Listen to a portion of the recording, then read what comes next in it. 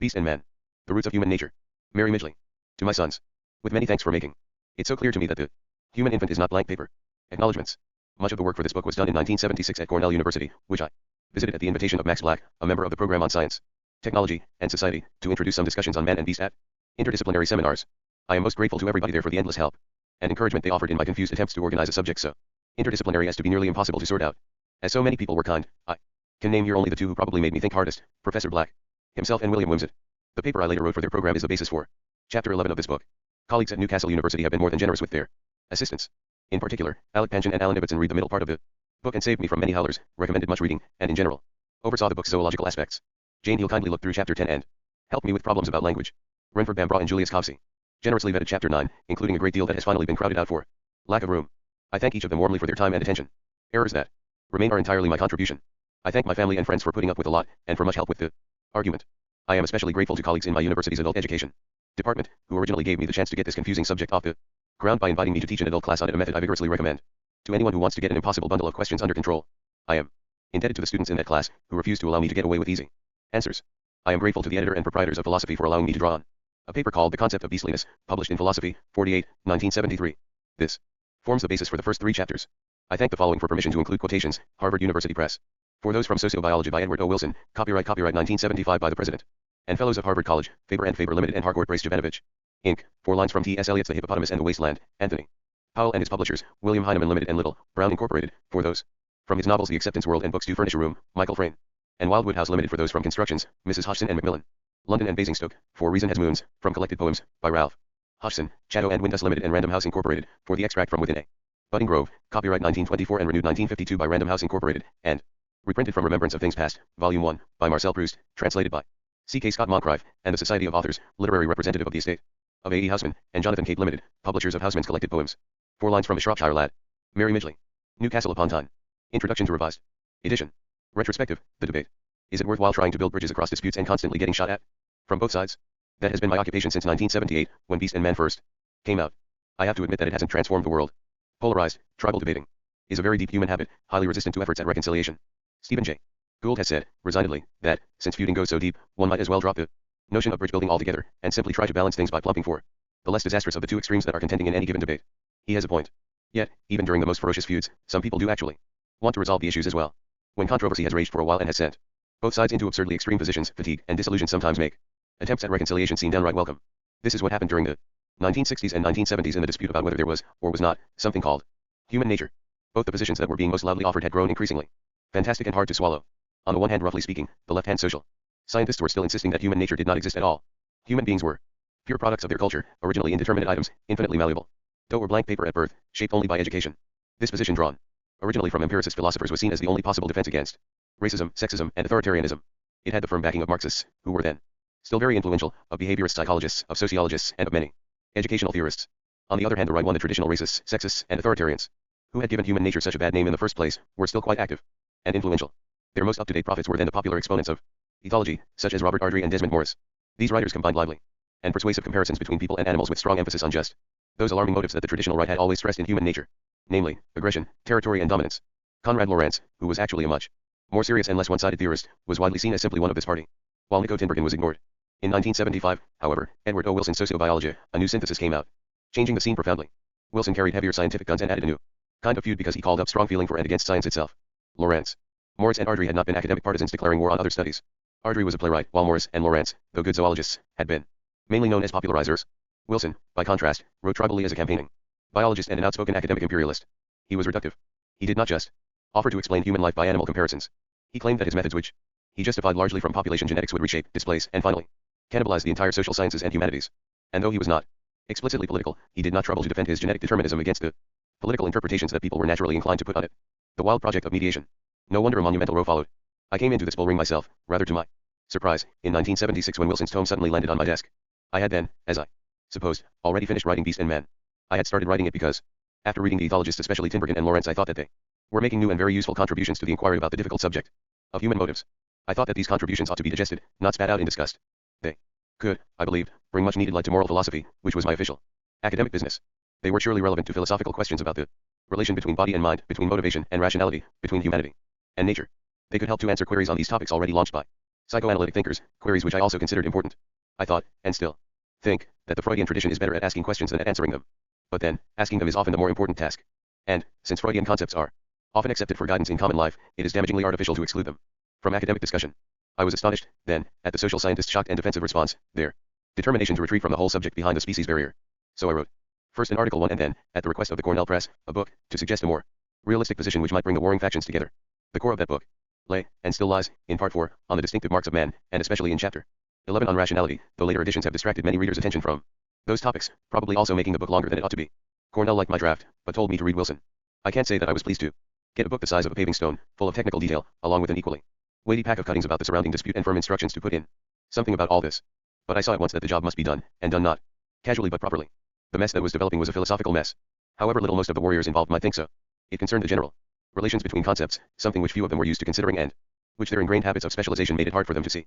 There were certainly times in the next few months when I felt like throwing the whole package out of the window and following it myself. But I gradually saw that two very important things had happened. First, the presence of inherited behavioral tendencies throughout the animal kingdom had indeed been documented with a thoroughness that would be hard to ignore, along with good reason to suppose that these tendencies extended to human beings as well. Second, that thesis was couched in language which made it almost impossible for many people to accept it. This was a language much cruder and more provocative, more ideologically loaded than that of the ethologists. It was bound to be both catchier and more politically divisive. It would make the previous polarization worse. The resulting feud was likely to distract attention almost completely from the serious inquiries into human and animal motivation that the ethologists had started. Science tangled with ideology. What then was this ideology which was now, somewhat misleadingly, proclaimed as the up-to-date form of Darwinism? If I call it right-wing I do not, of course, mean that it was statically hierarchical, conservative in the style of old-fashioned authoritarians. It wasn't. Instead, to put things crudely, it was biological Thatcherism. Romantic and egoistic, celebrating evolution as a ceaseless crescendo of competition between essentially selfish individual organisms, each making investments for its own separate advantage, organisms whose attempts to manipulate one another provided the whole dynamic of development. In fact, it offered scientific respectability to the myth that power resides essentially in competitive commercial mobility, the myth that is now the creed of the right, replacing the earlier, feudal belief in static power, vested in the inheritance of land. The strange fate of the words right and left is another large question which cannot be dealt with here. In essence, of course, this picture was not so new. It went back to social Darwinism, to Herbert Spencer's one-sided, sweeping exaltation of individual freedom over community, and especially to his veneration for free enterprise economics.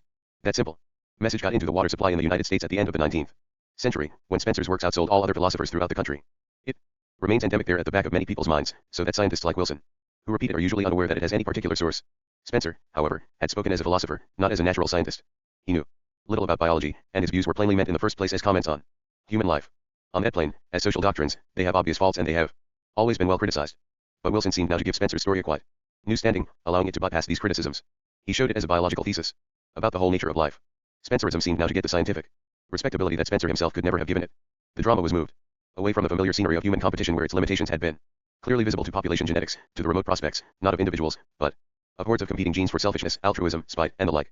Wilson's argument here was often mysterious, partly because much of it was technical, but more deeply because the non-technical part was so intensely metaphorical. Strong, colorful words like selfish, spiteful, and manipulative, which were central to the story, were acknowledged to be metaphors. Yet their rhetorical effect was evidently intended as part of the thesis, and they were often used in an unmistakably literal sense as well. This was the strange brew about which I endeavored to say something in Beast and Man. In 1976, too, Richard Dawkins' book The Self-ISH Gene came out, though I did not see it till later, compounding the sense of drama by insistently personifying the genes themselves. It declared that selfishness, whatever that might be, was not just transmitted by genes but also actually belonged to them. Genes were not only, as Wilson had said, the real scene of the process but also its only active agents. Humans and other animals were not agents but the genes helpless vehicles, though they were still, also, themselves selfish. We are born selfish. 3. Sociobiology and Marxism. All this, of course, was not going to go away. Looking back now over the time since the first publication of this book, I have the impression that this new ideology has played a role in our intellectual lives very similar to the one which Marxism played in the 30 years after the war. Like Marxism, sociobiology has been powerfully attractive because it claims to be a comprehensive system, simplifying the world by a universal formula and hardening its disciples by calling them to tribal warfare on its behalf. Like Marxism too, it can be used to justify injustice, because it promises rosy results in the future, this time through trickle-down effects and also, on some accounts, through long-term evolution. Again, like Marxism, it claims scientific authority, and has been defended by technical arguments so elaborate as to give its more learned supporters a great feeling of security. Sociobiology does not, of course, have the idealistic appeal of Marxism. The absence today of any popular political doctrine with that kind of appeal is a serious loss to all of us. It leaves the idealistic young with no obvious first stage on their intellectual journey unless they can take a religious course. No doubt this is why more of them are now taking that kind of course, often a Buddhist rather than a Christian one. Right-wing political doctrines do not actually have to be ostentatiously cynical just because they are right-wing. They needn't be guided only by Mammon, the least erected spirit that fell from heaven. But recent ones have largely been so. In compensation for its weakness in this kind of attraction, sociobiology possesses a scientific flavor which is apparently stronger and more in tune with present-day tastes than that of Marxism. Like Marxism, however, sociobiology has proved quite hard to defend at an academic level. In its own chosen disciplines, its scientific critics have cut it down to size without much difficulty for the relatively learned public. Wilson's claim, to speak for the whole of biology, still more for the whole of genetics, was always a wild one. Sociobiological genetics has proved to be particularly casual and has come in for a good deal of damning criticism, but it is by no means the only weak spot. Altogether, in contemporary scientific discussions of evolution, the ions of Wilson's school now occupy a relatively modest place. But of course sociobiology does not depend for its influence on scholarly validation, any more than Marxism did. Though the general authority of science is important to it, it depends at root on representing the temper of the age. It survives just in proportion as that temper has remained intensely individualistic, romantic, optimistic, egoistic and competitive. At government level, there is still a surprisingly strong unreasoned faith in competition, in the salvation that is supposed to flow from market forces. The economism of this faith is very close to that of Marxism, which is no doubt why people convert so easily from one to the other. And the end of the Cold War naturally tended to bolster that faith. In this sort of atmosphere, sociobiological attitudes and jargon have prospered. The remarkable persistence of dynastic ambition in lions. One area where the continued prosperity of these attitudes and jargon does really surprise me is over animal behavior. Today's ethologists seem to have bowed to this strange view of what is scientific and abandoned their own distinctive tradition to an extent that is somewhat remarkable. The otherwise admirable David Attenborough is not alone in this odd form of piety. Serious scientific articles, as well as TV programs about animals, now all have an obligatory section proving that the behavior discussed, however obviously futile it may be, must have been selectively advantageous to the creature's ancestors, since sociobiological theory insists that it must be so. A doctrine known as panselectionism. Parts of this discussion are usually couched in language that expressly credits the animal with sociobiologically approved motives informed by full knowledge of its genetic prospects. The lion is trying to spread his genes more widely and so forth. The fact that this is supposed to be a metaphor is plainly usually forgotten. This empty story is thus allowed to supersede the serious inquiry into the animal's real motives, which Tinbergen and Lawrence had begun to pioneer. For discussion of evolutionary prospects, which is in itself important and necessary, is conflated with talk of motives in a way that seriously hampers both. Of course, the authors do always contrive to find some optimizing explanation for even the most damaging traits, because their theory demands it. Yet that success is plainly just a testimonial to their own ingenuity and persistence. This kind of speculation often resembles the wilder suggestions of the psychoanalysts and is as immune to empirical verification. It would be interesting, in fact, to see whether it is possible to invent any trait so disadvantageous that it could not be whitewashed in this way. Like the theologians who used to find divinely chosen functions for wasps and nettles, sociobiologists are driven by their faith to accept whatever improbable story of concealed advantage they finally manage to invent. 5. As has often been pointed out, the words God or Providence can be substituted for natural selection in these just so stories without changing their sense at all. What, then, should really be said about such cases of imperfect adaptation? Darwin, like all other unprejudiced students of evolution, freely admitted that there were many such cases, and he saw that they made no difficulty for his theory. That theory did not claim that adaptation would be perfect, merely that it must have been adequate for survival. It is adequate provided that surviving traits are not so damaging as to destroy the species, which they may well not do where there is only moderate competition. Thus, giant pandas have been able to make out as a species despite their inefficient digestion and their freakish habit of eating only a single species of bamboo. Presumably, they could do this because there was no great competitive pressure forcing them to change. In fact, the pandas, like many imprudent people, had an itch large enough to accommodate their quirks. No one need make any tortuous efforts to prove that these animals' drawbacks are really a devious strategy providing hidden assets all the time. Sociobiologists have claimed so insistently to be Darwin's representatives on this matter that it seems worthwhile to cite here two passages where he put his own position beyond doubt in The Origin of Species. Nor ought we to marvel if all the contrivances in nature be not, as far as we can judge, absolutely perfect, and if some of them be abhorrent to our ideas of fitness. We need not marvel at the sting of the bee causing the bee's own death, at drones being produced in vast numbers for one single act, with the great majority slaughtered by their sterile sisters. The wonder indeed is, on the theory of natural selection, that more cases of the want of absolute perfection have not been observed. 6. And, 13 years later, as my conclusions have lately been much misrepresented, and it has been stated that I attribute the modification of species exclusively to natural selection, I may be permitted to remark that in the first edition of this work, and subsequently, I placed in a most conspicuous position, namely at the close of the introduction, the following words: I am convinced that natural selection has been the main, but not the exclusive means of modification. This has been of no avail. Great is the power of misrepresentation. 7. Words as near to downright bitterness as that patient man ever wrote. Sociobiology, however, cannot tolerate any such admission of complexity. Because it is essentially reductive, it insists on a single, crude explanation for every aspect of evolution. For it, the notion of competition as an all-powerful, incessant pressure, a quasi-physical force explaining every development, is central. Its theorists can no more leave room for any other evolutionary factor than Marxist theorists could admit the possibility of gradual social reform. The shift to environmental concern. What else, however, has been happening to the temper of our age? Obviously, within the time since first publication of this book there has been a great increase in concern for the environment, following on a steep increase in the dangers that make that concern necessary. Interestingly, Wilson himself has now followed up his earlier book, Biophilia, by moving largely into work on this issue. That change is in general surely adverse to much in the socio-biological attitude. Environmentalism absolutely requires a social rather than an individualist standpoint. It is much more interested in cooperation than in competition. It also uses a wider perspective which makes concentration on the human economic model look oddly narrow and arbitrary. The same bias towards cooperation seems in general to flow from the recent developments of feminism. It is true that there are some feminists who prefer to join in the competitive frenzy on the principle of if you can't beat them, join them. But probably they too would prefer to move towards a less competitive world, if they saw some hope of doing so. Another interesting recent change is an increased attention to extinction rates. That increase probably bears some relation to environmental alarms. Scientists used to think that these rates had to be gradual and constant, that the Victorian belief in catastrophes was contrary to reason. But this idea has given way before evidence of disasters caused by volcanic activity or climatic changes, possibly indeed started by impacts from outer space. That change reinforces the general awareness of outside nature as a factor to be respected and reckoned with. It shows still more clearly how inadequate a purely social, competitive model is to represent the whole vast evolutionary process, admitting our continuity with nature. Yet of course there are also good things in sociobiology. It does in principle emphasize our continuity with the rest of nature. It resists the strange segregation of humans from their kindred that has deformed much of Enlightenment thought, a segregation which has indeed terribly delayed our realization of environmental damage itself. It can be linked, too, with increasing public concern about the suffering we inflict on animals. This concern has grown especially fast in the last decade, and it is interesting that Richard Dawkins has come out in support of it. 8. It is, then, surely time for the political left, and for intellectuals in the social sciences and humanities, to see that our continuity with nature is an important fact in the world, a fact quite distinct from those objectionable ideologies, not just the socio-biological one, that have, at one time and another, distorted and exploited it.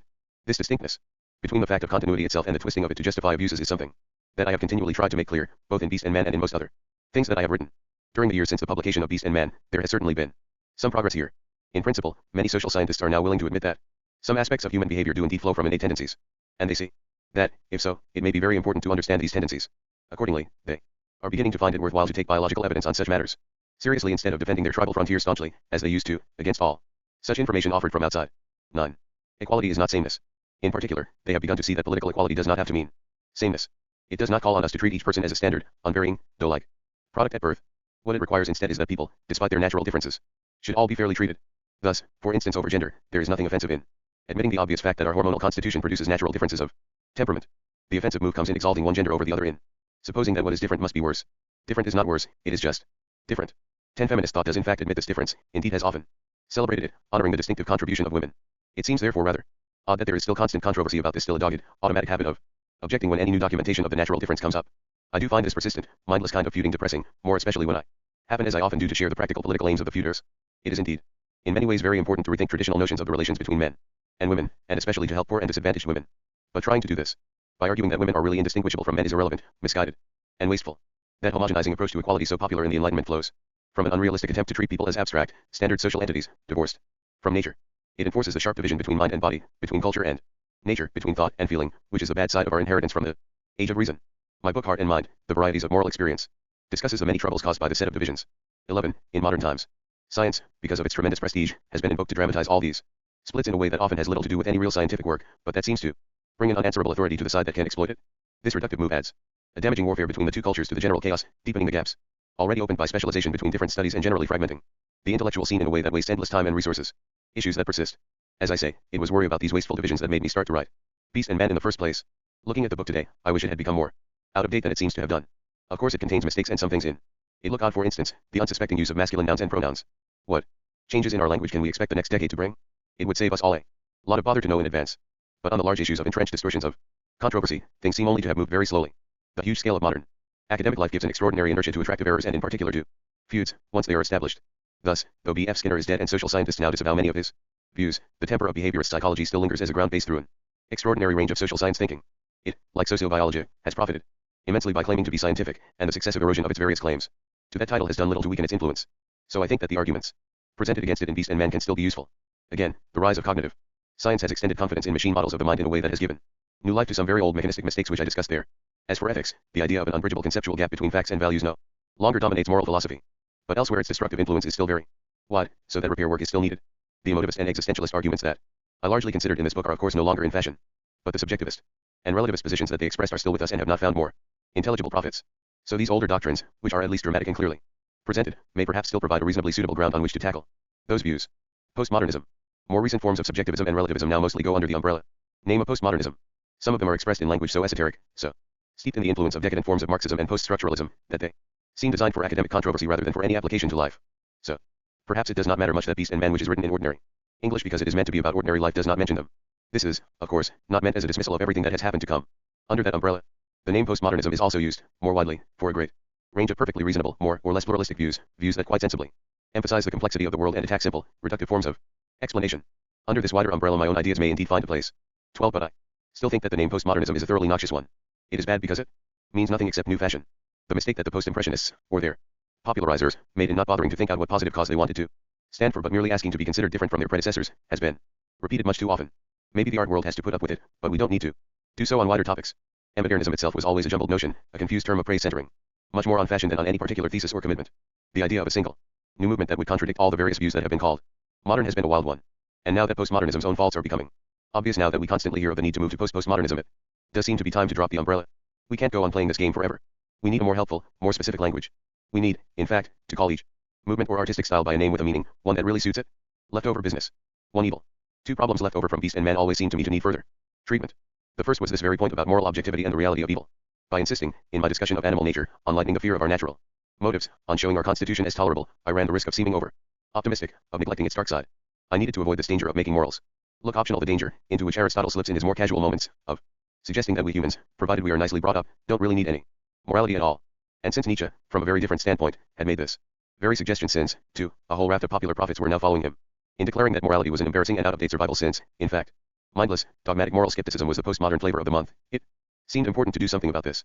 In heart and mind, then, I approached this big topic by discussing the unrealistic division between thought and feeling which makes morality look so unworkable, and in one chapter of that book, on trying out one's new sword, I dealt directly with the problem of objectivity. I then came back more fully to that problem in Wickedness, 13. And again later in Can't We Make Moral Judgments? 14. If I were still teaching regular courses in moral philosophy, I would now start them with this issue, which today is surely central to freedom. The second problem was our freedom. Because we have all been brought up on a picture of the cosmos as a vast, ineluctably grinding machine, any attempt to stress our continuity with the rest of nature tends to produce fatalism because it tends to make us feel like cogs. Sociobiologists have openly drawn these fatalistic conclusions, insisting explicitly on our helplessness. But even without their support, this tendency has been very strong for more than a century. Our attempts to grasp the meaning of our freedom have constantly been blocked by a guilty sense that we must not tamper with the machine picture because it is stamped as final by science. Now, of course, science today is in fact no longer fully satisfied with the machine picture. Physics, the original source of this model, has found for some time that it works badly for many purposes, and has moved on to supplement it by other patterns of thought. What follows from this is not some kind of postmodern slop, loosening all connections of thought so that anything goes. It is something far more interesting, namely, that there is more than one kind of legitimate explanation. Things must be talked about in different terms for different purposes. A botanist, a carpenter, and a forester use different concepts in talking about the same tree. This difference does not stop them understanding one another, but the connections between their various sets of concepts must be established by relating them, not by forcing a single mold of thought onto these radically different ways of thinking. The connections cannot be imposed by reduction. This has always been true, and to some extent philosophers used to know it. But the urge to unify by reduction is immensely strong, and, since Newton's time, the temptation to do it through modern science has proved almost irresistible. Kant did a great deal to show us how to resist that temptation, and more recently Wittgenstein has done more. But the doctrines of both have been oversimplified and straitjacketed in ways that continue to protect reducers from their attacks. Scientific reductionism is thus still a powerful and irrational force hindering our thought about freedom and responsibility, making it hard for us to accept our situation as active citizens of the physical universe. These are the difficulties which I have tried to discuss in my most recent book, The Ethical Primate. 15. Agenda, Trouble on the Building Site. Those 5 books, then, contain my central thoughts about motivation and moral psychology, about the relation between fact and value, between what we are actually like and how we ought to act. This has always been my main concern. It is a big topic. So big, in fact, that modern specialization often makes it hard for academics to see it at all, let alone to get funded today for thinking about it. It is, however, a topic deeply relevant to everyday life. Since it is also one that is quite hard to think about, it needs professional attention as well as everyday commitment. Work on it goes best where those two approaches are brought together. I have myself been exceptionally lucky here in having the chance to work in this area during a long and disorganized life, before the present battery egg system of academic production was brought in. Future historians will surely find it hard to believe that this system was actually accepted in practice, that, in this highly sophisticated age, academic work was assessed essentially in quantitative terms, by number of publications and sometimes even by number of pages published. The point is not just that this arrangement encourages industrious mediocrity. It is that anyone, however gifted and original, who has to keep publishing at this rate is forced to choose small topics, usually negative ones, and to treat them at disproportionate length. Quality is indeed supposed to be kept up by requiring publication in reputable journals. But the sheer mass of print flooding out is such that most of it cannot hope to find readers anyway. Nobody has time for such endless reading, even if it were likely to be useful. Many journals are therefore bound to be merely reputable cold stores for eggs that everybody knows will never be eaten. To change the metaphor, the most respectable reason that could be given for the present system would presumably be based on an analogy with bricks. Its defenders would claim that knowledge comes ready packed in discrete units, each of which can best be provided in one article by a separate researcher, while a distinct cast of more leisured sages at the top decides how to put them together. Now there probably are indeed some areas of normal science where things can go on for a time in this way. And it is true that research in the sciences more often involves teamwork than it does in the arts. But the system's success obviously depends crucially on a supply of high quality sages to run the teams. How can this supply possibly be kept up when the only training available for aspiring sages is to work as brickmakers? Over 50 years ago, the biologist C.H. Waddington already suggested that this supply did indeed seem to be failing and that something ought to be done about it. Scientists have tended to refuse to see the wood for the trees. There have been an army of bricklayers piling brick on brick, even plumbers setting up super WCS, and heating and lighting engineers installing the most modern equipment, but they have all united to shoo the architect off the building site, and the edifice of knowledge is growing like a factory with a furnace too big for its boilers, its precision tools installed in a room with no lighting, and anyhow with no one who knows what it is supposed to manufacture. 16. Have things improved since Waddington's time? They have not. The current system, into which we have insensibly drifted, manages to combine to a surprising extent the worst of both worlds, the mindless pedantry that can afflict academe with the mindless worship of quantity and productivity that infests commerce. This system is not forced upon us by fate. It could be altered. There are undoubtedly people somewhere who are in a position to do something about it. It is very hard for those who are still involved in the lower levels of the system to protest against it. But those of us who are no longer ourselves liable to be ground to pieces in its cogs ought surely to shout that change is needed. The role of philosophy. Contrary, then, to much academic thought today, there is nothing unprofessional in attending to large issues. Background thinking, large-scale conceptual engineering. And the foreground thinking that deals with the details are interdependent. Each needs the other. Large questions are unavoidably part of professional academic business. Especially, of course, of philosophic business, since the general connection of concepts is the province of philosophy. Somebody has to attend to it. Those scientists who today complain that philosophy is intruding in big questions raised in the sciences are themselves engaged in doing philosophy of science. They may do it very well, but they can't really expect to have so large a field entirely to themselves. 17. Most useful progress in the past, both in philosophy and in the wider reaches of other subjects, has been made by people who did not mind starting inquiries that went beyond one area, inquiries so large that they themselves obviously could not finish them, and perhaps nobody else could either.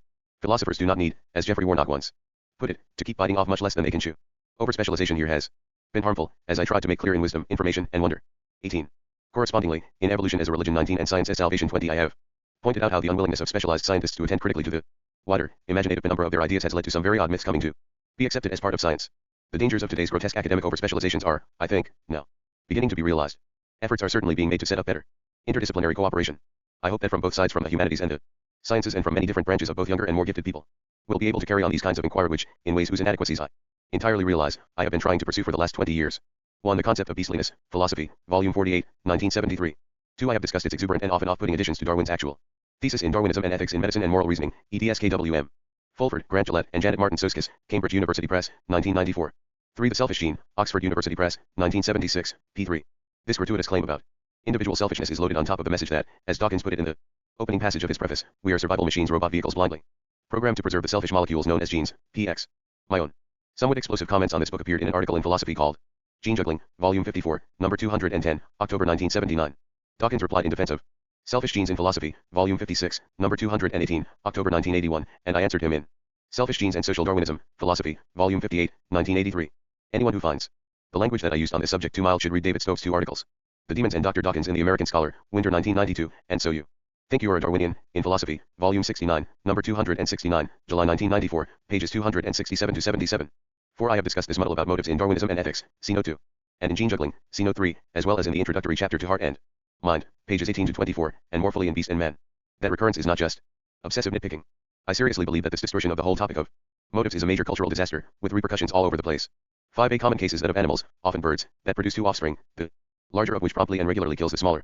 This strategy is usually explained as insurance against the possible death of the larger twin. But, as many human insurance buyers can attest, calling something insurance does not prove that it is good value. No actuary has ever been fetched in to balance out the cost of constantly producing a wasted twin against that of occasionally losing a year's offspring by death. Dogma apart, there is thus no reason for rejecting the more natural explanation, namely, that there simply has not happened to be a mutation which would either produce single births or make the newborns less destructive. A striking recent example of this oddity can be seen in an otherwise thoughtful and impressive article called When Hyenas Kill Their Own by Lawrence Frank in New Scientist, March 5, 1994. Spotted hyenas usually have twins, the elder of which, especially if both are female, regularly attacks the younger savagely as soon as they are born, sometimes killing it and often doing it grave permanent injury. Over half of the mothers are thus left bringing up a single cub which, not surprisingly, grows faster and does better than the remaining twins. Frank explains this aggressiveness, which wears off after a few weeks, as due to an imbalance of hormones at the time of birth, a flood of androgens reaching the cubs before they have developed other factors that would counter it. Clearly he is inclined to rest content with this causal explanation. Custom, however, calls on him also to contrive a teleological story that will explain the evolutionary role of this behavior, that is, not just its effects but how there is at some point a payoff for somebody. As often happens, this discussion is complicated and inconclusive. It does not answer the obvious question, why go on having twins at all? It considers the idea that twin sisters seek to eliminate each other as infants in order to avoid going on to compete intensely as adults, but, finding a difficulty there, ends with the rather limp suggestion that female spotted hyenas are capitalizing on an extreme form of infant behavior that is largely beyond their control. They are what? 6. The Origin of Species, 1st edition, 1859, p. 472.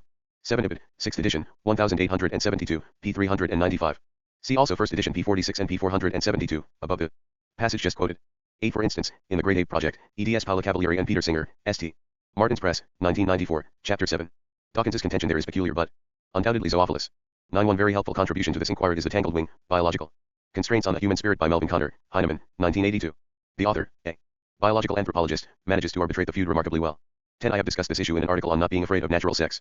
Differences in Feminist Perspectives in Philosophy, eds Morwenna Griffiths and Margaret Whitford, Macmillan 1988, and more fully in Women's Choices.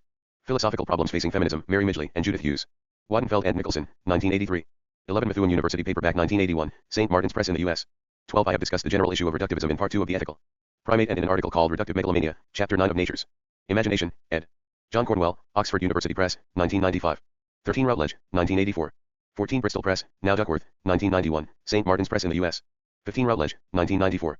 16. C. H. Waddington, The Scientific Attitude, West Drayton, Penguin, 1941, p. 80. I quoted this passage to illustrate a related point in Science as Salvation, Routledge. 1992, p. 80. 17. For instance, Stephen Weinberg in a chapter called Against Philosophy, Chapter 7 of his book Dreams of a Final Theory, Hutchinson Radius, 1993. See also Lewis. Wolpert, The Unnatural Nature of Science, Faber and Faber, 1992, pages 13 and 106. 18. Routledge, 1989. 19. Methuen, 1985. 20. Routledge, 1992. Introduction to First Edition. We are not just rather like animals, we are animals. Our difference from other species may be striking, but comparisons with them have always been, and must be, crucial to our view of ourselves. This is a general book about how such comparisons work and why they are important. The gap between man and other animals comes, I believe, in a slightly different place from the one where tradition puts it, as well as being rather narrower. The traditional view has certainly distorted argument in ethics, and may have caused mistakes about the possibilities open to humanity. Many people dislike using concepts evolved for talking about animal behavior to describe the human scene. The first use of such concepts, however, is the uncontroversial one of telling us more about animals themselves. This knowledge alone directly alters our idea of man, because that idea has been framed, traditionally, by contrast with the profoundly ignorant and confused idea of other species. We can now do something to correct this ignorance and confusion. The kind of animal that careful observation shows us does not seem by any means so obviously incomparable with men as the travesty we are used to. Still, people have a lot of obvious and important things that other species do not. Speech, rationality, culture, and the rest. Comparison must deal with these. I have tried to discuss some of the most important of them, not attempting at all to deny their uniqueness, but merely to grasp how they can occur in what is, after all, a primate species, not a brand of machine or a type of disembodied spirit. I have tried to show these capabilities as continuous with our animal nature, connected with our basic structure of motives. Obviously, this attempt must invade the territory of a dozen subjects. But the project still belongs to philosophy, because finding how the basic concepts of any inquiry work is a philosophical problem. Of course, this does not mean that a philosopher must always be brought in to do it. Scientists of the caliber of Newton or Darwin do their own philosophizing. And we all, in our thinking, work out to some extent our own system of concepts. Philosophy, like speaking prose, is something we have to do all our lives, well or badly, whether we notice it or not. What usually forces us to notice it is conflict. And on the matter of our animal nature, a pretty mess of conflicts has arisen between different elements in the common sense tradition, between common sense and various learned studies, among those learned studies themselves, and between all these and the remarkable facts turned up by those who, in the last few decades, have taken the trouble to observe dispassionately the behavior of other species. I first entered this jungle myself some time ago, by slipping out over the wall of the tiny arid garden cultivated at that time under the name of British moral philosophy. I did so in an attempt to think about human nature and the problem of evil. The evils in the world, I thought, are real. That they are so is neither a fancy imposed on us by our own culture, nor one created by our will and imposed on the world. Such suggestions are bad faith. What we shall abominate is not optional. Culture certainly varies the details. But then we can criticize our culture. What standard do we use for this? What is the underlying structure of human nature which culture is designed to complete and express? In this tangle of questions I found some clearings being worked by Freudian and Jungian psychologists, on principles that seemed to offer hope but were not quite clear to me. Other areas were being mapped by anthropologists, who seemed to have some interest in my problem, but who were inclined, at that time, to say that what human beings had in common was not in the end very important, that the key to all the mysteries did lie in culture. This seemed to me shallow. It is because our culture is changing so fast, because it does not settle everything, that we need to go into these questions. What shapes, and what ought to shape, culture? I then came upon another clearing, this time an expansion of the borders of traditional zoology, made by people studying the natures of other species. They had done much work on the question of what such a nature was. Recent work in the tradition of Darwin, and indeed of Aristotle, bearing directly on problems in which Aristotle was already interested, but which have become peculiarly pressing today. What I found here seemed to me, and still seems, enormously important, though there are great difficulties in connecting it neatly with other things we know, without being slick and oversimple. This book is an attempt to work out some of these connections. I have tried to write without technical terms. Because so many disciplines border the topic, I think it must necessarily be discussed in plain language. This is not at all a piece of condescension, a translation of learned matter into rougher and less suitable terms. Each subject evolves technical language to suit its own assumptions. These may well be good enough to use within that subject, and still serve badly for relating it to its neighbors. On very general questions of method, therefore, it is important to force oneself to write and speak plain English. As everyone used to the academic scene knows, the boundaries between subjects recognized at any time have grown up partly by chance. They commemorate strong pioneering personalities, bits of teaching, convenience, even the flow of research money, as well as real principles of investigation. The true structure of the problems may cut right across them. But besides this general consideration, there is a special one about discussions of motives. Like many areas of moral philosophy, this is ground already familiar to common sense. Making up a terminology here is not at all like making one up for biochemistry or nuclear physics. The facts are not new. People have been trying to understand their own and other people's motives for thousands of years. They have thrashed out quite a sophisticated terminology, namely, the one we use every day. Of course it needs refining and expanding, but to bypass it and start again as if it were all ignorant babble is arrogant and wasteful. B.F. Skinner has demanded a brand new technical language for psychology, on the ground that the vernacular is clumsy and obese. What elegant slimness technical language may possess, however, is bought at the price of reinforcing prejudice. Jargon always tends to make unwelcome facts unstateable. We can all see this when we look at other people's jargon. It is just as true of our own. In this book, I have used a few technical terms in ethology too because I am talking about them. They stand for concepts that are useful to all of us, but new, and they need explaining. Some of them are, in any case, entering common language.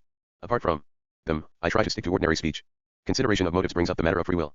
I had better say at once that my project of taking animal comparison seriously does not involve a slick, mechanistic or deterministic view of freedom. Animals are not machines. One of my main concerns is to combat this notion. Actually, only machines are machines. Nothing else is made by human beings from parts and for purposes entirely supplied by themselves. Nothing else therefore can be understood simply by reading off those parts and purposes from the specifications. The model of comparison with machines is useful enough in some simple animal contexts, notably for explaining insect behavior. At any higher level it is an incubus. The motivation of the more advanced creatures is enormously more complex than the tradition supposes.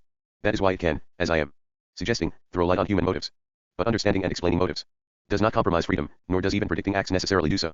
A person seriously committed to a political cause may vote predictably and intelligibly in an election. He does not vote less freely than someone who flips a coin at the last minute. So if we find comparison with animals any help in understanding motives, it will not mean that conduct is not free. And since animals are not, as Descartes supposed, automata, the issue of freedom does not make comparing man with other species a degrading irrelevance. Man has his own nature, not that of any other species. He cannot, therefore, be degraded by comparison, if it is careful and honest, because it will bring out his peculiarities, it will show what is unique about him as well as what is not. 3. Certainly he is more free than other species. But that extra freedom flows from something natural to him, his special kind of intelligence and the character traits that go with it. It is not, and does not have to be, unlimited. In fact, unlimited freedom is an incoherent notion. It is not something added by his own will after birth, or by some external force called culture. A very recent controversy closely related to this theme has changed the scope and balance of my book. I had completed the first draft before I came across Edward O. Wilson's remarkable tome, Sociobiology, and the suggestion arose that I should add some comments on it. What Wilson says on many points rounds out and completes admirably what I want to say. On others I differ from him sharply. Both the agreement and the difference light up my theme. His book is an immensely comprehensive survey of social life throughout the animal kingdom. The determined combination of breadth with scholarly thoroughness is most impressive. Because it is so encyclopedic, because it bears hallmarks of academic respectability unmistakable to the most obtuse, it has got through even to many of those who still persisted in believing that the study of social behavior in animals was something thought up on a Saturday afternoon by Robert Ardrey. On the other hand, the book has run into opposition of a political kind from people who believe that any notion of inborn active and social tendencies, if extended to man, threatens human freedom. I take this opposition extremely seriously. I believe it to be thoroughly misconceived and very dangerous to human freedom itself. The notion that we have a nature, far from threatening the concept of freedom, is absolutely essential to it. If we were genuinely plastic and indeterminate at birth, there could be no reason why society should not stamp us into any shape that might suit it. The reason people view suggestions about inborn tendencies with such indiscriminate horror seems to be that they think exclusively of one particular way in which the idea of such tendencies has been misused, namely, that where conservative theorists invoke them uncritically to resist reform, but liberal theorists who combat such resistance need them just as much, and indeed usually more. The early architects of our current notion of freedom made human nature their cornerstone. Rousseau's trumpet call, man is born free, but everywhere he is in chains. 5 makes sense only as a description of our innate constitution as something positive, already determined, and conflicting with what society does to us. Kant and Mill took similar positions, and Marx, though he officially dropped the notion of human nature and often attacked the term, relied on the idea as much as anybody else for his crucial notion of dehumanization. People have been strangely determined to take genetic and social explanations as alternatives instead of using them to complete each other. Combining them without talking nonsense is therefore by now fearfully hard work. But there is no future in refusing to try, and no value in starting a game of cops and robbers whenever anybody else does. Wilson works from the zoologist's angle, and is often naive in his use of general concepts. The cure for this shortcoming is not to abuse him for trying, but to do the job better. He speaks not just for himself, but for a multitude of scientifically trained people who want to extend the methods they know over a wider territory. Where these methods help, others should accept them. Where they do not, people should show why. No dogfights are called for. As far as academic territory is concerned, it has to be admitted that Wilson asks for trouble by offering to take over ethics and psychology as part of his subject on his way to putting the bio into sociology. Having cannibalized psychology, the new neurobiology will yield an enduring set of first principles for sociology p. 575. But then, those concerned with all these subjects have for some time asked for trouble themselves by grossly neglecting the genetic angle. They cannot really complain if somebody tries to fill the vacuum they leave. Where politics is concerned, however, Wilson offers no grievance at all. For every political purpose, but particularly for reforming and revolutionary ones, we need to understand our genetic constitution. 6. The notion that reformers can do without this understanding is a bizarre tactical aberration, closely comparable to that of the Christian Church in the 19th century when it rejected the theory of evolution and, indeed rather like its similar rejection of Galileo in the 17th. In both these cases, the Church exhausted, distorted, and discredited itself in order to combat a quite imaginary danger. Most Christians today readily accept that the earth does not have to be in the middle of the universe, and that God, if he could create life at all, could do it just as well through evolution as by instant fiat. Many would add that this more complex and organic performance is the greater miracle. They have not for some time needed to retain, as a literal statement of fact, the story in Genesis 1 and 2, which, besides contradicting itself, contradicts many other things that clearly have to be believed. Neither do reformers and revolutionaries now need to retain the dogma that man is indeterminate. In fact, they need it like a hole in the head. That dogma, in its sociological form, where it says that man is entirely the product of his society, must, as I have suggested, destroy all the central arguments for freedom. In its existentialist form, where it says that we create ourselves out of nothing, it does not make sense. These somewhat sweeping remarks merely sketch in telegraphic form points I shall be discussing at length in this book. I am taking both Wilson's position and the arguments brought against him seriously. As to the opposition, I admit to some personal concern. Like most people who have spent time in cockholds on plenty of left-wing demonstrations, I am unhappy when I see the comrades tearing off down a useless blind alley. There are real things in the world that require their attention. What should trouble everybody, however, is the waste and distraction caused by such futile contentiousness. The strange habit of misrepresenting one's opponent's statements in order to prove that he does indeed belong to the dreaded opposition has been carried to extraordinary lengths against Wilson.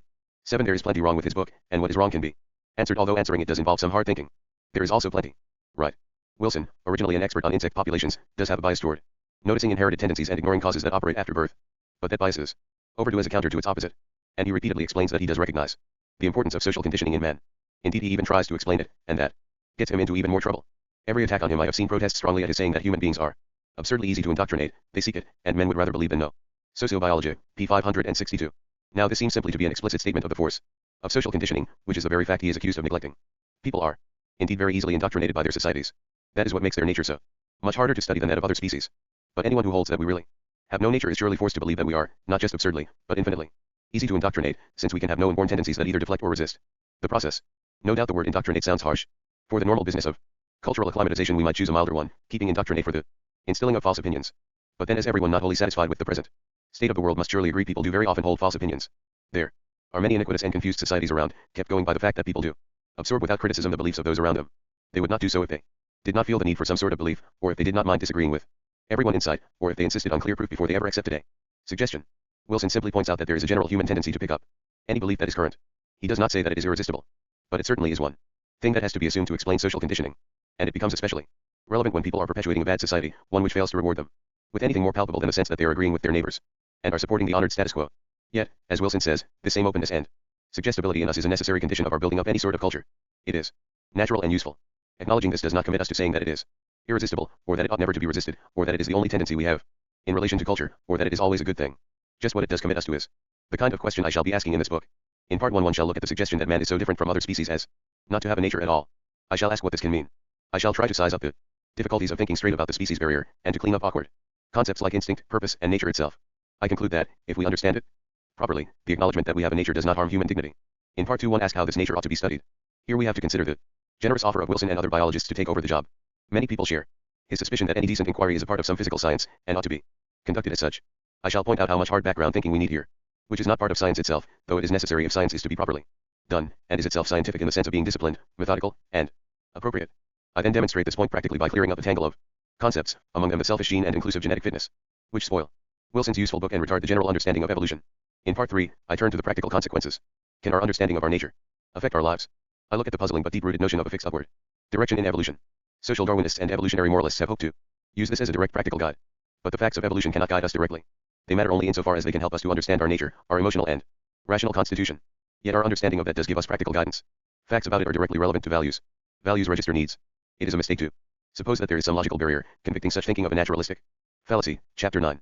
We are not, and do not need to be, disembodied intellects. We are creatures of a definite species on this planet, and this shapes our values. Part 4 is really the core of the book. There I take it for granted that the general notion of our having a nature has been vindicated, and consider the relation of its various parts. I look at the traditional marks of man, such as speech, rationality, and culture, and try to show how we might view them, not as alien or hostile to the underlying emotional structure in which we so much resemble other species, but as growing out of and completing it. Reason and emotion are not antagonists. Part 5 is a brief conclusion, pointing the way to further work. There I bulldoze, somewhat hastily, some more of the fences that have been held to prevent our seeing ourselves as in any serious sense a part of the biosphere in which we find ourselves, with the idea of showing how fatal to our real dignity as well as to our survival must be any insistence on radical isolation. I conclude that man can neither be understood nor saved alone. Mary Midgley. 1980. 1. See the Behavior of Organisms, New York, 1938, p. 7. 2. The term ethology, first coined by Conrad Lorenz and his followers to describe their own studies of animal behavior, and disowned by some who disagreed with him, is now quite generally used for all systematic animal behavior studies. The convenience of having this single word, together with some progress in settling disputes, make this use helpful, and I shall follow it. 3. For further criticism and a line on the controversies now current, see R. A. Hinds. Works listed in the bibliography. Opposition to Lorenz's line may be found there, also in T. C. Schneerlaw's paper Some Conceptual Trends in Comparative Psychology. Psychological Bulletin, No. 3, 1952, and at a popular level in Ashley Montague's works. But I think we should probably trade off Montague against Robert Ardrey, stop squabbling, and take it that we are all trying to discuss the same world. 4. Sociobiology, The New Synthesis, Cambridge, Massachusetts, 1975. 5. Social Contract. BK1, Chapter 1. 6. A point admirably and sympathetically made by Theodosia Stoptansky in Discussing the Ambiguities of Inherent Mankind Evolving New Haven, 1962, Chapter 2. 7. Those interested in this melancholy subject can find some of the material in Question in Bioscience, 26, 1976, No. 3, Sociobiology and Other Biological Determinism, and in the Letters column of the New York Review of Books, November 13, 1976. T. S. Eliot, The Hippopotamus. Part I, Conceptual Problems of an Unusual Species. The broad-backed hippopotamus rests on his belly in the mud. Though he seems so firm to us, he is merely flesh and blood. Flesh and blood is weak and frail, susceptible to nervous shock, while the true church can never fail, for it is based upon a rock. 1. Have we a nature? Understanding our motives. Every age has its pet contradictions. 30 years ago, we used to accept Marx and Freud together, and then wonder, like the chameleon on the Turkey carpet, why life was so confusing. Today there is similar trouble over the question whether there is, or is not, something called human nature. On the one hand, there has been an explosion of animal Behavior studies and comparisons between animals and men have become immensely popular. People use evidence from animals to decide whether man is naturally aggressive or naturally territorial, even whether he has an aggressive or territorial instinct. Moreover, we are still much influenced by Freudian psychology, which depends on the notion of instinct. On the other hand, many sociologists and psychologists still hold what may be called the blank paper view, that man is a creature entirely without instincts. So do existentialist philosophers. If man has no instincts, all comparison with animals must be irrelevant. Both these simple party lines have been somewhat eroded over time, but both are still extremely influential. According to the blank paper view, man is entirely the product of his culture. He starts off infinitely plastic, and is formed completely by the society in which he grows up. There is then no end to the possible variations among cultures. What we take to be human instincts are just the deep-dug prejudices of our own society. Forming families, fearing the dark, and jumping at the sight of a spider are just results of our conditioning. Existentialism at first appears a very different standpoint, because the existentialist asserts man's freedom and will not let him call himself a product of anything. But existentialism too denies that man has a nature. If he had, his freedom would not be complete. Thus Sartre insisted that there is no human nature. Man first of all exists, encounters himself, surges up in the world, and defines himself afterwards. If man is the existentialist sees him as not definable, it is because to begin with he is nothing. He will not be anything until later, and then he will be what he makes himself. 2. For existentialism there is only the human condition, which is what happens to man and not what he is born like. If we are afraid of the dark, it is because we choose to be cowards. If we care more for our own children than for other people's, it is because we choose to be partial. We must never talk about human nature or human instincts. This implicit moral notion is still very influential, not at all confined to those who use the metaphysic of essence and existence. So I shall sometimes speak of it, not as existentialist, but as libertarian, meaning that those holding it do not just, like all of us, think liberty important, but think it supremely important and believe that our having a nature would infringe it. Philosophers have not yet made much use of informed comparison with other species as a help in the understanding of man. One reason they have not is undoubtedly the fear of fatalism. Another is the appalling way terms such as instinct and human nature have been misused in the past. A third is the absurdity of some ethological propaganda. About the fear of fatalism I shall not say much, because it seems to me quite misplaced here. The genetic causes of human behavior need not be seen as overwhelming any more than the social causes. Either set would be alarming if treated as predestined to prevail. But no one is committed to doing that by admitting that both sets exist. Knowing that I have a naturally bad temper does not make me lose it. On the contrary, it should help me to keep it, by forcing me to distinguish my normal peevishness from moral indignation. My freedom, therefore, does not seem to be particularly threatened by the admission, nor by any light cast on the meaning of my bad temper by comparison with animals. As for words such as instinct, drive, and the nature of a species, ethologists have done a great deal of work here toward cleaning up what was certainly a messy corner of language. Much more is needed, and I shall try to do a little of it. Such words must somehow be reorganized, not just thrown away. They are necessary if we are to talk either about other species or about our own. As for the bizarre uses that have sometimes been made of ethology, if we were to veto every science that has some lunatic exponents, we could quickly empty the libraries. What we must do in such cases is sort out the wheat from the chaff, and particularly observe just what sort of argument each point belongs to, what job it is doing. R. A. Hind, a particularly fair and patient ethologist, remarks that in the present state of his science, superficial generalizations of wide validity and precise ones of limited scope are complementary to each other, and both are necessary. 3. He can say that again, and, as he obviously intends, without any offensive flavor to the word superficial. Ethology is still being mapped. It is at the descriptive phase. Whatever we are studying, it is universally agreed, we have to describe it sufficiently before we can usefully experiment on it. And the descriptive phase of any science is not something to be hurried through by blindly collecting facts, ready-made, as a matchbox collector gathers matchboxes. It is more a time for hard thinking, for inventing concepts. What counts as a fact depends on the concepts you use, on the questions you ask. If someone buys stamps, what is going on can be described as buying stamps, or as the pushing of a coin across a board and the receiving of paper in return, or as a set of muscular contractions or one of stimulus-response reactions, or a social interaction involving role-playing or a piece of dynamics, the mere movement of physical masses or an economic exchange or a piece of prudence, typical of the buyer. None of these is a description. There is no neutral terminology. So there are no wholly neutral facts. All describing is classifying according to some conceptual scheme or other. We need concepts in order to pick out what matters for our present purpose from the jumble of experience, and to relate it to the other things that matter in the world. There is no single set of all-purpose scientific concepts which can be used for every job. Different inquiries make different selections from the world, so they need different concepts. People may still wonder, however, why we should need, for understanding human life, concepts developed to describe animal behavior.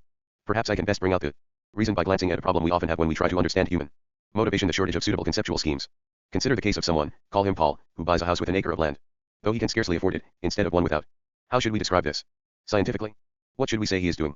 Plenty of economic descriptions are available. He might be meaning to grow turnips to sell or to supply his household. He might be speculating for resale, or buying as an investment or as a hedge against inflation.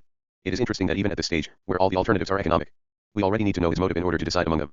The facts of the particular transaction are not enough to classify it, or explain it, even economically, unless they include motives. For motives, of course, are not just his private states of mind, but patterns in his life, many of which are directly observable to other people. We cannot say what he is doing until we know why he does it. Now, what happens if the motives are not economic? Paul, it turns out, is not trying to make money out of the land at all. When asked, he says that he bought it to secure his privacy. He hates being overlooked by strangers, as his whole conduct is consistent with this. We believe him. Besides believing, however, we still need to understand this motive. That is, we want to see how it fits into the background of his life, and of human life generally. Shall we accept a simple Marxist interpretation, that he is showing off his riches to establish his class status? This will not get us far. Of course people do show off for that. reason. But merely saying so does not account for the particular forms showing off takes. The ostentatious rich buy big cars, because those are what most people would like to have if they could. They do not usually display their status by burning themselves to death on piles of paper money in the streets. And it is a basic taste that we are trying to understand. Explaining motives by ostentation is always producing a box with another box inside it. We must ask next, why display that? This was the weakness of Thorstein Veblen's view of art as conspicuous expenditure to impress the populace. As later and more subtle Marxists have pointed out, if art is to be worth displaying, it has to have a real point in the first place. 5. Of course a particular ostentatious person can display things he sees no point in. Whole groups within a society may do it, many Romans thus collected Greek art. But this is still parasitical. It depends on acknowledging the authority of people who do see the point, and treating them as the norm. It needs to, I think, an explicit doctrine that the thing itself actually is valuable, with reasons given. Thus, the more people explicitly praise pictures, or horses, or yachts, or abbeys to pray for one's soul, the more likely other people with no genuine taste for these things are to want them. But this wanting is a byproduct of the praise. It is not what the praise itself is about. Ostentation, in fact, is just one of the cure-all political explanations which people produce for motives and which turn out circular. The most central case is power. The desire for power is necessarily secondary to other desires, because power is power to do certain things, and valuing those things has to come first. Those who really pursue power just for its own sake are neurotics, entangled in confusion by habit and destroying their own lives. Hobbes realized this. So that in the first place, I put for a general inclination of all mankind, a perpetual and restless desire of power after power, that ceaseth only in death. And the cause of this is not always that a man hopes for a more intensive delight than he has already attained to, or that he cannot be content with a moderate power, but because he cannot assure the power and means to live well, which he hath present, without the acquisition of more. 6. This puts power in its place as an insurance. But Hobbes still made it central and probably never realized how much this circular psychology limited the value of his political theory. I suspect that Marx's position was similar. Nietzsche, when he made the will to power a primary motive, did try to give it a more direct meaning. He thought of power as straightforward dominance over other people, indeed, more specifically still, delight in tormenting them. 7, which is certainly clearer, but happens to be false. Except of psychopaths. Now Paul certainly might be just being ostentatious, buying land he did not want, solely because he saw the rich men doing so. But if so, his case would be a parasitical one, and we should need to shift our attention, if we wanted to understand the motive, to some rich man who actually did want the stuff. This same consideration works even more strongly against another equally fashionable, and more respected shortcut, the notion of conformity. He bought it, some say, because his society had conditioned him to value it. Now, again, some people certainly are so distractedly conventional that they will do almost anything to be like the neighbors. But their existence depends on having neighbors who are not like them, who make positive suggestions. If the neighbors too did not care what they did apart from conforming, there would be nobody to generate the standards that everybody conforms to. Society is not a subsistent being, a creative divinity. Not everybody can always be at the receiving end of culture. Paul, we will say, knows what he is doing, to the extent that what moves him actually is the motive he mentions, not his class or society. Indeed, both may disapprove of what he does, and he himself may even be rather puzzled by his motive, in the sense that its strength surprises him, and that it is not explicitly linked to his value system. 8. In T.S. sense, he does not quite know what he is doing. He needs further understanding of what his motive means or amounts to. We all have motives sometimes that put us in this quandary, which is why we badly need to understand our motives better. His motive then really is a wish for privacy. He hates being overlooked by strangers. I have picked this motive because it is one on which all the main traditional theories of motive are particularly unhelpful, a fact that may well leave Paul, if he is an educated fellow, puzzled, defensive, and even somewhat ashamed of its force. Freud does supply us with the notions of voyeurism and exhibitionism. But these are positive tastes. How will they explain anybody's dislike of being looked at? Certainly there could be an inversion here, a horror of sex. If someone has a morbid and excessive fear of being looked at, we might suspect that it linked up with a disturbance of his sexual life, and there would be ways to check this suspicion. But perfectly normal people want privacy. Indeed, everybody sometimes does so unless he is a gravely deranged exhibitionist. And since we do not need, as Freud did, to balance a contemporary concealment of sex by dragging it forcibly into every explanation, we can ask dispassionately whether there is evidence for a sexual motive of any explanatory value. This must be something more than the mere sexual aspect which, as Freudians rightly point out, most motivation can be found to have if you really look for it. All the main strands of human motivation, affection, fear, aggression, dominance, sex, laziness, pervade our lives and have some influence in shaping all our actions. Sexual behavior itself can obviously have its aggressive, frightened, or domineering aspect. But sexual motivation does not seem to help us in understanding the notion of privacy. Freud's weakness here can be seen in his startlingly perverse and insensitive way of interpreting the nightmare of his patient the Wolfman 9 as a child of 5 or less. This man had dreamed that, as he lay in bed, his window fell open of its own accord, and he saw 6 or 7 white wolves standing in the walnut tree outside and staring at him intently. Freud ruled that this dream was not a dream about being stared at all, but about staring, and that it stood for a hypothetical occasion when the child must have watched his parents making love. It does not matter much here that Freud's preferred view was probably wrong, since the Wolfman, as a Russian aristocrat, not a middle-class Viennese, would not have been sharing his parents' bedroom. What matters is Freud's overlooking the distinct and primitive horror of being stared at. The patient emphasized 2 things about his dream, which, he said, made the greatest impression on him. First, the perfect stillness and immobility of the wolves, and secondly, the strained attention with which they looked at him. 10. Both these things Freud simply transmuted into their opposites. The stillness, he said, must be regarded as standing contrariwise, for the most violent motion, namely that of the copulating parents, and the attention had to be that of the child himself staring at them. By these principles of interpretation, anything can, quite literally, mean anything. In citing Freud at his least helpful, I do not mean to travesty him. Of course he was often more sensible than this. But on many puzzling topics, many whole areas of life, he had really nothing helpful to say, because he was not interested in them for themselves at all, only in using them to round out a particular view of sex, and in considering many Of these, parallels with other species can be helpful. Staring is one such case. It might seem a small matter, but it is part of a most important complex. 11. Being stared at produces horror widely, not only in man, but in a great range of animal species. In most social creatures, a direct stare constitutes an open threat. Normal social approaches to those one does not know well always proceed somewhat indirectly, with various forms of greeting to show one's friendly intentions, interspersed with intervals of turning away and appearing occupied with something else. And eye contact in particular is at first limited to brief glances, often broken off and renewed. To stare steadily while you approach someone, or to stand still staring after he has seen you, is as direct a threat as can be made. Why this should be so is an interesting field for inquiry. It may well have something to do with the fact that predators naturally stare fixedly at prospective prey before jumping on it. And they are of course regarding it as an object, not as a possible friend, which is just the effect a direct stare conveys to a human being. Whatever the cause, so strong and so general is this tendency that a number of species have been able to exploit it by developing eye-like spots on their bodies, with which they frighten off their enemies. Many species of butterfly have separately developed detailed and lifelike eye spots on their wings. Displaying these effectively frightens off predators, some of which never attack such a butterfly again. And this effect has been shown to vary according to how closely the spots actually resemble eyes. 12 human beings, of course, deliberately produce a similar device by painting eyes on things. Staring eyes have a threatening effect, and spellbinding eye spots are therefore widely used as protective devices on uniforms, ships, houses, and the like. 13.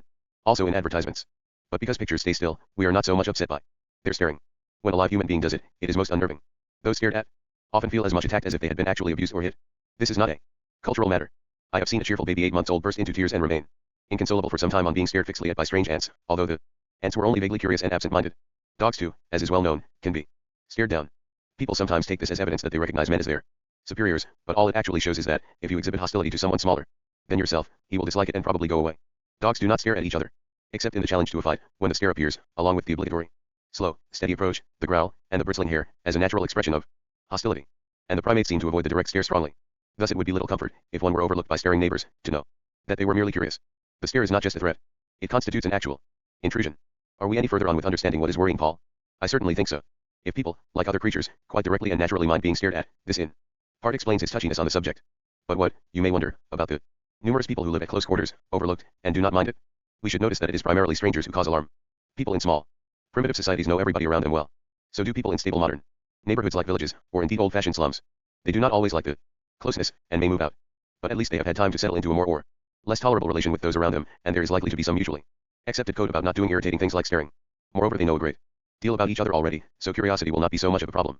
All the same, some privacy usually is provided. And where communities grow bigger, more of it is at once needed.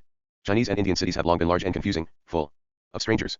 For that reason, the houses became highly defensive, usually closed in by solid outer walls. More clothes are worn, women are locked up, manners, too, become defensive. And everywhere, not just in our society, rich people who have made good in crowded cities move out and make space around themselves. 14. This matter of what is called personal space is just one part of the complex set of patterns now discussed under the general heading of territorial instincts. I shall say more about it later, though not as much as I should like. 15. All I am concerned to do at the moment is to point out that there really is a range of phenomena here which needs describing, and that animal comparisons help because concepts for describing similar behavior already exist in that area, and turn out, on the whole, quite applicable. Earlier theories of instinct ignored the matter, without actually denying it. They could leave it alone because, for one thing, nobody was trying to change people's lives radically in this respect.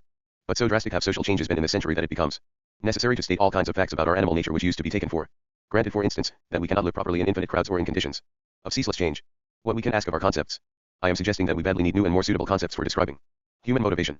The alarming truth is, of course, that it is not only animal behavior studies that are still in the descriptive phase. Certainly, a particularly deep snowfall of virgin ignorance has till lately been observable there. People in general never knew very much about animals. They had various motives for distorting what they did know, and when in the last 2 centuries we in the West mainly moved into towns, we cut ourselves off from what little we might ever have discovered. That is why the recent renaissance of this subject interests us so much. It might seem, on the other hand, that we know plenty about that much described matter, human conduct. So we might, if we had always asked the right questions and had not been more anxious to deceive ourselves than to learn the truth. But we can always do with new questions. People like Nietzsche, Freud, and Marx, by asking new questions, have taught us much, and it is yet further questions, and a more intelligent connecting of questions, that we still need. Merely naming an impulse as territorial may tell you quite a lot about it, just as naming it as sexual may. But you will understand much more if you have an adequate idea of how territory works generally, and still more if you know how it works in a given species, how it relates there to other motives like dominance, affection and aggression. All these general motives are groupings of particular impulses. Personal space is only one aspect of territory, but it is one that matters greatly to all advanced social creatures, including those with no fixed home. And staring is only one form of intrusion. Freud should never be dismissed as unscientific on the simple grounds that he did not make detailed predictions that could be falsified in experiment. What he was providing was concepts. His general question, what is the structure of human instinct, was a perfectly sensible one. His answer was oversimple and overconfident. But his suggestions still make excellent indicators of where inquiry can start, of what, for instance, must be wrong, but points the way to what is right. He made good mistakes a most useful habit, the value of which is perhaps more familiar to philosophers than to scientists. He made possible the making of concepts. A good concept maker has to be a man of great general intelligence and wide interests, or he cannot make connections with other fields and is liable to produce a scheme that some other study will shatter. But he needs also, and quite as much, to be more or less soaked in, committed to, involved with, and generally crazy about his subject. A long phase of fairly omnivorous observation, of deep receptiveness and genuine wonder, is needed to appreciate the formal peculiarities of the thing one is dealing with, to see what about it should be laid hold on for description. That background of experience is the strength of Conrad Lorenz, Nico Tinbergen, and their school. They have been animal people all their lives. Their involvement in the concrete has, as Hind justly says, ensured that explanatory concepts have been chosen to suit the phenomena studied, rather than vice versa, 16, an advantage that is rarer than it ought to be. But we still have the problem of relating the study of animal behavior to other ways of studying man. Homo sapiens is an animal. At least he is not a machine, or an angel, or a fairy, or even something from Vulcan. 17, so it would really be odd, would need a lot of accounting for, if comparative methods that make good sense over the wide range of other terrestrial species suddenly simply had no application to him at all. But Homo sapiens is already marked out as the property of the social sciences. And they are, because of their early history, to some extent committed to the view that he has no nature, or none that can be important, that his behavior, apart from a few simple physical needs, must be understood entirely in terms of his culture. The thing we must keep in mind here is that there is room for all methods. As my small example of stamp buying shows, no one way of studying mankind has a monopoly, or needs one. Innate factors can be ignored for some purposes because they are taken for granted, without therefore vanishing from the scene. What each method has to do is to establish its usefulness. It must fill a need. It seems obvious to me that we do need to understand human motives better, both what they are, and how they connect. There is a load of common sense lore about them, some of it excellent, some confusing, some worthless. But the intellectual systems that have tried to organize it work mostly by reducing many motives to one or a few basic ones: sex, self-preservation, power. They tidy one province, but then they distort themselves in an effort to take over the whole. Human life simply contains more motives, even more separate groups of motives, than they allow for. We have to work out their natural relations, not hack or wrench them to fit Procrust's comparison with other species shows possible groupings more subtle and more helpful than these flat reductions. Certainly this comparison itself must not be used reductively. We must not say university departments are really only territories. Only is an exaggeration. But, with that word removed, the remark can still be useful. Similarly, a reviewer put the question, on Desmond Morris's own principles, should not his book The Naked Ape be seen as the dominance display of a rising male, eager to gain followers and compete for leadership of the troop? Well, among other things, yes. And so should eminent Victorians, Language, Truth, and Logic, Les Demoiselles de Vignon, 18½ papers in periodicals. Human contentiousness is a fact. We could never keep our heads in the babble of controversy if we did not know how to allow for it. Indeed it is just those readers least aware of the deliberately polemical, challenging element in works such as these who are most likely to be drawn in by it, to involve themselves in the amusing but irrelevant game of cops and robbers that the authors want to play, rather than sticking to the central questions about the value of what is being said or done. Still, we say, these motives belong to human beings. Why should we need to look outside the human scene to understand them? Because, as I have just suggested, our cultures limit so subtly the questions that we can ask and reinforce so strongly our natural gift for self-deception. When we ask why something that is normal in our culture is being done, official answers are always prompt. Spaniards tend not to be short of reasons for bullfighting, Romans for gladiatorial games, totalitarians for torture, Erewhonians for punishing illness. To break this circle, to make our local presuppositions stand out, fabulists have long used animals. They rely on the shock of a different context to make a familiar pattern visible. At last, it often works. But of course its value depends on the power of the fabulist's own imagination, on his being able himself to take a new point of view. The device has a different kind of force when facts are used rather than fiction. When other human cultures are found acting at cross purposes to ours or caricaturing it by pushing its vices to startling excess, we are impressed, and quite rightly. Here, in fact, we already accept the value of looking away from the familiar scene in order to understand it. Many notions first evolved for the study of primitive peoples have been found useful for the study of more complex ones like ourselves, who did not know they had these things, because they never thought to ask, but had already half-formed puzzles to which these notions provide the answer. Examples are initiation rites and crisis rites generally, competitive giving, conspicuous expenditure, and many half-formed suspicions about our own society have been shaken up and clarified into valuable insights by comparison with strange cultures. What happens with patterns first spotted in animals is very similar. Someone first detects a pattern in animal behavior he finds, that is, a notion that unifies and makes sense of a common sequence of behavior, say, displacement activity, or dominance, displays, or redirected aggression. He then looks at the human scene and sees something similar. So much is traditional. The further things which are needed, and which are now being vigorously developed, are a careful, thorough, disciplined procedure for making the original observations of animals precise and a subtler technique for comparison for checking the different sorts of variation in different species and linking them to their different sorts of causes. The value of animal comparisons here depends on a simple point about what understanding is, which I think has come home to the public much more quickly than it has to the theorists. Understanding is relating, it is fitting things into a context. Nothing can be understood on its own. Had we known no other animate life form than our own, we should have been utterly mysterious to ourselves as a species. And that would have made it immensely harder for us to understand ourselves as individuals too. Anything that puts us in context, that shows us as part of a continuum, an example of a type that varies on intelligible principles, is a great help. People welcome seeing how animals behave, either directly or on film, in just the same way in which a man who had begun to practice, say, mathematics or dancing on his own would welcome seeing others who were already doing it, though differently. There has been an arbitrary principle, laid down for a variety of reasons in European thought, that only human activities can concern us in this sort of way. 19. It is false. It comes out entertainingly when people, deeply involved with owls, otters, and whatnot, are interviewed for television. Toward the end of the proceedings the animal person is asked, rather solemnly, and what do you think is the point of, or the justification for, spending time on these creatures? Far from replying, just what brought you here, chum, I like them. They have a life akin to mine, but different. They make me feel more at home in the world. They fill the gap Between me and the dead things I have to manipulate, they help me to understand myself. He usually answers that they are educational for children, but why, except on the grounds just mentioned, and this passes as a perfectly respectable reason that nobody has succeeded in breeding them in these latitudes before. The really monstrous thing about existentialism too is its proceeding as if the world contained only dead matter, things, on the one hand, and fully rational, educated, adult human beings on the other, as if there were no other life forms. The impression of desertion or abandonment which existentialists have is due, I am sure, not to the removal of God, but to this contemptuous dismissal of almost the whole biosphere, plants, animals, and children. Life shrinks to a few urban rooms, no wonder it becomes absurd. Could people be blank paper? I am sure then that the contribution of ethology is useful and that it can be fitted in without damaging anything worth keeping in the social sciences, though it certainly conflicts with the still influential blank paper theory. This theory, though first popularized by Locke, was brought to its extreme form by John B. Watson, the founding father of behaviorism, and was a cornerstone of the original version of that doctrine. Locke himself had meant by it merely that we are born without knowledge. Let us then suppose the mind to be, as we say, white paper, void of all characters, without any ideas. How comes it to be furnished? To this I answer in one word, from experience, in that all our knowledge is founded. 20. He had never doubted that we had instincts, that we were born adapted to act and feel in specific ways. However, Locke did supply the language for this further step, and Watson went on to take it. Man, he declared, had no instincts. This mysterious news was remarkably well publicized. There seems to be nobody who studied any sort of social science in English-speaking countries between the wars who was not taught it as gospel. Its obscurity, however, has made it increasingly a nuisance and no sort of a help to inquiry. Not only do people evidently and constantly act and feel in ways to which they have never been conditioned, but the very idea that anything so complex as a human being could be totally plastic and structureless is unintelligible. Even if, which is absurd, people had no tendencies but the general ones to be docile, imitative, and mercenary, those would still have to be innate, and there would have to be a structure governing the relations among them. Sensible psychologists have accordingly tended more and more to admit that people do have some genetically fixed tendencies. What makes this admission hard, however, is the very strong impression still prevalent that we have to choose between considering these tendencies and considering outside conditions, that we must be either loyal innatists or faithful environmentalists. This polarization seems much like holding that the quality of food is determined either by what it is like when you buy it or by how you cook it, but not both. Thus Skinner, who in his early work simply ignored innate determining factors, 21, has now for some time admitted that they exist, but still doesn't want them studied, on the ground that they cannot be altered. Knowledge of them, he says, is of little value in an experimental analysis because such a condition cannot be manipulated after the individual has been conceived. The most that can be said is that knowledge of the genetic factor may enable us to make better use of other causes. And, again, since we cannot change the species of an organism, this variable species status is of no importance in extending our control, but information about species status enables us to predict characteristic behavior, and, in turn, to make more successful use of other techniques of control. 22. How would our inability to effect changes be received as a reason for not studying the weather, or indeed the laws of chemistry? Of course there is nothing wrong with wanting one's knowledge to be useful. But from that very angle, knowing what one cannot change matters as much as knowing what one can. Skinner appears to admit this so fully at the end of these two quotations that one expects him to move on to saying that psychology will have to study both. But he never does. In Beyond Freedom and Dignity, 1971, he may still be seen apparently holding himself bound, even after recognizing the two complementary aspects, to make an agonizing, and indeed unintelligible, choice between them. The ethologists have emphasized contingencies of survival which would contribute these features aggressive instincts to the genetic endowment of the species, but the contingencies of reinforcement in the lifetime of the individual are also significant.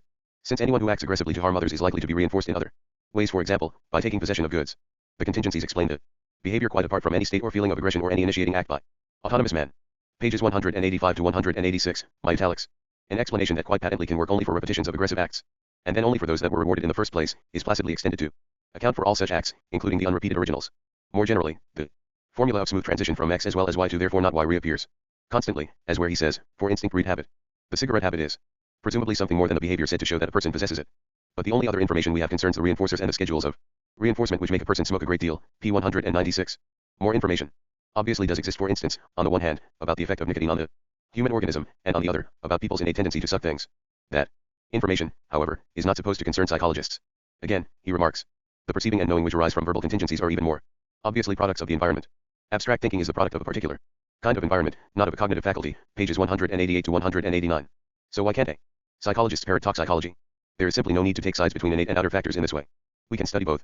What behaviorism, it seems, still needs is to complete its metamorphosis from a dogmatic, fighting, metaphysical creed to an impartial method of study.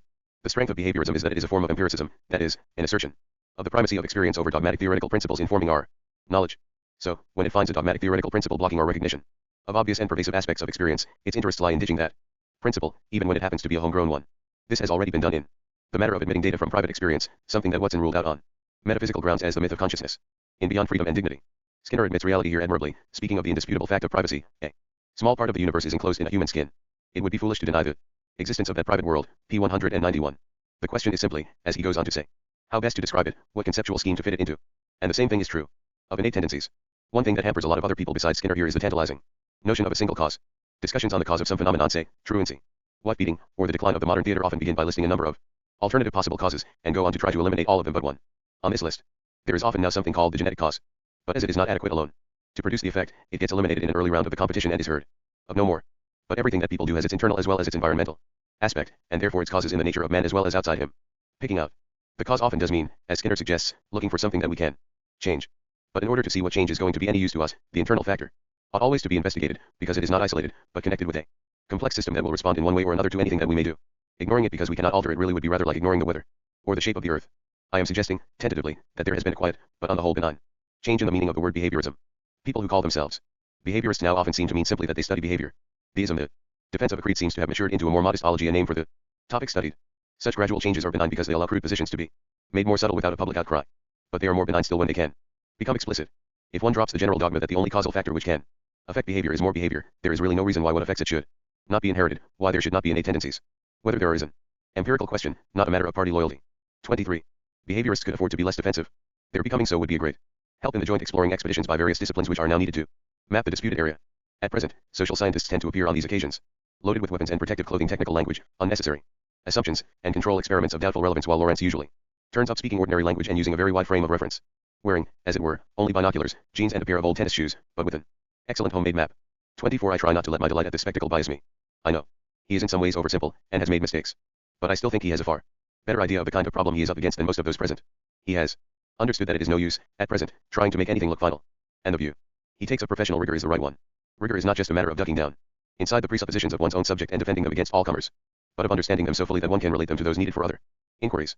We do not just have to verify our hypotheses carefully, but also to form them intelligently, as they are bound to tie up with matters that we do not know yet, and, indeed, with the general structure of human thought, this requires collaboration. It cannot be properly carried out in private, between consenting colleagues who stay within the confines of a single subject. Lawrence and his party have, however, a difficulty about method which also dogs me constantly in this book. The point of my discussion is to show how and in what cases comparison between man and other species makes sense, but I must sometimes use such comparisons in the process. I think the circle will prove virtuous, however, if it abides by the following rule: comparisons make sense only when they are put in the context of the entire character of the species concerned and of the known principles governing resemblances between species. Thus, it is invalid to compare suicide in lemmings or infanticide in hamsters on their own with human suicide or infanticide. But when you have looked at the relation of the act to other relevant habits and needs, when you have considered the whole nature of the species, comparison may be possible and helpful. 25. This would not be true if the blank paper view that man has no instincts, that there simply was no innate determining element in human behavior, were right. But it cannot be right. It is not even clear that it can be meaningful. 26. 1. For Freud's own discussion of this term, see his paper Instincts and Their Vicissitudes, 1915, Complete Psychological Works, Tr. and ed. James Strachey et al. London, 1948-1974, Volume 14. For a good modern revision of Freudian views in relation to ethology, see Anthony Storr, Human Aggression, New York, 1968. I discuss instincts further myself in Chapter 3. 2. Existentialism and Humanism, Tr. Philip Merritt, London, 1958, p. 28. 3. Animal Behavior, New York, 1966, p. 8. 4. The question what facts are is not so simple as it might look. See pages 106, 170. Note 3. 5. For example, Ernst Fischer in The Necessity of Art, Tr. Anna Bostock, Penguin. 1963. 6. Leviathan, pt. 1, Chapter 11. The character of Whitmerple in Anthony Powell's series The Music of Time is a splendid study of someone who cannot be content with a moderate power, having really decided, as Powell says, to lie by the will. The philosopher who is most reliably clear on the point that power is only a waiting room for actuality is Aristotle. 7c, for example, The Genealogy of Morals, Tr. Walter Kaufmann, Essay 2, Sector 6. And, where he makes the totally false claim that apes, in devising bizarre cruelties, anticipate man and are, as it were, his prelude. Also beyond good and evil, Sector 229. Nietzsche always regarded the fascination with power as a sign of strength, though it seems quite as plausible to say, with Hobbes, that it is a sign of weakness. 8. Such a situation can be seen in the USSR, where the demand for country houses, though ideologically incorrect, is still strong. 9. See The Wolfman and Sigmund Freud, ed. Muriel Gardner, Penguin, 1973. 10. Ibid, pages 196 to 198. 11. Claustrophobia and agoraphobia are other examples. They, too, seem to be primarily disorders of our spatial orientation. 12. See Nico Tinbergen, Curious Naturalists, New York, 1968, pages 157 to 171. 13. Iron Disease Besfeld, Love and Hate, Tr. Jeffrey Strachan, London, 1971, p. 24. The very widespread fear of magical overlooking by the evil eye is another example. 14. See further development of this point at the end of Chapter 3. 15. I am fairly baffled about fitting adequate examples into this book, because the explanatory power of such notions depends on following through the whole system of concepts. 16. Ethological models and the concept of drive, British Journal for the Philosophy of Science, 6, 1956, 321. 17. The common use of the word animal which contrasted with man is obscure. I have so used it for convenience sometimes, even in this book, but it must never be forgotten that we do not have a clear basis for it, as we do if we oppose animals to vegetables, minerals, or machines. Drawing analogies between people and animals is, on the face of it, rather like drawing them between foreigners and people or between people and intelligent beings. 18. For Picasso's polemical intention in this picture, and its success, see Gombrich, Psychoanalysis and the History of Art, in his Meditations on a Hobby Horse, London, 1963. This whole essay is of enormous interest for my theme. 19. Just because this is our tradition, many people think of it as obvious common sense. It became the tradition, however, as a result of a deliberate and sustained campaign by Christian thinkers, using some very strange material gathered from rationalist philosophers, to crush a natural respect for animals, and for nature generally, which they saw as superstitious. John Passmore in his book Man's Responsibility for Nature, London, 1971, gives a careful and fascinating account of this strange process, which explained to me many things I had always found incomprehensible. 20 Essay Concerning Human Understanding, BK 2.1.2. 21 The Index to the Behavior of Organisms, 1938, has no entries under instinct, innate, inherited, genetic, or any similar term, and though the book has a section on drive, the concept is reduced to the ideas of frequency and intensity. Yet the behavior discussed in that book was almost entirely that of rats, so arguments against applying such notions to humans were not in any case relevant. Watson simple and popular doctrine had deflected attention from the topic entirely. Halcyon Days. 22 Science and Human Behavior, New York, 1953, pages 26 and 157. 23 I shall say some more about behaviorism, and particularly about the question what behavior is, in chapter 5. 24 This applies particularly to King Solomon's Ring, New York, 1952, which some people fail to recognize as a serious and seminal book, simply because it is non-technical and delightful to read. In his technical papers Lawrence can be as hard to understand as any other scientist. 25 The thorough, painstaking background surveys with which the field observers I quote support and explain their conclusions are a necessary supplement to what I say. I refer to only a few, for the sake of simplicity, but there are now a great many good ones. About the lemmings, CP 55, below. About the principles for comparing species, I say a little more in chapter 13, in the section on intelligence and instinct. For good and full discussions, see E. Bluey Besfeld, Love and Hate, chapter 3, also Lawrence, on aggression. New York, 1963, chaps 4-6, and many astute observations in Tinbergen's study of instinct, Oxford, 1961. 26 For an admirable and moderate discussion of the matter, see Love and Hate, chap 2. Animals and the Problem of Evil, Tradition and Reality. What then is the main point that emerges from the detailed, systematic, grueling studies of animal behavior that have been made by trained zoologists in this century, and have been given the name of ethology? The general point is that other animals clearly lead a much more structured, less chaotic life than people have been accustomed to think, and are therefore, in certain definite ways, much less different from men than we have supposed. There is still plenty of difference, but it is a different difference. Traditionally, people have congratulated themselves on being an island of order in a sea of chaos. Lawrence and company have shown that this is all eyewash. There follow various changes in our view of man, because that view has been built up on a supposed contrast between man and animals, which was formed by seeing animals not as they were, but as projections of our own fears and desires. We have thought of the wolf always as he appears to the shepherd at the moment of seizing a lamb from the fold. But this is like judging the shepherd by the impression he makes on the lamb at the moment when he finally decides to turn it into lamb chops. Recently, ethologists have taken the trouble to watch wolves systematically, between mealtimes, and have found them to be, by human standards, paragons of steadiness and good conduct.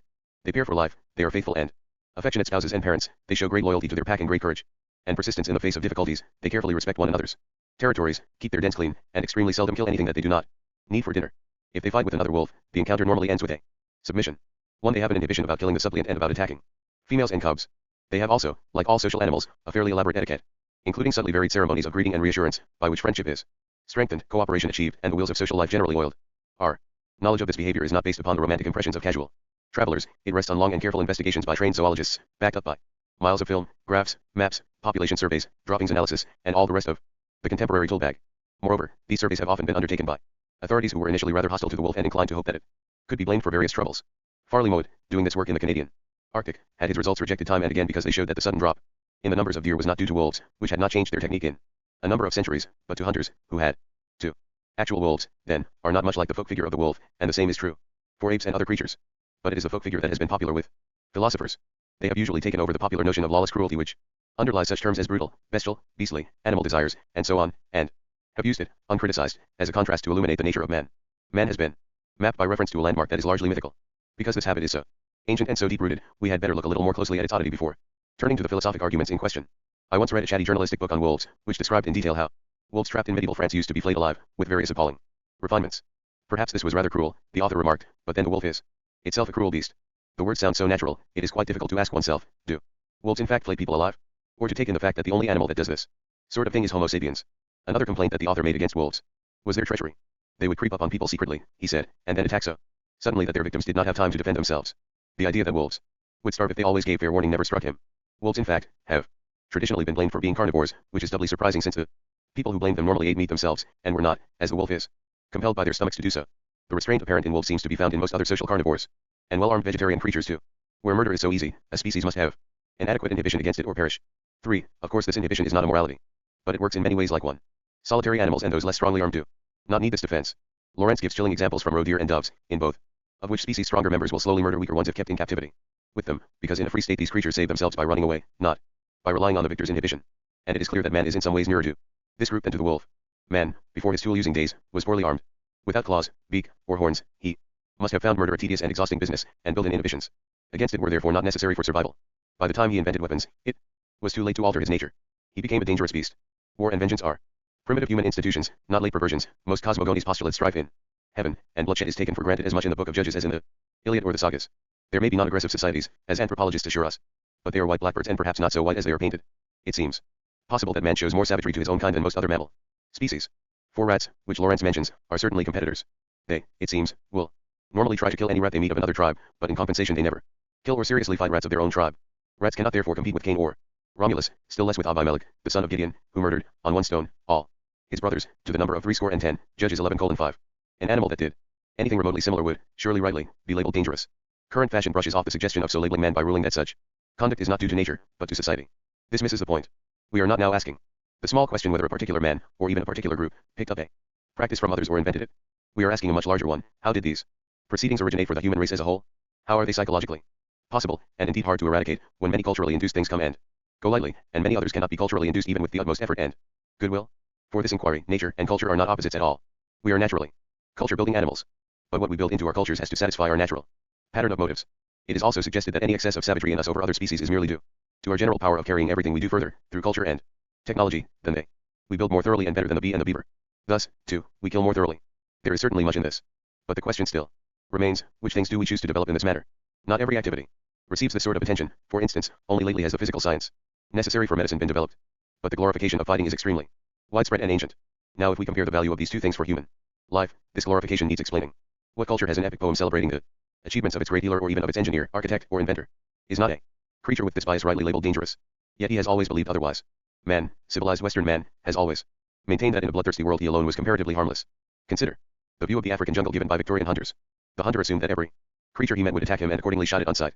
Of course he didn't want to eat it, but he could always stuff it, in order to triumph over his human enemies. And anyway he assumed it was noxious. It would be described in his memoirs as the great brute. Drawings even exist of giant pandas cast in this totally unconvincing role, and shot accordingly. 5. Yet in these days game wardens and photographers habitually treat lions as familiarly as big dogs. It is understood that so long as they are well fed and not provoked they are no more likely to attack you than the average Alsatian. Much the same seems to hold of elephants and other big game. These creatures have their own occupations, and, unless seriously disturbed, are not anxious for a fight. Gorillas in particular are peace-loving beasts. George Schaller visited a tribe of them for 6 months without receiving so much as a crossword or seeing any quarreling worth naming. 6 in this case, and no doubt in others, Victorian man was deceived by confusing threatening behavior with attack. Gorillas do threaten, but the point is precisely to avoid combat. By looking sufficiently dreadful, the gorilla patriarch can drive off intruders and defend his family without the trouble and danger of actually fighting. The same thing seems to hold of the other simians, and particularly of howler monkeys, whose dreadful wailing used to freeze the white hunter's blood. Howlers have reduced combat to its lowest and most satisfactory terms. When two groups of them compete for a territory, they both sit down and howl their loudest, and the side that makes the most noise wins. That nervous white man, with his heart in his mouth and his finger on his trigger, was among the most dangerous things in the jungle. His weapon was at least as powerful as those of the biggest animals, and while they attacked only what they could eat or what was really annoying them, he would shoot at anything big enough to aim at. Why did he think they were more savage than he? Why has civilized Western man always thought so? I am not surprised that early man disliked wolves. When an animal tries to eat you, or even to eat your dinner, you cannot be expected to like it, and only a very occasional Buddhist will cooperate. But why did man feel so morally superior? Could he not see that the wolf's hunting him was exactly the same as his hunting the deer? There are tribes that do think in this way, but it is Western thought that I am exploring, and the superior feeling persists.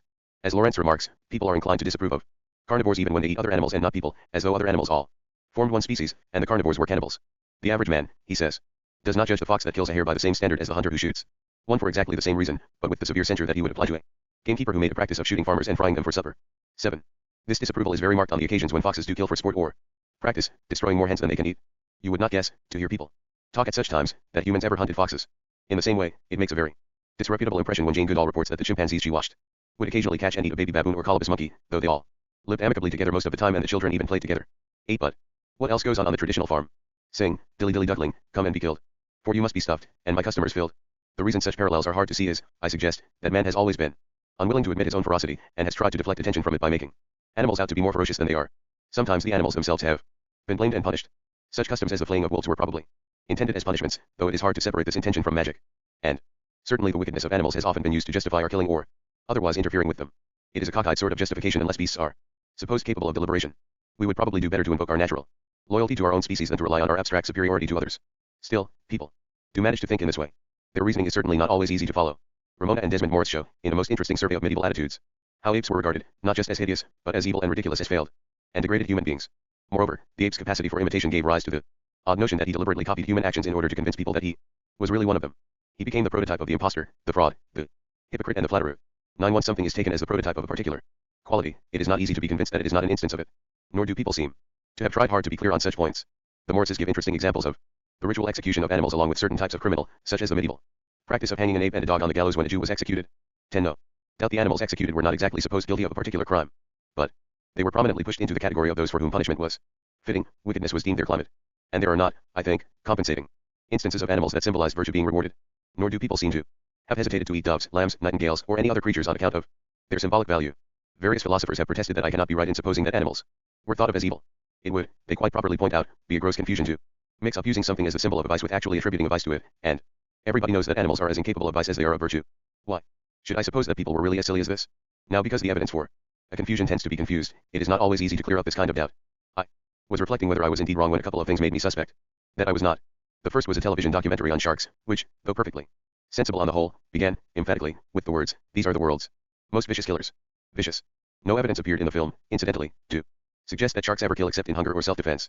The number of people they kill in the world yearly came out at 26. The number of sharks people kill was not given, but was clearly vastly higher. The second, nastier and more detailed, was a journalist's account of an expedition with a crocodile hunter. "Got him now," he cried. He shook water from his hair and beard. "We've got 2 wop starts in him, we can play him like a fish. Tire him out." Finally we made the crocodile drag the skiff with him. He had no respite. That hook's caught right down in his gut. "We'll have to be careful, or we'll kill him." With the dawn the crocodile sought refuge in deep water. "He's trying to stay down now," said Craig. "He doesn't like the stay-light business. Harass him like this, and he'll have to come up every half hour or so." "He's got the morality of a laser beam," said Craig as we sat there. "The croc emerging from the egg will snap at anything that moves, no matter if it's a leech or a human leg." As he spoke he was tugging on a harpoon line, trying to coax the beast below to move. "He's a dedicated killing machine, the killer of any fish or animal or bird." 11. This is ordinary, typical, present-day, vernacular speech and thinking, a great deal more like it has appeared in the public excitement over the film Jaws. If anyone can find a convincing meaning for it which does not involve dramatizing simple and primitive carnivores into conscious criminals just to boost human vanity, I shall be relieved and delighted. Terms like machine and laser beam ought to rule out such an idea. That they do not is an indication of the very confusion I complain of. Crocodiles, and particularly baby crocodiles, are indeed not highly advanced creatures, nor are sharks. For them, as for all carnivores, prey is simply food, not an enemy or a victim. 12. And to speak of their snapping reflex as mechanical would not be too misleading. But the words I have italicized leave no doubt that the hunter still manages to think of it as their conscious, deliberate choice to outrage the known rights of others. And the only possible reason for mentioning a human leg is a persuasion that this is something at which even a newly hatched crocodile could, if not very depraved, be expected to draw the line. Of course, this is silly. My point is that such silliness is neither rare nor unimportant. Consider, again, a very ordinary item from The Guardian, October 4, 1976. Under the headline, "Animal Mother Jailed," the account began, "An unmarried mother who brutally beat up her 3 young children was told by a judge when he sent her to prison for 2 years on assault and wounding charges, 'You behaved like a wild animal.' The judge could not, it should be noticed, have meant wild animals to occasionally do the sort of thing you have done. He had to mean usually. If wild animals usually did that, their evolution would have petered out long ago. In case anyone feels that only the ignorant populace think like this, we might note too a passage in Wittgenstein's lecture on ethics. 13. Wittgenstein is contrasting trivial accusations that can be laughed off with utterly serious ones where no such avoidance is possible. The serious case goes like this: suppose I had told one of you a preposterous lie and he came up to me and said, 'You're behaving like a beast.' There is nothing unusual about confusing a symbol with the thing symbolized, about projecting a fantasy. It is so common and yet so deadly a fault that we need constantly to scan our thought for it, and can probably never do so enough. 14. We are always seeing people who are unlike ourselves as threats or monsters. Our children are to us symbols of hope, so we tend to expect them to be hopeful, and to be upset if they fail to be so. At other times we may see them as threats, symbols of a world that does not need us, and then we are inclined to attribute to them hostile motives. Parents who get treated as animated symbols, whether of repression or security, rather than as individuals. And the literature of misogyny, from the Christian fathers onward, is a prize museum of this sort of muddle. Mixing up a symbol with an attribution is, in fact, normal, in the sense in which failing to think hard is always normal. Among human beings, it is often best checked by the victim, the walking symbol himself, who can say, "Hey, look, I am not that, but me." But though animals can demonstrate the same point clearly to those who will take the trouble to visit them at home, we urban people do not very often do so. There is, moreover, a special reason for maneuvering animals into the position of instances and not only symbols of evil. We rightly connect the thought of virtue with that of our own species, because the virtues of that species are the ones that concern us. Human and humane are words of praise. Being inhuman is something terrible. It is easy from here to connect the notion of vice with other species. The use of words like brutal, bestial, beastly shows how readily we do this. And the temptation to treat the symbol as an attribution is the greater because distancing the quality protects our own self-esteem. This way of thinking might, of course, have been balanced by favorable symbolizing. By occasions when we saw crocodiles, or still more, other animals such as lions, as embodiments of courage, patience, and other virtues. But favorable symbols too are read as attributions, and they tend to lead to venerating the beast, something that Jewish and Christian monotheism has always fiercely resisted. Monotheism does have a relatively hospitable side, a tradition in which animals can be seen as fellow servants of God, or as aspects of his glory. But it has also a sharply exclusive and destructive side, in which the Lord tolerates no rival for our regard. In this mood, the Church often and explicitly insisted that all plants and animals must be viewed merely as objects, given to man as his instruments, that to have any sort of regard for them in themselves was sinful and superstitious folly. What is interesting is that many of those scientific humanists who most sternly rejected Christianity have continued the second tradition, but with man himself taking the place of the jealous God. Thus Marx and the Grundrisse said that the great civilizing influence of capitalism lay in its rejection of the deification of nature. Thus it was that nature becomes for the first time simply an object for mankind, purely a matter of utility. 15. The effect is an asymmetry about animal symbols. Favorable symbols are carefully demythologized, so that beasts shall not compete, first with God, then with man. It is not officially supposed that we ought to respect or be nice to actual lions or lambs on account of the Lamb of God or the Lion of Judah. But no similar trouble is taken in this tradition about unfavorable symbols. I do not mean that many learned persons would now say with the 17th century writer Edward Topsell that serpents are the most ungentle and barbarous of creatures. 16. But at the vernacular level the kind of remark I have just mentioned about sharks and crocodiles is very common, and very similar. Moreover, the crack or fault in thought which it expresses runs through a great deal of much more ambitious thinking. The problem of how to relate man to other species remains unconsidered in a shadowy area where it naturally neighbors the problem of evil. Vapors from it float, uncriticized and hardly noticed, into arguments where they have no business. A common example is the way in which writers who want for some reason to praise or emphasize a particular quality in human life frequently say that it is what distinguishes us from the animals without trying even casually to get the facts of the comparison right. I shall have more to say about this habit in chapter 10. But for the moment I am more interested in the philosophic use of the beast within than in our attitude to beasts without. Beasts within. The philosopher's beast within is a lawless monster to whom nothing is forbidden. It is so described both by moralists like Plato, who are against it, and by moralists like Nietzsche, who are for it. Here is a typical passage from Book 9 of the Republic, where Plato is talking about our more unpleasant desires. These bestir themselves in dreams, when the gentler part of the soul slumbers, and the control of reason is withdrawn. Then the wild beast in us, full fed with meat and drink, becomes rampant and shakes off sleep to go in quest of what will gratify its own instincts. As you know, it will cast off all shame and prudence at such moments, and stick at nothing. In fantasy it will not shrink from intercourse with a mother or anyone else, man, god or brute, or from forbidden food or any deed of blood. It will go to any lengths of shamelessness and folly. 17. Consider how odd the image is, in spite of its familiarity. Why not say, I have these thoughts in my off moments? Why not at least the other men within? What is gained by talking about the beast? Here is Nietzsche, speaking of the lion he invokes to break the chain of convention. To create for himself freedom for new creation, for this the lion's strength is sufficient. To create for himself freedom, and in holy nay even to duty, therefore, my brethren, is there need of the lion. Once it loved as holiest thou shalt, now it must see illusion and tyranny even in its holiest, that it may snatch freedom even from its love. For this there is need of the lion. 18. But in the world there is no such beast. To talk of a beast is to talk of a thing with its own laws. If lions really did not draw the line at anything, if they went around mating with crocodiles, ignoring territory, eating poisonous snakes, and killing their own cubs, they would not be lions, nor, as a species, would they last long. This abstract beast is a fancy on the level of the 18th century's idea of a savage, noble, or otherwise. Sensible 18th century people reacted to Rousseau's suggestion of taking savages seriously very much in the same way that many sensible people today react to the idea of taking animals seriously. They thought it obviously outrageous, because their notion of a savage was a totally unreal and standardized abstraction. They could not believe in any continuity between such mythical beings and real people because, of course, a mythical being is something discontinuous with a real person. He differs in logical type. Here are some of Dr. Johnson's comments. A savage would as willingly have his meat sent to him in the kitchen, as eat it at the table here. As men become civilized, various modes of denoting honorable preference are invented. Pity is not natural to man. Children are always cruel. Savages are always cruel. Pity is acquired and improved by the cultivation of reason. On the question whether marriage was natural, sir, a savage man and a savage woman meet by chance, and when the man sees another woman that pleases him better, he will leave the first. And, in a rather fuller discussion, a gentleman expressed a wish to go and live 3 years at Otaheite, or New Zealand, in order to obtain a full acquaintance with people so totally different from all we have ever known, and be satisfied what pure nature can do for man. Johnson. What can you learn, sir? What can savages tell, but what they have themselves seen? The inhabitants of Otaheite and New Zealand are not in a state of pure nature, for it is plain they broke off from some other people. Had they grown out of the ground, you might have judged of a state of pure nature. Fanciful people talk of a mythology being amongst them, but it must be invention. They have once had religion, which has been gradually debased. And what account of their religion can you suppose to be learned from savages? 19. By savage, Johnson simply meant someone unfit for society, without manners, virtues, friendly ties, skills, or sympathetic feelings, a negation of all that was admirable or interesting in people as he knew them. That this description actually applied to all primitive people seemed to him obvious. Yet in fact it applied to none. The last quotation shows the heart of the confusion, the idea that what is natural is to be discovered from isolation experiments, from observing creatures grown out of the ground instead of by using one's intelligence to sort out the innate from the acquired elements in existing social behavior.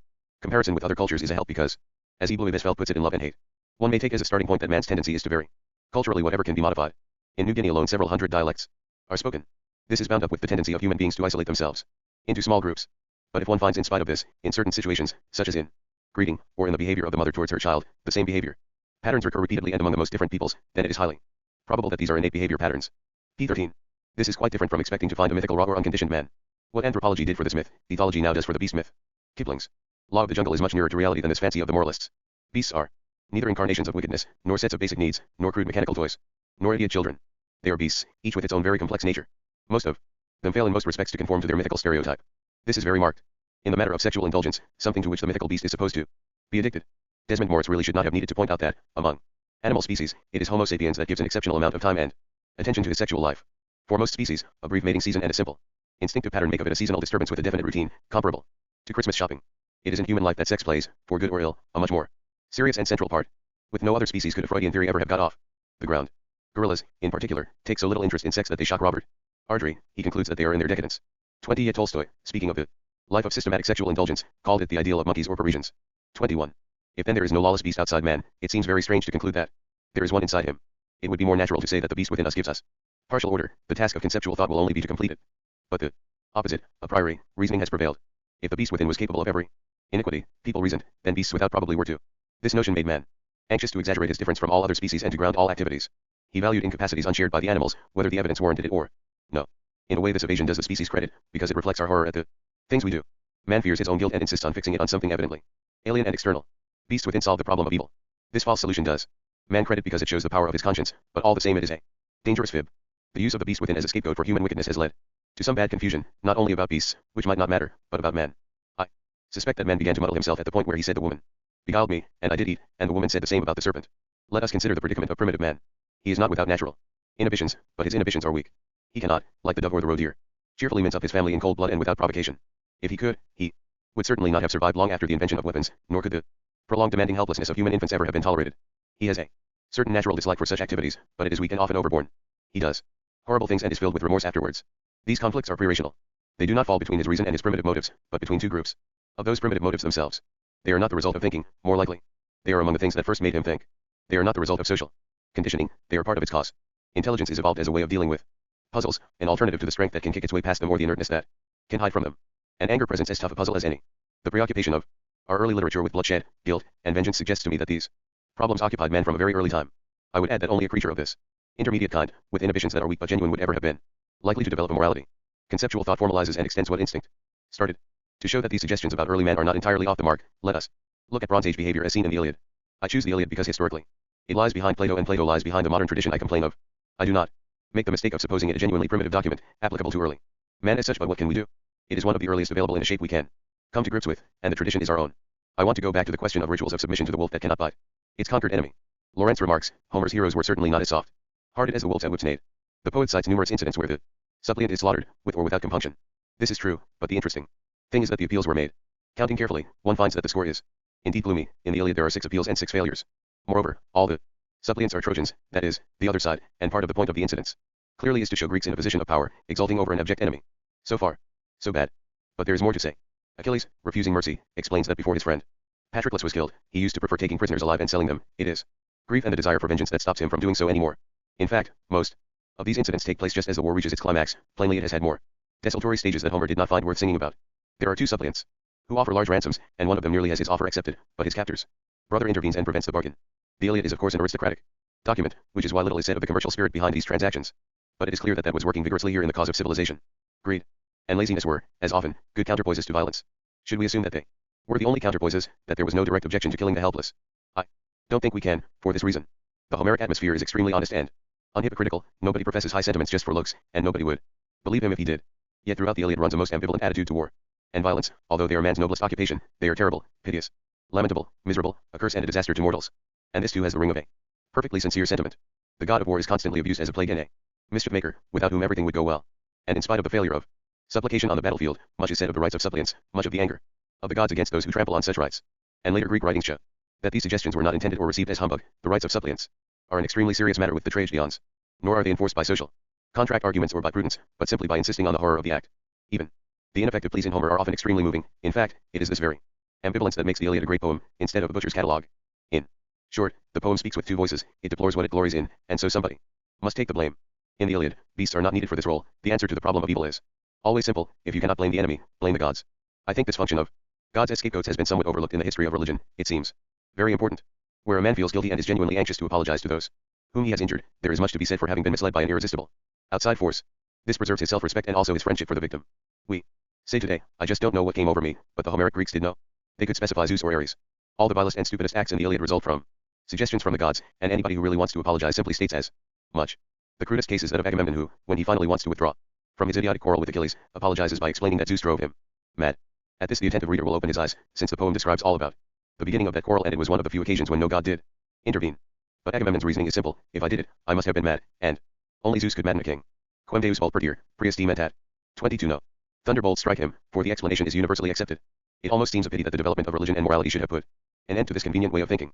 They did, however, and as the Greek notion of The gods grew steadily more dignified and noble. The problem, whom can I blame for my faults, again became pressing. I do not think it is any accident that Plato, the first Greek who consistently wrote of the gods as good, was also the first active exponent of the beast within. Black horses, wolves, lions, hawks, asses, and pigs recur every time he mentions the subject of evil. They provide the only terms in which he can talk about it. This is not an idle stylistic device. There is no such thing in Plato. His serious view is that evil is something alien to the soul, something other, the debasing effect of matter, seeping in through the instinct of nature. This treacherous element clearly cannot be anything properly human. It must be described in animal terms and those of no particular animal at that, since all particular animals have their redeeming features, but a dreadful composite monster combining all the vices, in short, the beast within, whose only opponent is the rational soul.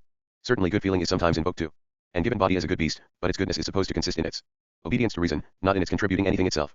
The white horse willingly obeys the charioteer and helps him to restrain the black. 23 It is no Balaam's ass that hazards its own suggestions. Accordingly the feelings named in this connection are shame, ambition, the sense of honor, never, for instance, pity or affection, where the body might be held to make good suggestions to the soul. Plato's map excludes such a possibility. This exclusion has been both morally and psychologically disastrous. Fear of and contempt for feeling make up an irrational prejudice built into the structure of European rationalism. 24. Aristotelian and Kantian beasts. Aristotle, though in general he was much more convinced of man's continuity with the physical world than Plato, makes some equally odd uses of the contrast between man and beast. In the Nicomachean Ethics, 1.7, he asks what the true function of man is, in order to see what his happiness consists in, and concludes that that function is the life of reason because that life only is peculiar to man. I do not quarrel for the moment with the conclusion but with the argument. If peculiarity to man is the point, why should one not say that the function of man is technology, or the sexual goings unnoted by Desmond Morris, or even exceptional ruthlessness to one's own species? In all these respects, man seems to be unique. It must be shown separately that this differentia is itself the best human quality, that it is the point where humanity is excellent as well as exceptional. And it is surely possible a priori that the point on which humanity is excellent is one in which it is not wholly unique, that at least some aspect of it might be shared with other beings. Animals are, I think, used in this argument to point up by contrast the value of reason, to give examples of irrational conduct whose badness will seem obvious to us. But unless we start with a particular view about the importance of reason in conduct, we shall not necessarily agree. If we prefer, among humans, an impulsively generous act to a cold-blooded piece of calculation, we shall not be moved from our preference by the thought that the generous act is more like an animal's. Nor ought we to be. The claims of reason must be made good, if at all, within the boundaries of human life itself. They could be strengthened by contrasts with other species only if it were true, as sometimes seems to be suggested, that animals were, in fact, invariably wicked. Arguments of this form have, however, flowed on unchecked. One of them is used by Kant in his early lectures on ethics, where, in the course of some rather sharp remarks about sex, he says, sexuality exposes man to the danger of equality with the beasts. 25. But how can there be such a danger? The logic of this complaint deserves attention. To be like the beast is not always considered bad, since we share with them many habits, such as washing and nest building, and the care of the young, which everybody approves of. The point might be that beasts give more time and attention to sex than people, or are more promiscuous. But even if this were true, it would not alone show that they were wrong to do so, or that people would be wrong to imitate them, not unless one had shown separately that animals always were wrong, or that people should never imitate them. This would be hard in face of such advice as go to the ant, thou sluggard, or be as wise as serpents and harmless as doves. There are many activities, such as eating bananas, where the accusation you are behaving like an animal could properly be met with the answer, but I am an animal. We need to be shown again, separately, and within the context of human life why a particular activity is unsuitable to people. Otherwise the reference to animals here follows a form often used in popular morality when mention is made of any group considered inferior. We will call them gonks. The argument runs: some gonkish practices are abominable. This is a gonkish practice. Therefore this practice is abominable. The only thing that could make an honest argument of this would be a real universal major premise, and in the case of animals such a premise has often been half consciously accepted. If one assumes that everything animals do is evil or inferior, then the argument takes on some force. The vices of the monstrous beast within are being projected onto actual animals. Kant does not really need this argument at all. The dangers that he sees in sexuality can be, and are, much better expressed in terms more central to his ethics. They are dangers of treating people as things, treating them without respect, using them as means, and not as ends in themselves. These are intelligible concepts. But the notion of humanity Kant uses in developing them is an odd one, and its oddity is again brought out by his attitude to animals. He wants us to respect humanity because it is rational, not because it is conscious. We wonder about lunatics, about the old, about babies. Kant is adamant that everything in human form must be respected, but has he any business to be so? Animals give an interesting test: can we treat them as things? Or are they two ends in themselves? Kant says they are not ends in themselves because they are not rational, so we cannot have any duties to them and we may treat them simply as means to our own ends. This does not mean that we may be cruel to them. But the reason for not being cruel is that cruelty would debase our own nature. It is therefore our duty to ourselves to avoid this defilement. But why it should be a defilement we don't know. There seems no official reason why Kant should not say, with Spinoza, that animals, though conscious, are entirely at the disposal of man, and can be used as suits his purposes. If these purposes are otherwise important, even if they involve giving great pain to the animal, no objection could arise on Spinoza's principles, nor as far as I can see on Kant's either. 26 There would therefore seem to be no objection to enjoying giving pain either. I do not just mean that the objections would be weak, I think they would be meaningless. This view seems very forced, almost as forced as Descartes' contention that animals are actually unconscious. 27 If you think cruelty wrong in general, which Kant certainly did, it seems devious to say that cruelty to animals is wrong for entirely different reasons from cruelty to people. What I have said about Plato, Aristotle, and Kant has, I hope, shown that the use of animals as symbols of wickedness has done ethics no good, and that arguments based on it are irrelevant. But are they positively misleading? I think they are. In the first place, irrelevance itself misleads, because it distracts. Insofar as people looked for the source of evil in their animal nature, which was something they could not possibly alter, they were kept occupied by a contest they could not win. They either gave their energies to trying to jump off their shadows, or grew depressed at the difficulty of their position, and gave up altogether.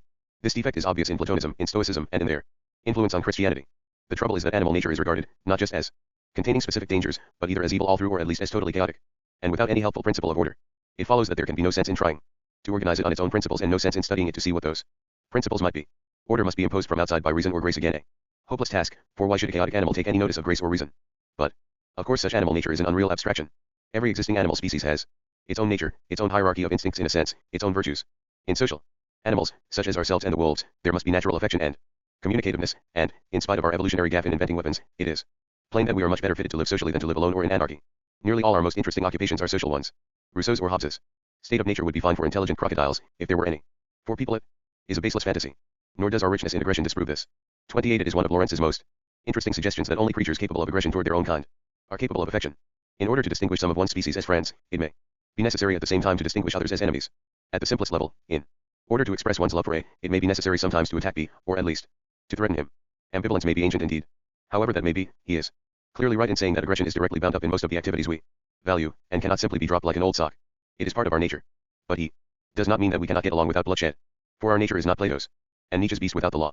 It is a complex, balanced affair, a structure like the beasts within other beasts, subject to a lot of laws, and rather more, not less, adaptable than others, because where they grew horns and prickles, we grew in intelligence, which is quite an effective adaptive mechanism. Where fighting is inconvenient, we can play chess or sue each other. Even the beasts within other beasts are much more adaptable here than has been believed. In particular, if they do not get what they want, they will accept something else instead. When they thirst for blood and cannot catch their enemy, they work it off by mock attacks on empty air or pieces of wood or the surrounding scenery, or by making noises, or by driving off neighbors or casual passers-by whom they do not usually hurt. This is called redirection. 29. Alternatively, they turn vigorously to some apparently irrelevant activity. This is called displacement. 30. It is very clear that without these devices most living creatures would long ago have pined away or burst from disappointment, since actually getting what one wants must be one of the world's rarest experiences. Of course these things are possible for people, and we all practice them constantly. The behavior of anybody waiting impatiently for something will supply excellent examples. But it is part of the mythical, natural history of the beast within that it must have blood that it will not be content to swear, break dishes, play squash, or write to the newspapers instead. The limits of displacement and redirection for the human species are not clear. We have all seen that they can stretch quite wide. The non-aggressive cultures cited by anthropologists provide some pretty examples. Margaret Mead's Arapesh, for instance, devote much of their lives to precautions against hostile sorcery. 31. And Ruth Benedict's Zuni Indians, while given to an apparently less sinister form of magic, openly use it as a means and a pretext for the control of aggression, which seems a rather different thing from not being aggressive in the first place. 32. The fundamental taboo upon their holy men during their periods of office is against any suspicion of anger. Such ways of conducting the lightning are just the kind of thing that Lorenz wants us to study. He merely suggests that seeing them as displacement activities may enable us to understand them better, that ethological studies might well be useful here along with the obvious psychological and anthropological ones. But for this purpose we must honestly recognize our own pugnacity, and modify the notion of the characteristically human that has been accepted, both by common opinion and by philosophers. Neither beasts without nor beasts within are as beastly as they have been painted. One notice the word normally here. It has to be used or understood in describing the life of any plant or animal. There are always exceptions. Because putting it in every line is tedious, one sometimes omits it, and this must, it seems, be the reason why many people firmly believe that Lorenz said that animals never murder others of their species, or at least that wolves never do so. This belief is a complete mistake. Lorenz describes such inhibitions as needing to be adequate, that is, to the purpose of preventing extinction, and says that the most reliable ones are found among the most bloodthirsty predators. But the most reliable examples of anything do not have to be infallible.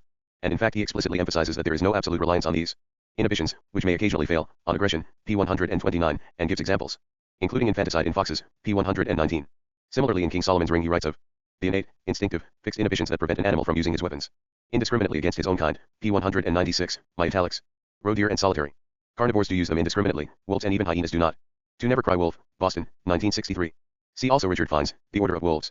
London, 1976, and Lois E. Bullis Wild Dogs of the World, London, 1974. 3. Again, adequate does not mean total. Since Lorenz wrote, much observation has been made of lions, a species whose inhibition is much less strong, but then, so is their sociality. For other carnivores and their customs, see Sociobiology, pages 246 to 247. Wolves and wild dogs clearly are somewhat special. But the point here is not how widely the inhibition works in any given carnivorous species. It is that it does not work adequately in man. If it did, we should not need law or morality to restrain violence. 4 CP 47 for the non-aggressive societies. Wilson flatly denies that man shows more savagery, saying murder is far more common and hence normal in many vertebrate species than in man, even when our episodic wars are averaged in Sociobiology, p. 247. How does one check such things?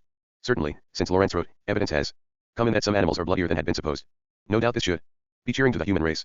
Beyond this, Wilson suggests that a Martian zoologist visiting a randomly picked human population would probably see little violence. But he probably would not see much theft or sexual activity either, yet both go on. Those of us who lead protected lives do not find it easy to believe in serious wife and child beating, but they are evidently quite common.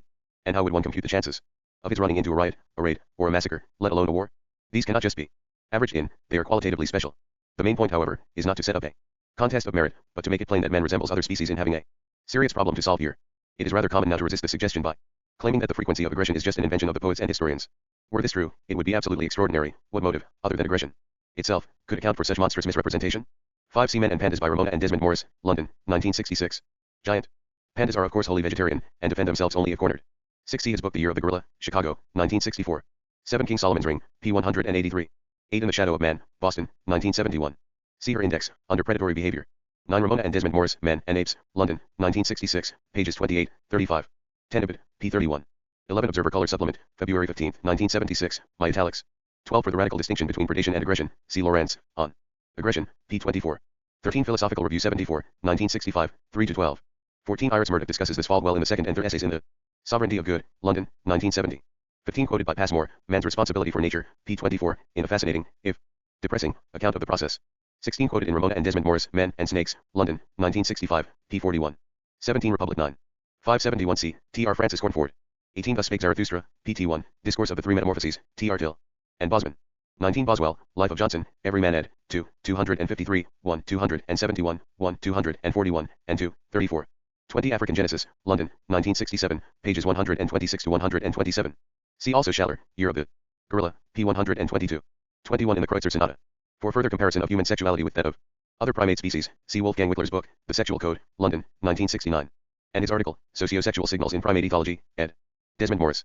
London, 1967. 22 Whom God wishes to ruin, he first drives mad. 23 Plato, Phaedrus 254 to 257. 24 I shall develop this point further in chapter 11. 25 Duties towards the body in respect of sexual impulse, Lectures on Ethics, T.R. Lewis Infield, London, 1930, p. 164. 26 Kant, Duties towards animals and spirits, Lectures on Ethics. For Spinoza, see below, chapter 13, pages 351 ff. I shall be pursuing the very important point raised by Kant, both there and in chapter 10, pages 218 ff. 27 For Descartes, see the second section of chapter 10. 28 Recent discussions of this topic have been sidetracked by the suggestion that the word aggression properly has only a political sense, that it means only official, formalized warfare. This seems quite out of accord with usage. It has been in common use throughout the century as the name of a motive, that is, of a wish or tendency to attack privately or publicly, physically or emotionally, literally or metaphorically. He is chock full of aggression.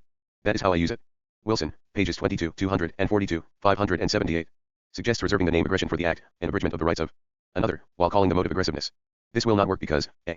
Without the motive, an injurious act is not a piece of aggression at all, it might be, for instance, an accident or a piece of self-defense, and, b. If the motive is there, we can still show aggression by gestures and so on, even if we do no damage. Moreover, the notion of rights is quite obscure. 29 C. Lawrence, on aggression, index under redirected activity. Of all the ethological concepts I have come across, this seems to me the most significant. Politically, for it is something we usually manage not to recognize in ourselves, telling ourselves that the people on whom we work off our anger actually are abominable. Yet, bystanders can see our self-deception plainly. Victims often cannot escape, as passing animals usually can, because human society roots them in their place. Thus, dozens of human iniquities from wife-beating to racism are caused by the passing on of offense. 30 C. Tinbergen, The Herring Gull's World, London, 1953, Chapter 7. Displacement is also of great general interest in that, in a clear sense, it explains embarrassment, an essential job which I don't think has been properly done before. I suspect also that many of our activities are unsatisfying because they are really displacement activities. Overeating and much sexual activity may be examples. 31 Mead, Sex and Temperament in Three Primitive Societies, New York, 1935. 32 Benedict, Patterns of Culture, Boston, 1934, Chapter 4. 3. Instinct, Nature, and Purpose. Instincts, closed and open. I have been suggesting that animal life is much more orderly, and ordered in a way much closer to human patterns, than tradition suggests. People may grant this, and still ask what it means to attribute the order to instinct. This question must be gone into before the word can sensibly be applied to people. It is a large topic, but I may at least be able to remove a few obvious confusions. To begin with, people who dislike the word instinct can, if they prefer, often read, drive or program for it, both of which are now in quite popular use. The substitution may help to make it clearer that what we are talking about is not a voice within, nor any supernatural being or entity, but a disposition, a set of causal properties. People tend to wave Occam's razor around somewhat wildly here, because they think they smell entities lurking under all the abstract terms. One considering some past uses of instinct. This is not surprising. But care is no more necessary here than it is with abstract terms, like society or even behavior. Skinner sometimes writes of organisms emitting behavior as if it were some kind of gas. To no doubt he doesn't want to be taken literally. Another source of trouble is, I think, the notion that a creature that is going to act on instinct must begin to do so as soon as it is born. Some instinctive behavior, such as human crying and sucking, and the baby kangaroo's extraordinary journey to the pouch, does work like this. Most does not. It happens when the occasion arises and the creature is mature enough. Sexual behavior, honey dances, birdsong, and all reactions to extreme and unusual threads appear later. There is nothing mysterious about this delayed action of inherent dispositions, any more than there is about a tree that, after continuing apparently inactive for many years, suddenly produces chestnuts, or indeed a human body that, at a certain point, stops growing. In the medical sector, nobody is surprised at This long-term innate programming. And since glands, brains, secretions, and so on are, on anyone's view, physical objects, it seems odd to be surprised at the same programming in the behavioral context. Some people might, I think, accept this account for instinctive actions that are perfectly specific, such as nest building or fairly standardized sexual conduct. What worries them is the notion that a more general pattern, such as aggression or sex, generally, should be called instinctive. But the two things go together. Specific actions make sense only within a certain context, a particular way of life. A useful piece of terminology here is that of closed and open instincts or programs. Closed instincts are behavior patterns fixed genetically in every detail, like the bees' honey dance, some birdsong, and the nest building pattern of weaver birds. Here the same complicated pattern, correct in every detail, will be produced by creatures that have been carefully reared in isolation from any member of their own species and from any helpful conditioning. Such genetic programming takes the place of intelligence. Learning is just maturation. Open instincts, on the other hand, are programs with a gap. Parts of the behavior pattern are innately determined, but others are left to be filled in by experience. Thus young birds are so constructed, or programmed, as to follow, seek after, and obey whatever comes before them as their mother, but the mother's actual appearance cannot be in the program. Experience must imprint it. This is the simplest kind of open instinct, and it is very common. Even quite simple animals, however, perform activities where the gap left for experience has to be much larger, yet the general aim is still innately determined. For instance, in such general locomotive tendencies as the one to come home, which is common to many animals, including some very simple ones, an indefinite and unpredictable variety of ways of traveling, routes to be followed, and kinds of possible obstacle has to be provided for. Yet the creature must still have a general ruling motive. It cannot just wander at random till something reinforces a movement, since this is the surest way to an early death. For each kind of animal, a quite limited way of life is suitable, arranged that it must quickly find and keep to. So programming includes a number of strong general tendencies, for example, to get home, to seek water, to hide by day, and to avoid open spaces. And the more complex, the more intelligent creatures become, the more they are programmed in this general way, rather than in full detail. Specific actions that are part of the species repertory occur, but they work only in the context of these general directives. These open instincts are general tendencies to certain kinds of behavior, such as hunting, tree climbing, washing, singing, or caring for the young. Cats, for example, tend naturally to hunt. They will do so even if deprived of all example. They do it as kittens when they do not need food, and they will go on doing it even if they are kept fully fed. It is not just a means to an end. But their hunting is not a single stereotyped pattern, it covers a wide repertory of movements. A cat will improve greatly in its choice of these during its life. It can invent new ones and pick up tips from other cats. In this sense, hunting is learned. The antithesis between nature and nurture is quite false and unhelpful here. Hunting, like most activities of higher animals, is both innate and learned. The creature is born with certain powers and a strong wish to use them, but it will need time, practice, and, often, some example before it can develop them properly. Other powers and wishes it does not have and will find hard to acquire. For instance, swimming is outside the usual range of both cats and apes. In spite of their great agility, it does not suit them, as it suits men and hippopotami. Example will not usually bring them into the water, and they may starve if their food lies beyond it. And Cape hunting dogs, unlike most of the dog tribe, do not display dominance behavior nor exclusive selection of a mate. They are altogether less individualistic, more thoroughly welded into a society, than are most dogs. That is the character of their species. And every species has such a character. 3. Now in this context, the notion of aggression as a general open instinct or tendency is perfectly sensible. Whether or not any particular species is aggressive is as clear a question as whether it burrows or builds nests. The range of behavior covered is wider, but still quite distinct. Aggression is a general tendency to attack members of one's species. It is not that much more particular thing, a tendency to kill. It is satisfied with driving away, though if it meets resistance there may be a fight involving injury or death. In any species that is aggressive at all, there are of course specific patterns of behavior used in attack and threat. Dogs do not attack in the same way as terns or porcupines. So, attack itself is not something generalized and standard. But there is still a unifying factor. Threats are, necessarily, understandable across species barriers. In highly social species, the interpretation of threats is so far developed and refined that actual physical attack is very seldom needed, though it is always a possibility. What unifies cases of attack then is not, as people sometimes think, they're all tending toward a specific act, namely killing. It is their relation to other motives connected with space and dominance. Aggressive creatures are commonly ones that want space around them, and once they have got somebody else out of it they are usually content to forget about him. Certainly, killing him is one way of doing this, but in natural conditions it is a comparatively rare one. Much commoner is requiring his submission. An animal that gives way to a mild attack often does not need actually to vanish, provided that it makes itself small. It marks its submission by bowing down in some way, so that it does not intrude on the space surrounding the victor. If the submission is accepted, it does not have to go away. The winner often signifies this with a friendly gesture, and the quarrel is made up. This whole range of behavior is extremely complex, but the capacity for it is still innate in a species, and forms a part of the species' character. Open instincts of this kind are the main equipment of the higher animals. It is to them that we must attribute all the complex behavior that makes the wolf's social life so successful. Monogamy, cleanliness, cub care, and inability to attack the helpless are loose patterns, but they are built in. Open and closed instincts, however, are clearly not distinct kinds of things. They are extremes of a scale with many grades between. For instance, besides the birds with a fixed song pattern, there are others with various powers of imitation. Mockingbirds imitate other bird song and also non-bird noises. Their programming is obviously a more complicated matter than a cuckoo's, and must include some power of selection. But imitating itself is an instinct with them. They will do it untrained, and you cannot teach them to compose instead. Nest building with the higher animals is similar. Unlike the weaver birds, they have no fixed stereotype, but a nest they will have, and if there is nothing to build it of they will do the best they can without. Rats will carry their own tails repeatedly into a corner, still showing the same peculiar movements they would use if they had proper materials. For, in this way every gradation is found from the stereotype to the quite general tendency. 5. At the narrow end. Perhaps we can say that no instinct can ever be completely closed. Even the weaver bird must vary things a little according to the branch and his materials. Even the dancing bee adapts to the state of the hive and of her digestion. At the wide end, what shall we say? Will the notion of open instincts make sense when applied to people? Or does it then become so wide as to be vacuous? When people such as Watson say that man has no instincts, they always mean closed instincts. They point to his failure to make standard webs or do standard honey dances, and ignore his persistent patterns of motivation. Why do people form families? Why do they take care of their homes and quarrel over boundaries? Why do they own property? Why do they talk so much, and dance, and sing? Why do children play, and for that matter adults too? Why is nobody living in the Republic of Plato? According to blank paper theory, because of cultural conditioning. But this is like explaining gravitation by saying that whenever something falls, something else pushed it. Even if it were true, it wouldn't help. Who started it? Nor does it tell us why people ever resist their families, why they do what everybody is culturally conditioning them not to do. I have never seen a proper answer to that on the blank paper assumption, but I gather it would be expressed in terms of subcultures and cultural ambivalences, of society's need for a scapegoat, and the like. It is a pleasing picture. How do all the children of 18 months pass the news along the grapevine that now is the time to join the subculture, to start climbing furniture, toddling out of the house, playing with fire, breaking windows, taking things to pieces, messing with mud, and chasing the ducks. For these are perfectly specific things which all healthy children can be depended on to do, not only unconditioned but in the face of all deterrents. Just so. Chomsky asks Skinner how it comes about that small children introduce their own grammatical mistakes into speech, talking in a way that they have never heard and that will be noticed only to be corrected. In dealing with such questions, the blank paper theorist's hands are tied by his a priori assumption. The ethologist, on the other hand, proceeds empirically. When he finds some activity going on among the species he studies, he simply starts watching, photographing, and taking notes. From detailed observation of the context and comparison with other activities, he gradually moves toward explaining its relation with other things that are done. Thus, when herring gulls meet at the borders of their territories, they constantly turn aside and pull grass. This is like nest building behavior, but the birds do not use the grass. Instead, they follow other patterns that commonly issue in fighting, and at times do fight.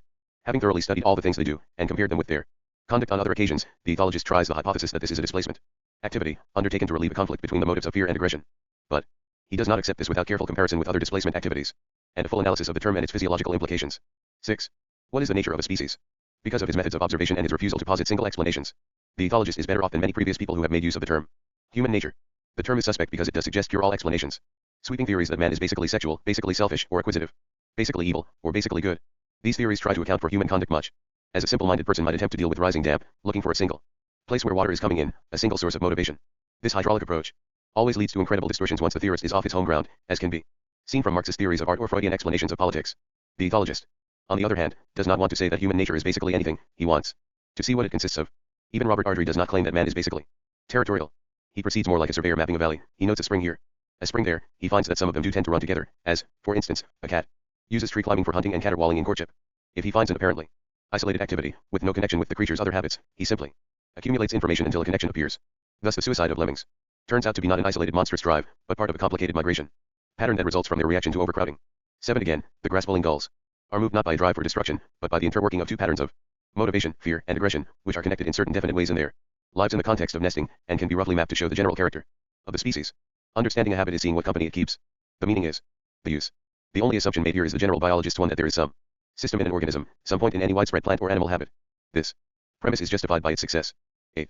The nature of a species, then, consists in a certain range of powers and tendencies, a repertoire, inherited and forming a fairly firm characteristic pattern, though conditions after birth may vary the details quite a lot. In this way, baboons are naturally hierarchical animals, since they travel in bands with a leader and what is pleasingly called a senate of elders, and show carefully graded dominance behavior down to the meanest juvenile. This is not disproved by showing that a group does not have a brutal pecking order, nor that the details of the hierarchy vary a great deal with different species and conditions.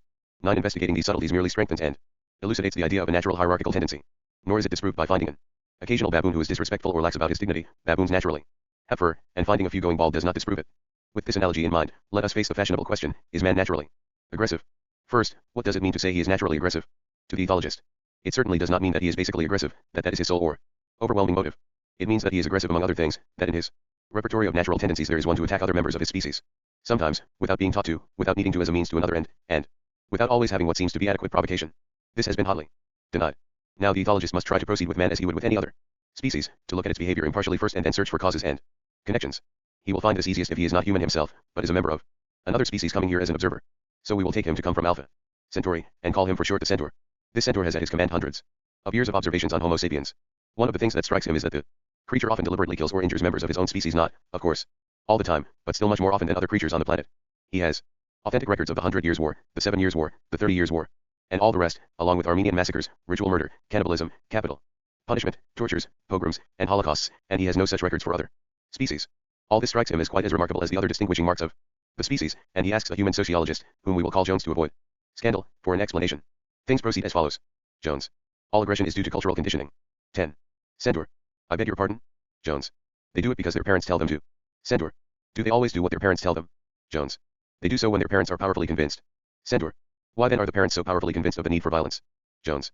The parents are misled by wicked rulers, who find war in their interest. Modern techniques of brainwashing render this sort of deception very easy. Centaur. I suppose then that the slaughter bears all the marks of a culturally imposed activity. It will be desultory, etiquette-ridden, reluctant, like church-going among people who are not religious. It will, in view of what you say about modern techniques, be a much more recent invention than these documents suggest. It will be undertaken with obvious boredom, simply to gain a living and satisfy the authorities. It will need to be disguised by association with something more attractive to render it palatable. It will be readily abandoned in any disturbance, and will be more popular with the old than with the young. Now please show me films and records of various sorts of slaughter, in which these points are clearly brought out. Jones. Your approach is crude and you have not understood the subtlety with which society conducts its conditioning campaign. Most of it is unconscious. People think they are acting spontaneously. Centaur. But I thought I had heard you complain, in discussing other schools of earthling psychology, that they relied on hypotheses about unconscious proceedings. Did you not dismiss such hypotheses as unverifiable, and therefore meaningless, and their use as unscientific? Jones. Certainly I did. But then, you see, their hypotheses, unlike mine, happen to be wrong. Mine are scientific because they are not just hypotheses. They are the principles of my science. That is one way the conversation may go. Another is this: instead of cultural conditioning, Jones says that violence results from frustration. 11. That is to say, men never engage in aggression if they are not frustrated. Centaur. But do men ever live a life that does not frustrate them? First alternative. Jones, emphatically. Never. Such a life is impossible. Centaur. Then how do you know what they would do if they did? Jones. Because what is natural is good, and aggression is bad. Centaur. Species, however, are sometimes naturally prone to habits which for them are bad, as appears from your own records of the Irish deer, the Argus pheasant, 12 and possibly the dinosaurs. Circumstances change, selection mechanisms are fallible, traits hypertrophy or stop being adaptive when the climate alters or the species invents weapons. Jones. You do not appreciate the dignity of man. He is above such lapses. Centaur. I apologize. Perhaps we had better leave aside the question of what would happen if he were not frustrated. Are his reactions when he is frustrated not also a part of his nature? Other species make full use of displacement activities. Gulls pull grass, wolves growl, gorillas roar, sticklebacks stand on their heads and dig gravel. In this way actual slaughter is most often avoided. Man has displacement activities too, which seems in itself evidence of aggressive wishes, but they are not enough to keep him from slaughter. Why not? Jones. It might possibly be allowable to describe the state of affairs in terms of an aggressive instinct, but only if we make clear that it is a conditional instinct, one that will come into play only if there is frustration and provocation first. Centaur. All instincts are in some sense conditional. They all need proper occasions. Even to get hungry and thirsty, animals have to be in normal health and not preoccupied by some other, stronger motive such as fear. If the condition you have in mind is just the usual, inevitable measure of frustration and annoyance, this hardly means much. But you seem to be saying more. Do you seriously mean that provocation is always necessary? That aggression can only be reactive? That the occasions when men, like other creatures, appear to go out to seek a quarrel are always illusory? If people attack only when they are provoked, who provokes them? Second alternative. Jones. They hardly ever escape frustration, but that is because of a fault committed by nearly all parents and teachers, which deforms most human beings in early life. Centaur. Then is not liability to commit that fault, and to be so easily deformed by it, part of the nature of the species rather than an outside accident? And please tell me more about the exceptional non-aggressive cases. Do they never want what they cannot get? And if they do, does their frustration never result in aggressive behavior? Jones. Maybe, but then the educational fault in question, though unnatural, is always committed to some degree. Centaur. What is the difference between saying this and saying that the fault in question is natural? You would then be recommending keeping it in check by certain educational methods, and of course you need not mean that those methods themselves are unnatural either. You would be using one part of the creature's nature to control another, just as you do when you cultivate a child's natural prudence to counter his natural tendency to take risks. That is how education works. All educable species are complex. If I may digress to the problems of centaurs, the meaning of biological determinism. A third, rather more metaphysical variation of this argument has been added lately. Jones. The notion that aggression is innate is biological determinism. This poses an intolerable threat to human freedom. Centaur. Are you objecting to determinism generally, or just to the biological kind? First alternative. Jones. To the biological kind. Physical determinism I can stand, economic and social determinism I positively welcome. 13. Centaur. Please go on. If the behavior of living cells is not determinate, how will economic or social prediction be possible? At present we take such things as the pattern of crop growth or of the human metabolism, including people's digestive capacities, for granted. But these are surely the concern of biology. Or again, if the behavior of physical particles is determined, at what stage does indeterminacy creep in? Is the behavior of MOEB undetermined? Jones. No. My objection is, of course, confined to the human scene. It might be better to describe it as aimed against genetic determinism. What I resist is the suggestion that a human life is completely predictable from genes, before the individual ever meets his society. Centaur. Is there such a suggestion? Jones. Your talk of innate aggression implies it? Centaur. No, indeed no more than talking of us as innately social implies that we must spend our lives going to parties, or saying that we are innately suggestible means that we must believe everything we are told, or, indeed, that calling us capable of sleep means that we have to sleep all the time. These are general dispositions. The room for particular developments within them and bargains between them is enormous. Jones. Then you do not take your genetic factors seriously as causes. Centaur. They are perfectly serious, but they are wide, and they are only one set of causes among others. No set of causes alone can be fully determining. That, surely, is the weakness of all forms of hyphenated determinism: economic, social, physical, or, indeed, genetic. This point brings us to the second alternative, to the possibility of dismissing determinism altogether. What would this mean? Centaur. What actually is determinism? Your idea seems to be that there are two Sorts of causes: hard and soft, determining and disposing, complete and incomplete. You want genetic causes classed as the incomplete, soft sort. But determinism is surely a view about all causes. And all causes are incomplete. If we pick out one set of them, economic, environmental, psychological, or whatnot, we are just making a selection. One that we hope will be helpful, from a vast set, all of which must be present. We are not claiming to unveil the secret spring of the whole. So far as it goes, however, we must take each set seriously, or it is no use to us. Causes do not force effects to happen. That is a superstitious view, but they do help us to understand and predict them. Perhaps then, if we are to understand it, we must, for theoretical purposes, think of human behavior as predictable. Still, as that interesting humanoid philosopher Bertrand Russell makes clear, nobody could conceivably have the information that would make it predictable in practice. As he says, defining determinism, given the state of the whole universe throughout any finite time, however short, every previous and subsequent event can theoretically be determined as a function of the given events during that time. 14. Unless you think it conceivable that anybody should be given that, determinism remains something highly theoretical and remote. Like the assumption that questions have answers, it is a piece of apparatus for investigation, not the statement of a fact. But the contrary assumption, that our actions are not predetermined, is much less remote. It is one that we have to make every time that we wonder what to do.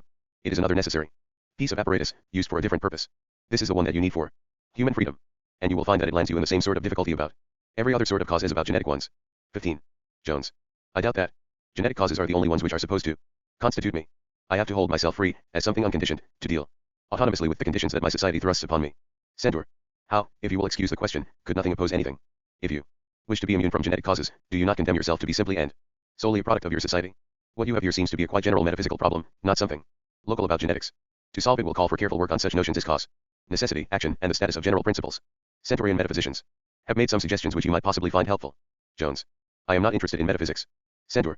Then may I ask you instead about some practical difficulties that you seem likely to raise for yourself in medical contexts? I notice that, when you are speaking medically, you seem fairly satisfied with determinism even on biological questions. You willingly excuse bad conduct where it seems that the offender has something wrong with his glands or his brain. Here you assume what seems necessary for all understanding of conduct, a continuity between the physical and mental aspects of people.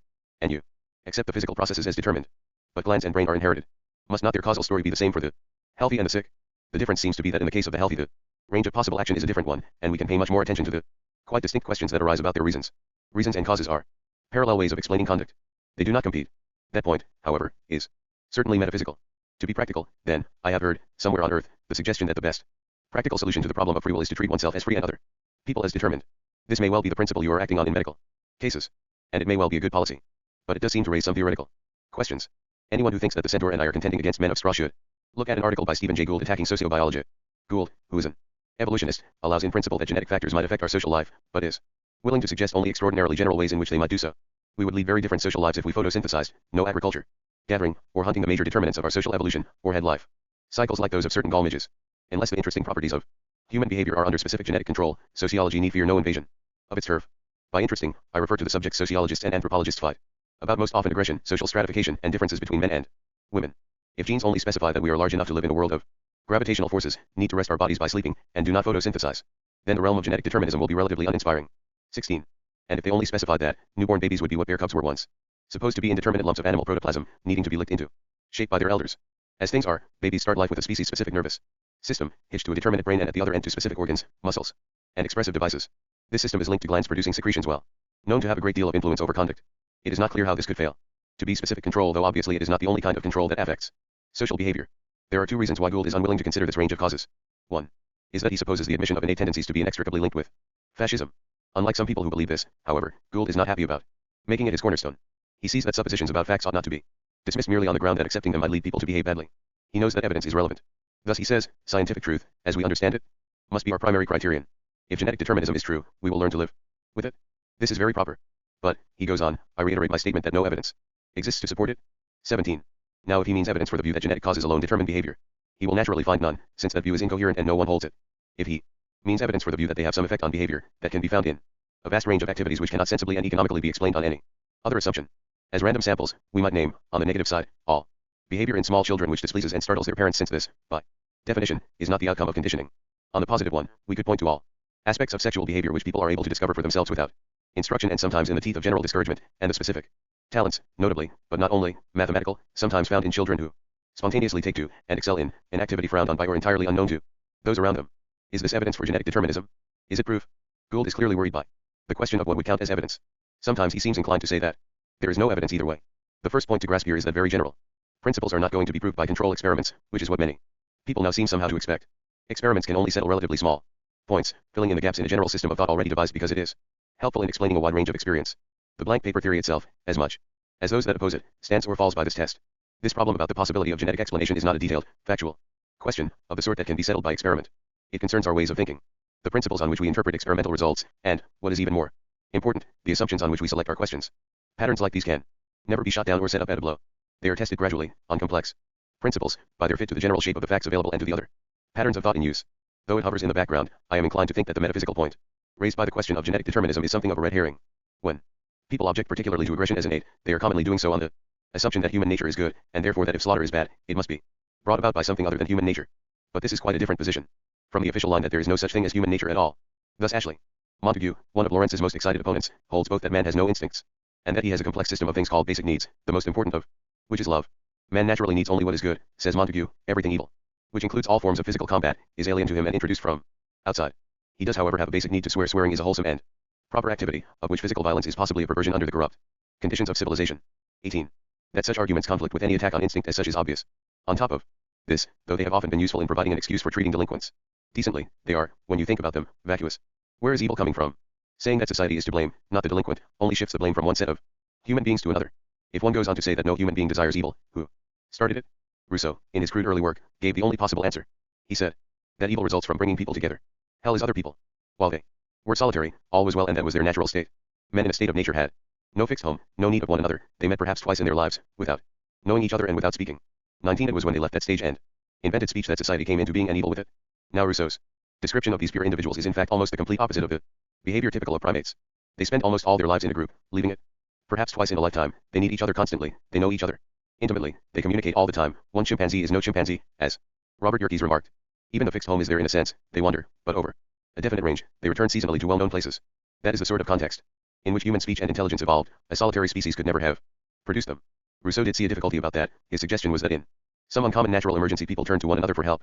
Then, no doubt, the chairman convoked the Congress of hitherto speechless elders, and raised the motion that the time had come to invent language. Since Darwin, people ought not to talk like this. Because society is the condition of man's living at all, let alone living naturally, and because there is some evil, namely, at least friction, in any society, evil too is in some sense natural to him. He has, like any other species, his own natural evils. This idea is difficult only if you insist on the black and white approach by which, if he is not naturally good all through, he must be, all through, naturally evil. These extremes have always been popular with the moralists. As Fielding described them in Tom Jones' Square, held human nature to be the perfection of all virtue, and that vice was a deviation from our nature, in the same way as deformity of body is.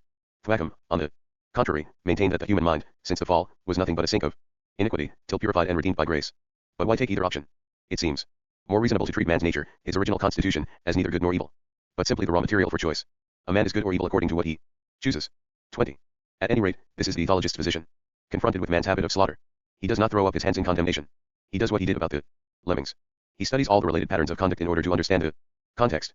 Lawrence, for instance, notes, first, that slaughter is often linked with some of the most precious elements in human nature, namely, loyalty and friendship. People often kill in defense of their friends and family. Their pugnacity is often an aspect of their affection, and when they can be brought to see someone as a friend, it melts away. Also, there are, in man's nature and not only in society, various trends contrary to slaughter. The wish for order is also natural, so is the horror of bloodshed. We are in conflict on that matter within ourselves, not waiting for the bidding of society. Were that not so, no society could exist. Then we have to look at milder forms of attack, at aggression within a civilized society. Here Lawrence is very much interested in the value of aggression, in the relation of pugnacity to vigorous effort, in people who fight unremittingly on behalf of the truth, or to defend the helpless, in the struggle for reform and the battle against evil. Generally, saying this is only suggesting a field for study. But it ought to make us wary of people such as Arthur Kessler who say that aggression is a disease and ought to be chemically treated by pills or the like. Nobody knows how much of human life might go with it if that were tried. 21. I have suggested that it does, after all, make sense to say that man has a nature, and even that man has instincts. Why does this matter to philosophers? I shall return in a moment to the consequences for ethics, but first let us look briefly at a range of questions in the philosophy of mind which seem to be affected. Traditionally, the distinguishing mark of man, and also his peculiar merit, is rationality. This is not an easy concept. It is not the same thing as intelligence, since you could show great intelligence in the pursuit of something quite irrational. Rational includes reference to aims as well as means. It is not far from sane. Even intelligent is sometimes used to suggest something about aims, something beyond mere consistency of thought. If someone consistently aims at the destruction of everything or the greatest possible degree of confusion, people will tend to call him insane, irrational, and perhaps even stupid. Yet you could presumably program a computer to aim at these things. Why? Because rationality, like all our practical concepts, belongs to the vocabulary of a particular species with particular needs. The existentialist, in talking about total freedom, is exaggerating quite as wildly as someone who might tell us to transcend the limitations of space and be omnipresent. We are not disembodied intelligences, tentatively considering possible incarnations. We have highly particular, sharply limited needs and possibilities already in return for which restriction, of course, we have the advantage that our satisfactions, such as they are actual. There are quite narrow restrictions on what can possibly be rational for such a being, not necessarily limits to the possible particular desires, but to the policies, the schemes of life into which these can be built. Bobby Fischer, for instance, seems to have attempted a policy impossible to a human being in choosing chess and absolutely nothing else. Impossible if only because chess, like nearly all our activities, needs cooperation within it and not only from outside. Certain extreme ascetics in attempting religion, quite alone, have done likewise, so does the washing compulsive. Not every form of life can make sense for a given species. Our liberty is negative, we can reject the virtues and interests natural to us, but not acquire a new set. And even if, like Kant, you treat man's particular constitution as a contingent matter, you must still suppose, as Kant well knew, some system of needs, some particular constitution to give matter to the form. 22. There has to be something that counts as help, harm, interference, oppression, deceit, and so forth. The position of God and other spiritual beings has always been a problem here, since the idea of their having needs is felt to be peculiar, but it seems much odder to say that their preferences are arbitrary. I shall leave this headache to the theologians. Reasoning from purpose. The notion of rationality I shall discuss in part 4, along with some of man's other traditional distinguishing marks. But I must deal here with some questions concerning ethics and practical thinking generally. If we use evidence about our nature as a guide to action, are we arguing illicitly from purpose? Is this superstitious and unscientific? Does it commit us to believing in a creating God? We had better notice first that we look to this guide all the time. Socrates, for instance, was reasoning in a completely ordinary way when he defended his decision to go on asking awkward questions on the ground that an unquestioned life is no life for man. 23. He meant not just that we are in fact creatures who spontaneously ask questions, but that it follows from this that inquiry is a good thing for us and therefore that we should pursue it. Is this wrong? Or can we indeed say that man should ask questions because he is made that way? The words used here make a great difference to people's attitude. To take a fairly simple case of this kind, somebody who sees a seal out of water might be puzzled by its shape, and ask why seals are shaped like that. We answer that it is because they are designed, adapted, or programmed to move fast through water. And because of this, water is the right place for them. Water is good, and a dry life would be bad. Now the word design may alarm people, because it is traditionally associated with God. 24. Adapt probably will not, because it is Darwin's word, given a clear meaning in 19th century discussions of evolution. It stands for changes that are not supposed to have a designer, but are still to the species' advantage, since they take place through natural selection. Programmed has swum into popularity of late, and strikes many people as a still more scientific term. This is no doubt because genetics has advanced dramatically lately, at a time when computers have become both useful scientific tools and popular cult objects, and genetics often uses the language of programming. All the same, this term is actually less clear than adapt on the point that now concerns us, namely, not implying a designer. If we believe in God, of course we shall want to raise all sorts of interesting questions about his part in the matter. But it will not do to bring them into the present argument. God cannot be used as a hypothesis within science. Suppose we agree, however, to use all these words as we use adapt, on the understanding that there is no designer. The interesting thing is that we must still argue, very much as if there were one. What we want to say of the seals is that they are well fitted to cut through water, and that this fact is no accident, but is really what determines their shape. To make this clear, we simply have to use the analogy of a designing craftsman. Fit is a craftsman's word as much as the others I have mentioned. These creatures are made exactly as if they had been designed for the job of water cutting. This is the only way to explain their shape, and therefore to express some essential facts about them. The sense of why used when we ask why they have this shape is enormously common in biology and completely legitimate. 25. It means what good is it? Sometimes of course we cannot find the answer, sometimes, as in the case of the human appendix, the first answer may be none now. But the question always arises, and none now is never a final answer. 26. We can say that we are asking about function, which means use. But this is still a metaphor. Plants have functional shapes as well as animals, but noting this does not commit us to saying that there is somebody using them. The notion of function is a clear and useful one. But it too contains the slightly complicated notion that if someone were making or using a plant or animal, this is the shape he would have reason to make or use. Without being deceived, we need to think of organisms to some extent as if they were artifacts. This requirement worries people. They have made various efforts to get rid of the schema. What cannot be got rid of, however, is the value judgment this is the good, which X does. Saying that seals are well adapted to cut through water commits us, not just to a view about what is good and bad water cutting, but also to saying that cutting through water is an advantage, something that can be worthwhile for creatures to do.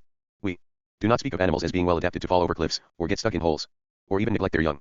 If you try to replace talk of adaptation with neutral-looking formulas like does X frequently or finds no difficulty in doing it, you lose the explanatory point. Domestic sheep, unlike their wild ancestors, may often fall over cliffs and find no difficulty in doing so. That does not make the habit an adaptation. To understand why they are as they are, we do have to look to the designer involved, the human breeder, and understand his purposes. Wild sheep have no designer. But we still have to speak as if they had to the extent of forming a clear idea of what can be an advantage for each species if we are to use functional arguments. This means that, most of all in the case of our own species, we have to have some idea what to count as plus or minus. If we had no such idea, we should be utterly stuck not just, in particular, about how to study biology, but in general about how to act at all. Alien species, if we ever encountered them, might actually present us with this problem. Solving it would be a great deal harder than most science fiction so far has suggested. But for species on this planet we do have the idea. Advantage is not a mysterious alien notion, the name of a hitherto unidentified quality. It is a general name for thriving and prospering, for all the things that we and other species really want and value. Where we cannot identify these things, we cannot talk of function or adaptation. Different species, different cultures, and even different individuals make their own selections from the planetary menu, and drive their varying bargains. But our natural, instinctive tastes ensure that no moderately normal individual is helplessly ignorant about how to start doing this. The odd suggestion that we are totally and incurably ignorant here, put forward in some 20th century moral philosophy, I shall discuss in chapter 9. Here my point is the common sense notion that our structure of instincts, as a whole, indicates the good and bad for us. I am saying that, if Socrates is right in his facts, he is right in his Argument. That is, if it is true that people are naturally inquiring animals, and if that inquiring tendency has a fairly central place in their natural structure of preference, then it follows that inquiry is an important good for them, that they ought not to stop each other from doing it, unless they have to, and should do it themselves, to an extent in proportion to the other things they also need to do. And so on for our other tendencies. Of course there are conflicts between such tendencies. I shall discuss them shortly. But in settling them we do not decide things just by abstract reasoning or an arbitrary act of the will. We look at the facts, trying to size up the strength and importance of the natural tastes involved. This is how, for instance, we see the weakness of the family arrangements proposed in Plato's Republic. Plato hoped to get rid of the evils of competition by doing away with private property, most of all in what he rightly saw as its central case, attachment to one's own family. But though man is indeed a political animal, he cannot possibly become merely that. There is a natural balance of private and public, a relation of the two aspects of life, which simply defies distortions of this sort when they become extreme. Of course sacrifices of the private can be made, for instance in the religious life or on a kibbutz. 27 What I am pointing out is that they are sacrifices, that we cannot just decide to step up one element indefinitely and expect no trouble from the other. The price can be paid, provided that the good secured really seem worth it to all concerned. But it will be paid with effort. The bargain will need constant attention, and there will be special dangers of emotional stunting and self-deception. This is because natural feelings like our strong and special affection for our children are not just loose facts about us, they are the sort of thing that constitutes our central good. Moral surgeons who want to cut them out because of their dangers misconceive their function. We are simply not in a position to replace them with something else which will not be worse. The choice we have is a choice between better and worse ways of expressing them. There is no such choice as dropping them altogether. To consider an important example of such a feeling, important both because this feeling is so powerful and because its existence has lately been hotly disputed, let us look again at the case of Paul, who buys land because in general he wants privacy, and in particular he dislikes being overlooked. He might put the point more generally still, and say that he likes some space around him. Now this is a very common human demand. It operates, among other considerations, almost every time that people in our own or any other urban culture choose a house, apartment, vacation place, office, picnic site, or seat in a bus or library. If it is less influential among villagers isolated in the Amazon rainforest, that is largely because they already have space. People object to being overcrowded. It might seem to follow that overcrowding is bad for them. But this idea has met with strong resistance. That overcrowding is bad for other social species has been shown experimentally many times, and people do not seem to find this statement doubtful. Overcrowding results in the breakdown of normal social patterns and makes for such things as constant aggression, cannibalism, and infanticide. It would be possible, of course, at this stage to take a starkly objective line, abstain from value judgments, and deny that these things are bad. But this pose is unconvincing, and adopting it would make biology impossible, which may be why people avoid it. Instead they reject any parallel between what happens to animals and what look like quite similar ill effects on people, on the ground. That people are capable of culture and therefore not subject to natural evils of this sort, where the damage is not physical. It is supposed that they can accept without harm anything that their culture shows them to be worthwhile. The general issue of people's incomparability I shall be dealing with throughout this book. But we must look at a particular point about this case right away. It concerns the relation of desire to excess. I do not think that, either for people or for any other species, there is a good thing that one could not have too much of. It would be extraordinary if the company of others were an exception. It is true that people can accept a good deal of crowding, that they often deliberately seek a crowd. Company is, I am anxious to point out, a natural good, and that cultural conditioning telling us that it is all perfectly normal makes it more tolerable. But then that is true also of other excesses that harm people. Culture may help us to accept excess of work, of smell, and other stimuli, of change or tranquility, but it does not make them in themselves good or even indifferent. To speak of something as excessive is to use the concept, which we all, in effect, take for granted, of a level naturally acceptable to us. There is such a natural level for stimulation, and other people's company is inevitably stimulating to us. We react to it. Our power to react becomes exhausted, and after that no force of culture will stop us from either withdrawing or snapping. Wickler reports a relevant experiment. Hutt and Viz have made careful studies of the effects of overcrowding in playrooms on children between 3 and 8. Each child was observed in 3 playgroups of different sizes. The playroom was always the same size. The tests showed that the number of social contacts between the children decreased the more densely the room was populated, although this was in fact when there were the most opportunities for social contacts. So the children avoided one another. When there were more than 11 children, quarreling increased noticeably, as, incidentally, did the abuse and destruction of toys, which is interpreted as an open expression of aggressive tendencies worked off on the toy instead of the neighbor. 28. The pattern is completely familiar in common life, and its effect can be seen in the design of towns everywhere, with their closed-in, defensive buildings. What is gained by saying that something so widespread is merely a matter of culture? In thinking about an individual, it may make good sense to ask what came from his own nature and what from his culture. But the question makes no sense applied to the group. What its members have built up has to come from their own nature. There is nowhere else for it to come from. That is why we do not get rid of the notion of natural goods and evils by talking about culture, however important its particular forms may be. Another useful point emerges from seeing that you can have too much of any good thing, and that our natural demands are not, as people often think, insatiable and unlimited. If they were, it would be impossible to strike a bargain by weighing them against each other, and in that case there might be something to be said for the traditional picture of reason or the will as an arbitrary ringmaster or alien colonial governor, striding in to cow them all into submission.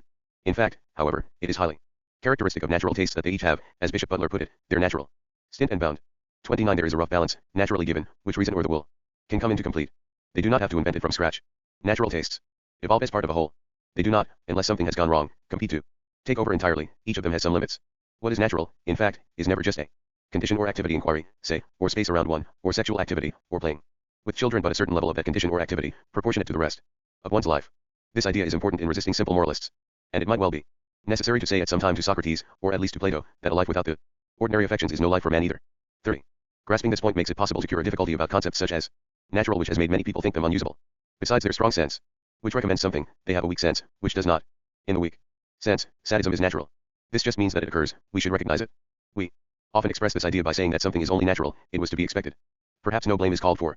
But in a strong and perfectly good sense, we may call sadistic behavior unnatural, meaning that a policy based on this natural impulse, and extended through somebody's life into organized activity, is, as Butler said, contrary to the whole constitution of that nature.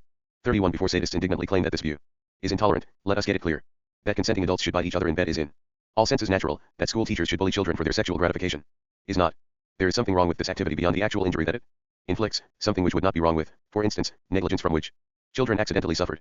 Examples of this wrong thing of unnaturalness can be found which do not involve other people as victims, for instance, extreme narcissism, suicide, obsessiveness, incest, and exclusive mutual admiration societies. It is an unnatural life, we say, meaning that its center has been misplaced. Further examples, which do involve victimizing others, are redirected aggression, the shunning of cripples, ingratitude, vindictiveness, parricide. 32. All these things are natural in that there are well-known impulses toward them which are parts of human nature. When we withhold blame on these grounds, we may be contrasting them with iniquities at which it took some ingenuity to arrive, with vice so deliberate and carefully thought out as to be more or less artificial.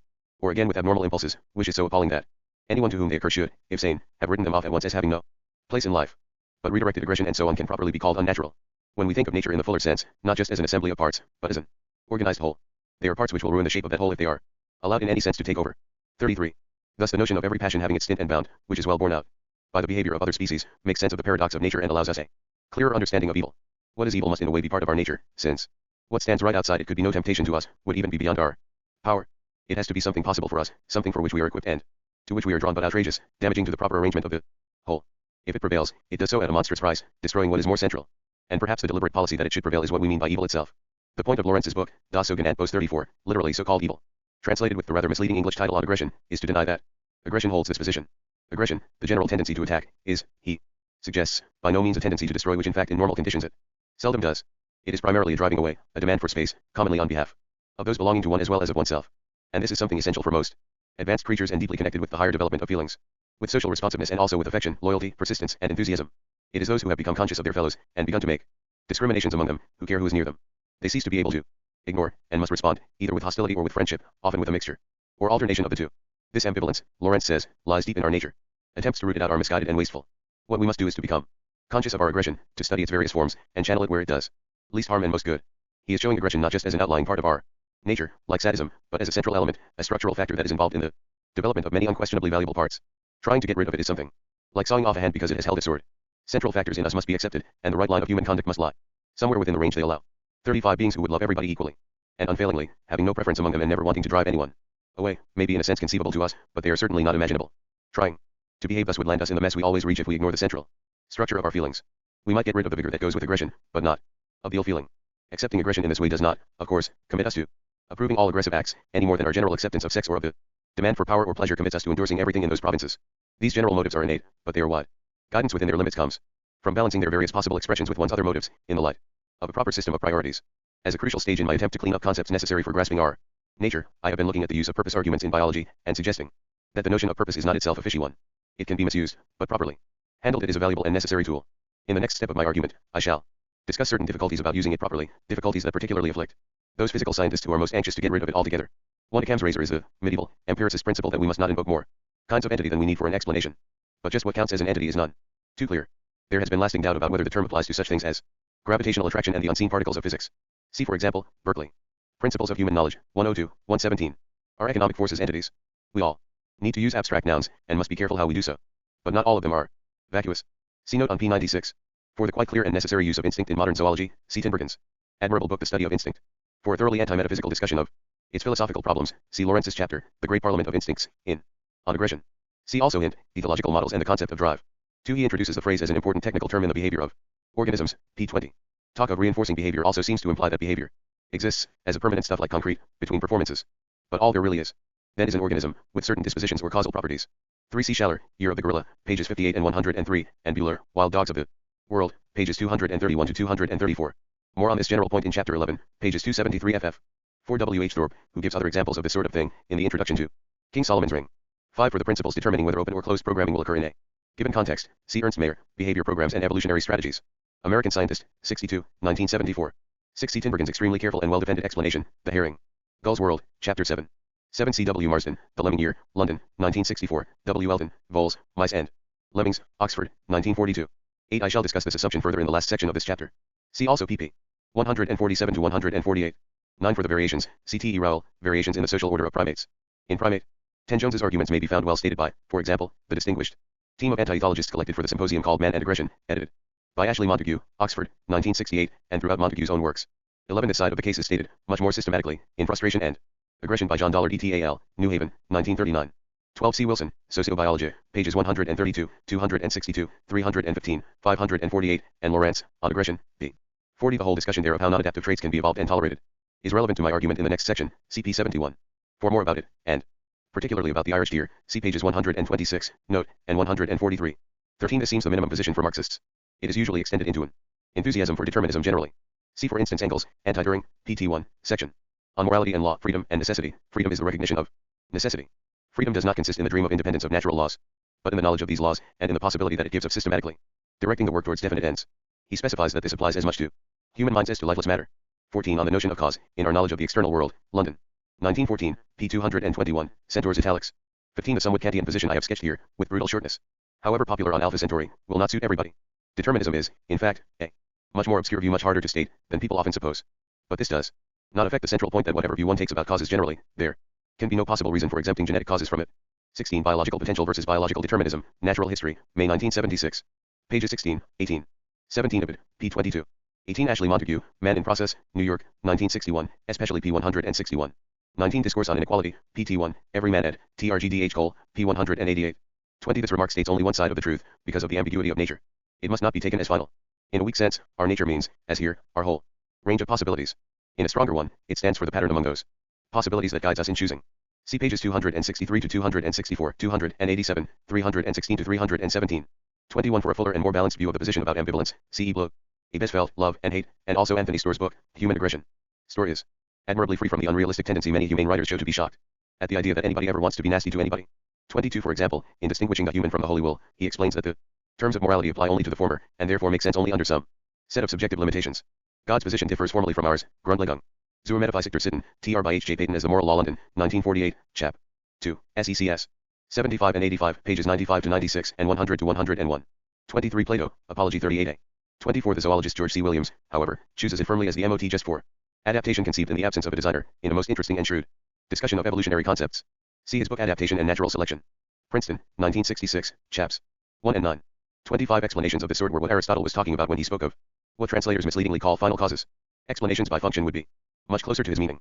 See Max Hocott, Aristotle's For Because, Philosophy. 49 1974. The term teleology has been so much knocked around that I avoid it entirely. 26. Cases like the Irish deer's antlers involve conflicts of good. Something that genuinely serves one interest in the creature's life is damaging to another. Circumstances can also change so that one interest ceases to matter. Apparently what happened with the appendix. I shall examine such conflicts further in chaps 9 and 11. For the deer, see note on pages 126 to 127. 27. No one has tried at all consistently to put all Plato's suggestions into practice. Among points at which even the most drastic reformers quail are, 1. The proposal at Republic 5.460d that parents should never know which are their own children, mothers being expected to suckle, indiscriminately and without continuity, any baby that on any given occasion is handed to them, and, 2. The one just before it, 460a, that requires citizens to be ready to leap into sexual activity each time that the state confronts them with a breeding partner, but to be abstinent all the rest of their lives. The especially unnatural feature about both these demands is that they involve not just suppression, but an insolent and contemptuous distortion of a powerful emotional tendency. It is expected to work and make itself useful for the public good, while being denied its proper and natural place in the individual's life. More about this in chapter 13. 28. The Sexual Code, p60, citing C. Hutt and MJVIZ Group Density and Social Behavior, in New Urge of Mr. Primatology ed. D. Stark, R. Snyder, and H. J. Kuhn, Stuttgart, 1967.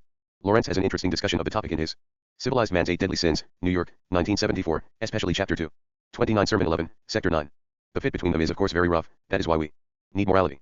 More on this topic in the first 3 sections of chapter 9 and the last 2 of chapter 11. For reason in the role of colonial governor, see chapter 11, p. 250. 30. It is essential to notice that the existence of exceptions does not disprove this. People who want to do without a norm are usually saying that the wrong norm has been selected.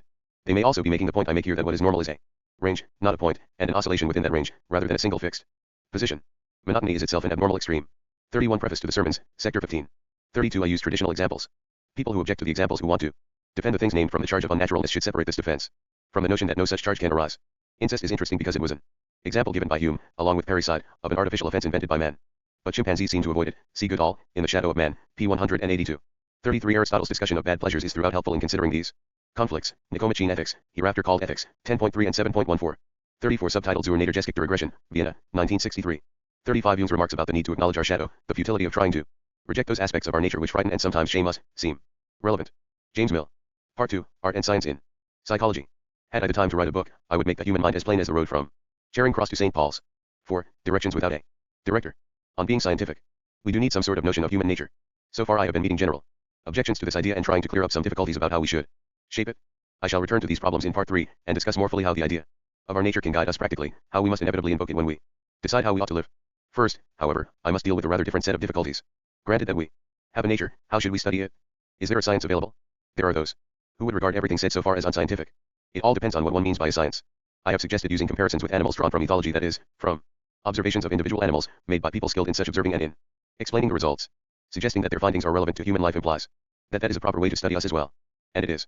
We need to study people. Qualitatively as well as quantitatively, individually as well as statistically, in natural conditions as well as experimentally. For these purposes we need to use ordinary observation of the kind we can all make, but, of course, sharpened, refined, deepened, and organized into a proper psychology of motive. The field of this sort of psychology is, as I have implied, roughly that occupied by such people as Freud, Jung, Erich Fromm, Melanie Klein, and Eric Berne. It also properly uses contributions from the many novelists and dramatists, historians, poets, prophets, and sages who have struggled to understand man's nature since the dawn of human history, as well as facts from the physical sciences. Questions may be drawn from anywhere, though they will have to be related to those already on the table. And adopting somebody's question never commits us to accepting his answer. Now, is such a study a science? Unquestionably, it is an art. Some people think that what is an art cannot be any part of science, so that point must be considered first. By an art I mean a set of skills, which can to some extent be handed down, but which depend much on individual power, insight, practice, and personality. They do not reduce to any set of basic laws, though. Of course they include skill in understanding relevant scientific laws, or to any single basic method. Law and medicine, linguistics, history, and geography are arts in this sense. So is philosophy. That does not stop them from being scientific in the sense of being systematic, effective, and well related to the findings of other disciplines. They certainly are not scientific in the sense of looking like physics. But that is a trivial sense. Each study has its own methods, and becomes deformed if it imitates another. Science cannot be defined by contrasting it with art. Practicing any science properly is an art. When we use the word scientific as an important complement, we mean what increases our understanding of the world. The arts as well as the social sciences do this, and this is the proper sense in which the social sciences are called sciences. They are certainly arts as well. We would probably be better off if, like the Germans, we had a neutral word to cover all serious studies. Wissenschaft takes no sides. All arts disciplines have now to resist being seduced from their own peculiar ways of thinking, which they evolved to suit their own subject matter, to more fashionable scientific models. What is scientific is not what looks like physical science, but what is like it in the sense of using the right methods for what it is trying to do.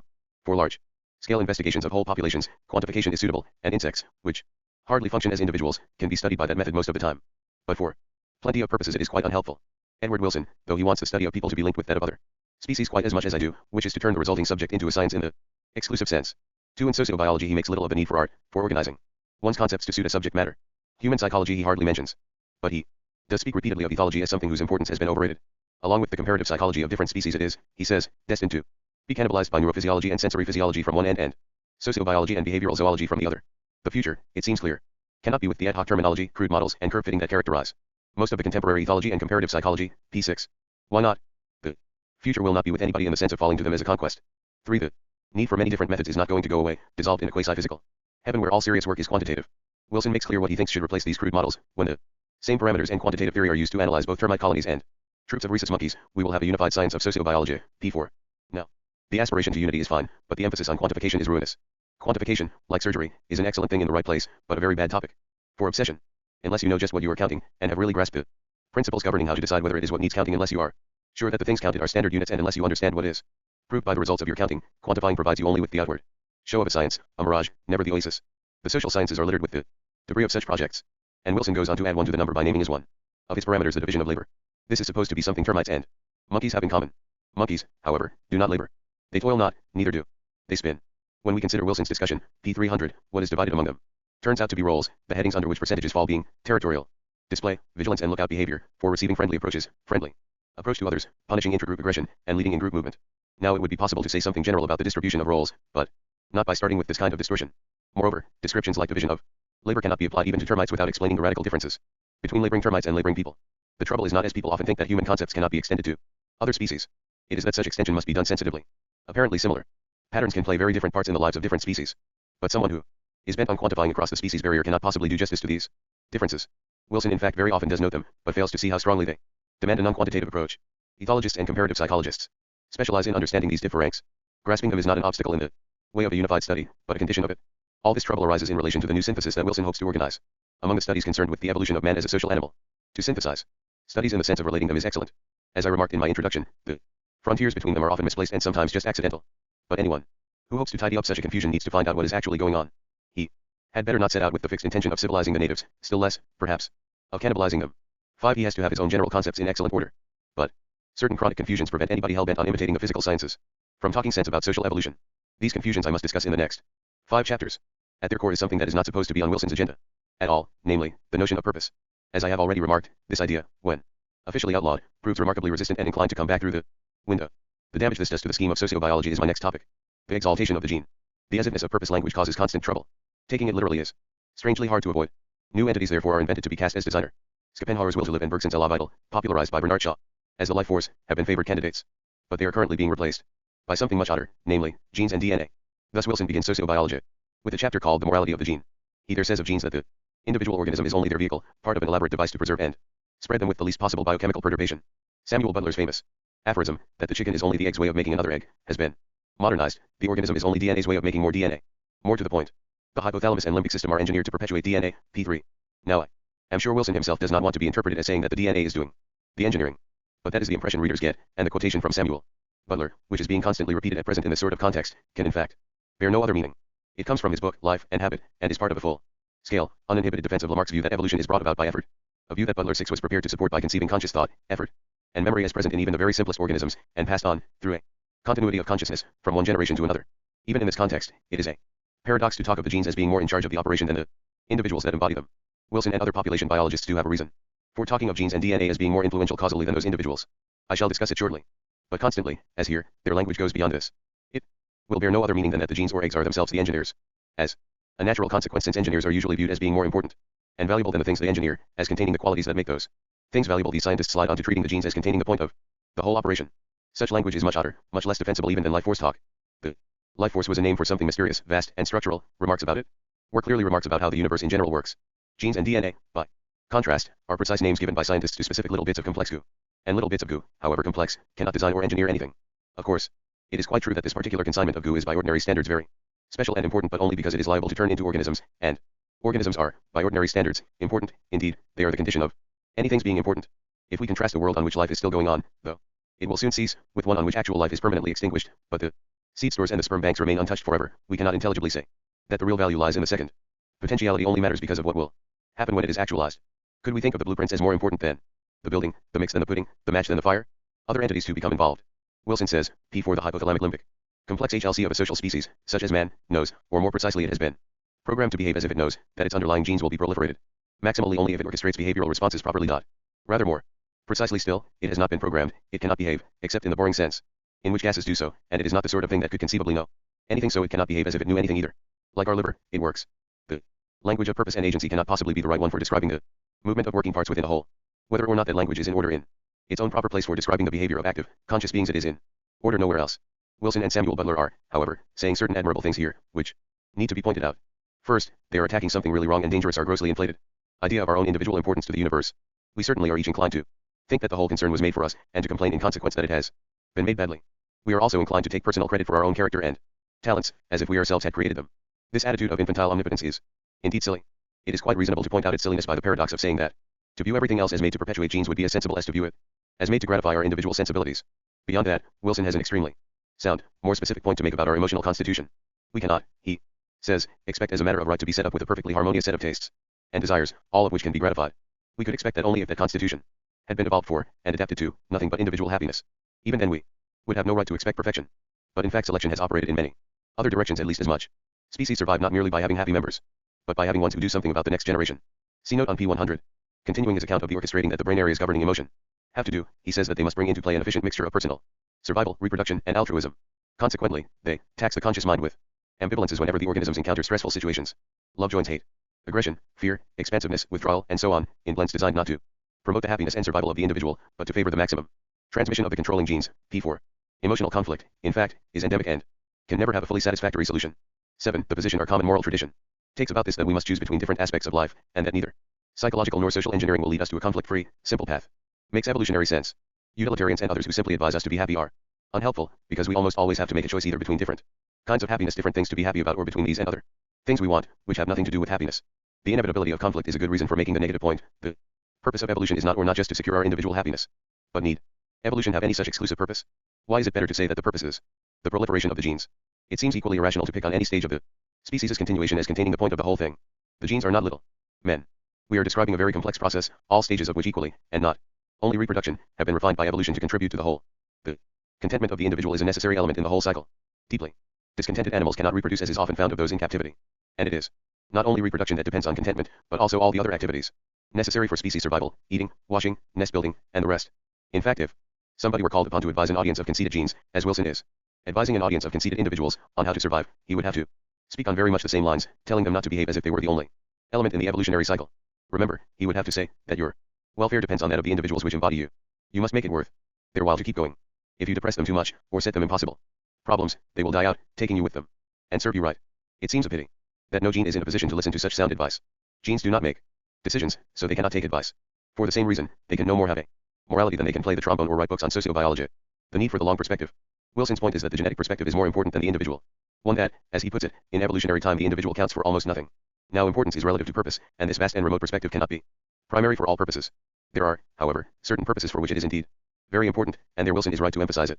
For instance, one, the scientific need to extend our knowledge about the human race in general, and therefore to understand how it has developed. When the social sciences have abstracted their problems from genetic considerations, have assumed that they had all the facts they needed under their hands in the current scene, they have stultified themselves. They need evolutionary thought if they are to understand what sort of beings these are that confront current dilemmas. 2. The moral and psychological need to avoid creeping solipsism, the speculative absurdity of considering ourselves single and independent beings. 8. This disease, though it is not as prevalent among philosophers as Wilson supposes, has indeed caused a lot of trouble. Hobbes, Descartes, and Freud, as well as Camus, have been centers of infection. Kant had the cure, but not everyone has taken it. It has commonly involved the belief that men are naturally unqualified egoists. Against this, Wilson convincingly shows that total egoism pays very badly genetically. If you richly fulfill yourself at the cost of destroying all your siblings and offspring, your genes will perish and your magnificent qualities will be lost to posterity. A consistently egoistic species would be either solitary or extinct. Since, therefore, we are social and not extinct, we cannot sensibly view ourselves as natural egoists. Still less could it make sense to say that we ought to be so. 3. The mystical angle. Wilson seems to view genes as in some sense immortal beings. The point of the whole cosmic concern, to which other beings are rightly sacrificed. There is something here that I greatly respect, and the long perspective is certainly in place in such thinking. But its value seems to collapse in absurdity when particular entities like genes stand in for the whole universe. First, let us consider the scientific point, the need for the long evolutionary perspective. This is perhaps the central message of sociobiology to non-zoologists. It is argued in most careful detail. Man is a social species. Can he be understood in isolation from all other social species? Are his apparent likenesses to them really external and misleading, comparable to those between, say, birds and airplanes, tractors and elephants, or stars and diamonds? Or does he fall into place as one remarkable variation among many others on a vast but coherent evolutionary range? Once you really begin to grasp the vastness and coherence of that range, it is scarcely possible to hesitate about these questions. People's difficulty about seeing themselves as members of the one creation has come from a crude, narrow, highly abstract notion of what the other members were like. Wilson does convey that vastness and coherence. He shows how the tendencies that make social behavior possible have evolved separately in many very different kinds of animals, how they vary greatly in different groups, yet how their variations converge to certain patterns which, for intelligible reasons, must tend to favor species survival patterns such as altruism and the care of the young. Against this enormous background, what does it mean to say that human behavior has no genetic cause because it depends on society? In the first place, society is not peculiar to humans. In all these species, an individual is shaped by his society, in the sense that he needs it, he cannot grow up without it, and all the particular details of his life are filled in by it, they follow the path that particular society makes possible.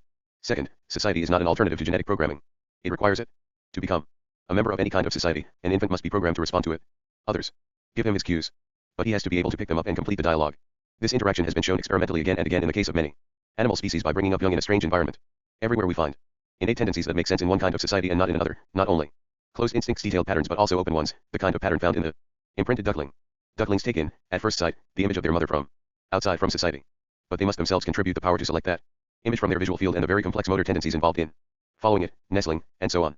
It is no use trying to imprint in this way a frog, or indeed a puppy, or a human baby. The last two have their own, much slower, and more subtle, ways of forming social bonds. But these two involve responding actively to their elders. Babies do not only need to suck and cry to survive. A baby that fails, as time goes on, to smile and talk, laugh and weep, to meet the eyes of those around it, to seek and follow its parent, to treat those around it with affection, to want their company and approval, to play and to explore the world, cannot join its society. But these proceedings are thoroughly typical of those by which helpless young in other species secure the care and attention of their elders and are integrated into their society. They are normal patterns in social animals. In the evolutionary perspective, then, society and genetic programming imply each other. And the more complex the society, the richer the genetic programming has to be. When we try to study human society without reference to that programming, we are abstracting from a species repertoire that we take for granted. Because it is so familiar, we can often quite well ignore it, as long as the views which we are taking for granted about it happen to be reasonably sensible, and in particular so long as no drastic change is looming. Change, however, can always bring out unsuspected tendencies latent in our nature, but played down by our culture. Not, of course, only bad ones. Non-historical, non-genetic psychology and sociology might be tolerably successful in stagnant times. But the more things change, the more we need to use the evolutionary perspective. Against that perspective's enormous range of variation, the human species comes, as Wilson shows, as no surprise. Why should there not be, among all the other specialties, one social species that has specialized in developing docility and intelligence, one that has used open instincts to make its societies more versatile than the rest? Social species range already over a vast gamut of complexity, from the very simple, closely joined coral polyps through the much more complex and independent ants and bees, and so on, through the most various birds and mammals to our own area. Each species has its own peculiarities, its own special kind of structure, and each has to have its own special set of inherited tendencies to maintain them. Wilson's contribution here is concerned with correcting our perspective. He points out how we limit our insight if we do not think about genetic causes, how refusal to consider them commits us to standing far too close to the social pattern, taking as absolute what are really passing features of our own society, and as relative the underlying structures that cannot easily be fitted into them. We cannot know ourselves in this way. And if we insist on making this mistake, evolution will indeed make a monkey of us. The absurdity of forgetting the individual. These considerations bring us naturally enough to the next point, the effect of the genetic perspective on our conception of an individual. Can he possibly be thought of as naturally separate from his society? Could he so separate himself? Is society, in forming him, working across the grain of a nature originally entirely self-regarding? This question of egoism is one many people have found difficult. Wilson does not make it easier by mixing it up with the quite different and more general problem of conflicts between feeling and thought. He begins. Camus said that the only serious philosophical question is suicide. That is wrong. Even in the strict sense intended. Self-existence, or the suicide that terminates it, is not the central question of philosophy. The hypothalamic limbic complex automatically denies such logical reduction by countering it with feelings of guilt and altruism. In this one way the philosopher's own emotional control centers are wiser than his solipsist consciousness, knowing that in evolutionary time the individual counts for almost nothing. P3. I suppose he is speaking ad hominem to admirers of Camus. But even they would do well to separate the issues. He is in fact saying two perfectly sensible things. One, in general, we often find that the intellectual schemes we have invented for understanding ourselves do not work, because they fail to take account of our complex emotional needs, and two, in particular, if our scheme is a solipsistic or egoistic one, we shall be in trouble, because it will not fit our social nature. But by mixing them he makes it sound as though all intellectual schemes were necessarily as silly and faulty as solipsism, and correction of them could only come from an outside source, the personified HLC. Thus he presents the individual himself, the philosopher, as something separate from, and at odds with, his own emotional centers. But we individual people include our emotions as part of us. Insofar as we do not grasp or allow for them, we are confused individuals and bad philosophers. The individual that Wilson is setting over against the genes, the emotional centers, and other heroes of the piece is a vicious abstraction, the intellect. This should be plain from the fact that the parts allotted to thought and emotion here can easily be reversed. It is possible to represent selfishness as rational and altruism as emotional, but it is also possible to invert the script and say, with common morality, that to treat oneself as the only thing that matters is irrational or crazy, though our feelings may lead us to try it. Thought and feeling, in fact, are both involved on both sides. It is evident that what Camus says is an expression of feeling as much as thought. One can say, as Wordsworth did, that our thoughts are the representatives of our past feelings. 9. Insofar as we can make the distinction, however, we do, no doubt, often need to say that our feelings are sounder or more important than our thoughts. But to say this we need not leave the regions of ordinary consciousness and start talking neurology. Representing the dispute as carried on between the HLC and the cerebral cortex will not help us, even if we could be sure that neurologists were not about to discover that some quite different organs were involved instead. If evolution has left us disposed to have certain feelings, then we have those feelings. All we need is to be freed from cockeyed intellectual systems that prevented us from acknowledging them. Egoism is certainly one of these. Our consciousness is not solipsistic. Why should it be? Solipsism is a philosophical muddle, the fruit of confused thinking.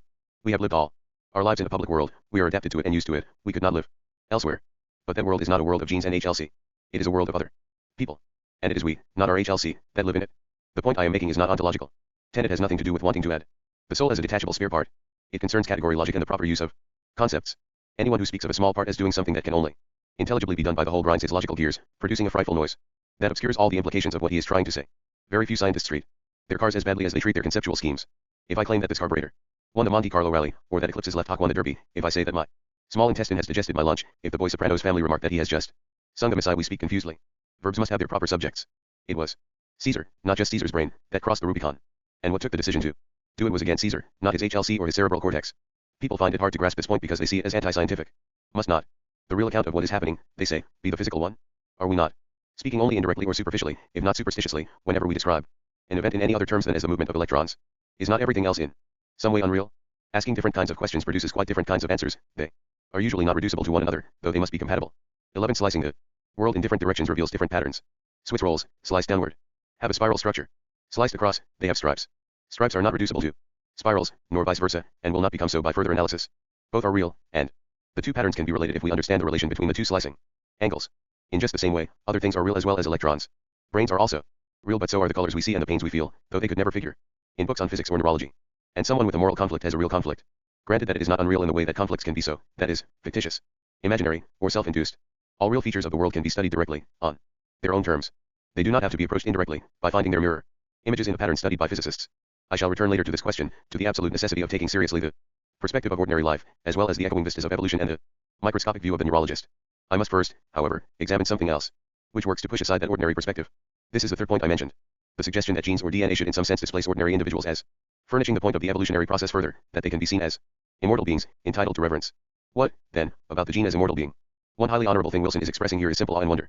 The sense that the complexity of what he studies, its incredibly intricate adaptation, makes it something stunning and miraculous in its own right is an entirely proper reaction. Such wonder is a motive with every good scientist, those incapable of it are mean and limited. 12 DNA undoubtedly calls for this response. Here is a string of molecules, varying down its length the arrangement of a few common elements. Yet it contains the entire blueprint for every detail of an elephant, and also the power, given suitable nutrients and so forth, to produce an elephant. Moreover, the parts of this blueprint will be dispersed and reassembled again to serve for the offspring of this elephant. They will survive it and pass on indefinitely, if all goes well, to generate a further series of elephants till the end of the story. Words fail us. And so they ought to. But saying that is quite another thing from saying that we are dealing with a being here which we should respect more than the particular individuals that will spring from it. If we follow the lead of our initial wonder into an explicitly religious context, we shall see God as that being, but if we have no such context ready, the thought that the gene itself is that being can follow. It is that thought which I am discussing. In the first place, as I have suggested, our wonder at the gene depends on our wonder at its descendants. In the second, we need not respect it for being immortal. Genes are immortal only in the boring sense in which immortal are, they reproduce by dividing, so they do not actually die. But then neither do they live, not in the full sense in which more complex organisms do. One crowded hour of glorious life as an individual is worth an age as a gene. Can genes be seen as souls? Wilson prefaces his book with a quotation from the Bhagavad Gita: he who thinks the self to be a slayer, and he who thinks this self to be slain, are both without discernment. The soul slays not, neither is it slain. I do not want to keep on about what may seem a harmless religious idea, especially in view of the admirable motive that is linked with it. But unluckily this issue brings up the whole question of our relation to others, and of how to approach psychology. We need a psychology for individuals, not for genes. There are angles from which all the details of everyday life and the entire fates of individuals shrink into negligible importance. They include the speculative one I have mentioned, where we study, theoretically, social movements and developments on a large historical scale.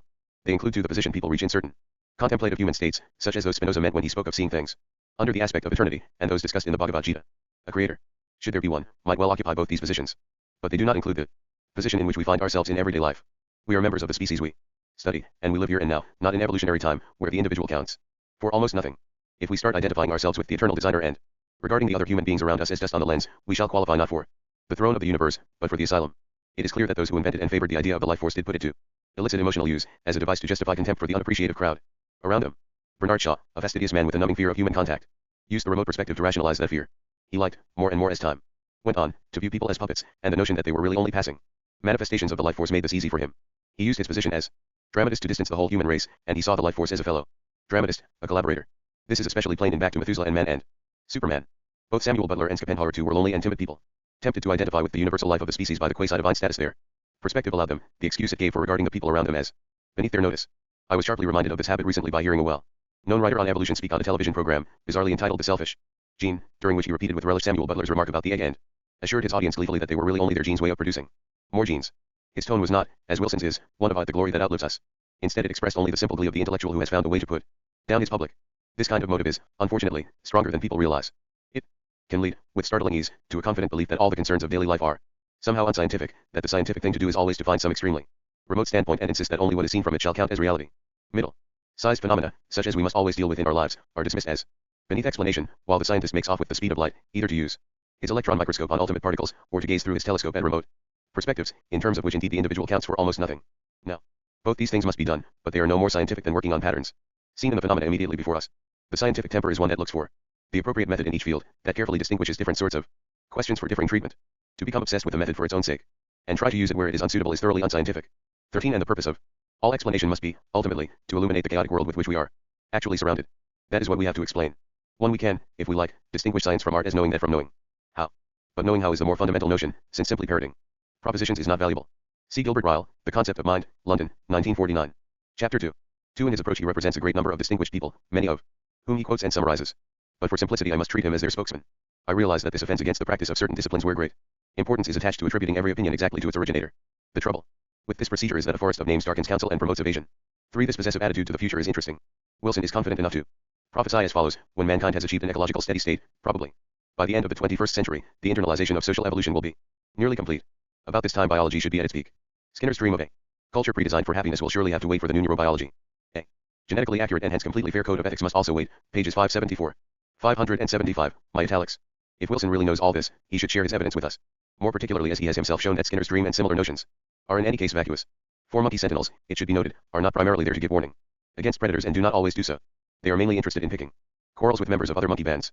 No doubt this habit has a function in distributing population, but it does not work any more than similar behavior on the part of small boys' work. 5. An offer repeated on p575 of Sociobiology. A diagram of this distressing process appears on p5. It shows that by the year 2000 the python is to have digested comparative psychology without trace and reduced ethology to a wisp. All remaining psychology is to be physiological. Cells and neurons will be fully studied, so will societies, but hardly anything in between. See the second section of chapter 8, below. 6. N.B. Not Bishop Butler, nor the Samuel Butler who wrote the satire Hudibras in the 17th century, but his namesake, the 19th century essayist who wrote Erewhon. 7. This emphasis on the inevitability of conflict is one of Wilson's most valuable points in relation to morality. He is especially interesting in discussing conflicts between individuals, notably between generations, and in showing that there is no reason to expect that evolution will iron these out. Pages 311, 341 to 344. It will only keep them below the level where they would do serious practical damage.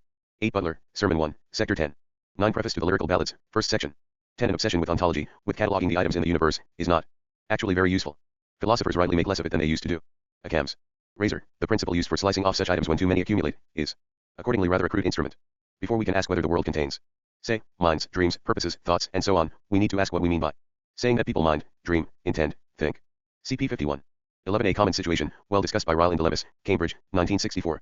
Especially chaps. V. 6 and 8. 12. For the value of wonder as a motive, see the introduction to Aristotle's Metaphysics, BK 1, Chapter 2, 982b 11. 13. It is the mark of an educated man to look for just as much precision in each inquiry as the nature of the subject allows. Aristotle, Ethics 1.3. Note. Some people now object to any talk of species surviving, on the ground that the only thing which really survives is a gene, or that the only thing which is really selected is an individual. These notions do not seem to me to be in competition, but to do distinct jobs and consequently not to exclude each other. See my article Gene Juggling in Philosophy, October 1979. 5. On taking motives seriously. Behavior includes motive. I am attacking here a very general notion which is by now deep-rooted among people who want their psychology to be scientific. It is the notion that motives must not be examined and explained as motives, but always reduced to something else. Those who choose, as their explanatory something else, movements in the brain and nerves are physicalists. Those who choose outward body movements are behaviorists. The two fail for the same reason. They distort what they are supposed to be explaining. Their analyses can seem plausible only where they rely covertly on concepts that they officially claim to explode. I have said a little about the way this happens with Wilson's physicalist suggestions. I must now expose the similar worm in the behaviorist bud, and show how alike is the fate of the two doctrines. What I say here about behaviorism is intended to supplement my earlier criticisms. Like them, it is aimed at the more extreme and dogmatic forms of the view. Subtler versions designed to meet such arguments may escape it. But Wilson, like many other people devoted to the idea of science, drifts into behaviorism quite as often as physicalism, and when he does so, he uses it in a crude and unregenerate form, as I shall show. In discussing the central importance of motives, I shall make no special distinction between man and other species, because I think the problem is the same for both. There is nothing anthropomorphic in speaking of the motivation of animals. It is anthropomorphic to call the lion the king of beasts, but not to talk of him as moved now by fear, now by curiosity, now by territorial anger. These are not the names of hypothetical inner states, but of major patterns in anyone's life, the signs of which are regular and visible. Anyone who has to deal with lions learns to read such signs, and survives by doing so. Both with animals and with men, we respond to the feelings and intentions we read in an action, not only to the action itself. 1. It is, however, rather widely supposed that psychology must not use these methods, because they are in some sense unscientific. This is a confusion. It is not unscientific to talk about feelings. What is unscientific is being unduly influenced by them. Scientists certainly ought not to become too emotional over their work or too emotive in discussing it. This is true whatever the topic. But it is no reason for tabooing investigation of the emotions. Again, to talk about the experiences of a thinking subject, as well as his outer behavior, is quite a distinct thing from becoming subjective. We can study the experiences of thinking subjects as objectively as we study anything else, and can, on the other hand, become extremely biased, subjective, and emotional about the state of the oil trade. Because they deem inner experience indescribable, behaviorists have tried to describe the outer manifestations of behavior alone, abstracting them from any experiences of the behaving agents. This experiment has been interesting, and well, worth making. Yet it fails. It fails inevitably, because most of the terms in which we can describe behavior effectively do refer to the experiences of the agents as well. Reference to a conscious subject always slips in, whatever the disinfecting precautions, simply because language has been so framed as to carry it. If all such references were really strained out, most descriptions of behavior would become either misleading or unintelligible. When we speak of either a human being or an animal searching or finding, attacking or defending, eating or drinking, laughing or crying, we are not just describing standard, outward movements any more than we are just describing states of mind, but such movements made with certain sorts of feeling or intention. Often the movements are not standard at all, but a mixed set, united only by the fact that they are all movements that someone in a particular state of mind would naturally make. Take laughter. What do we mean if we say that Smith laughed at somebody? From an outer, disinfected point of view, laughing is just making a peculiar, convulsive noise. Very similar noise can be made by physical objects, such as a saw, and by animals such as hyenas and kookaburra birds. But someone who makes this noise while sawing is not laughing at anyone, nor are hyenas and kookaburras. And, on the contrary, someone who has not had this noise made at him at all, but has been treated with complete outward courtesy and perfectly suppressed smiles, can still have every justification for saying, they were all laughing at me, and can be right. It is also quite possible, if somebody thinks he has been laughed at, to say to him, yes, I laughed, but not at you, and this can be true or false. If we want to understand such notions, there is no substitute for grasping the kind of subjective, conscious state in which such noises are typically made, and for this you need to be capable of something like it yourself. Someone who does not grasp that state at all will be simply unable to recognize a laugh to distinguish it reliably from coughs, sobs, snorts, and other noises, let alone to interpret its point and meaning. Someone who grasps it only in a rudimentary way will make constant mistakes about just what kind of laugh it is. And we do find this occurring with people who have a peculiar or defective sense of humor. What happens with laughter is typical of the very wide range of terms that describe what can be called expressive behavior. Frowning, weeping, smiling, waving, pouting, bowing, nodding, stamping, slouching, grunting, and so forth are not just names for bodily movements, but for those movements carried out with certain general kinds of feeling or intention. Often they are stylized by convention to become recognized signs. And then we must interpret them as messages from another conscious being, just as we do language. Often they are involuntary, a person then betrays his state of mind rather than deliberately conveying it. But if they turn out to be quite out of his control, if, for instance, they are due to muscular spasm, their meaning is sharply altered. That is the only situation where it ceases to matter that they are made by a conscious being. And in that case, we may very well say that the movement, though it looks the same, is not a real smile, laugh, or whatever, at all. Technical terms like rictus are invented, especially to make this important distinction clear. The child accused of laughing at his grandfather can quite properly reply, "I didn't." Whatever the appearances. In some cases it may be unlikely that he is telling the truth. But there is still an aspect of the truth that he is in a better position to tell than the bystanders, namely, what it felt like at the time. The reason this does not isolate us altogether from one another's understanding is that we are sufficiently alike by nature for similar outward signs to indicate similar inner states in everybody much of the time.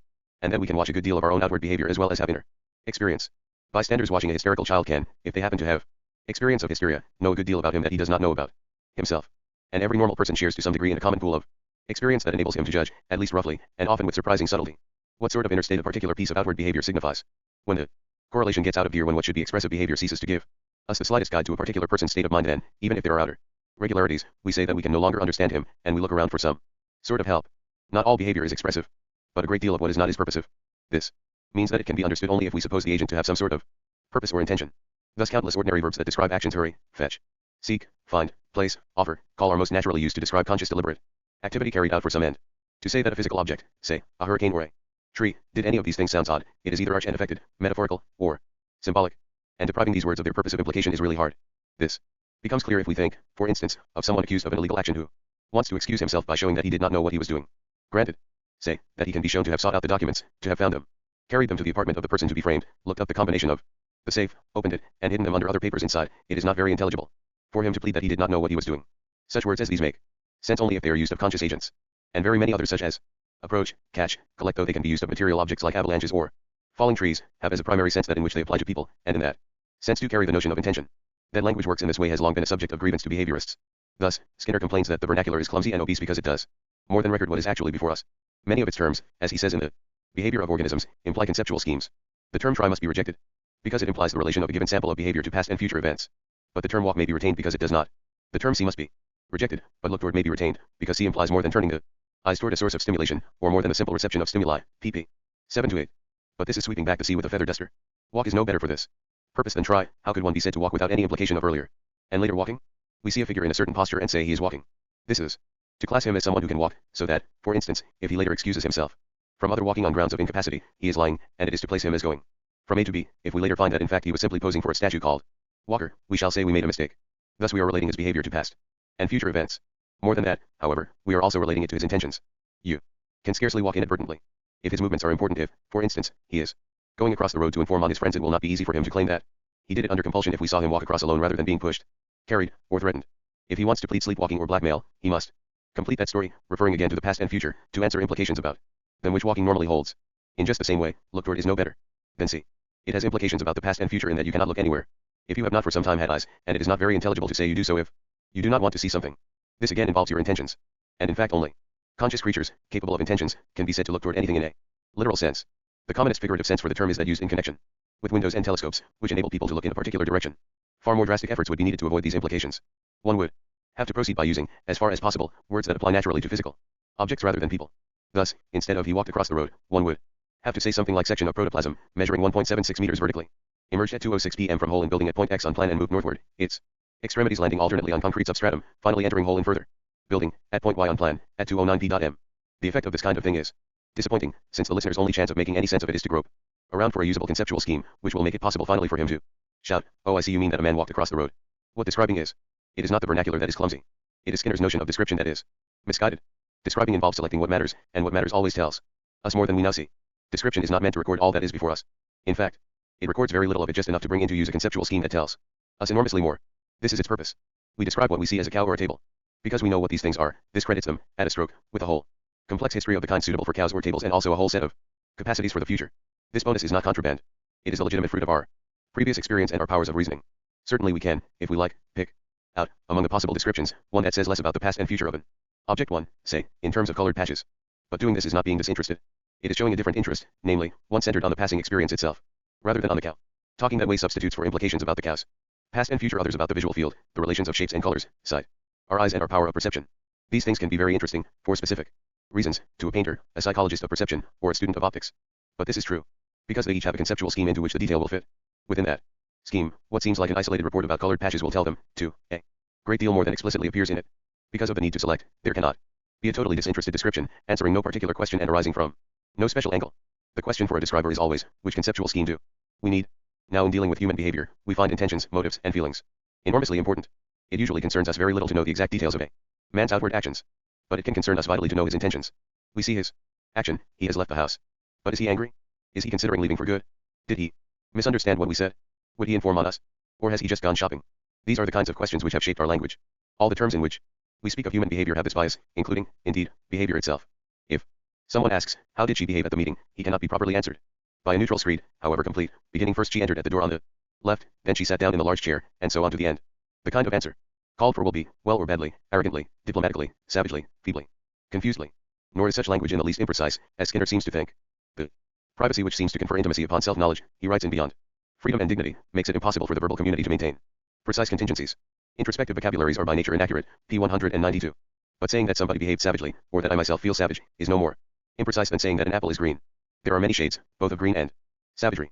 There are also borderline areas, green shades into yellow, savagery into peevishness. The terms are general. If we want to be more specific, we say more. Calling such terms inaccurate is still odder. How could you be inaccurate if accuracy were not possible? Someone who has been through a particular nasty experience can perfectly well say that a certain novelist describes accurately what it felt like to undergo it. The silly word introspection is certainly no help.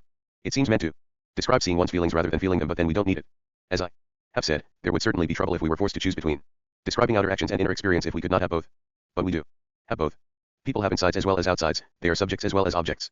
And the two aspects operate together. We need views on both to make sense of either. And, normally, both are included in all descriptions of behavior. This means that we can constantly use what look like bare descriptions of outward acts to tell us important and interesting things, as well as the boring and pointless ones they overtly contain.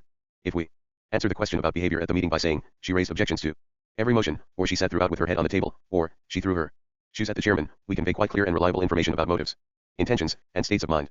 It is not so far at all detailed, but then nor is the information about the outer performance. And more detail can always be provided. There is nothing fishy about trying to study motives, and a great deal that is fishy about trying to avoid doing so. Motivation is a central human concern, a thing that gives constant trouble when it is not understood. And the scientific way to understand it is, as with everything else, to take it on its own terms and find concepts suitable for bringing out its typical patterns. We all need and use terms like fear and anger, interest and desire, hope and repression. We all look for motives that are not apparent and for ruling patterns of motivation. What we need, therefore, is to do these things in a clearer, more organized way, not to outlaw them, or try to reduce them to reports of outer action. Since they exist to explain these, not to summarize them. Nor is it the slightest use trying to substitute for them neurological reports of what goes on in the nerves and brain. These, again, describe something different, however interesting and helpful. There is, in fact, no need for these rather desperate measures of flight from the obvious subject matter of psychology. All they have done is to castrate that subject. It has been reduced, for 50 years or so, to the state in which the study of teapots would be if one half of the people engaged in it were sworn as a matter of professional pride never to mention the inside of a teapot, while the other half were just as unwilling ever to mention the outside. Communication and consciousness. Choosing the first of these options, Wilson in sociobiology scrupulously avoids any discussion of purpose, motive, mind, consciousness, feeling, intention, or any related notion, and omits them from his index. Not mentioning things, however, does not necessarily make them go away. The method has its usual effect. Sometimes strange gaps appear in the argument, at other times the banned concepts appear anyhow in a ghostly and uncriticized form. The trouble is worst over the problem of altruism, one that he regards as central. But it crops up all the time. One notable example is his discussion of communication. He defines this as action on the part of one organism, or cell, that alters the probability pattern of behavior in another organism, or cell, in a fashion adaptive to either one or both of the participants, p10, and later remarks contentedly that this definition conforms well both to our intuitive understanding of communication and to the procedure by which the process is mathematically analyzed, p 176. Now, this definition is actually so wide as to include almost any kind of interaction between cells or organisms. It seems to be satisfied when a donkey crops a thistle, when the thistle pricks the donkey, or when any one part of the donkey's digestion acts upon another. Yet, as Wilson worriedly notes, it is not necessarily satisfied by human communication. In human beings, communication can occur without an outward change of behavior on the part of the recipient. Trivial or otherwise useless information can be received, mentally noted, and never used. But in the study of animal behavior, no operational criterion has yet been developed other than the change of patterns in overt behavior, and it would be a retreat into mysticism to try and add mental criteria. p. 176, my italics. Trivial or useless information, however, is only the fringe of the problem. This way of treating human communication is altogether a dead end, an Imposing signposts leading to a blank wall. Speech only alters the probability pattern of people's behavior if it is understood. That is what distinguishes it from infections, blows, flea bites, and most of the other ways in which organisms interact. 3. That is what terms like communication are needed to mark. And the reason we pick out some interactions between animals as being communications is because that is true of them. 2. Threats, greetings, infantile appeals, submissive gestures have to be understood as such if they are to work. They are sometimes misinterpreted. And to explain the response to them one must always know what they are being understood as what impression the receiver has formed of the signaler's motives and intentions. This is not true of infections, flea bites, or any sort of interaction between cells. And it is true of blows only insofar as blows are, among other things, a form of communication. They signal the striker's social attitude. Understanding communication therefore is interpreting it, whereas understanding causal interaction is no such thing. Communicating is conveying information and social attitudes. And this is something that it makes sense to talk only of conscious beings as doing. Wilson's eccentric definition does not do him much harm, because he very sensibly ignores it, and goes on to decide what is and is not communication by common sense. But he can do this only by following, without acknowledgement, the everyday principle of confining it to beings which can reasonably be treated as conscious, and as noticing each other's signals. Far from being a retreat into mysticism, this provides the only context within which words like communication can have any kind of sense. Someone who genuinely thought of animals as unconscious automata would have to stop speaking of what they do as communicating, as that would lose us a most valuable distinction. Nobody seems likely to try it. 1. For anthropomorphism, see chapter 13. 2. As Skinner says, beyond freedom and dignity, p. 191, a small part of the universe is enclosed in a human skin. But the human skin is remarkably pervious to language. Even novels like Virginia Woolf's, which emphasize the privacy of experience and the difference between people, work only because language is public. And we do understand each other. See also p. 333, below. 3. The experimental animal which eats the dinner bell has misinterpreted the sun. Max Black. See pages 225 to 227. 6. Altruism and egoism. Different notions of selfishness. I have been suggesting generally that if we are to understand the behavior of conscious beings, we must take their motive seriously and not try to reduce them to something else. I must now illustrate this in an important case, that of altruism and selfishness. Many people have found altruism a problem, and Wilson is among them. In fact, he speaks of it as the central theoretical problem of sociobiology. How can altruism, which by definition reduces personal fitness, possibly evolve by natural selection? p. 3. But two totally distinct problems are combined here. There is, first, the traditional problem of selfishness in human life, which is a problem about motive. It runs: can a conscious agent deliberately choose to do things that he thinks will not pay him? This problem can be considered only by people willing to take motive seriously. Second, there is a problem about evolution, which runs: can a trait survive if it leads its bearer to do things which do not, in fact, pay him? Both problems arise from the obvious point that people, and animals too, often do seem to do non-paying things. The first inquirer is asking, can they know what they are doing? Do they perhaps understand their interests differently from the observer? He wants to make their acts intelligible in the sense of imaginable from the inside, from the angle of another possible agent to grasp their reasons, to see what makes them tick. The second, by contrast, is viewing action from outside, from a very remote standpoint. Indeed, the sense in which he wants to understand it is that of fitting it into the theoretical scheme of evolution, which means reconciling it with natural selection. Taken separately, neither of these problems is too hard. Taken as a tangle, however, they become almost impenetrable. They differ not only because they arise from different inquiries and use their terms in distinct senses, but because they point to quite distinct ranges of example. No doubt the acts that a conscious agent believes will pay him often actually do so. All the hard work of prudence is devoted to making this happen. But it is always an uncertain business. Gamblers may win fortunes while the most careful accountants overwork and die of thrombosis. And even if outer events turn out as expected, feelings may not. Both the successful, surviving accountant and the successful gambler may find that they do not know what to do with their success. Things are liable to turn to ashes in people's mouths. There are therefore constant difficulties in deciding what really pays. And what pays at one time of life or in one situation may be disastrous at another. When should the payoff be declared? People fall into Solon's paradox. They find themselves saying, call no man happy till he is dead, and then reflecting that hardly seems the time to do it either. 1. Let us now consider the two questions separately. First, can a conscious agent deliberately choose to do things that he thinks will not pay him? The answer to this simply depends on what we mean by pay, or by advantage, benefit, or whatever similar word we fancy. If we use such words in a very wide sense, the answer must be no, but the point becomes rather trivial. What we deliberately choose must certainly in some sense please and satisfy us. But this is as true of suicide, martyrdom, alcoholism, and unprofitable vengeance as it is of eating and drinking. What we choose must somehow attract us, but it need not in any normal sense pay us. Saying that it does is trivial because it stretches such words as pay beyond their normal use for the sake of paradox. The question has a much more ambitious and interesting point if we use words like pay in their direct and obvious sense, meaning deliberate competitive, outward advantage. This is the way in which people making cost-benefit analyses use them. We now ask, can people deliberately do things that they believe will shorten their lives, lessen their income, damage their health, or diminish their power? Can they, that is, deliberately do such things for the sake of doing them, not trading off one advantage against another, say, losing income in order to increase health but genuinely ignoring all such advantages? To keep this question clear of the earlier trivial one, we ought to have a list of publicly recognized advantages. It would probably be drawn from the list of our basic needs. What we have now is a question of fact, and a brief glance around shows the answer to be yes. People do, sometimes, knowingly commit suicide. They do sometimes pursue vengeance, inquiry, or amusement that is sure to injure them.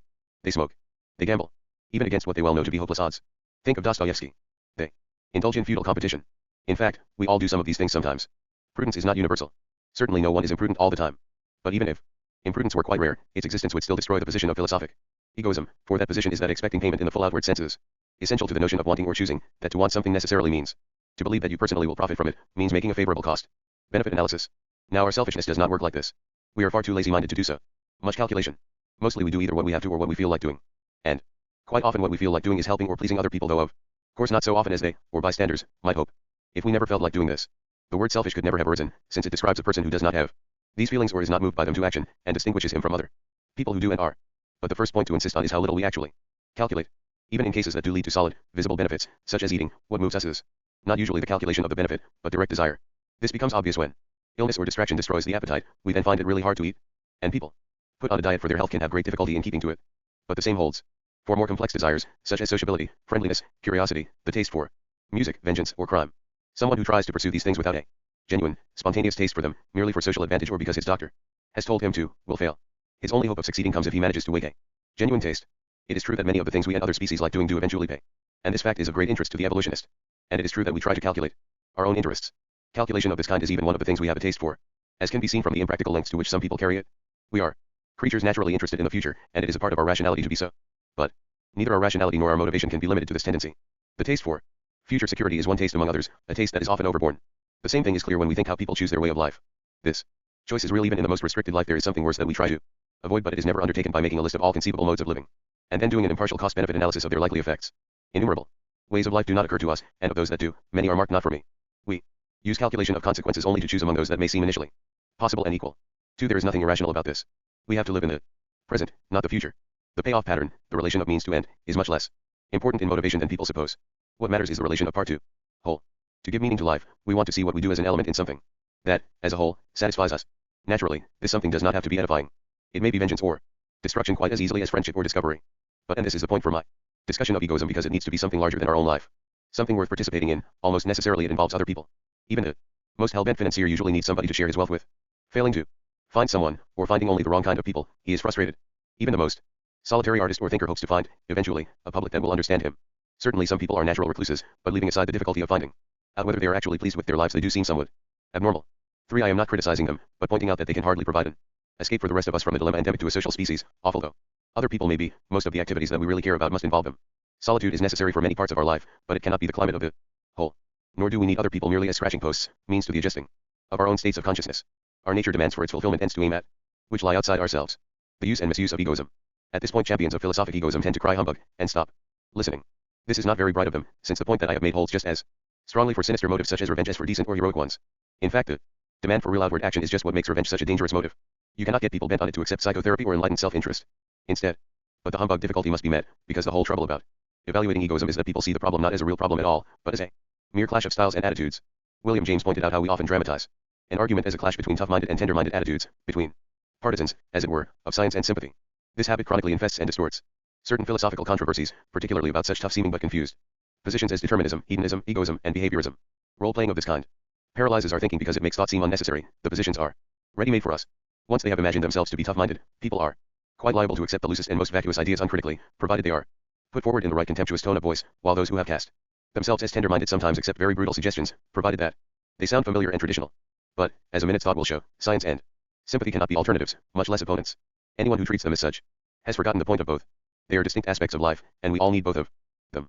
Looked at without this bias, egoism is not a plausible account of motivation. And if we refuse to accept egoism, the traditional problem about selfishness is not particularly difficult.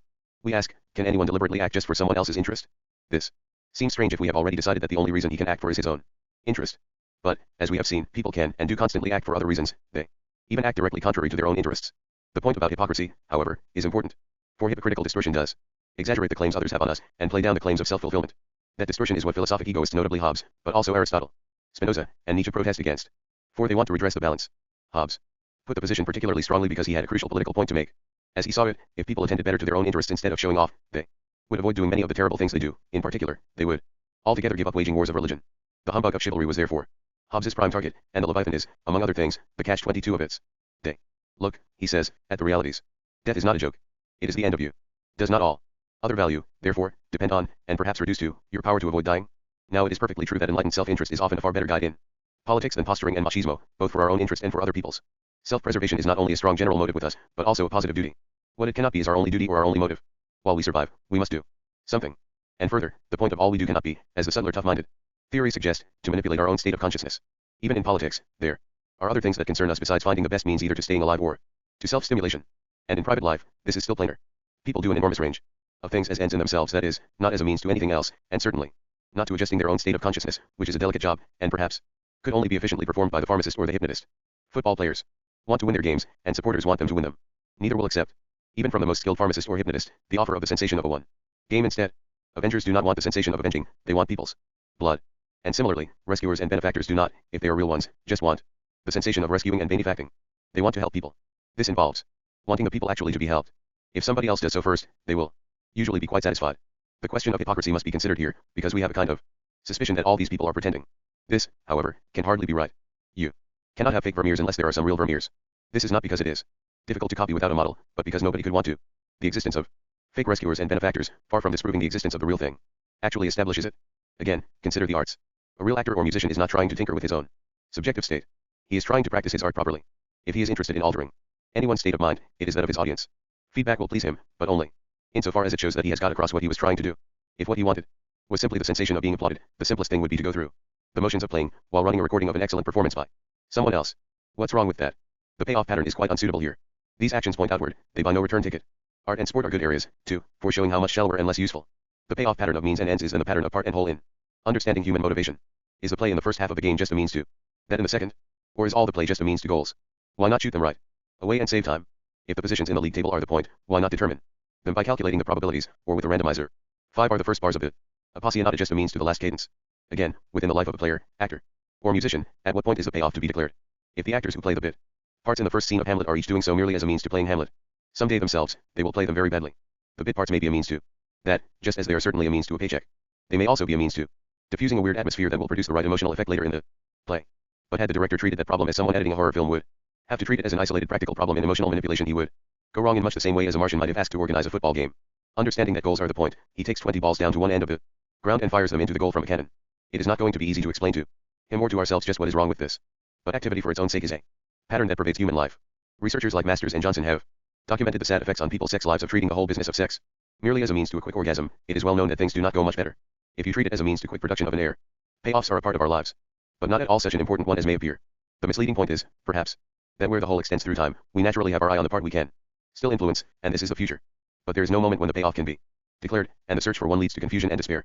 John Stuart Mill's adolescent breakdown was, it seems, a result of his entrapment in this feature of utilitarianism. 6 attempts to use the pattern consistently and exclusively must, as far as I can see, lead to this sort of barren desolation. The attraction of egoism, in fact, vanishes. If you are consistent about it, it has only the momentary impact of suggestions that demolish isolated pieces of humbug. Its most heady pronouncements are often combined with others pointing a very different way, as when Nietzsche, so often eloquent for egoism, remarks all the same, man should be trained for war, and woman for the recreation of the warrior, all else is folly. 7 What's she supposed to get out of that? How to misunderstand altruism.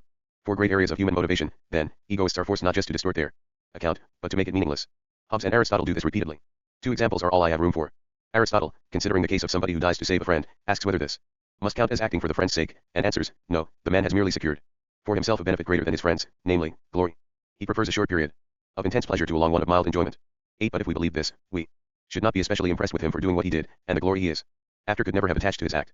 Even if the fellow fails to think this out, of course, his cost-benefit analysis is miserably shaky. How can he be sure of enjoying himself enough in the time available? Again, Hobbes defines pity as grief for the calamity of another, arising from the imagination that the like calamity may befall himself, that is, the person who feels it. 9. But if the only thing we ever felt on seeing the disaster of another was fear, our behavior would show only fear. There would then be no such word as pity, since there would be no such thing. And Hobbes could never have been called upon to define it. 10. This is the traditional pattern of distortion. Anyone who doubts its power may be interested to watch Wilson falling into the very same hole. In sociobiology he considers the case of someone who dives into water to save a drowning stranger, and remarks, the reaction is typical of what human beings regard as pure altruism. However, upon reflection, we can see that the good Samaritan has much to gain by his act. If such episodes are rare, the Darwinist calculus would predict little or no gain. But if the drowning man reciprocates at a future time, and the risks of drowning stay the same, it will have benefited both individuals to have played the role of rescuer. Each man will have traded a 1/2 chance of dying for about a 1/10 chance. p. 120. Now this passage might merely be saying that in fact they will, on average, have benefited themselves, or at least done themselves no harm. As we shall see, this is the most that the argument can possibly call for. But the language constantly implies more. It unmistakably refers to motivation, and analyzes it in the traditional distorting egoistic style. The word that does so most plainly in the passage above is traded. Trading is a name for something that can only be done deliberately, and with appropriate motives. Traders must know what they are doing. To do something that merely turns out to benefit you is not trading, but if you make a deal, you have still traded if it turns out badly. Whatever the upshot, a rescuer was not trading unless his motive was a calculation of profit. Of course it could have been so. But people do in fact quite often rescue strangers without first checking that these strangers are husky, loyal, useful allies who will stay around until a counter-rescue becomes necessary. And a rescuer who finds that He has pulled out of the water a non-swimming old gentleman who lives at a distance. Does not necessarily react as he would if he had spent a lot of time salvaging a whiskey crate and then found it to be empty, that is, by throwing him back in again. He may still reckon that he has done what he set out to do. The word trade does not stand alone. All Wilson's key terms are drawn from the language of conscious motivation. Altruism, selfishness, and spite are his names for activities that benefit, respectively, other people, the agent, and nobody. It might have been better to talk of other benefiting, self-benefiting, and purely injurious activities. The dictionary, however, defines altruism as regard for others, as a principle of action, which is a motive. And this is certainly its normal use. Selfishness and spite, still more obviously, are never names for what actually happens, but for the agent's state or habit of mind. A spiteful action does not cease to be spiteful because it is frustrated, nor is accidentally injuring somebody a piece of spite. Similarly, in opening the section on what he calls reciprocal altruism, Wilson remarks, more in sorrow than in anger. The theory of group selection has taken most of the goodwill out of altruism. When altruism is conceived as the mechanism by which DNA multiplies itself through a network of relatives, spirituality becomes just one more Darwinian enabling device. p. 120. The stern tone, suitable for one revealing unsuspected nepotism in the charities of a presidential candidate, suggests that we have examined the motives of all rescuers and have found that they are not what they seem. But no attention has been paid to these motives. In what sense can the theory of group selection take the goodwill out of altruism? It is supposed to do it by showing that traits will survive only if they benefit the group. But one cannot take the goodwill out by showing how goodwill evolves. Goodwill is a term describing a kind of motivation whose occurrence is what we start from. People do sometimes rescue those who cannot benefit them. The theory of group selection is there to show that such motives could not have been passed on if they had undermined the survival of the group, perhaps that they must have promoted it. This is an entirely different thing from showing that they actually never evolved at all, that what looks like them is in fact only a cleverly disguised form of calculation. It seems important to notice that, if this were true, calculation of consequences would have to be immeasurably more strongly developed, commoner and more efficient than it actually is. In man, let alone in other species. Hobbes's picture not only deprives us of our actual virtues, it credits us with others we do not have, at least in the necessary degree. A steady, unfailing prudence, a persistence in calculation, a stern intellectual honesty and consistency, a brisk readiness to act on extremely remote probabilities, such as we never actually see. Since these really are important virtues, of which we are partly capable, the appeal of egoism lies partly in celebrating them, as well as in attacking hypocrisy. If Hobbes's picture were accurate, the phenomena on the human scene would be totally different, and the problem of altruism in other less calculating species would remain quite insoluble. This brings us back to the point with which I began this chapter, that we have two distinct problems before us. Wilson's kind of account, which is now extremely widespread, is weak in that it constantly carries into the evolutionary discussion an irrevelant and uncriticized egoism. Officially it ignores motives, but in fact it makes constant reference to them, and because this reference is unacknowledged, its errors go uncorrected. There is a real puzzle about the transmission of altruistic behavior. But that puzzle is solved by showing that it benefits one's kin and one's group. The further problem of inventing some way in which it can seem to benefit the agent himself arises only for egoists, because only they have ruled that it has to do this to make him act. Wilson and his colleagues, however, take the egoist's stance, by pointing out that those benefited are often the agent's kin, and suggesting that this makes it somehow possible for him to identify with them, since they will proliferate his genes for him if he does not live to do it himself. 11. Thus they give kin selection a much more prominent place in their argument than group selection. The general point about identifying with one's kin I shall be discussing shortly. But it is worth remarking here that altruistic behavior can extend far beyond kin. It is true that those surrounding an animal very often are its kin, and that this makes a great difference to the actual transmission of its genes. But its behavior does not systematically alter when the surrounding animals are not kin at all, as in the case where a creature leaves its home group and joins another before breeding. And even if it stays put, much of its behavior benefits, and some is meant to benefit non-relatives. The social insects are indeed a special case. For them, group and kin are effectively the same. But this is just what makes them a misleading model for studying the overall relationship of the two concepts. Beyond this, however, the whole notion of identification is uncalled for and useless. Only a very intelligent and well-informed agent could plan successfully to act so as best to proliferate his genes. But we are dealing, mostly, with agents who do not plan at all, including, usually, the human rescuer. It is important that we understand such actions for what they are, as done with the motives that they actually are done with, rather than distorting them to fit a tidy theory. The motive has to be one that can function independently of planning. There might, perhaps, have been an intelligent species somewhere which did not develop direct social impulses at all, but depended for all its social activity on calculation of consequences. We are not it. It would have done many of the things we do, but for quite different reasons. Others it not only would never have done, but could never have understood at all. But it is this alien species that is demanded by people who think of intelligence as the source of all social development. Thus Wilson writes, a strong impelling force appears to generate social behavior in vertebrate evolution. This force, I would like to suggest, is greater intelligence. The concomitants of intelligence are more complex and adaptable behavior and a refinement in social organization that are based on personalized individual relationships. Each member of the vertebrate society can continue to behave selfishly, but it can also afford to cooperate more. P. 381, my italics. If intelligence had really been the only impelling force, most of the concomitants would never have been found necessary. Why? Affection. Why time-consuming breeding procedures, mutual grooming, dominance and submission displays, territorial boasting, and ritual conflict? Why play? Why, on the human scene, so much time spent in non-productive communication of every kind: idle chatter, lovemaking, sport, laughter, song, dance, and storytelling, quarrels, ceremonial mourning and weeping? Intelligence alone would not generate these ends. It would just calculate means. But these things are done for their own sake, they are a part of the activity that goes to make up the life proper to each species. Insofar as there is one impelling force, it is sociability. From that comes increasing power of communication, which provides the matrix for intelligence.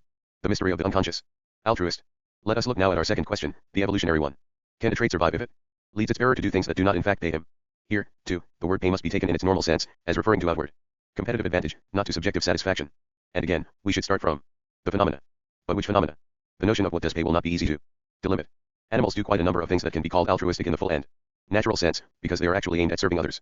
Many creatures take great trouble over rearing their young, and also defend them vigorously, sometimes getting killed in the process. Many also defend and rescue young that are not their own. Some will adopt orphans.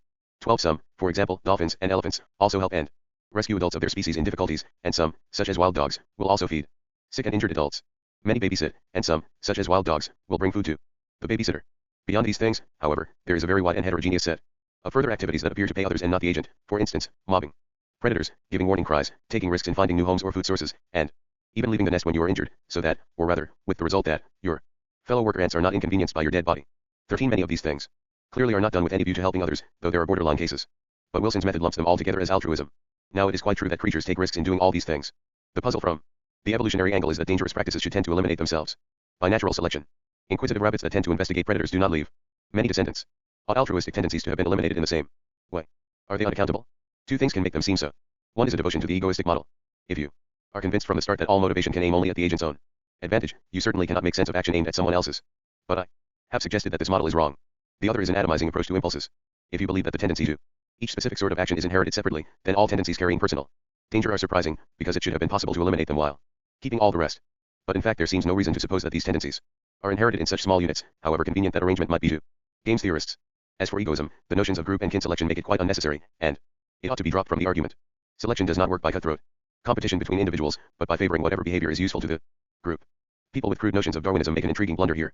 They confuse the mere fact of competing, that is, of needing to share out a resource, with the motive of competitiveness or readiness to quarrel.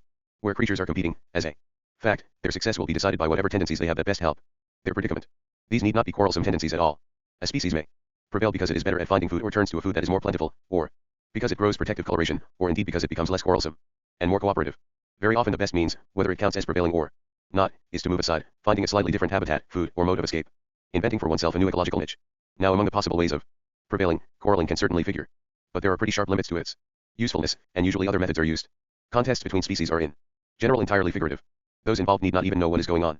They come to the feeding place and find it bare, they find their eggs gone, or they unwittingly nurture a cuckoo. What they do is done for its own sake, not as part of a response to a challenge. Competitiveness, as a motive, then, need not be involved at all in competition between species. And even where it is, it has to be limited sharply by prudence and common sense. Animals must avoid fighting that leads to serious injury, they have no doctor. Thus even a very hungry lion will abandon its kill to hyenas when the odds are against it, and vice versa. This is even more true of competitiveness within a species. While it has its uses, it can easily turn out very badly. The rival fights of deer, for which they have evolved their antlers, are useful because they select powerful fathers for the young. But as the system develops, and the few strongest stags begin to monopolize the mating, things go less well. The gene pool is unnecessarily narrowed, and the job of protecting the young becomes harder. More serious, selection operates to produce good fighters rather than deer of good all-around capacity. This favors size, and particularly size of antlers. Deer do not use their antlers against enemies outside their species, they drive them off with their forefeet. Unless predators or other modes of selection intervene, stags then head towards the fate that seems to have overtaken the enormous Irish deer, a 7-foot spread of antlers and extinction. 14 Where the motive of competitiveness is strong, it is hard for a species to get out of such a cul-de-sac. Strong fighting stags simply will not allow others to mate. Thus the sort of competition involved in natural selection gives no support for an egoist account of motives. All the same, some notion of possible motives is needed. Here, the question how a creature can come to rescue others of its species, or to give warning cries, is a genuine one, calling for an answer that makes genetic sense. We cannot treat these acts just as cultural phenomena, induced by precept or example. Could they just be imitated? As far as warning cries go, this is partly an empirical question about a particular species' power of mimicry. Some have none. But it is also about their kind of awareness, the sort of things they attend to, and the sort of reaction they are capable of. About rescuing, the point seems still plainer. Many species could never consider it, whatever examples might be shown them. We are dealing here with a difference in emotional range among species, with a capacity, found only in the most social species, to be so deeply concerned for others as to take drastic action. A familiar example of this difference in emotional range is that between dogs and cats, which does not yield to cultural interference. Now this gap has in fact somehow been bridged in evolution. This kind of active concern for others has in several groups separately somehow become possible. And, since most of this bridging has been done well before the human stage, or quite independently of it, it has not been done by conscious calculation of the human type, but by adaptation. So it does seem likely that it carried a selective advantage. Of course, among human beings, example and training can help the reaction and make it much commoner. But they could not do this if the capacity were not there in the first place, just as it is in dolphins and elephants, although not in polar bears or hamsters. No purely cultural development could have generated it. How to make the whole study of motives impossible. The necessary complexity of such capacities points up the wrongness of an atomizing approach to impulses. It seems unrealistic to talk as though the tendency to rescue people were something that could be carried by a single gene. Something like a tendency to give warning cries might conceivably be so. But rescuing is plainly far too complex a phenomenon to be governed in this way. This is true partly because the kinds of danger, and therefore the kinds of rescue possible, do not follow a single pattern. but also because, in any fairly complex creature, the undertaking of dangerous actions must involve other traits in the character besides the impulse in question. The whole character has to be such as to permit them. Such behavior cannot stand alone. Wilson in fact knows this perfectly well and sometimes says it, but he still does not give it enough weight, because he pays too much attention to the mass of speculation on these subjects generated recently by games theorists. I do not say that this is all useless, but it is only useful so far as we can apply a binary model of winning and losing, pinned to a single, separately heritable characteristic while everything else is held constant. And this does not seem to be very far, with anything more complex than fruit flies. 15. Thus, though he may not actually make the blunder of which his critics complain, of positing separate, single genes for spite, altruism, and so on, he much too readily accepts the language of those who do treat behavior as a mere mass of discrete units, inherited separately. 16. This raises quite unnecessary problems. Granted a mechanism for sustaining reciprocal altruism, he writes, we are still left with the problem of how the behavior gets started. Imagine a population in which a good Samaritan appears for the first time as a rare mutant, P120. The passage goes on to cite calculations of the critical frequency of the altruist gene, above which the gene will spread explosively. How critical frequencies are attained from scratch remains unknown. Cooperative individuals must play a version of the game of Prisoner's Dilemma. What is the problem? All the creatures that it makes sense to suppose could develop positive altruism are already caring for their young, and the first element of parental care which develops is defense and rescue from danger. Even some fish and reptiles do this, as well as the social insects. All that is needed is to extend the pattern to adults. Now the development of sociability proceeds in any case largely by this extension to other adults of behavior first developed between parents and young. Grooming, mouth contact, embracing, protective and submissive gestures, giving food. 17. In fact, wider social ID in its original essence simply is the power of adults to treat one another, mutually, as honorary parents and children.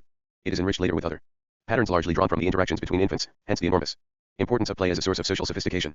But quasi-parental interactions come first. They work well because they are adapted to soothe, to conciliate, to forge a bond. Once forged, why should this bond not carry its usual consequence of protectiveness? Besides this, in a stable group, many adults present will actually be descendants of the others, and others will be those whom they have known as young, so that quasi-parental bonds are already formed. Friendly behavior to young who are not one's own is very common.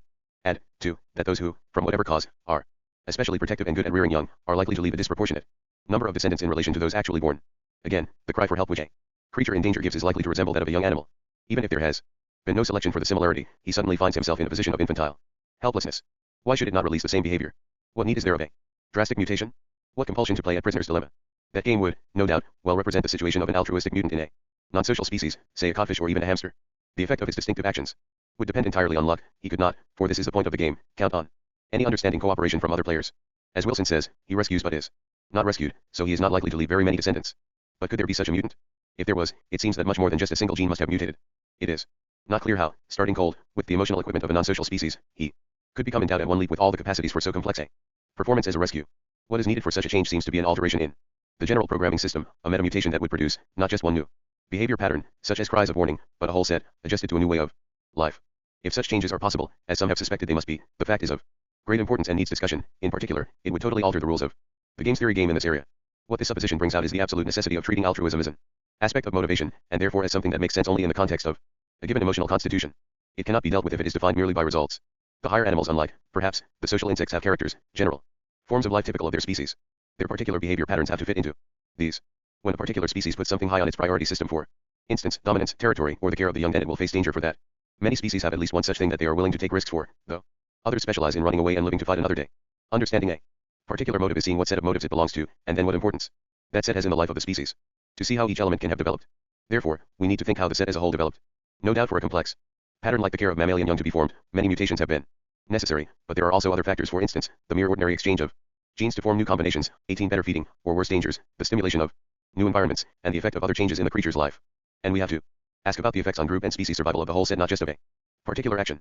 It does not seem likely that the power to rescue others from severe danger makes much difference directly to a species' survival, though it can certainly do so to that of a small group. What does make an enormous difference, however, is the power to form the strong social bonds that make rescue possible. When we consider what is involved in the relation of parent and child in a slow-developing species, and remember that this bond shapes the early experience of every member of that species, further gradual progress to mutual help among adults does not seem too hard to imagine. And in that context, rescue is intelligible enough. It has to be explained not as an isolated gamble, but as part of a whole pattern of motives, which as a whole is advantageous. Explaining it is showing what company it keeps. Wilson, however, would like to explain such habits in a much more simple and ambitious way, namely, by reconciling them somehow with the egoist model, which he takes to be self-justifying.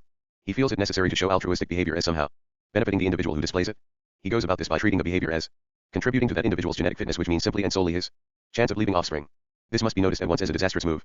The notion of fitness has long been a loose cog in arguments about evolution.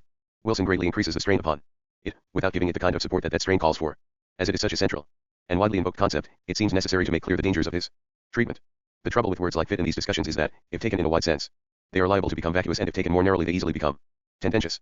Thus the phrase survival of the fittest does not mean much if it means only survival of those most likely to survive. If on the other hand it means survival of those whom we should admire most or the like, it describes a different state of affairs. We shall need different arguments to persuade us that this is happening. In just the same way, Wilson equivocates with the notion that to be fit is an advantage to anybody. If it means healthy or able to do what he wants to do, then it usually is so. But if it only means likely to have many descendants, there is no reason for treating it as an advantage at all. Yet for Wilson the latter meaning quickly becomes, not just an advantage, but the only advantage that matters. Thus he defines selfishness as raising one's own fitness by lowering that of others, p. 117, this fitness being genetic fitness. Again, of insects that discourage predators by tasting nasty, but can hardly do so without dying in the process, he writes, it pays to stay around as long as possible to teach predators not to eat one's offspring. In contrast, cryptic saturniids have a short post-reproductive life. It does not pay to teach predators that one's relatives are good to eat, p. 125. Whom does it pay or not pay? The creature in question is no longer there to be paid. It is wrong to put the perfectly sensible point about the conditions under which a trait can survive in this highly metaphorical way. As we have seen, it can lead to personifying the gene itself, or the DNA, in order to find a candidate for the vacant position of plotter NPE. Just as often, however, the individual itself is nominated for the job of plotting, and that in some fairly surprising species. One of the most promising circumstances in which to search for voluntary population control is the evolutionary reduction of virulence in parasites. Virulence often, but not always, comes from the capacity to multiply rapidly. Thus the condition is likely to evolve by individual selection. But too high a level of virulence kills off the hosts, perhaps before infection of other hosts is achieved, so that virulence will be opposed by interdemic selection. It may stretch credulity to think of an altruistic bacterium or self-sacrificing blood fluke, but in the sense that feeding ability or reproduction is curtailed in spite of competition from other genotypes, a parasite can be altruistic. p. 116, my italics. What is stretched is not credulity. The facts described are perfectly easy both to believe and to understand, but the use of words like altruistic and voluntary. Another awkward flaw in the scheme is that an individual shares genes with many others who are not his descendants. Since the proliferation of these genes too is supposed to benefit him, the notion of simple genetic fitness is expanded to that of inclusive fitness, the sum of an individual's own fitness plus the sum of all the effects it causes to the related parts of the fitnesses of all its relatives, p. 118. Thus, the care or rescue of any relative becomes compatible with egoism provided that the arithmetic works out right. If only first cousins were benefited, r equals 1/8, the altruist who leaves no offspring would have to multiply a cousin's fitness 8-fold, an uncle, r equals 1/4, would have to be advanced 4-fold, and so on, p. 118. But if we are really to regard this inclusive fitness as representing our own interest, can these bargains be called altruistic at all? The answer seems to vary. Thus, on the page before, self-sacrifice for the benefit of offspring is altruism in the conventional, but not in the strict genetic sense, because individual fitness is measured by the number of surviving offspring. But self-sacrifice on behalf of second cousins is true altruism at both levels. The mind reels. Genes identical to ours are scattered among all our relatives. Indeed, if we move in a small stable group, over the whole population. What is special about the specimens passed through our own progeny? It is not as if we could keep them together in a block with which we can at all identify. Human inheritance systems obscure how fast these blocks break up. When that archdynast, Louis XIV, died and left the throne to his great-grandson, 1/8 of his genes remained to help rule his country. 70 years later, Louis XVI carried about 1/32 of them to the guillotine.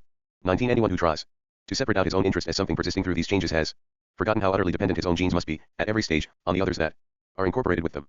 Thus, when Wilson proceeds from mentioning the second cousins to say, and when directed at total strangers, such abnegating behavior is so surprising, that is, noble, as to demand some kind of theoretical explanation, p. 117, he seems to make a rather arbitrary point. No man is an island, we can never tell whose life has been, or will be, bound up with ours. But apart from local kinship systems, which depend on culture, how could there be different kinds of motivation for rescuing first cousins, second cousins, and strangers? Cousins, after all, can be strangers, so, indeed, can uncles and brothers. Wilson touches on the problem of unrecognized relatives on p. 247 of Sociobiology, but he does not seem to recognize its explosiveness. 20. The demand for some kind of theoretical explanation arises only from the egoist position, and from that position, offers of an increase in inclusive genetic fitness will be received with proper contempt. The agent himself is getting no sort of advantage at all. In the second part of this book I have been discussing how we can best set about understanding human nature, granted that, as I argued in part 1, there actually is such a thing. One chief reason why humanely minded people have been unwilling to admit that we do have a nature has been the fear of a crude and unperceptive psychology. If we want our psychology to be scientific in any sense that matters, we must not aim at a superficial likeness to the physical sciences, but at an intelligent adaptation of our concepts to a distinct subject matter. And we should not expect to build a single monolithic science, but to use a number of different approaches, intelligently related. Any such psychology ought indeed, as Wilson suggests, to make full use of the evolutionary perspective as a background. But it is equally necessary that it should be capable of dealing with the foreground of abandoning the long perspective and looking directly at the motives of individuals. We must therefore take these motives seriously in their own right and not try to reduce them either to neurological phenomena or to behavior patterns. All such reduction must fail because it distorts essential characteristics of its subject matter. It only looks persuasive when it surreptitiously uses ordinary motive concepts to flesh out its artificial schemes. Motives have their importance in evolution and their own evolutionary history, but they have also each their own internal point, and it is virtually never a wish to bring about some evolutionary event, such as the maximization of one's own progeny. Confusion between the aims of individuals and the aims of evolution, if there can be said to be such things, is ruinous. I shall move on to the question of how far evolution itself can be said to have aims in the next chapter. 1. Aristotle, Ethics 1.10. 2. See a very interesting discussion by Bernard Williams in J.J.C. Smart and Williams, Utilitarianism, For and Against, C.M.B. Wood G. 1973, pages 82 to 92. 3. Proust, himself a thorough recluse, remarks, in the case of the solitary, his seclusion, even where it is absolute and ends only with life itself, has often as its primary cause a disordered love of the crowd, which so far overrules every other feeling that, not being able to win, when he goes out, the admiration of the hall porter, of The passers-by, of the cabman whom he hails, he prefers not to be seen by them at all. And with that object abandons every activity which would force him to go out of doors. Within a budding grove, T.R.C. Scott Moncrieff, Pt. 2 London, 1924, p. 123. For Aristotle has an extremely interesting attempt to derive the love we feel for others from our love of ourselves, Ethics 9.4,8. This has been a very popular line with philosophers, but I think it is ultimately perverse. See the last two sections of chapter 13. 5. A possibility ingeniously exploited in Michael Frayn's novel, The Tin Man. London, 1972. 6. It occurred to me to put the question directly to myself: suppose that all your objects in life were realized, that all the changes in institutions and opinions which you are looking forward to could be completely effected at this instant, would this be a great joy and happiness to you? And an irrepressible self-consciousness distinctly answered, no. Autobiography, chapter 5. 7. Thus spake Zarathustra, Pt. 1, of womankind. He even adds: the man's happiness is, I will. The woman's happiness is, he will. Perhaps in fact egoism is always a sex-linked doctrine. 8. Ethics 9.8. 9. Leviathan, Pt. 1, chapter 6. 10. C. Butler, too long, very astute footnotes, on Sermon 1, Sector 6, and Sermon 5. Sector 1. 11. Notice how this at once takes us away from the normal notion of selfishness. If someone said, he is utterly selfish, he thinks of nothing but the prosperity of his relations, or, as we must shortly substitute, he thinks of nothing but how many descendants he will have in 5 centuries' time, we could hardly fail to reply, but why do you call that selfish? You surely mean that he is either 1. Clannish or 2. Crazy. 12. The widespread tendency of social creatures to help, favor, and delight in young that are not their own fits most awkwardly with the notion of the selfish gene. If we were really concerned only with the competitive success of our descendants, ought we not to get busy suppressing the other competitors? In fact, this habit is rare enough always to call for explanation when it happens. See Tinbergen, The Herring Gulls. World, p. 169. 13. Sociobiology, p. 121. 14. For various views on this entrancing topic, see Stephen Jay Gould's article, The Origin and Function of Bizarre Structures, Evolution, 28, 1974, 191 to 220. Gould quite rightly points out, 1. That the great creature prospered very well for a time. It was not some sort of Weber animal which never made sense. 2. That the horns are not disproportionate to the body, but near the average proportion for deer. He adds a interesting fact that, 3. They seem adapted for display rather than actual fighting. He concludes that they were not in fact impractical at all, but just an ordinary useful adaptation. Now he is clearly right to reject the view called orthogenesis, namely that such features develop in a straight line because of some mysterious force, regardless of value. Such forces are meaningless. But does it follow that sexual selection could not continue to favor larger forms at the point where, whether for reasons of fodder shortage or of thicker forests, they were becoming impractical? This sort of thing does occur in birds. See Wilson, p. 132, on grackles, Lawrence on aggression, p. 40, on Argus. Pheasants. It seems plausible that it could prevent the changes needed to delay extinction. 15. E. B. Ford, Ecological Genetics, London, 1964, pages 9 to 10, spells out clearly the hopeless weakness of a priori genetics, conducted by mathematicians who sit at home and deduce how evolution ought to work. He points out too the sharp limitations imposed on the work even of laboratory experimenters by what he calls Drosophilosophy obsession, with a few standardized lines of investigation concerning the black-bellied fruit fly. This animal, long the rat of genetics, does have certain advantages from the experimental angle, but Ford is clearly right to stress that no single species should ever be deemed typical in this way and studied in isolation both from comparison and from its own ecology in the wild. 16. For the great complexity of this situation, the extent to which one gene can influence many characteristics and one characteristic depend on many genes. See, for example, Dobbs-Hansky, Mankind Evolving, Chapter 2. Failing to stress complexity invites incredulity about the central point which must still remain valid, namely that natural selection does manage to take place in spite of it, and sometimes to produce what appears the most refined adaptation of means to ends. For the problems concerning supergenes, blocks of genetic material locked together by a twist in the DNA, and switch mechanisms, genetic factors making possible a kind of jump in evolutionary direction, see Ford, Ecological Genetics. The effect of such things can, as he points out, sometimes speed up evolution remarkably. In any case, a priori estimates of pace are useless, since, as he says, it is completely unrealistic to consider the behavior of a large interbreeding community under constant conditions, since that situation, far from being realized, is not even approached in nature. P. 33. 17. This is a dominant theme in both Iblu Ibisfeldt's Love and Hate, and Wickler's The Sexual Code. 18. The very lowest estimate of the number of variable genes in human populations will still be in the hundreds, and this is amply sufficient to make the potentially possible gene combinations far more numerous than can ever be realized in people now living or those to be born in the future. The mechanism of the Mendelian recombination of genes thus confers on a living species a capacity to produce a prodigious abundance of ever new genetic endowments. Dobbs-Hansky, Mankind Evolving, p. 31. 19. Or possibly much less, since the half of its genes which a parent passes on to any particular child does not necessarily include a fair quarter from each grandparent, but varies indefinitely. 20. It is worth noting, for instance, that in such species as the chimpanzee, multiple mating makes it impossible in principle for father and child ever to recognize each other as relatives. And in many species, an individual never knows as relatives anyone but his parents and the siblings of the same brood. George Canning, The Progress of Man. Part 3, Signposts. The feathered race with pinions skim the air. Not so the mackerel, and still less the bear. But each, contented with his humble sphere, moves unambitious through the circling year. Nor forgets the fortunes of his race, nor pines to quit, or strives to change, his place. Ah! Who has seen the mailed lobster rise, clap his broad wings, and soaring claim the skies? 7. Up and down. Is there an evolutionary ladder? In what sense, if any, can evolution be said to have a direction or a purpose? It is hard to see whom we could credit with such a purpose, unless we call upon the Lord. Yet the word evolution commits us in some sense to taking what happens, or at least much of it, as being in order. To evolve means to unfold or unroll. It suggests typically the opening of a scroll or a bud, bringing into action what was only potential within them. This means both that certain definite potentialities were present from the start, greatly limiting what could emerge, and that these, rather than many other changes that must have been possible, were in some sense the right or suitable candidates. A bud eaten by a caterpillar has fulfilled some of its potentialities, since it always was potential caterpillar food. But it has not fulfilled those proper and central to it. Ought we to say, similarly, that evolution would have failed, fallen short, or become deflected, if it had followed a different path? Would there be something wrong if, for instance, birds or ants, snakes, or people had never developed? 1. This is an alarming question. But we commit ourselves to some kind of answer to it whenever we mention higher or lower life forms. And the matter becomes far more pressing if we start, like Wilson in sociobiology, to map the relative heights of different kinds of societies, and to say things like, 4 groups occupy pinnacles high above the others: the colonial invertebrates, the social insects, the non-human mammals, and man. Each has basic qualities of social life unique to itself. Here, then, is the paradox. Although the sequence just given proceeds from unquestionably more primitive and older forms of life to more advanced and recent ones, the key properties of social existence, including cohesiveness, altruism, and cooperativeness, decline. It seems as though social evolution has slowed as the body plan of the individual organism became more elaborate. P. 379. How do we decide which are the key properties of social existence? Apart from man and the mammals, none of these groups is descended from any of the others, so we are not following any actual development. 2. How can we evaluate and compare patterns that play totally different parts in their lives? It seems vacuous to grade different kinds of cohesiveness except in relation to the different kinds of creatures which have to cohere. Bees, coral polyps, people, and other mammals do not provide alternative solutions to the problem of the clash of interests between individuals. People and other mammals share that problem. Bees and coral polyps have not reached the stage where it can arise. Bees do indeed readily run into danger, benefiting their community by doing so. The reason they do this is that they have never developed the power to know that they are doing it. A bee that labors ceaselessly for the larvae, or rushes out to sting an intruder, though it cannot extract its sting, or serves its own egg to the queen as food, undergoes no conflict and exerts no virtue. It just reacts to the pheromones. This is quite clear from the ease with which such habits can be distorted to become useless or detrimental. For instance, in ants, by nest parasites which exploit the whole behavior, displacing, and sometimes eating the larvae. 3. If we ask how creatures that act so elaborately against their private advantage can have evolved, the answer lies in their mode of reproduction. Most workers are sterile. The unit of selection is normally the whole community. Its prosperity depends on the efficiency of the workers. An uncooperative strain would simply revert toward the solitary life these insects started from and in which many of them still remain. This would lose them enormous advantages in food storage, brood defense, and so forth. So, it is natural to understand their evolution, as we would that of a plant, without reference to the plans or wishes of individual bees. But a dedicated egoist can, if he chooses, look at it differently. The notion of genetic advantage supplies a goal which the creature can actually be said to reach.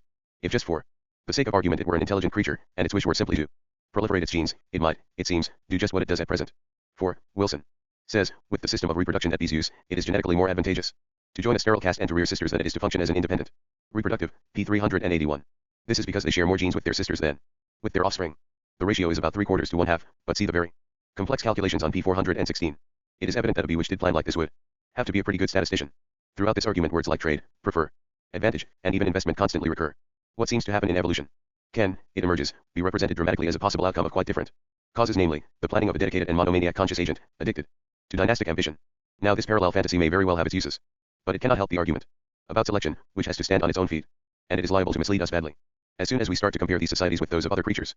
For it suggests, quite unrealistically, that the genetic standardization of the insects is some sort of solution to the problems of conflict. Absolute genetic identity, Wilson says, makes possible the evolution of unlimited altruism. P. 380. But, as he sees elsewhere, it also makes it quite meaningless. Altruism is easy for genetically identical individuals. In fact, in them such behavior is technically not even altruism. P. 33. Genetically identical individuals are in fact only found at an even simpler level than the insects, in such things as coral colonies or composite jellyfish like the Portuguese man of war. Wilson calls these perfect societies. P. 379. This is probably more like talking of a perfect circle than like making a moral judgment. Still, he goes on to say that human beings, since they approach the insect societies in cooperativeness and far exceed them in communication, have reversed the downward trend in social evolution that prevailed over 1 billion years of the previous history of life, and to ask why has the overall trend been downward.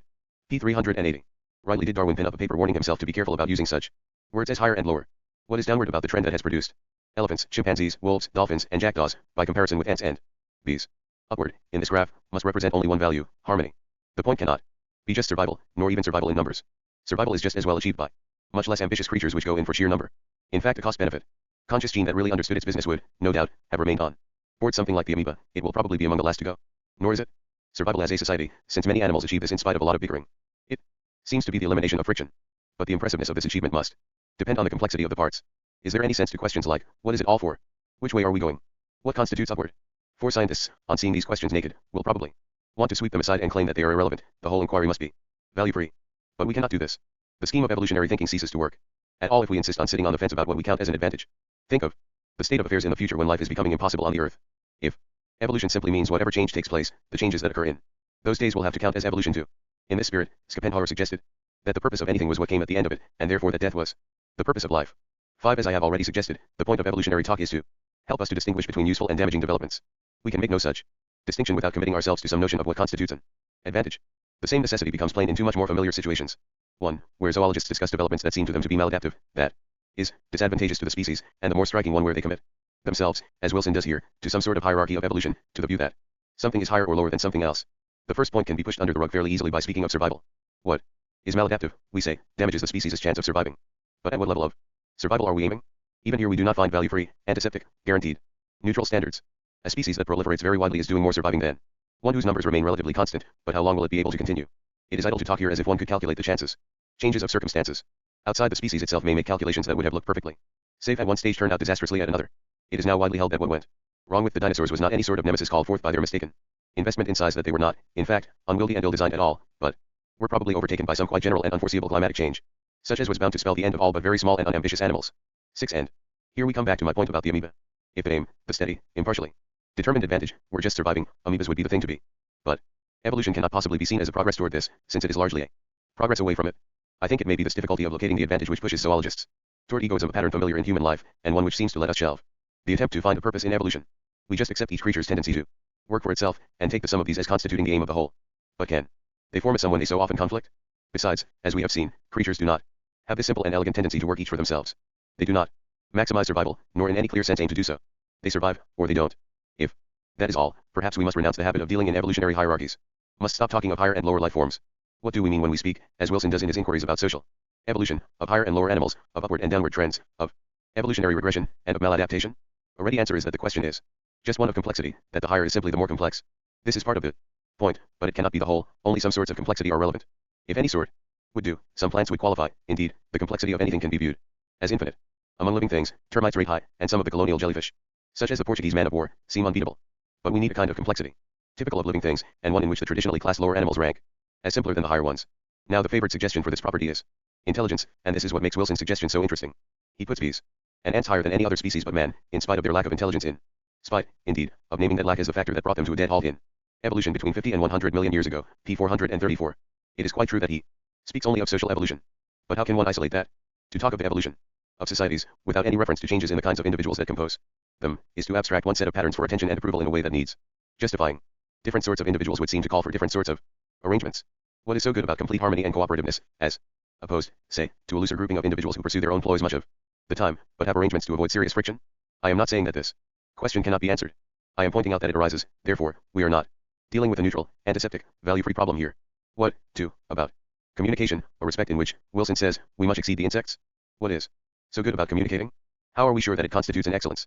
Is it even clear that in this respect we do exceed the corals and the colonial jellyfish?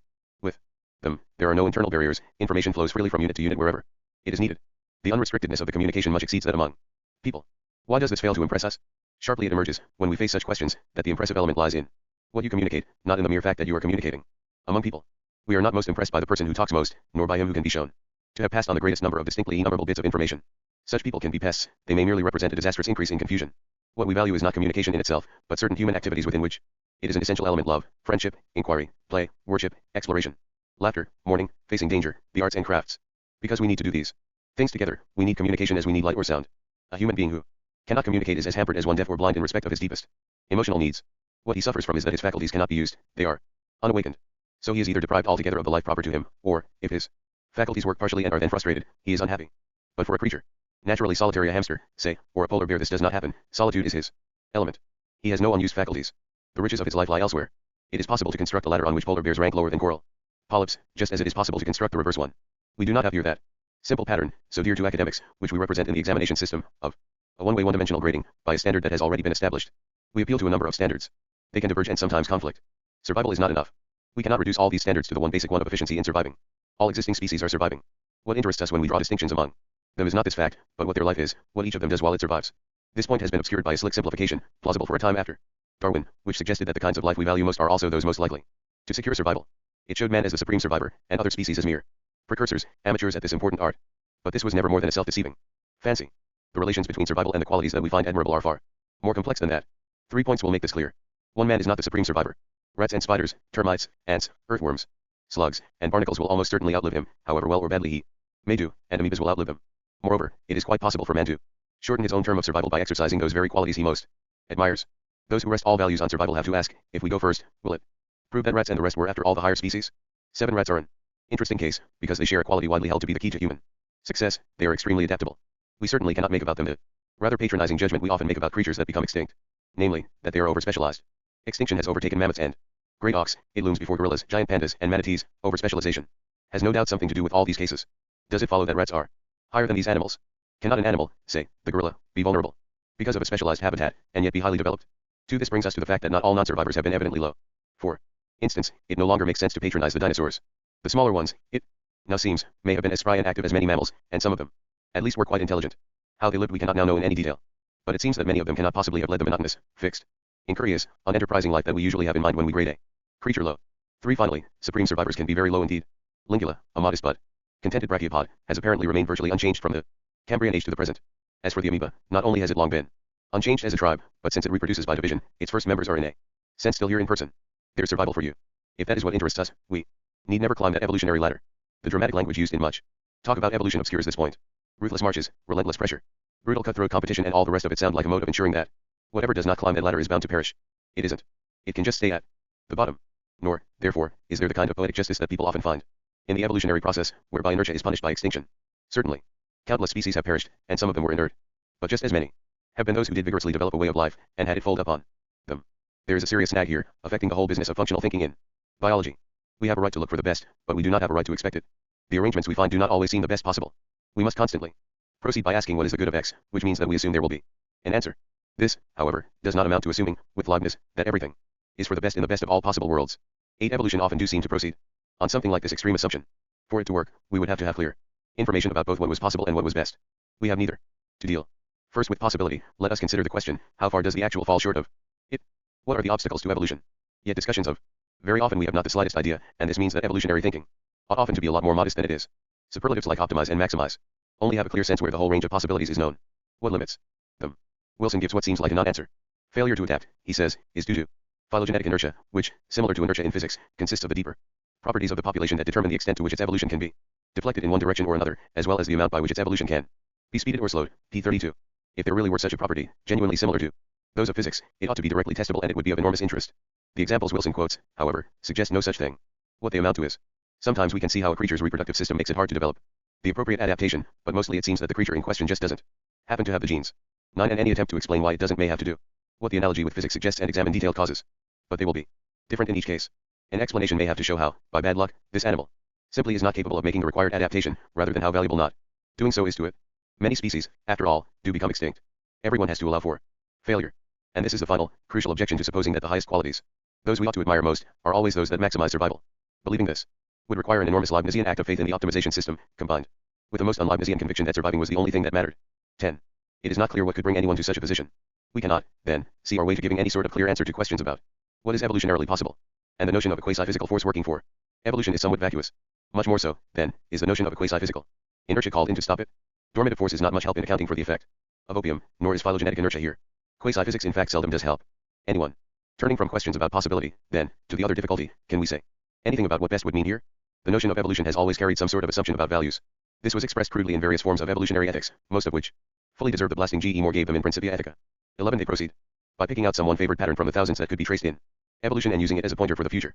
They claim that, because events have moved in direction X, they ought to go on further in that direction, and that we must therefore take all possible steps to push them that way, lest they fail. The trouble with these theories is not so much that, as Moore said, they are using natural facts as a guide to values. It is that they have picked out quite unsuitable natural facts. 12. Not only do they confine themselves to facts about evolution, but among the vast range of evolutionary facts they select a single strand, arbitrarily, in response to standards they have already accepted for other reasons and do not criticize. If this were not so, no call to action could follow. A genuine, impartial diagnosis of an evolutionary trend could lead only to prediction. Such trends, if believed in at all, would have to be things that, like the weather, will take their course whatever we do. The frenzied anxiety about promoting what is supposed to be inevitable can spring only from an uneasy consciousness that we are taking sides, that the trend we have picked is only one contender among many, and by no means a sure winner. If we try to support it, we do so not because it is inevitable, but because we have found some reason to prefer it, and that reason cannot be a belief in evolution. Other grounds are needed. Something of the same dilemma afflicts Marxism. The inevitability of the revolution can hardly, of itself, be a reason why we should help it along. Thus, the unbridled 19th century capitalist who thought of himself as the spearhead of evolution did so because he liked the sound of a few things he had heard about the place of competition in natural selection. Had anyone pointed out to him that he was not affecting the genetic situation, or that his kind of competition could not be compared with that between species, or that cooperation within the species was the characteristic strength of man, or that his nearest analogy in real evolution was probably the Irish deer, he would simply have stopped listening. And other claimants to the position of spearhead, though they differ from him in detail, fall just as surely into one of two classes, the vacuous and the totally disreputable. Must all talk of value in an evolutionary context be like this? Can anything better be made of the evolutionary ladders? One feature about them might rouse the interest of our centaur. By a strange coincidence, they all end at man. Does this have to be so? Could there be a species that did not put itself at the top of its own evolutionary ladder? Perhaps, people may say, the question hardly arises, since to be considering it at all, you have to be intelligent. But might there not be two intelligent species that knew of each other? In principle we could meet intelligent alien life, should we know how to place it in relation to ourselves. Moreover, are we sure that we would always recognize intelligence if it was of a different kind from our own? If it were exhibited by creatures with different interests? Could we ever really deal, for instance, with the question how whales rank in intelligence? It is hard enough to compare different kinds of intelligence sensibly even in human life. Intelligence tests are desperately blunt instruments for doing so, answering only the crudest purposes, because so many kinds of faculty and interest go to make up human intelligence. Artists and scientists, farmers, grandmothers, children, engineers, civil servants, Eskimos, and explorers constantly overlook the evidence of one another's intelligence because they are looking for it in the wrong places. And the sort of intelligence on which intelligence tests concentrate tends ineluctably toward that needed by the people who devise them, namely, experimenters and statisticians. Does every intelligent creature have to do things of which we can see the point and show its intelligence in ways which we can recognize? These difficulties about comparing different kinds of intelligence may not impress everybody, but even those unmoved by them will probably feel uneasy about saying that intelligence, whatever it may be, is the only kind of excellence required by evolutionary grading. This point comes out well in the many science fiction stories stemming from H.G. Wells's War of the Worlds, which confront the human race with aliens much more intelligent than itself, but inferior in humanity, that is, roughly speaking, in the richness of their social, emotional, and imaginative life. But these qualities are much harder to measure even than intelligence, and much harder to penetrate in creatures very different from us. So the judgment that places us at the top becomes not only harder to make, but less and less meaningful, more obviously like the notoriously unsatisfactory sort of ranking that people sometimes try to make between different kinds of human beings, between musicians and engineers, active and contemplative natures, young and old, men and women. Understanding the metaphor of height, the truth is, there can be no evolutionary ladder. Creatures diverge, each to its own way of life, each finding its own characteristic sort of fulfillment. Shall we then speak rather of a tree? People may be inclined to accept this, feeling that a tree has a clear vertical axis, and that we must still be placed at the top, who else would be there? But what I am asking about is the meaning of that same vertical axis. Suppose that we think rather of a bush, which does not have a main trunk, nor, therefore, a dominant direction of growth. Is there any reason for treating the top of the bush as especially important? 13. Or we might take something whose growth is not vertical at all, a spreading strawberry plant, or indeed the biosphere itself, producing life of many kinds in many directions. Is this a worse image for evolution? We have to unpack the symbol of height, and to do this, we have to see how it has become entangled in the notion of evolution. Height is a natural symbol for value. Before anybody thought of evolution, this was expressed in the idea of a great chain of being, a scale of creatures reaching from the least to the most important.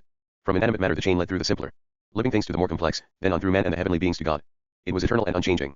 When, however, people began to think about evolution, they made, as commonly happens, no more changes in their ways of thinking than they were forced to.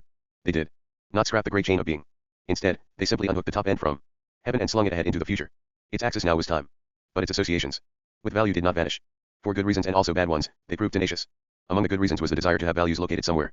In an age of change it became increasingly difficult to locate them in the past. People could no longer confidently say it is good because our fathers did it. So they began to say, it is good because our descendants will do it. Hence the bizarre cult of the future itself is a kind of mythical subsistent realm enshrining value, a cult invented by Nietzsche, filled out by Wells and the futurists, and still very influential. 14. Among the bad reasons were sheer human arrogance, ambition, and greed, a contempt for other life forms, unluckily encouraged by some Christian thought, which aspired to the total conquest of nature, now that God, formerly controller of the whole chain, had been deposed. 15. If the hierarchy of values could be seen as a linear progress away from other life forms toward exclusively human values, respect for other living things was a waste of time. They belonged to the past, and this was now an expression of disgrace. This disastrous tangle between the ideas of time, height, and value had many important effects that I cannot touch on here. My topic now is, in what sense do we have to consider our own species as the paradigm of value? There is a sense in which we of course must do so, namely, that we must live according to the values of our own species, not those of any other. No other candidate for the top of the tree can be set up for us to imitate. Humanity is for us a term that quite rightly sums up all that we have to value and aim at. It signals our own area of the bush. But this by no means implies that the things we value are not found elsewhere or that we have yet listed and understood. Everything that should be valued, we plainly have no monopoly on many valuable elements, such as kindness and affection. We did not, personally and unassisted, invent every aspect of humanity. Much of it is drawn from a common source, and overlaps with dolphinity, beaverishness, and wolfhood. 16. It is quite possible that any creature capable of raising the question would find it necessary to place itself at the top in this sense and to this extent. Such a need is no coincidence, and also no scandal so long as we understand clearly what it means. It should not stop us from understanding the distinct natures of other species, if we are willing to make the effort. If the qualities that count as excellences in our life really had nothing to do with theirs, things would be different. This would be the case if, for instance, we were colonists on a totally alien planet, or if Descartes had been right in his speculations about the human soul, making it altogether an alien to the rest of the animal kingdom. But Descartes was wrong. The figure of the bush, in fact, is useful in several ways. First, it allows for the branches diverging. Second, since they all still grow on a common stock, it emphasizes their connection, their mutual dependence, their relevance to one another. Third, it shows up well the central fallacy of evolutionary ethics, which is to treat evolution as a straight progress in a single direction, and to imagine that, having quickly found the road, all we need do is to drive along it as fast as possible. Branches diverge and can curve to and fro quite sharply. And even the straightest branch must stop somewhere, or it will break. This is a much better figure for what we find in evolution. Curves constantly appear. The progress or advance of any group can zigzag and double back repeatedly. Snakes, for instance, have gone back from their ancestral life as lizards. Abandoning their ears and even their legs, they have slid away into corners. Yet it would be hard to deny that they have made something of themselves. Pythons and cobras are hardly creatures to be sneezed at. Are they higher or lower than the lizards? Another fascinating case concerns the eyes of mammals. The strong development of primate intelligence is probably a result of an upsurge of dependence on eyesight. You need good sight to survive if you move through treetops, and that calls for a large cortex. But long before that development, the earliest mammals seem almost to have abandoned sight for smell. All mammalian eyes are degenerate in comparison with those of birds and reptiles. Perfectly good mechanisms for accommodation have somehow been lost and replaced later by much less adequate substitutes. Mammals have made most of their advances while relying on smell. Should we say, then, that improved sight constitutes an advance, or that it does not? The sensible way to deal with such questions seems to involve treating all such things as responses to particular difficulties and opportunities. In the treetops, you need sight. In creeping around under thick cover at twilight, you need a nose. One such strong development tends to exclude another. And nobody needs every speciality. Why has not man a microscopic eye? For this plain reason, man is not a fly 17. There is, in fact, no such thing as fitness in the abstract, only fitness for certain conditions, and these may change. 18. Moreover, all such developments have their limit. And, for any species, there are limits to the specialties it can combine. There is not, and could not be, an indefinite progress in any direction, much less in all directions. Size has many advantages, and species tend to advance in it, but it has its limits, particularly if, like the Irish deer, you combine it with an impractical shape. The problem is evident even in the simplest cases of evolution, such as that where predator and prey perfect each other through competition in speed. Cheetahs, in their extraordinary brief sprint, can rise to 70 mph and still do not always catch their gazelles. It does not seem likely that flesh and blood creatures which have other aspects to their lives could become more specialized in this direction. As it is, because cheetahs are solitary, pregnant females have serious problems, and the shape of that tiny, beautiful head could probably not be altered to add another trifle of brains without spoiling the sprinter's balance. There are those who hold that the typical human hypertrophy of the cerebral cortex is not a specialization of this kind, does not take its toll of other faculties, and can therefore be increased without limit. I find this a startling act of faith. 19. But even if it should be true, it would not show that it is the best thing that could happen to the creature, the right way for it to go. At any point in evolution, a development that has so far been profitable may reach its limit, may need to be balanced by other developments that have been neglected, may begin to produce dangers of its own against which the species has no defense. People hope, I think, that the brain will turn out to be an exception because it is an all-purpose development, one on a different level from all the others, which helps all our remaining powers impartially, and so does not destroy the balance. But we cannot rely on this, because intelligence genuinely is impartial. It magnifies dangerous tendencies as well as helpful ones. It makes it much easier for us to do lasting damage. As we know by now, very intelligent people can be very destructive. Brains alone will not produce harmony, and they make conflict much more dangerous. 20. No doubt this is why Wilson represents social evolution as a march toward greater harmony. In wanting a corrective to an obsession with intelligence, he is certainly right. But all such obsessions have to be resisted. There can be no single direction for social evolution any more than for evolution generally. So we cannot sensibly name a single impelling force. Nor, therefore, can we sensibly talk of phylogenetic inertia, or any other quasi-physical force, as needed to account for its limited success. Some species become social, others do not. To some extent we can see why they were likely to do as they did and what sort of good it has done them. But this is a situation far too complex for the crude push and pull language of physics. Talk of general forces adds nothing to the more subtle terms of specific observation. Thus, Wilson's remark that high inertia implies resistance to evolutionary change, and low inertia a relatively high degree of lability, P32, is vacuous. They do not imply it, they are names for it. He goes on. Sociobiologists have found examples of phylogenetic diversity that are the outcome of inertial differences between evolving lines. One of the most striking is the restricted appearance of higher social behavior among the insects. But this takes it for granted that the proper development, the one to be expected, is that toward more complex societies. And throughout this discussion, Wilson lumps together as examples of inertia cases where creatures have failed to make a change that would manifestly help their survival with cases where they have simply failed to form a society. But why? Again, I think the insect model is misleading. To a human eye, insect societies stand out strikingly. They excel solitary forms of insect life dramatically. What does this mean? Apart from the fact that they are superficially more like our own, if we take examples nearer to ourselves, where imagination can get a better grip, can we put the point clearly? Is it better to be a wolf than a polar bear, a jackdaw than a wandering albatross, or a human being than any of them? Well, we are inclined to say, it is certainly more interesting. But for whom? There is surely only one answer. It depends on who you are in the first place. What test have the lives of these creatures failed? The answer, though embarrassing, seems simple. They have failed to become more like ours. If man wants to set up a contest in resembling himself and award himself the prize, no one will quarrel with him. But what does it mean? All he can do by these roundabout methods is perhaps to assert a value judgment about what matters most in human life.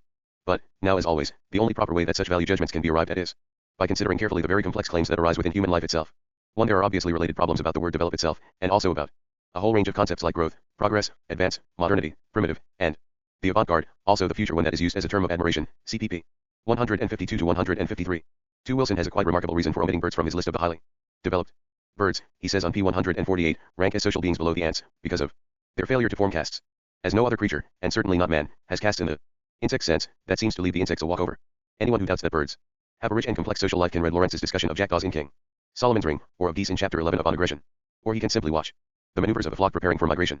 3. Sociobiology, pages 375 to 376. 4. For confusions and obscurities in the notion of orthogenesis, steady one way. movement running through all evolution, or even through the history of a particular group like horses. See George G. Simpson, The Major Features of Evolution, New York, 1953, pages 268 to 269. 5. A thought quoted, and used to ruinous effect, by Freud in discussing the death wish. Beyond the Pleasure Principle, Complete Psychological Works, Volume 18, p. 49. 6. C. Simpson, Major Features of Evolution, pages 292 and 302. 7. As G. E. Moore pointed out, using the American Indians as an example, being higher can hardly mean just that we can kill them more easily than they can kill us. Principia Ethica, Cambridge, 1948, p. 47.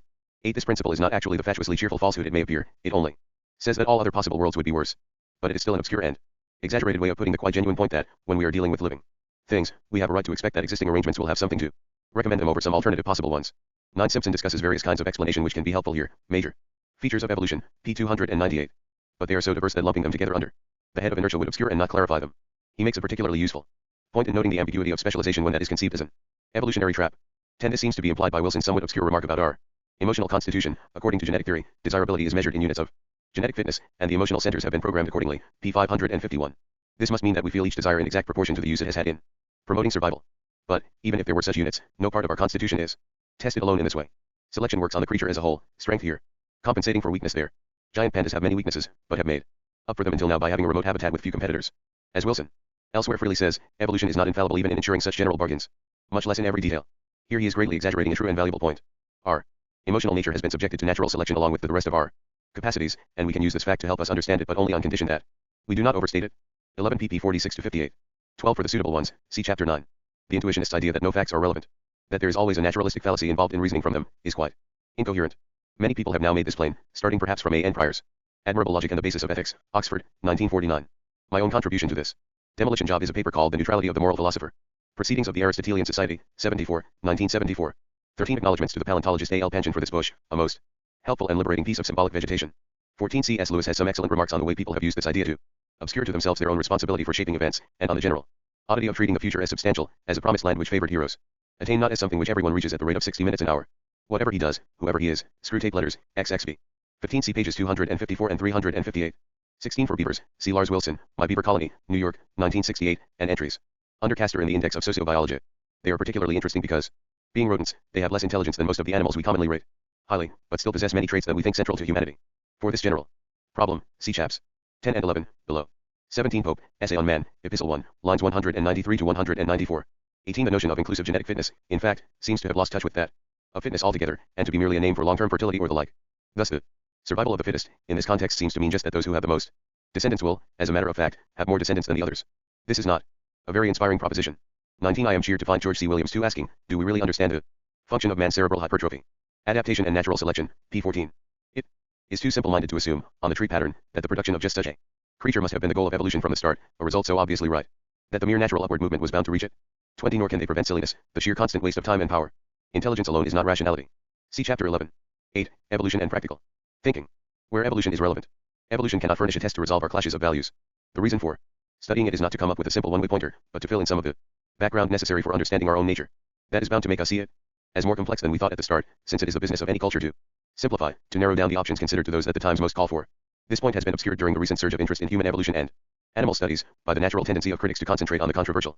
If someone writes a book, primarily emphasizing the complexity of human nature, but saying that a certain impulse plays a certain rather unexpected part within that complexity, it is the second point that will hit the headlines and polarize the controversy that follows. But what needs attention is still the first. The issue is not between bad guys who use an adversary approach and good guys who are scientific and impartial, as Wilson suggests. Everybody, including himself, is partial in the sense of starting somewhere, of selecting something for emphasis. The fatal thing is not this. It is being confused about one's reasons for doing so. Particular insights and principles of inquiry must be set in the context of other possible alternatives. The reasons that might lead someone to start elsewhere, with different selections and emphases, must be understood and answered.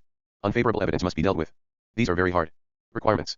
In this age of intense specialization, when scholars can easily avoid ever speaking to someone in a neighboring field, they seem to many people simply impossible.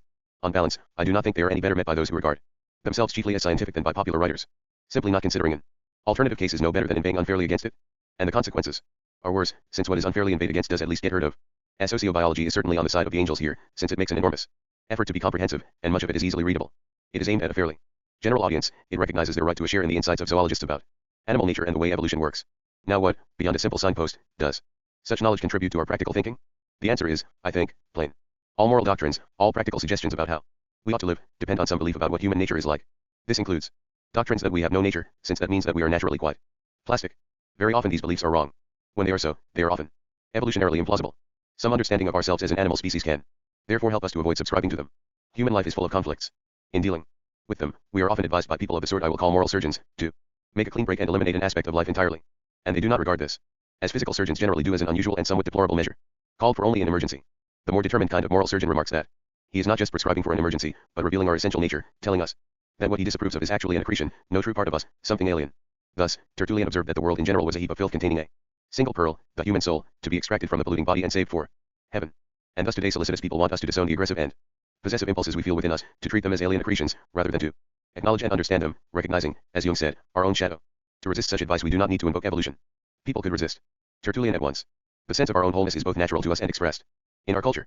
Still, because conflict is painful, such people have a disproportionate influence. Besides, these doctrines need to be answered. Why should it be right to regard the world or ourselves in this way rather than some other? Here argument is called for, and here moral philosophy starts. It differs from straight moralizing in that it uses argument to deal with conflicts, and even where its conclusions are bad, this difference makes it much less dangerous and more helpful. Arguments can always be answered. Moral philosophy, unlike straight moralizing, arises from and thrives on plurality of values. One yet perhaps even moral philosophy has been too ready to endorse moral surgery, too eager to simplify man. The crudeness of egoism, which I have already discussed, is a fair example. There were good reasons for emphasizing the distinctness of human individuals, there were political purposes for which such emphasis was necessary. But that does not justify grossly generalizing partial observations and saying that man is altogether incapable of seeking anything but his own advantage. Now it so happens that evolutionary considerations strongly reinforce this point. It is not clear how a species could evolve which did what Hobbes supposed, and became calculating before becoming social. This I have said already. What I now want to emphasize is how necessary Hobbes found it to back his analysis of man's predicament by a story about his nature and his early history.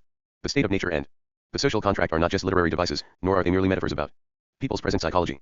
They imply something about human origins, namely that we are as if the contract story had been true, and therefore cannot, for instance, have evolved from the reverse direction. To that extent they form an empirical hypothesis about the past, which has been falsified. Similarly Rousseau, when in the discourse on inequality he spoke of primitive man as solitary, as meeting other men perhaps once or twice in a lifetime, without knowing each other and without speaking, was not just adding illustrative embroidery to his analysis of political obligation. Certainly what he says is primarily meant as a piece of timeless psychology, as a claim about what people are like now in their deepest motivation. But it does also have a literal, historical meaning, because such accounts of how people are now are not compatible with just any story about their past. Further examples could be given, including, of course, the Christian story about God's creation, which Hobbes and Rousseau were implicitly resisting. But the general point is perhaps clear. Major moral insights are not independent of psychology, they imply a view about how people essentially are. And these psychological views are not independent of history, they all imply some view, however general, about how we came to be that way. It is not, therefore, the student of evolution who brings this topic into the controversy. All he does is to suggest some better ways of handling it. And the point he must chiefly make today is that the reductive simplicity so dear to moral surgeons will not do. The motivation of living creatures does not boil down to any single basic force, not even an instinct of self-preservation. It is a complex pattern of separate elements, balanced roughly in the constitution of the species, but always liable to need adjusting. Creatures really have divergent and conflicting desires. Their distinct motives are not, usually, wishes for survival or for means to survival, but for various particular things to be done and obtained while surviving. And these can always conflict. Motivation is fundamentally plural. It must be so because, in evolution, all sorts of contingencies and needs arise, calling for all sorts of different responses. An obsessive creature, constantly dominated by one kind of motive, would not survive. That, in fact, is one thing hopelessly wrong about the Freudian picture, and also about the Nietzschean one, of a species totally bent on power. You have to have a wider emotional repertoire than that if you intend to keep going. The next step, then, is to ask, is there any reason to think that this requirement had dropped away, had become unnecessary by the time the human race evolved? Now we do not know a priori the limits of what is possible for evolution. But we do know, on the one hand, that very deep, ancient, and general patterns like this plurality are the hardest to get rid of, and, on the other, what sort of impression our species makes now. To start with the latter point, we can ask, do we find ourselves a species naturally free from conflict? We do not. There has not, apparently, been in our evolution a kind of rationalization which might seem a possible solution to problems of conflict, namely, a takeover by some major motive, such as the desire for future pleasure, which would automatically rule out all competing desires. Instead, what has developed is our intelligence. And this in some ways makes matters worse, since it shows us many desirable things that we would not otherwise have thought of, as well as the quite sufficient number we knew about for a start. In compensation, however, it does help us to arbitrate. Rules and principles, standards, and ideals emerge as part of a priority system by which we guide ourselves through the jungle. They never make the job easy. Desires that we put low on our priority system do not thereby vanish, but they make it possible. And it is in our working out these concepts more fully, in trying to extend their usefulness, that moral philosophy begins. Were there no conflict, it could never have arisen. One neurology cannot replace moral philosophy. The traditional business of moral philosophy is attempting to understand, clarify, relate, and harmonize so far as possible the claims arising from the different sides of our nature. Here I believe that we can be helped by the insights the evolutionary context provides, alongside many other sources of insight. Wilson, however, believes like many other scientists that this is a job for neurologists. He says, scientists and humanists should consider together the suggestion that the time has come for ethics to be removed temporarily from the hands of the philosophers and biologized, p. 562, and, more enthusiastically, the transition from purely phenomenological to fundamental theory in sociobiology must await a full, neuronal explanation of the human brain. Only when the machinery can be torn down on paper at the level of the cell and put together again will the properties of emotion and ethical judgment come clear.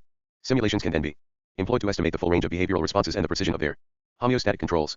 Stress will be evaluated in terms of the neurophysiological perturbations and their relaxation times. Cognition will be translated into circuitry.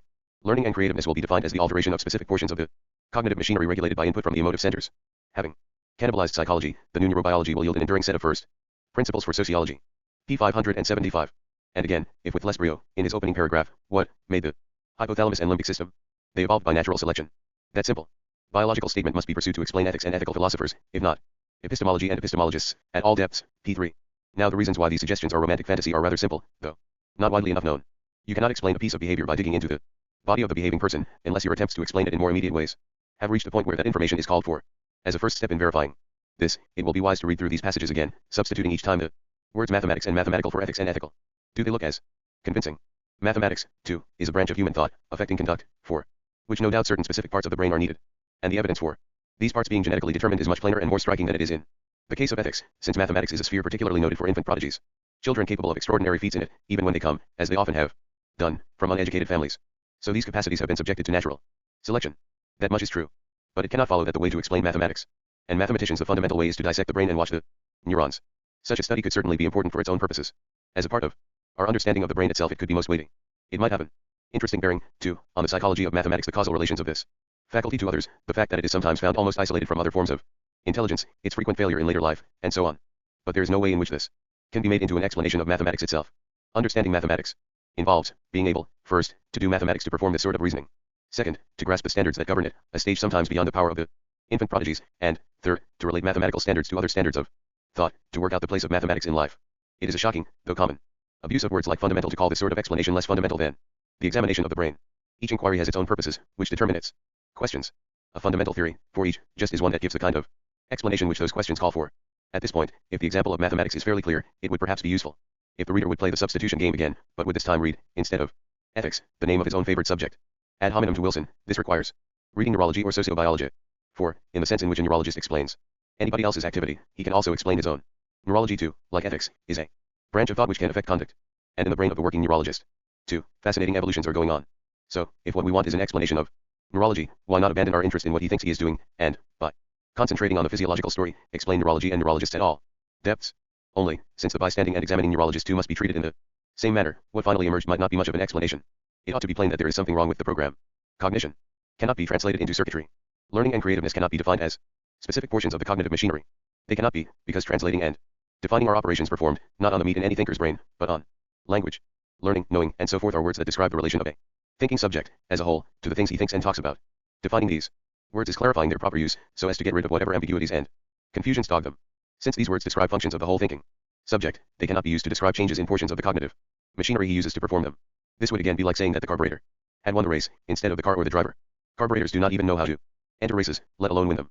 Winners need carburetors, and thinkers, including neurologists, need brain cells. But that is a different story. We can turn now to the original suggestion about explaining ethics and ethical philosophers.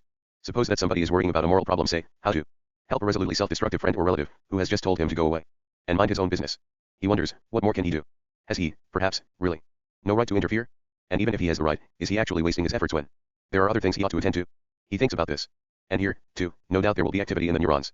Here, too, as Wilson rightly says, that activity will need an inherited apparatus. Not every creature is capable of scrupulous attachment to a friend, and most of those that are cannot deliberately organize their plans for dealing with it. But even though that apparatus is there, here again, investigating it will not be the slightest help in understanding or solving the problem. What we need for that, apart from knowledge of the facts, is sympathy and a firm grasp of the principles, standards, and ideals involved. Everybody has some such principles, standards, and ideals, however confused or misguided. But when a hard, unusual case like this turns up, we have to work them out further, beyond the area where they are already clear.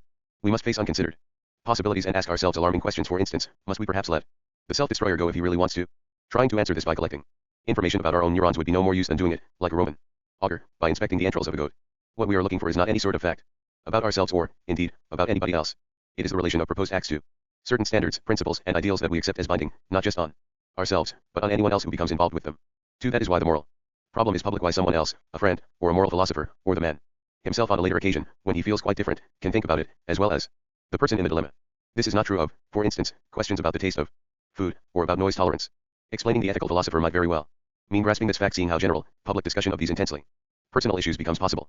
It is possible, and it is practiced everywhere, from bars to pulpits, because the standards and ideals are public property, and we all need to work them out together. Now there is another aspect to the publicness, which Wilson quite rightly emphasizes, in the likeness of our emotional constitutions, which makes us able to sympathize to some extent with one another's dilemmas. We can all feel respect, guilt, horror, admiration, regret, and the like. And though we do not feel them in unison, we are sufficiently within shouting distance in the matter to be able to understand one another's reactions if we try, and to exchange reasons for thinking one of these responses suitable. Here, too, I would agree with Wilson that the general willingness to think and talk in this way shows a jointly inherited physical basis. There are creatures quite incapable of these feelings. But here too it is the subject's experience, and not any examination of the organs involved, which we must rely on. If the section showed identically shaped bodies where the conscience was supposed to be based, but social experience showed no agreement on who should ever be blamed and praised, morality would be impossible. If it showed differently shaped bodies, but agreement prevailed, morality could go forward. Understanding ethics means, in the first place, as with mathematics, being able to follow an ethical argument. Next, as with mathematics, it means being able to state and generalize the standards involved. Third, it means being able to relate those standards to other forms of thought, to say something about the place of ethics in life. The second stage leads into ethical philosophy, the third completes that journey. So someone who wants to explain ethics and ethical philosophers in the most natural and useful sense needs to follow that program. Certainly there is another kind of explanation, the causal one, which explains how this process is physically possible. But that is no use, if what you want is to take over a subject, grasping the causes of its occurrence will not make taking over possible. Moreover, at that game, evolutionists have no monopoly. If they press their point, historians and physiologists between them can take over all of us. Cannibalism is a game that more than one can play at. Are we to say, then, that ethics belongs to philosophers or to biologists? The kind of territorial claim that Wilson makes in these passages is quite meaningless. Philosophy and biology are not in competition, they are different aspects of one inquiry. Biologizing ethics does not involve removing it from the hands of the philosophers, it means philosophizing better. What we need is to attend more, in moral argument, to the biological facts. But this does not make philosophy unnecessary, it just makes it harder. Philosophy is the sorting out of very general concepts, the organizing of them into usable schemes. The relation between biological facts and questions about how to act is not simple. Concepts like nature, duty, freedom, motive, and creativity need analyzing and cleaning up. Doing this is plainly no part of neurology.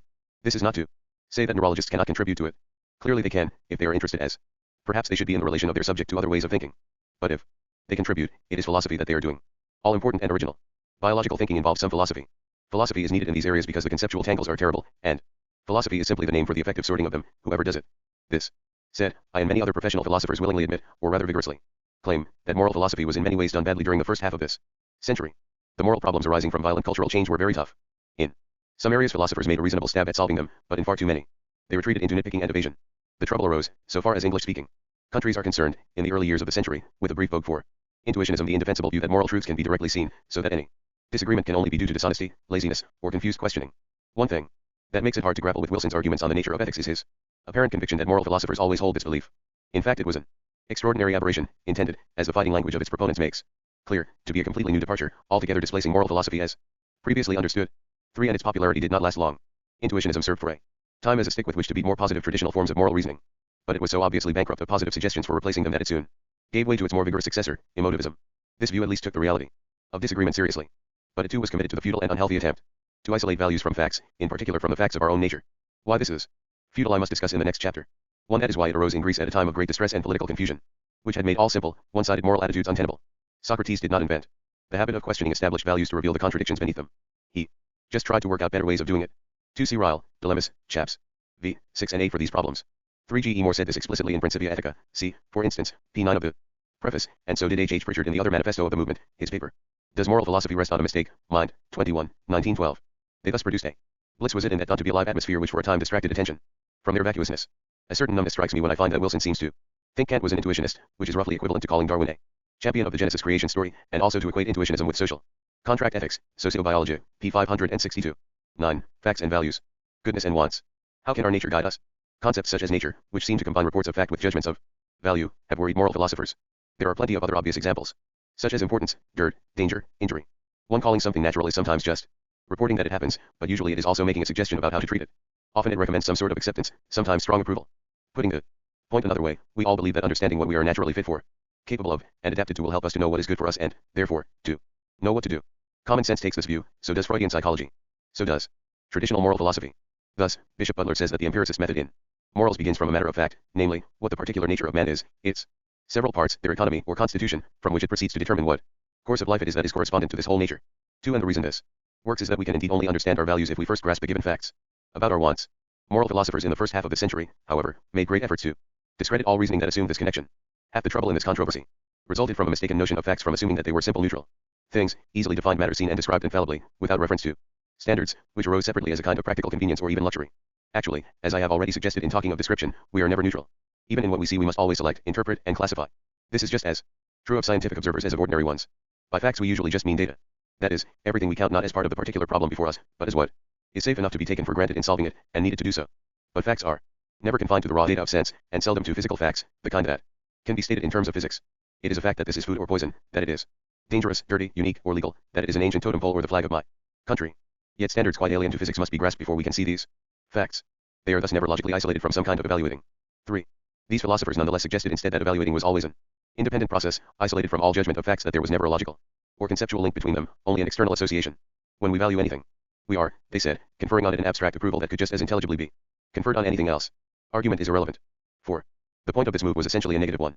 The intuitionists wanted to expose weaknesses in certain contemporary ways of reasoning from facts to values, notably utilitarian ones. But they extended their point, by the usual exaggeration, into a sweeping general ban on all moral reasoning. Thus, G.E. Moore proclaimed in Principia Ethica that the business of ethics must be confined to examining moral judgments of the form this is good, and establishing that this good was indefinable. This meant that no relevant evidence 5 could ever be brought for such judgments. Attempts to introduce any were futile and misleading. He stigmatized them as naturalistic. Once the surrounding rubble of mistaken argument was removed, we would, Moore said, be able to see directly what was good or bad, just as we see what is green or yellow. His emotivist successors disputed this confident conclusion. They demoted the bold seeing to a mere feeling or attitude. But they accepted, and insisted on, the isolation of moral judgments from every kind of evidence. The moral scene narrowed strangely. All the traditional interest in aims, motives, and desires, in good and bad reasons for action, in freedom and responsibility, in society and the nature of man, was dismissed as merely factual or metaphysical. Notions such as justice, happiness, and humanity were treated as just confused cases where the judgment of fact had not yet been disentangled from that of value. 6. The original intuitionists held that once questions about values were properly understood and squarely faced, disagreement would vanish. In taking this line, each of them in fact merely expressed his deep confidence in his own moral views. In Pritchard's case the confidence was misplaced. He does not seem to have had any attitude to offer which could make his blank conventionality usable. Moore, however, did have an extremely interesting contemplative and aesthetic moral position of his own, one that gave a key importance to art. But its impressiveness cannot support his intuitionism. People who accept Moore's values are no better insured than anybody else against the constant disagreement which is a fact of life. They must dispute, both with those who share their general views and with those who do not. 7. And Moore's views themselves cannot be defended except by reference to psychological facts. If Moore was right about the supreme importance of contemplation, it can only be because man is essentially a contemplative animal. This position cannot win in a walkover. It has to be defended against such views as Kant's exaltation of the goodwill, and Aristotle's of activity, not to mention all manner of minor and more specific claims. Far from being simple and indefinable in the way that color words are, goodness is simple only in the very different way in which the most completely general and abstract ideas are. 8. And this is not the kind of simplicity which eliminates dispute. People do disagree about what is good. It is, indeed, the kind of thing that makes them argue. Intuitionism crumbled against the reality of disagreement. It was followed by emotivism, the view that disagreement on values is real and important, but non-rational. It is merely a clash of feelings and attitudes. No standards of logic or relevance enter into the business of resolving it, which is essentially a matter of persuasion, that is, of emotional engineering. This position was worked out during the 30s and converged after the war with something apparently very different, existentialism. The common element is the rejection of argument.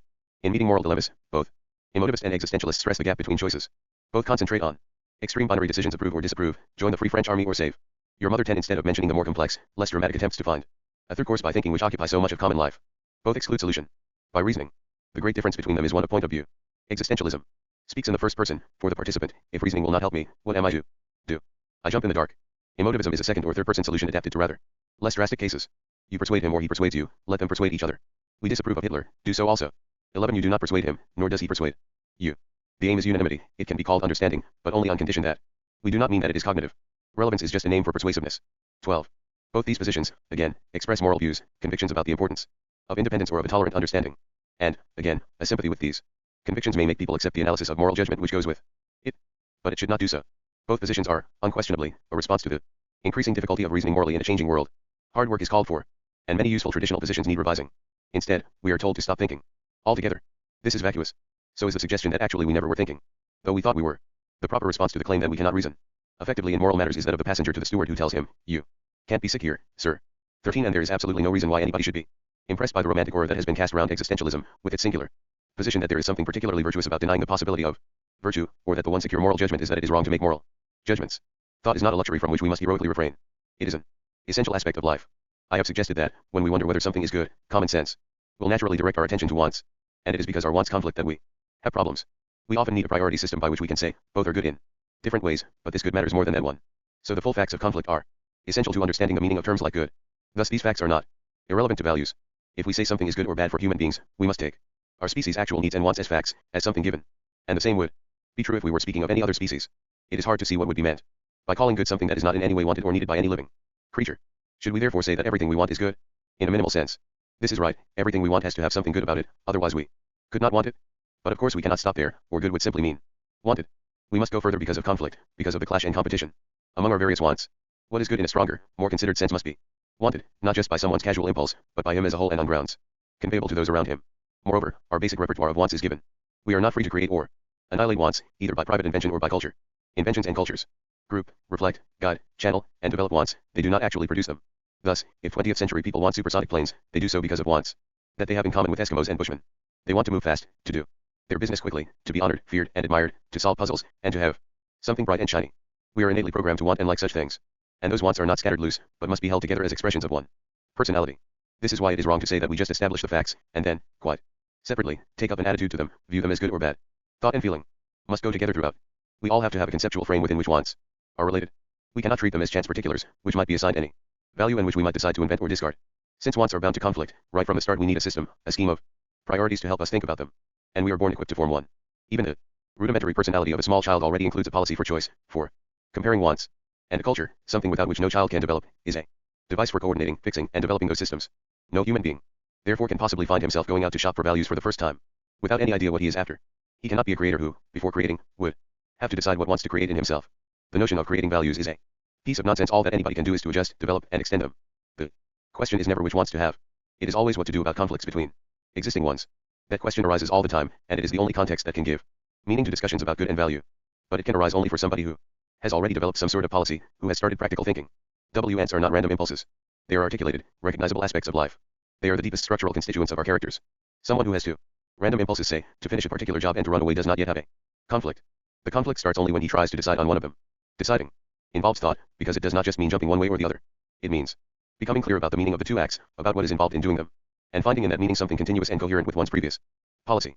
Unless the decider can see what he decides to do as his act as the act of the person he is now, however much he may want to change himself, he has not decided. He is still drifting. If he moves at random, that is still a drift. The alternative to deciding is disintegration of the personality, a form of suicide with little to recommend it. What goes on in choice is therefore not just any inexpressible brute clash of feelings. That may well happen for a start. But it is the problem, not the solution. The solution needs articulate thinking. What we have to try and do is, first, to discover the facts about our own wants and other people's, and understand them for what they are. We then have to set them in some order of priority which makes sense in the context of our whole lives. At this point we may be said to be valuing. We decide, for example, that affection matters more here than honor, or science than safety. And this is taking sides. But it is also forming a factual judgment about what are actually our deepest needs. Because these conflicts are so complex, it is unrealistic to suggest that they are solved by the pulling and hauling of mere unadhered feeling. There is something comic in Hume's picture of reason as the slave of the passions. How is it supposed to know which of them to obey? Slaves have a bad time in such circumstances. Still less can they be solved by the will, in the sense of blind push. In this sense you cannot will until you have decided what to will. Of course the use of our will in the sense of being resolute can help us, and so can experiment, a partial gamble, deliberately taken when thought can get us no further. But the initial work has to be done by thought, by painfully and methodically searching for an order that will make the scene more intelligible. 14. On using our knowledge. It is hard, in fact, to see how we could solve such conflicts except by studying the wants concerned in more detail. When we wonder whether, or why, or how far something is good, we are not connecting it externally with an abstract property called goodness. We are not asking for evidence of its goodness in the sense of an extra fact, as we might cite a man's being seen with a bloody knife as evidence for his having committed a murder. We are asking for specification, the point of which will be to connect it with a particular want. In what way is it good? What's good about it? What kind of goodness has it? Thus, dealing for the moment only with good actions, a suitable answer might be that it is, say, an act of friendship, not, that is, of justice, prudence, courage, or general charity. What sort of act of friendship? Sharing a friend's trouble.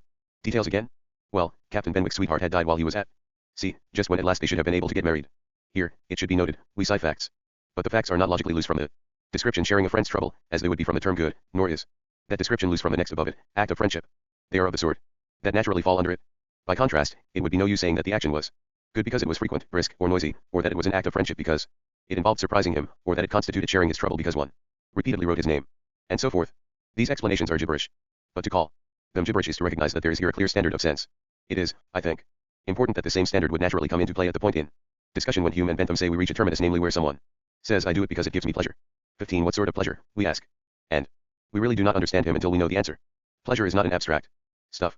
If people did not, in fact, want their friends with them when they were in trouble, if they did not mind bereavement or were not liable to despair, or if that despair could not be helped by companionship, Captain Wentworth's act would not be an act of friendship. Nor would it be half so impressive a one if giving that companionship were always easy and pleasant, if we had no preference for emotional peace and comfort. I would as soon have been run up the yard arm. Again, if people did not, in general, want or need friends, the notion of an act of friendship itself would be vacuous. Computers, ignorant of human nature, could never arrive at it or specify a content for it. That is why understanding facts of this kind is absolutely necessary in building up the ideas of the various sorts of human goodness, and why the general term good remains totally vacuous till that has been done. To return to problems about the double function of terms like nature, if I say for example, that non-informative conversation or playing with one's children is natural, I am not just describing an action and then adding, after a pause, hurrah, or and. Incidentally I approve, do so also. I am noting the sorts of advantage that it has, and also the sorts of dangers likely to attend forbidding or neglecting it. If it is natural, in the strong sense, it fills a need, and one that cannot easily be filled with a substitute. What we need is not necessarily something we die without, but it is something without which we shall be worse off. People who think they are too busy for play and conversation will find their affections atrophy, will lose that source of wisdom and vitality which consists in the free play of our social faculties, will become incapable of friendship. Does saying this amount to general disapproval of their policy? Hardly, because we have not asked what their alternatives are. We have named only one factor in the sum. There may be a multitude of others. Disagreement, then, is not to be resolved by slinging general approval and disapproval to and fro. We cannot treat it as a mere blank clash of attitudes, to be resolved emotionally, whether by bullying or seduction. We want the right solution. To find it, we want relevant evidence, and we know that relevant does not just mean persuasive. We do not take the blank clash of attitudes as ultimate, except in the trivial, contingent sense that both sides may give up from sheer unwillingness to try. In this sense, of course, we certainly can say that we can get no further with a particular dispute, that the answer simply depends on where you start from. But this is obviously a fact about the disputants, not the dispute, and there is nothing in it peculiar to disputes about value. Exactly the same thing happens in factual disagreements, say, between two economists, psychologists, or historians of different schools, or between a Marxist and a Freudian account of motives. Nobody supposes that these failures are logically necessary, that the disputants are not really discussing the same world. They possess distinct conceptual schemes, which have not yet been properly related, but ought to be. Their position is somewhat like that of people who, seeing those diverse maps of the world that appear at the beginning of the atlas, might pick on one of them as right and dismiss all the others as wrong. They would then defend physiographical boundaries against political, isobars against isotherms, instead of trying to relate them. The absolutely unanswerable objection to taking value conflicts as ultimate and immune to reason is that they do not just occur between people, but within them. Normally, Mr. Pro and Mr. Con 16 are actors on our inner stage. Each one of us has to fit together somehow for himself ideals that seem to conflict, and to find some sort of path between great and admitted evils. We are all, to some extent, in the predicament of Anthony Powell's character, X. Trannell. Trannell wanted, among other things, to be a writer, a dandy, a lover, a comrade, an eccentric, a sage, a virtuoso, a good chap, a man of honor, a hard case, a spendthrift, an opportunist, a raison, to be very rich, to be very poor, to possess 1,000 mistresses, to win the heart of one love to whom he was ever faithful, to be on the best of terms with all men, to avenge savagely the lightest affront, to live to 100 full years and honor, to die young and unknown but recognized the following day as the most neglected genius of the age. Each of these ambitions had something to recommend it, from one angle or another. 17. The only way in which Trannell was exceptional was in being a shade or two less clear even than the rest of us about the impossibility of combining these things. Most of us do, at some level, more or less know that we must choose. But how? Considered as a decision procedure for this problem, self-persuasion is absurd. We must decide before we can persuade anybody, even ourselves. Nor is it much help to tell us, as some existentialists would, that we are simply faced with an inexpressible choice, which we must be brave enough to make without justification. This piece of advice too is suitable only for people who have already decided what to do or that it does not matter what they do, but are hampered by hesitation in actually doing it. To get that far, they have to have accepted some reasons as good ones. Typically, such people have two or more conceptual schemes that they have not meshed properly together: personal and political, loyalties, work and family, love and self-respect. Meshing them is what they need to do. Next, when we want help with decision, we are not illicitly asking for somebody to carry the can, or for a rulebook from which to read off the answer. What we want help with is building a wider conceptual scheme, within which the partial ones that distract us can be related. These wider schemes can be worked out, but not instantly. They need time, trouble, and a good deal of cooperation. They are not purely private enterprises. Any more than a language is, they are meant to serve everybody. As we can see again and again when we look back into our history, in the end they can work. An obvious example is the dilemma basic to so many 17th century tragedies, of love versus honor. Here was an agonizing clash of ideals, the strain of which eventually produced its own partial solution in a revision of both notions, a better understanding of both love and honor. Of course, revision of this sort will not eliminate these conflicts. There really are divergent ideals. But what vigorous thinking does is to find better ways of stating the options, less misleading symbols for the values involved. This helps us also to alter institutions that make things gratuitously harder, such as dueling, arranged marriages, and a rigid vengeance code. Our nature is a whole. In dealing with such conflicts, we have, I repeat, no option but to reason from the facts about human wants and needs. When we ask, how should this institution be altered, we can approach an answer only by asking a further question: what does human nature demand? Both love and honor are essential elements in life everywhere. There is no society where it is not a clear explanation of someone's misery to say that he is universally despised, ignored, or hated. That this is so depends on our emotional constitution. We inevitably need and value love and honor in themselves, not just as means to any further and simpler good. Life has many elements just as irreducible and autonomous, speaking broadly still: laughter, knowledge, art, play, order, freedom, and many more.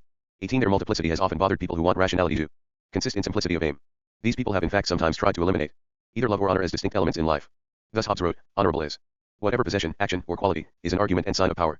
Honor consisteth only in the opinion of power, the importance of power being, as he explains, that it keeps us safe. So that here, as elsewhere, the passion to be reckoned upon is fear. 19. Just so Swift, following the Stoics, showed his purely rational horses as simply immune to all personal affection, dismissing it as a pointless weakness. 20. But there is nothing rational about using simple premises for a complex subject matter. The claim to be especially rational or logical because one is ignoring half the Facts before one and basing a hasty argument on the rest is often met in common life. It should be resisted, and particularly by empiricists. Simple premises that distort our problems can only lead to irrationality and confusion. Human needs are multiple. Bonum est multiplex. 21 We have many sorts of good. Because we have many wants. Yet we have to make sense of them all somehow by scheme of priorities. We get nowhere by ignoring their complexity or by pretending to reduce them to one. Instead we have to follow the working of that deep need for unity, which is luckily to be found at the center of them. People have a natural wish and capacity to integrate themselves, a natural horror of being totally fragmented, which makes possible a constant series of bargains and sacrifices to shape their lives. These bargains we need to understand as fully as possible. For instance, the man who really does have to choose between love and honor, art and prosperity, freedom and order, who cannot find a way to combine them by tearing down some piece of humbug or devising a new solution, can make a proper choice only if he realizes that on both sides are real goods. He actually will have to sacrifice one part of his life, and of other people's lives too, to another. And the only ground on which he can do it is that the one want is more fundamental, more central to him and to humanity, than the other. He has in effect to decide what sort of person he wants himself and other people to be, what his life and his society should be like. But he does not have to decide this alone. He can use the whole range of experience his society has stored for him, and the responses of those around him, to settle what is after all not just his private question, but one that concerns everyone, the scheme of priorities on which we shall relate these wants. And it is here that the more general, weightier senses of good and bad begin to come in. To ignore the multiplicity of wants, and therefore of goods, to talk as though value were a simple one-dimensional quantitative matter, has two bad consequences. First, discussion may become so unreal, so far from any use in understanding our practical problems, that it becomes merely a detached game. We may even pride ourselves on this detachment. Second, we may simply root for our own favorite good, our chosen aspect of human life, under the flag of neutral analysis. Conflict of goods is the heart of our problems. Love clashes with honor, order with freedom, art with friendship, justice with prudence, kindness with honesty. 22 And not just in the rare, melodramatic cases of major decisions, but in the constant, quiet grind of everyday living. Somehow we manage to balance their claims, by bargain, compromise, sublimation, partial combination, and sacrifice. If you like a somewhat dramatic conclusion, these methods may sound less impressive than a final victory where one contestant is utterly rooted. That kind of climax is often used in literature, but not in the best literature because it cannot be used in life. To write off entirely any of the contestants named, we should have to amputate a part of our nature. This is a simple ascetic solution, often tried but never successful. It is interesting that, while few Western people now favor it if it is undertaken in the name of religion, many seem to be quite hopeful about it if it is undertaken in the name of art or freedom. The trouble with asceticism notoriously is that what you sling out at the door comes in through the window, in a worse form. Thus, on Swift's issue of eliminating personal affection, Butler remarked, experience will show that, as want of natural appetite to food supposes and proceeds from some bodily disease, so the apathy the Stoics talk of as much supposes, or is accompanied with, somewhat amiss in the moral character, in that which is the health of the mind. Those who formerly aimed at this upon the foot of philosophy, appear to have had better success in eradicating the affections of tenderness and compassion than they had with the passions of pride and resentment. These latter at best were but concealed, and that imperfectly too. 23. The best you can hope for by this method is a partial death. To avoid this, we try to do justice in some way to what we must renounce, to avoid complete specialization. In such attempts we always call on some notion of balance or proportion. In forming theories, however, people often brush this consideration aside as if it were something necessarily limited, bourgeois, and conventional.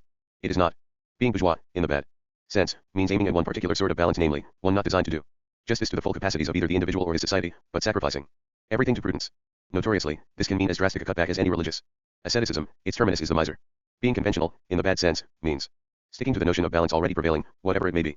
This may have been badly designed in the first place, and become still worse with outside changes. Beech trees trimmed down to make a hedge are a fair model for either of these policies. They are probably less likely to be blown over in a gale than a natural beech tree. Nevertheless, they are much less well balanced and proportioned. Balance, in fact, is not just a negative matter of not falling over, it is a positive one of attaining one's full growth. This same point is usually missed in discussions of Aristotle's doctrine of virtue as a mean. Aristotle certainly was not recommending a cautious or conventional policy. He never said that the midpoint was where it was safe to go or where everybody else was. He said explicitly that virtue might involve dying for one's friends. 24. The notion of balance and proportion does not exclude, either, a life devoted to some overriding aim. In fact, it is especially relevant there. For even the most specialized person is still a person, he has the whole range of faculties to dispose of. Thus the monk does not totally reject love, he is not trying to become a whom. He concentrates with peculiar intensity on the love of God and the general love of mankind as his creatures. He does not reject freedom either, it is to avoid servitude to the world, the flesh, and the devil that he accepts the obedience of the cloister. How human nature will respond to such bargains is a factual problem, evidence about it is quite essential for choice. 25 And such factual questions have of course their philosophic angle. What conceptual scheme shall we use? How do notions like love and freedom work here? What way of describing things will make the problem most intelligible? In struggling through these thickets, we are usually, as I have suggested, trying to decide either in what way something is good, or which of several, good or bad, things is the more important. And importance itself is, of course, not a blank abstract simple quality, but a relation to our lives. Calling something important means that it concerns us deeply, that it means or imports something essential to us, is linked with a central part of our nature. So to decide which thing is more important, we have to weigh the facts about that nature and look for its central needs. Suppose, for comparison, that the question were a physical one. Someone asks whether sleep or sunshine is more important to the human body. The answer will certainly be that they are so in different ways. There is no neutral stuff called importance, which can be extracted and measured. But by considering the facts about how we get along without either, we can decide priorities for practical purposes if the two needs conflict. The same is true of love and honor, art and friendship, order and freedom. Different sides of our nature demand them. The disasters springing from their withdrawal are of different kinds. Where there is conflict, we have to resolve it by deciding which disaster strikes nearer the core of our being. This is how we work our way up from an understanding of particular goods and particular needs through the more general notions that we need for comparison, and so toward the most general notion of all good, which completes and orients the formal framework. It is, as Plato rightly said, a central notion, because it expresses our belief that all the other things we call good do in some way at some remote point converge. That our nature, in spite of its conflicts, is not radically and hopelessly and finally plural, but essentially one. 26. The notion of good is central to us, because of its place in the structure. But this reason for attending to it is about as different as can be from the one given by moral philosophers from more onward, which exalts it just on the grounds of its isolation. They represent it as floating free, a kind of mysterious exotic pink balloon, a detached predicate, high above all possible attempts to entrap it and connect it with life by any conceptual scheme whatever. In this chapter, I have argued that there is not, as has been suggested, any special difficulty about reasoning from facts to values. So we are not prevented from putting our understanding of human nature to practical use. At present, when we wonder what to do, we simply take for granted a wide range of facts about natural human wants and needs. We also take for granted that they give genuinely relevant and sometimes compelling logical grounds for our practical conclusions. We are right in this.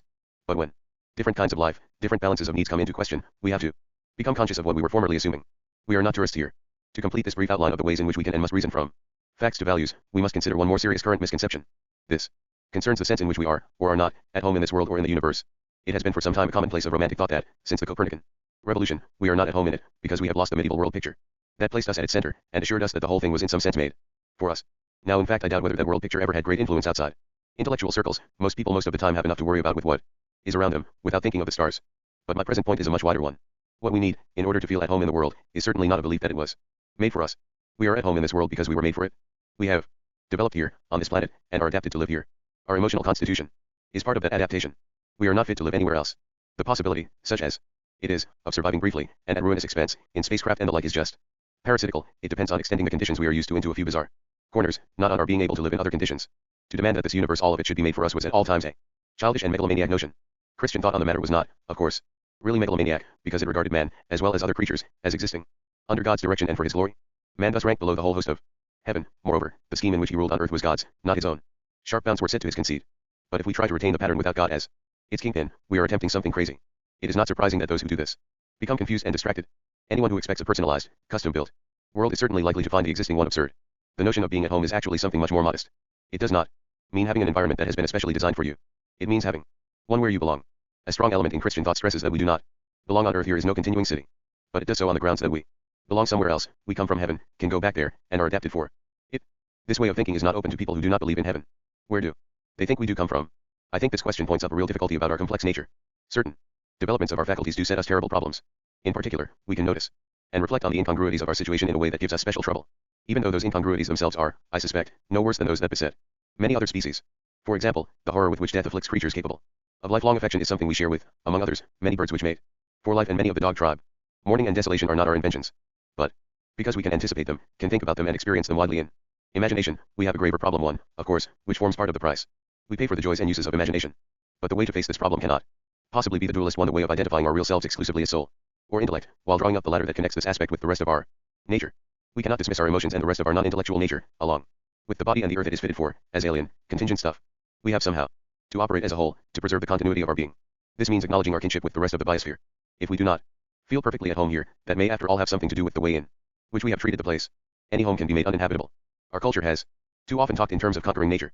This is about as sensible as for a caddis worm to talk of conquering the pond that supports it, or a drunk to start fighting the bed he is lying on. Our dignity arises within nature, not against it. I have suggested that we ought not to feel that dignity threatened by our continuity with the animal world, and I have compared the threat people feel here with the threat Christian thinking detected in the Copernican revolution and in the theory of evolution. All three alarms indeed are connected, all depend on the confusion that results from taking symbols literally. One of the lasting nightmares caused by Copernicus was the fear that up and down could no longer function properly. From the notion that we are perhaps in free fall, seasickness follows. But it ought not to. Up and down concern our relation to this planet, which is where we are. It is no threat to us that we might feel seasick in a spaceship. We could also feel so if we went to sea, and no one attributes any cosmic significance to that. And life goes on tolerably in the antipodes. The notions of up and down, however, also function as symbols. To worship is to look up.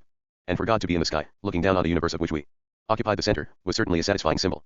Before the Copernican revolution, as afterward, it was not supposed to be relied on as literal truth, but seen, like all images of God that man could conceive, as provisional, as expressing man's ignorance as much as God's glory. So the Copernican revolution ought not to have injured religion. Nonetheless it did, partly because the church chose to persecute Galileo, partly because people do easily become dependent on symbols. They need time, care, and help to disentangle themselves from them. The sense of God's providence as encompassing and explaining everything became, from these and other causes, greatly weakened. But people by no means learned to dispense with it, to be contented, as the Enlightenment advised, with human life as explaining and justifying itself. Their lack of Success in doing this is one reason the notion of evolution provoked such passion. On the one hand, it showed human beings as growing naturally out of creatures which they had despised, which they had regarded as symbols of wickedness, weakness, or at best, of the passions. It linked them more firmly to the earth, which was unquestionably down. On the other, however, it offered them a new upward direction into the future. And this provided a new and potent symbol. People did not proceed as the theory of evolution really requires by demythologizing their symbolism about animals and the downward direction. Instead, they either resisted evolution at all costs, or accepted it with the proviso that the future was to lift them out of the degrading company that admittedly contaminated their past. The future was seen as leading man away from the rest of nature as fast as possible, as giving him the hope of escaping continuity with it after all. Those who felt a sense of pollution at the thought of kinship with other animals could dwell on the hope of becoming less like them. Since both animals and the earth were still used, quite uncritically, as symbols for evil, weakness, and emotion, this distancing usually meant becoming less emotional, more intellectual, and technological. In Nietzsche, with his violent poetic imagination, this arid intellectual machismo is balanced by some emphasis on feeling as well. But in the future fantasies of Shaw and Wells, and in the mass of science fiction that has followed them, it cavorts instructively. Robot worlds, purged of natural emotions, replace flesh and blood, and the idea of space travel itself acts as a symbol for the storming of heaven. Man, having conquered his own world, is supposed to rise up and conquer the sky as well, thus putting down all his rivals, divine as well as terrestrial. But if God is alive, will ray guns bother him? And if he is dead, why dress up in his clothes? The temptation to play at being God, which seems sometimes to afflict atheists, is something I must discuss later. 27. My present concern is the strong symbolic barrier that still makes it hard for many people who officially believe in evolution to accept its consequences, to see the kinship between man and other species that becomes so obvious once we start to observe both dispassionately. Kinship is not identity. But even kinship may be hard to admit if you are convinced that the other party is essentially evil, or if you think of your only path to salvation as leading away from him as fast as possible. Does our salvation really lie that way? Is the extinction of the normal human affections really an essential part of the better future to which we are hurrying? Shaw, Wells, and sometimes Nietzsche made it so. Those affections link us with the animals, and animals are constantly, perhaps inevitably, used as symbols for them. Camus remarks, in a universe divested of illusions and lights, man feels an alien, a stranger. His exile is without remedy, since he is deprived of the memory of a lost home or the hope of a promised land. This is nothing but the fantasy of a child who, because he is disappointed in his actual parents, decides to view himself as a kidnapped and disinherited prince. We have either to accept the idea of God or not. If we do not, the lights of the world are no illusion. They are the earthly realities which we mistakenly projected onto heaven. To dramatize our own position, as Camus does, by picking self-flattering aspects from both alternatives is bad faith. The stranger or outsider of Camus's novel is indeed a kind of alien. But he is so because he is an emotional cripple, someone apparently incapable of sharing human feelings, though it struck me, even when I first read the book, that he didn't seem to try very hard. 28. He can be no sort of an ideal for others. If people without his handicap imitate him, they lose the really excellent and central point of existentialism, the acceptance of responsibility for being as we have made ourselves, the refusal to make bogus excuses.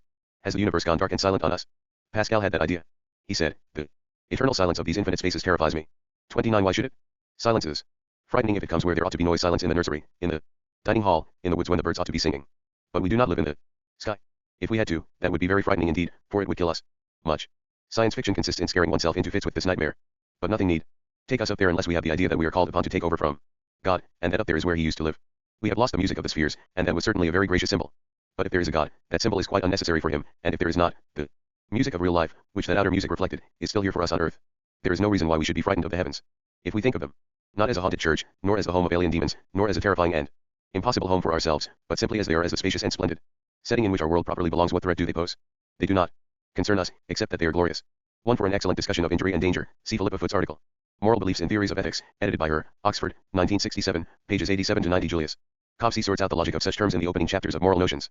London, 1967, with a sharpness that ought to be an example to philosophers. He deals with dirt on p38. I discuss importance in the third section of this chapter. 2. Preface to the Sermons, Sector 12. 3. C.G.E.M. Anscombe's article Brute Facts, Analysis, 1958, G.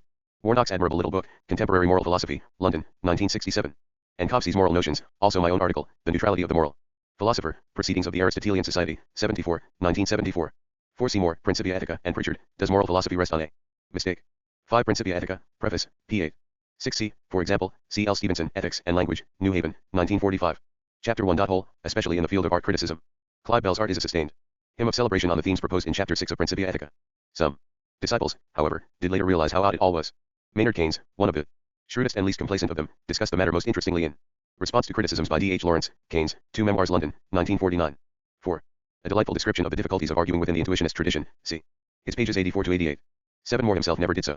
He just laid down his views with the massive, undoubting simplicity that always made him so influential. Many people swallowed the message. 8. It is worth noting that Moore also proposed to treat reality as a simple, indefinable notion like goodness. See his paper, Objects of Perception, in Philosophical Studies. London, 1948, pages 72, 78. The roots of this confusion are probably present in Locke, who similarly piles together as simple ideas particular perceived qualities like the taste of a pineapple and the most abstract structural ones like existence, essay concerning human understanding, BK2, chaps 1 to 8. Two totally different kinds of simplicity are involved. None largely by C. L. Stevenson, using suggestions drawn from Wittgenstein, particularly From the lecture on ethics. What was wrong with intuitionism was, however, perhaps, best exposed by P. H. Noel Smith in his Ethics, Penguin, 1954. A brasher, more dramatic form of emotivism appeared in A. J. Ayer's Language, Truth, and Logic. 1935, Stevenson's key notion of emotive meaning was, I think, effectively exploded. By Max Black in Some Questions About Emotive Meaning, Philosophical Review, 57. 1948, reprinted in his Language and Philosophy, Ithaca, N.Y., 1949. 10 Sartre, Existentialism and Humanism, p. 35. 11 Translation into Stevensonian terms of Hitler is evil. 12 A point explicitly and repeatedly made by Stevenson. See, for example, Facts and Values, New Haven, 1963, pages 4 and 85. 13 Passenger, oh, can't I? He is. 14 On the unsuitability of the will for this job, see Iris Murdoch, The Sovereignty of Good, Essay 1. The news must follow him, but who was to tell it? Not I. I would as soon have been run up to the yard arm. Nobody could do it but that good fellow, pointing to Captain Wentworth. He wrote up for leave of absence, but, without waiting to return, travelled night and day till he got to Portsmouth, rode off to the grapple that instant, and never left the poor fellow for a week. That's what he did, and nobody else could have saved poor James. Persuasion, Chapter 12. 15c, for example, Hume, Inquire Concerning the Principles of Morals. Appendix 1, Sector 244, Bentham, Principles of Morals and Legislation, Chapter 1, Section 244, and Chapter 4, Sector 8. 16 Characters Disputing in Stevenson's Facts and Values, p. 85. 17 Books to Furnish a Room, Boston, 1971, pages 144 to 145.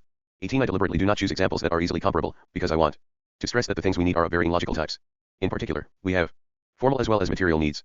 We can need life arranged in a certain way. This is why, as Aristotle remarked, good things can be found in all the categories, Ethics 1.6. And why Moore was so wrong to treat goodness as a simple, ground floor quality like yellow. Only visible surfaces can be yellow. 19 Leviathan, Chapter 10. 20 Gulliver's Travels, pt. 4, The Hymns, Chapter 8. 21 CGEM Onsquam, Intention, Ithaca, N.Y., 1957, Section 39, a fascinating discussion of such phrases as evil be thou my good. That St. Thomas should prove a better empiricist than Moore may surprise some people, but that is the position. He paid more attention to the phenomena. Good is not simple. I shall say some more about its complexities in Chapter 11. 22 It is because we have some idea of the range such goods cover that we are not, as R.M. Hare suggested, helpless in arguing against narrow-minded fanatics like his trumpeter and Nazi, Freedom and Reason Oxford, 1963 p. 112. Fanatics have to give reasons why the perfectly well-known goods they want to ignore shall cease to matter. 23 Sermon 5, Sector 11. 24 Ethics 3.9, 9.8. 25 The price is not counted only in strain and effort. There is also the renouncing of alternative ways of life, of skills and qualities hard to combine with those on which we concentrate. And if enterprises turn out so hard as to be unnatural, there is an inevitable reliance on some rather doubtful allies. Vanity, conceit, aggression, pig-headedness and sheer blind habit are probably necessary collaborators in carrying through any large enterprise. They may do little harm so long as we recognize them. But where things are very hard, they tend to take over. This is why there are limits to how far we can go from a natural balance. 26 Republic, 6.501, and see also Murdoch, The Sovereignty of Good, last essay. 27 Chap 11, p. 254. 28 The stranger's impressiveness springs from the courage and honesty with which he accepts an incurable handicap. But from those of us who have no such handicap, honesty demands an equally hard but quite different thing: the admission that we have normal powers and feelings. There is nothing stoical about acting lame. The pretense of being, spiritually, lamer than one is Byronism. It is not necessarily Byronic to write stories like The Stranger / The Outsider, or indeed like Hermann Hesse's Steppenwolf. Such stories demand to be told. But for uncrippled people to make a cult of, and identify with, these figures is Byronic, that is, bogusly romantic. When we are so lynx-eyed for the bad motives that can underlie ordinary morality and religion, we had better watch these less advertised forms of hypocrisy as well. 29 Ponces, Sector 2, 162. Anthony Powell, The Acceptance World. Part 4, The Marks of Man. He fell in love with himself at first sight, and it is a passion to which he has always remained faithful. 10. Speech and other excellences. The lure of the simple distinction. Man has always had a good opinion of himself, and with reason. What, however, is essentially the ground of it? What finally, you may ask, does distinguish man from the animals? Nearly everything is wrong with this question. First, as I have been saying, unless we take man to be a machine or an angel, it should read distinguish man among the animals, and animals of this planet at that. With no extraterrestrial nonsense to give us all the drawbacks of religion and none of its benefits. Second, as the question is usually put, it asks for a single, simple, final distinction. And for one that confers praise. This results, I suppose, from the old tradition of defining things by genus and differentia, that is, by naming first the class to which each thing belongs, and then the characteristic which marks it out from other members of that class. This rather hopeful scheme is supposed to enable us to find a formula stating the essence of each thing, or rather of each natural kind. And the differentia ought indeed to be in some way the thing's characteristic excellence, its central function, since that, and not just some chance quality, as in featherless Pip, is useful in helping us to place it sensibly, in telling us, therefore, what it is really like. The old, more or less Aristotelian definition of man as a rational animal follows this pattern and is its best known example. 1. Now most people today would with good reason reject the scheme as too ambitious to use outside the human scene. We cannot expect, they would agree, that things not made by man will necessarily have an essence we can grasp and a simple characteristic excellence we can see. The point of evaluating snails from the human point of view is a fallible process and should be taken as such. We can certainly find marks that will help us to classify and understand them. But we had better not claim that by doing so we have finally expressed their true nature in a simple formula. People are slower, however, to see that the same obstacle blocks us when we ask, what is the characteristic excellence of man? If we mean what would seem distinctive about him to a non-human observer, we would need first to know that observer's frame of reference, and what contrasts would strike him. If we mean what is the best and most important thing within human life, the question is a real one, and We can try to answer it, but it is not about biological classification. It is a question in moral philosophy. And we do not help ourselves at all in answering it if we decide in advance that the answer ought to be a single, simple characteristic, unshared by other species, such as the differentia is meant to be. Why should a narrow morality necessarily be the right one?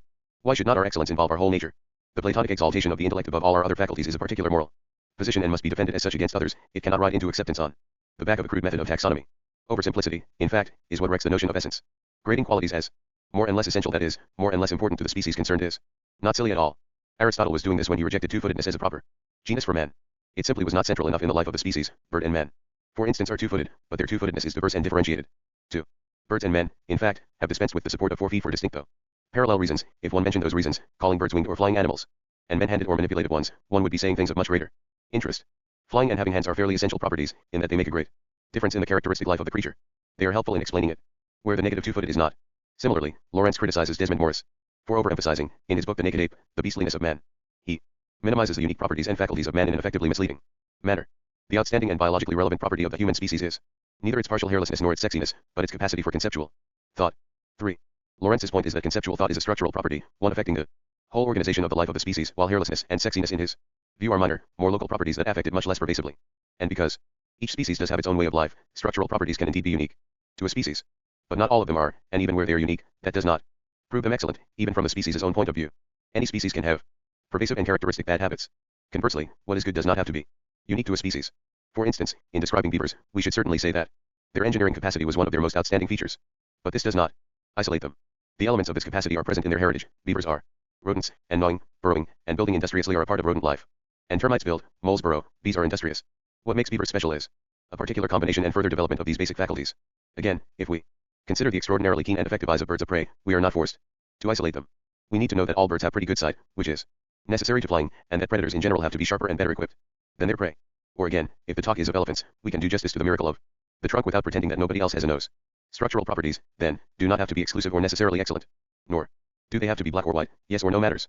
And certainly no one of them is enough alone to define or explain a species. We commonly employ a cluster of them, whose arrangement as more or less essential can be altered from time to time for many reasons. And what is really characteristic is the shape of the whole cluster. The various things that have been proposed as differentiate for man: conceptual thought or reason, language, culture, self-consciousness, tool using, productivity, laughter, a sense of the future, and all the rest form part of such a cluster, but none of them can monopolize it or freeze it into finality. There are always more that we have not thought of mentioning yet, and among them the most obvious. What would we say about someone who had all the characteristics just mentioned, but none of the normal human affections?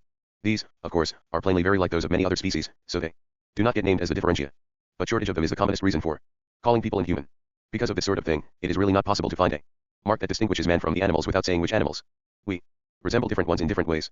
It is also essential to remember how immensely they differ from one another. In certain central respects, all social mammals, including us, are far more like one another than any is like a snake or a codfish, or even a bee. The logical point is simply that, in general, living creatures are quite unlike mathematical terms, whose essence really can be expressed in a simple definition. A triangle without 3 sides ceases to be a triangle. But a flightless bird does not cease to be a bird, nor a flying fish a fish. What is special about each creature is not a single unique quality but a rich and complex arrangement of powers and qualities, some of which it will certainly share with its neighbors. And the more complex the species, the more true this is. To expect a single differentia is absurd. And it is not even effectively flattering to the species, since it obscures our truly characteristic richness and versatility. People therefore need not act as if they were threatened every time something that has been supposed an exclusively human attribute is detected in other creatures. Considering the carelessness, and the real ignorance about other animals, which reigned when these criteria were set up, and also the still persisting reluctance to look at them dispassionately, we are bound to keep finding such attributes. The effect of dodging the situation by resetting the criteria each time in a way that it is hoped animals will be unable to penetrate is to separate the human differentia further and further from our central faculties. Nobody doubts that plenty of tests can be invented for aspects of language, tool use, foresight, and so on, which only man will be able to pass though. As has already become clear, we cannot know in advance which they will be. But what reason could there possibly be for supposing that the faculties for passing those tests would be man's central and most important faculties? Is man perhaps centrally a test passing animal? To read some of the literature, you might think so. This notion of the human differentia has been misused in various ways. For instance, early in the German ideology, Marx said, men can be distinguished from animals by consciousness, by religion, or anything else you like. They themselves begin to distinguish themselves from animals as soon as they begin to produce their means of subsistence. By producing their means of subsistence, men are indirectly producing their actual material life. As individuals express their life, so they are what they are. Therefore, coincides with their production. In what sense do other animals not produce their means of subsistence? 2 interpretations of producing suggest themselves. 1. The processing of materials rather than simply gathering them. 2. The free and deliberate planning of what one does, whether it be gathering, processing, or anything else. On the first criterion, bees, beavers, and termites do at least as well as the simpler hunting and gathering human tribes, which shows, again, that you have to consider which animals you are distinguishing yourself from. On the second, man is indeed in a special position, but then he is so for everything he does, not just for production. Which did Marx mean? A passage from the Paris MS is just as ambivalent. Productive life is species life. The whole character of a species, its generic character, is contained in its manner of vital activity, and free conscious activity is the species characteristic of man. This, however, gives the main emphasis not to production, but to free conscious choice. That is something found over a much wider range of activity than mere production, and certainly is a human structural characteristic, though by no means are only one. Conscious choice seems to be what Marx meant by contrasting man's beginning to distinguish themselves from animals with their merely being distinguished from without to suit the special interest of some classifier. Marx, however, wanted to combine this general Kantian point with something much more specific, a concentration on man as maker.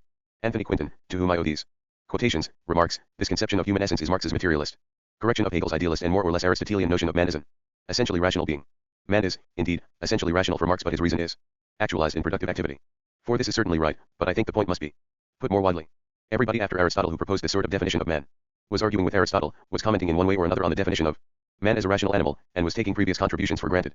Marx did not want to deny the rationality, he wanted to give it a different twist. But to do this, effectively we need a quite different frame of argument, one where a number of different elements, all recognized as essential parts of human life, are explicitly considered together and set out in an intelligible order of priority. To do this, we have to drop the simple differentiate scheme and leave any question of distinctness from other species right out of the argument. If another species were, in fact, found which did just what Marx meant by producing, it would not damage his argument about the structure of human life at all. The insistence on exclusiveness, in which so much intellectual capital has been invested, does no work whatever in the argument. 5. Descartes, reason and language.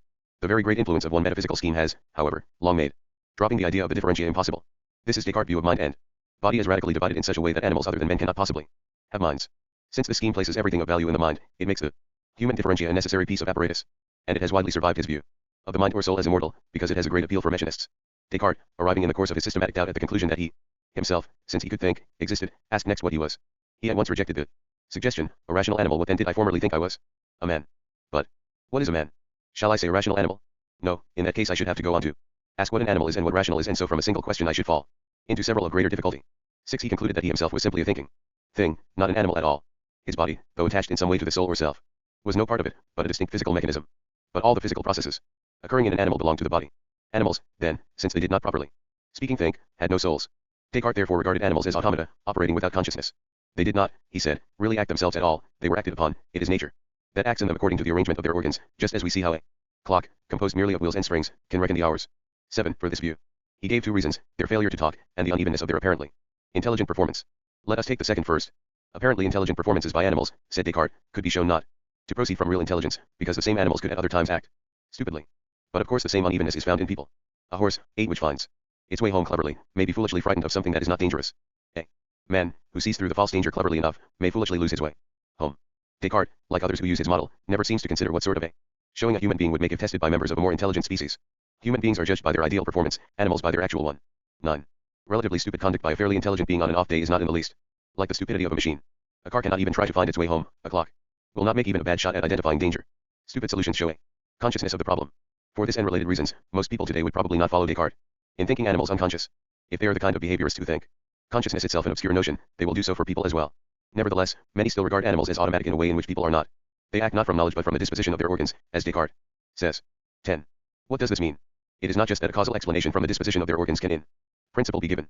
This, many of us might agree, is true of people too. Where people are concerned, however, even the most rigid determinist must use other sorts of explanation as well. If we ask why a woman has suddenly rushed out of the house, the explanation may be, to catch her little boy, she just saw him on the ice. This gives her reason, she acted from knowledge. It does not compete with or deny causal explanations from her history, 11, but it must precede them, they are explanations of her rushing to save him from the ice. But now what about the action of a mother elephant, who, caught with her baby in a flooded river, repeatedly saves the baby from being washed away and eventually manages to lift it with her trunk onto a ledge out of the water? 12. Again, the first explanation must be one of what she is trying to do, namely, to save it from drowning. And in doing that, how could she too not be acting from knowledge that it is in danger and would be safer on the ledge? In both cases alike, motives and in some sense reasons must be mentioned before we can talk of cause. To some people this seems obvious sense, others feel that some deep principle is being betrayed. The trouble, I am sure, is in Descartes' notion of reason as a single, indivisible, yes or no thing without degrees, his insistence that brutes not only have a smaller degree of reason than men, but are wholly lacking in it, because, as he says, reason is a universal tool that may serve in all kinds of circumstances. 13. So that, failing to use it shows one does not have it. But to have a universal tool is, of course, not the same thing as using it universally. And though reason can indeed in principle be used anywhere and on anything, it unluckily does not follow that everybody can in fact so use it. Someone ignorant of, or stupid at, mathematics or Russian, cannot do a particular advanced problem or piece of translation. A prejudiced or infuriated man cannot criticize his aims. A quite impractical person cannot deal intelligently with a burst pipe, nor can a fanatical flat earther understand eclipses. And at any given time, there are problems that no human being can solve. Reason, in the sense of logic, certainly can be called a universal tool. But considered as a faculty as something we are gifted with it is not so at all. It is a set of highly varied mental capacities, practical and theoretical, which are separable and unevenly distributed among human beings, and are shaped in specific ways by their lives. This set cannot be reduced to, or derived from, the full, conscious, critical understanding of logic. That is not the differentia of men, but of logicians, and even they do not have it completely. Part of the trouble, certainly, is that Descartes, like Plato, saw pure, speculative reason of the logicians or mathematicians kind as lying at the core of human life, so that he was really defining man not so much by his consciousness or general intelligence as by his capacity for mathematics. But this again is a special view of what matters in life, of what our ambitions should be. It is not the normal meaning of reason. In normal contexts, in fact, these speculative powers are not at all central to the notion. Someone who is plainly producing correct and even original mathematical work can still give us good grounds to wonder whether he is rational or reasonable. As I suggested earlier, these words mean much more than consistent. A man who reasons consistently, but from the premise that he alone matters, is the type of unreasonableness.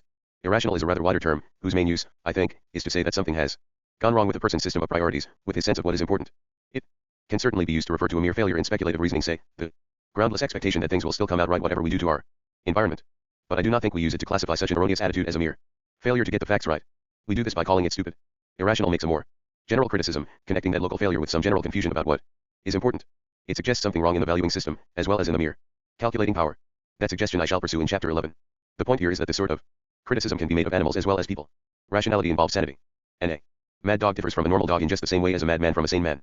On the matter of knowing one's onions, understanding what one is about, there is not, as you might think from Descartes' remarks, a single scale reaching down from the most intelligent man to the stupidest and stopping short there, leaving all beasts equally. Nowhere. There are a number of scales on which both people and animals can be found, variously arranged, as well as some others that are exclusive to people, and undoubtedly others peculiar to different types of animals. Of many elephants and gorillas, as well as of many unintellectual humans, we can very well say that he knows what's what, and that's as high as metaphysic wit can fly. 14. A compliment that cannot be paid to every scholar. As for the use of the word reason, there is certainly a case for confining it to man, if we want to emphasize the importance of conscious, deliberate choice, just as there is a good case for confining the word language to sets of conventional signs and not extending it, except metaphorically, to the language of the eyes and other natural ways of communicating. Still, reason and sanity are often nearly synonymous. Jane Goodall, describing a chimpanzee under stress, says, there was a time, toward the start of this battle for dominance, when Hugo and I feared for Goliath's sanity. 15. I think that we would probably not use the phrase feared for his reason here. But the gap between the two notions in such phrases is not very large. Altogether, in ordinary speech, having reason or being rational is not a yes or no business like having a hammer. It is much more like having insight or energy or initiative or imagination, things that can be possessed in varying degrees and also in very different forms. So we are not saying, if we concede some sort of knowledge, reason, intelligence, or purpose to the elephant, that we expect to find the next minute that it has written a Beethoven sonata or taken over the government. Nor, indeed, that it is taking legal action against the ivory trade. People do feel a threat here. What is it? Human achievements are secure, they are unparalleled, they are all around us, there is no doubt about them. They cannot be shaken by an inquiry into their roots, elements, and origins. Yet there undoubtedly is a sense of outrage, varying from the disgust of one who finds a caterpillar in his salad to the terror of one who finds King Kong in his backyard, in people's insistence on a firm, simple differentia, a sense that is often felt to make all argument unnecessary. Might it perhaps be relevant to ask here, who is really threatening whom? On quite sober and conservative estimates, we are now moving steadily toward exterminating all the other most intelligent species on the planet, except possibly the dolphins, great whales, great apes, elephants, all the large predators. They meanwhile can do nothing to us except, it seems, what the yahoos did to Gulliver, show us a mirror for what we do not much want to see. Gulliver's horror when his clothes began to wear out and deprive him of his differentia sums up the situation. But, in expecting this exposure, our guilt distorts the matter. No animal is what the yahoos were, a mere projection of human vileness. Their species have each their own nature, each different from and mirroring ours in a different way. Elements of what we value will be found in all of them. I return now to language. Descartes seems to have thought of it as a separate capacity, parallel to that for general intelligent performance. But perhaps it is only one area among many where intelligence can be shown. Language is possibly our favorite human distinguishing mark. On the one hand, it seems an unmistakable, unsplittable single thing. Like the clothes that mattered so much to Gulliver, you cannot miss it. On the other hand, unlike the clothes, it is both really valuable and intrinsic to us. It plainly calls for innate powers, which are linked to the main structural properties of our life. Human talk involves thinking conceptually, having a sense of things absent, being capable of abstract calculation, conscious of self, and all the rest of it. So we naturally see it as the key to our castle. This, of course, is why the recent experiments in which chimps have undoubtedly in some sense been taught a language have upset people so much. The facts are briefly these. 16 Between 1966, when she was a year old, and 1971, a chimp called Wisho was taught a sign language called Amaslan, commonly used by the deaf and dumb, and consisting of hand gestures, roughly speaking one to a word. She took to it like a duck to water.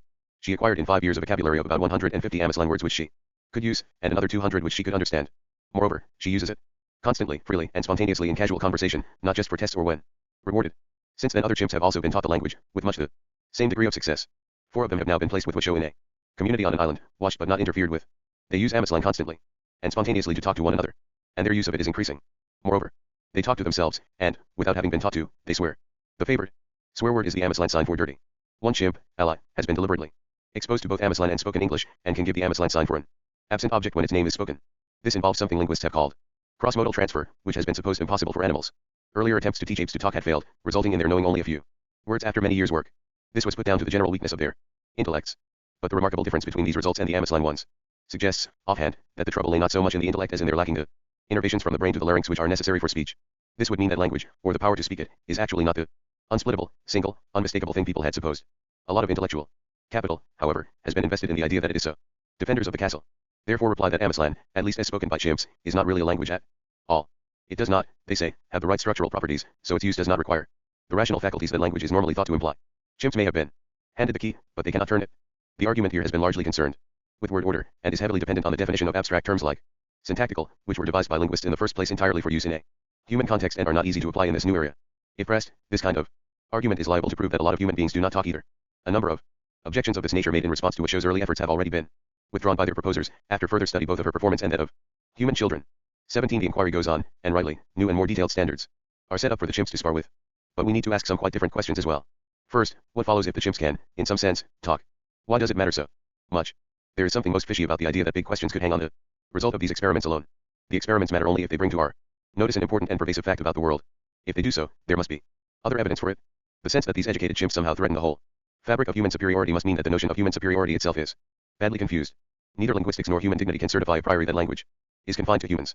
Whether it is clearly an empirical question. After discussing this question, I shall move on to one that supplements it and is equally necessary whatever comes of the experiments, namely, if they are not talking, what are they doing?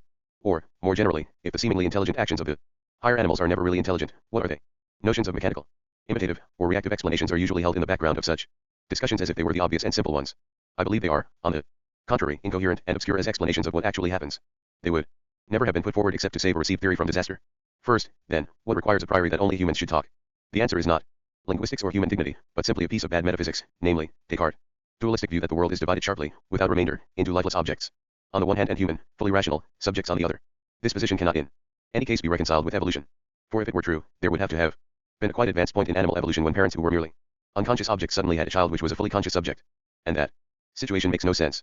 Language and morality. What makes the bad metaphysics much harder to unravel is, however, the traditional entanglement of this view with morality. I must therefore discuss this confusion now. Although, as I shall try to suggest, it need not really concern language at all. We can have duties to people, but not to things. So if animals are things, it does not matter how we treat them. This crude and simple reasoning ought of itself to be enough to show what is wrong with metaphysical dualism. The argument simply reverses itself.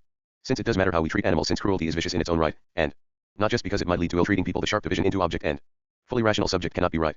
And as we have plenty of duties to people which do not depend on their being rational either, this consideration does not stand alone. The tradition, however, took the other path. In Kant's moral philosophy, the distinction between people and things is central, and is admirably used. His main moral point is that we must distinguish between them. We must not treat people as mere things to be manipulated, but with respect, as free beings, as ends in themselves. This respect is the central dynamic of his system. But he considered it to be simply a tribute to their rational status. Although he defined it rather generally as the consciousness of a worth, which towards my self-love 18 the mere sense of something of value independent of ourselves, he thought that only rational beings could possibly have that sort of unconditional value. So it could not be extended to animals. Their position between the two opposing forces had been overlooked, and they were simply pushed into the class of things to avoid complicating the system. Kant's discussion of the matter is interesting because he is so clearly sensitive to aspects that go far beyond his official view. He says, for instance, the more we come in contact with animals and observe their behavior, the more we love them, for we see how great is their care for their young. It is then difficult for us to be cruel in thought, even to a wolf. 19. This points towards something which I shall discuss in chapter 11. The importance of mere steady, constant, structured, good feeling in our ordinary notion of what commands respect, and indeed of rationality. Another example goes further.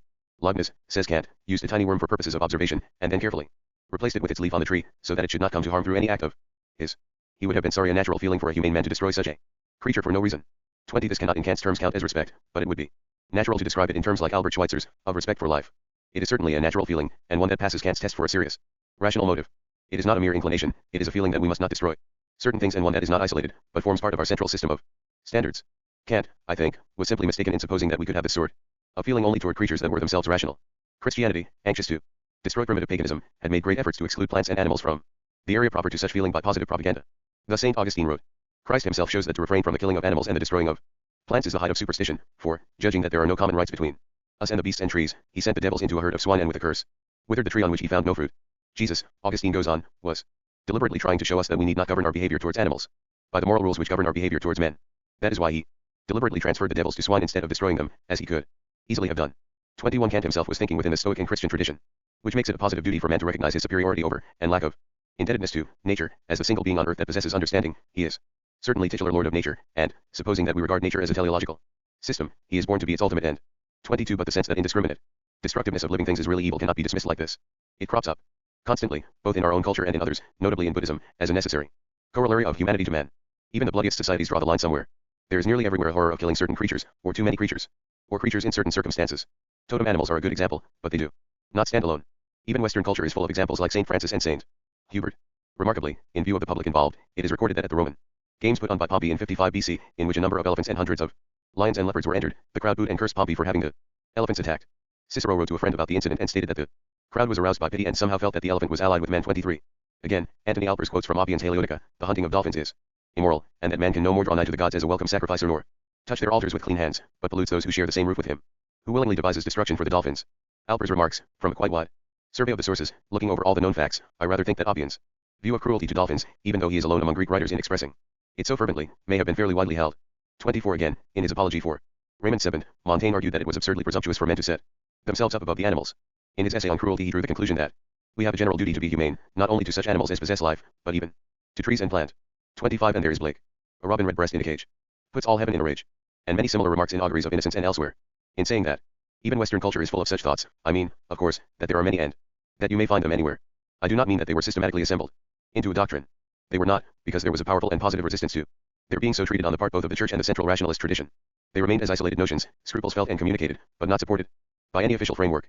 But it is out of such scruples that our whole morality is built. They are its raw material.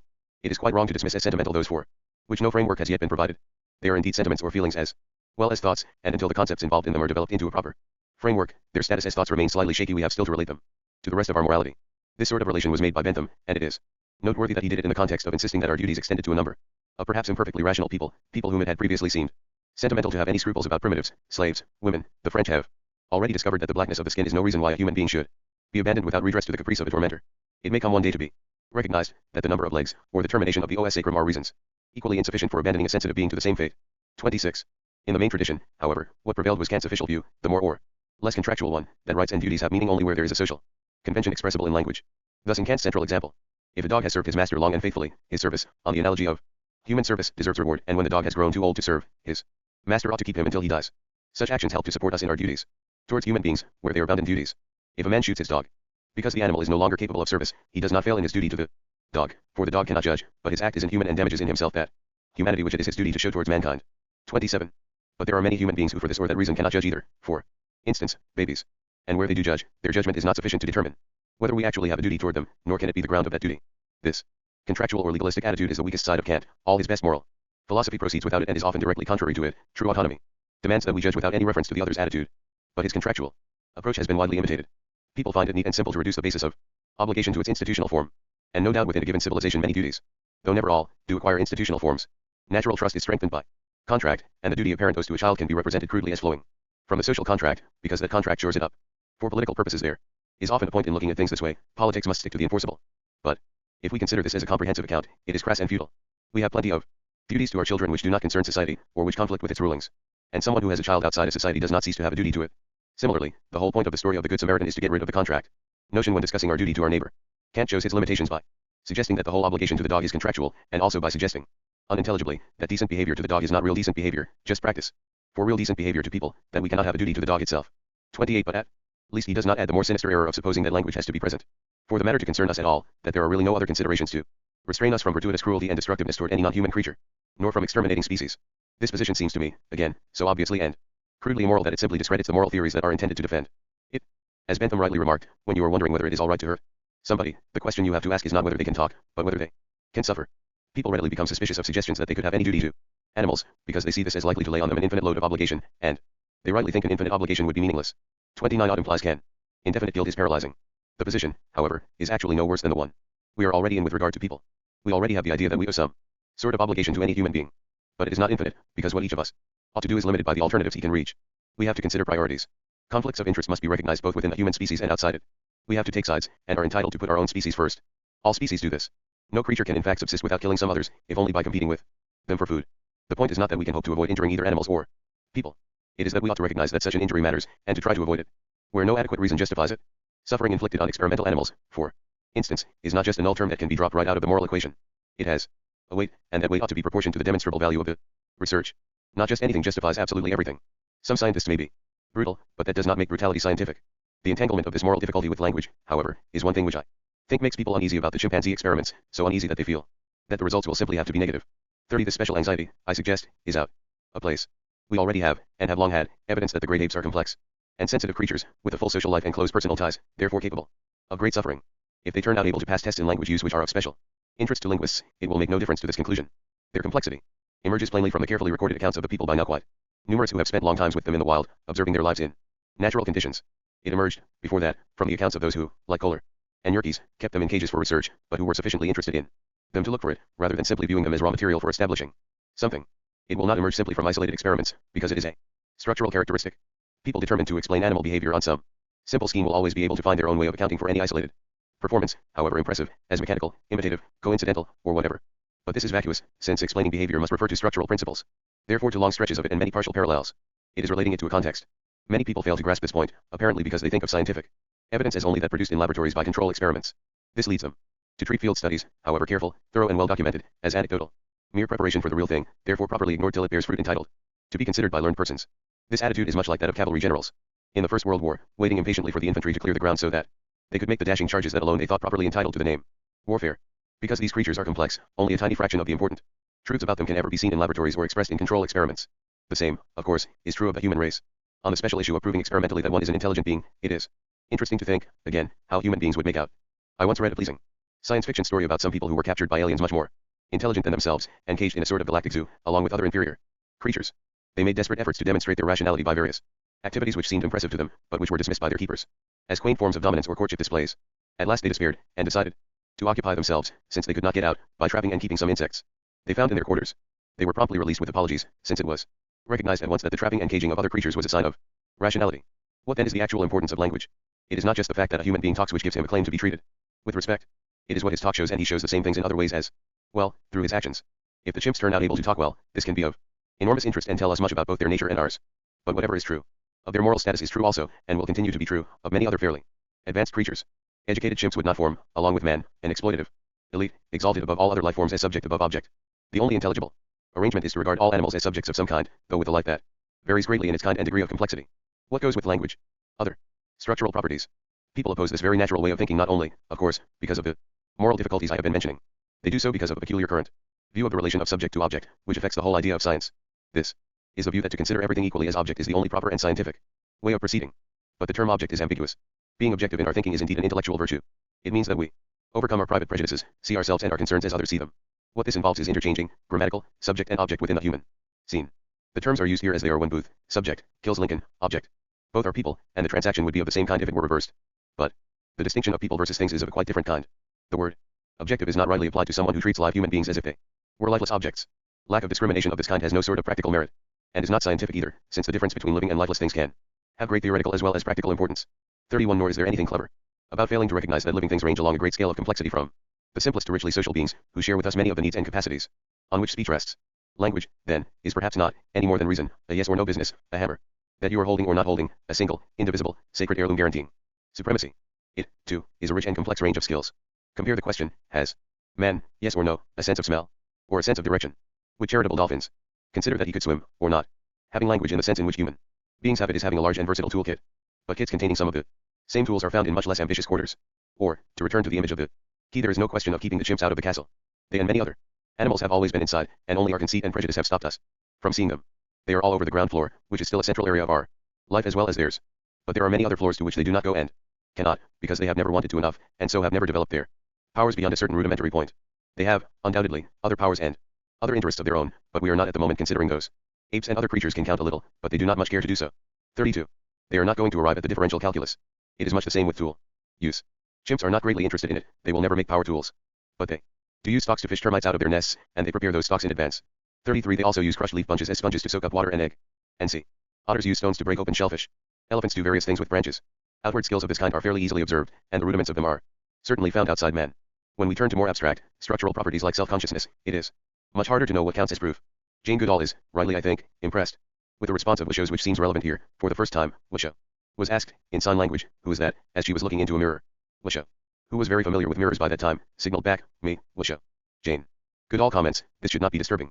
It is only through real understanding of the ways in which chimpanzees and men show similarities of behavior that we can reflect, with meaning, on the ways in which men and chimpanzees differ. and only then can we really begin to appreciate, in a biological and spiritual manner, the full extent of man's uniqueness. 34. Equally significant is the response of Lucy, another MSLN chimp, to the swallow game. Roger will take a pair of sunglasses and pretend to swallow them by turning his head in profile to Lucy and sliding the glasses past his open mouth on the side of his face. That Lucy cannot see. Lucy thinks this hysterically funny. Promptly after Roger finished today's performance, Lucy grabbed the glasses, and taking her indestructible mirror, hopped across the living room to another couch. Holding the mirror with her feet, Lucy, to her own vast amusement, performed the swallow trick, passing the glasses along the obscured side of her face exactly as Roger had done. Then she signed, "Look, swallow." 35. This connects, of course, with the old and quite sensible suggestion that laughter is a sign of intelligence. A certain detachment, a power of looking at a thing and sizing up its incongruity, is needed to see even the simplest joke. And Lucy has the rudiments of this. As Lyndon's drawing shows, she was watching herself in the mirror. Again, Vicky, one of the earlier chimps who failed to learn human speech, when given photos and told to sort them into human and animal, did so successfully, but placed her own picture in the human file, while leaving her father's in the animal one. She, like other apes, brought up by people, regards herself as a person. But to regard oneself as something seems to be a mark of self-consciousness. It might be right to connect with this one of Lucy's most interesting reported remarks, a comment on her own emotion. When her human foster mother drove away during a training session, Lucy ran over to the side window to watch her drive off, and as she did so, signed to herself, "Cry me cry." 36. Natural expressive movements were no longer enough for her. But consciousness of self as an object that other people can look at has long been evident in apes who drape trails of greenery and other things over themselves. Kohler remarks, the meaning of these things can be clearly seen in the circumstances and behavior of the animals. They play, not only with the things they have hanging round themselves, but with other animals also, and their pleasure then is visibly increased by draping things round themselves. It is true that one often sees an ape walking about alone and yet draped, but, even under these circumstances, he is most impishly self-important or audacious, as on the occasions when a decorated chimpanzee, with all signs of being in the best of tempers, will strut about among his companions or advance upon them menacingly. 37. There is the same sort of difficulty over what we mean by conceptual thought. Of course its higher reaches are exclusive to man, no other animal thinks about relativity, theory or even social history. But nor do a lot of people. What are conceptual thought's lower limits? Passing information about things absent is certainly one part of it, but not the whole. Bees do that in their honey dances, which do not show thought. We demand perhaps that a new and unfamiliar example should be brought under a general heading. So what about the dolphins whose trainers ask them simply to invent a new trick, and who promptly do so? 38. There's certainly somebody in there, as one trainer observed, peering anxiously at his dolphin. Or what about Mike, the thrusting chimp who rose from low status to dominate his group by learning, quite spontaneously, to bang kerosene cans together to enhance his displays, eventually managing to keep 3 4-gallon cans going ahead of him for a 60-yard run, and sometimes hurling them forward. 39. Again, the language experiments have shown many cases where an ape makes up a suitable name for something whose proper name it does not know.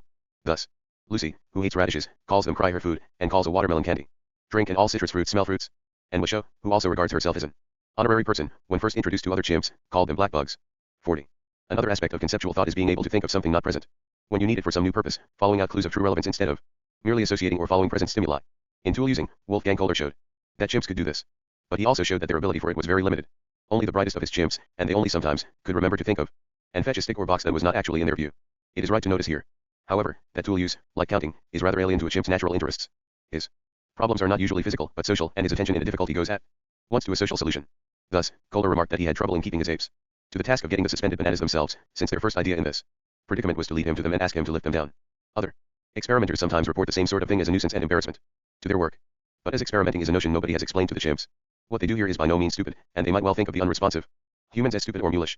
This is one of many ways in which the artificial experimental situation interferes with the subject matter.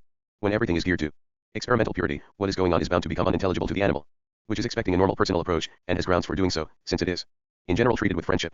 The fact that it is puzzled and flounders when this friendship suddenly gives way to something mysterious does not show stupidity, rather the opposite. A child would do the same. 41. Jane Goodall describes a number of successes in solving problems by social engineering, often scored by Fagan, an enterprising youngster who found that, being small and weak, he did not get the bananas that the humans were putting out while the larger apes were around. Fagan suddenly spotted a banana that had been overlooked, but Goliath was resting directly underneath it. After no more than a quick glance from the fruit to Goliath, Fagan moved away and sat on the other side of the tent so that he could no longer see the fruit. 15 minutes later, when Goliath got up and left, Fagan without a moment's hesitation went over and collected the banana. Quite obviously he had sized up the whole situation. If he had climbed for the fruit earlier, Goliath almost certainly would have snatched it away. If he had remained close to the banana, he would probably have looked at it from time to time. Chimps are very quick to notice and interpret the eye movements of their fellows, and Goliath would possibly, therefore, have seen the fruit for himself. And so Fagan had not only refrained from instantly gratifying his desire, but had also gone away so that he could not give the game away by looking at the banana. But there was more to come. Commonly when a chimpanzee gets up from a resting group and walks away without hesitation, the others will get up and follow. It does not need to be a high-ranking individual, often a female or a youngster may start such a move. One day when Fagan was part of a large group and, in consequence, had not managed to get more than a couple of bananas for himself, he suddenly got up and walked away. The others trailed after him. 10 minutes later he returned, quite by himself, and naturally got his share of bananas. 42. It is probably worth remarking that in Descartes' not only was evolution unthought of, but examples like these were totally unknown. The great apes had not even been discovered, let alone studied, nor did anyone but hunters watch any animal in its natural habitat, which is how we watch people. Animals were primarily farm beasts. Vermin, dangerous predators, game for hunting, and the dogs, horses, and others that served man. The last, of course, were much the most familiar. But domestic creatures are always kept in situations that cramp initiative and are systematically bred to be as unassertive as possible. For instance, their natural patterns of courtship and mate selection are bred out of them for human convenience.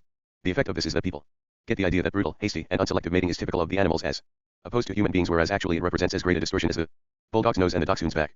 In general, any spontaneous, enterprising behavior on the part of an ox, dog, or horse tends to strike its owner as wasteful, stupid, or obstreperous, not as evidence that it has a mind of its own.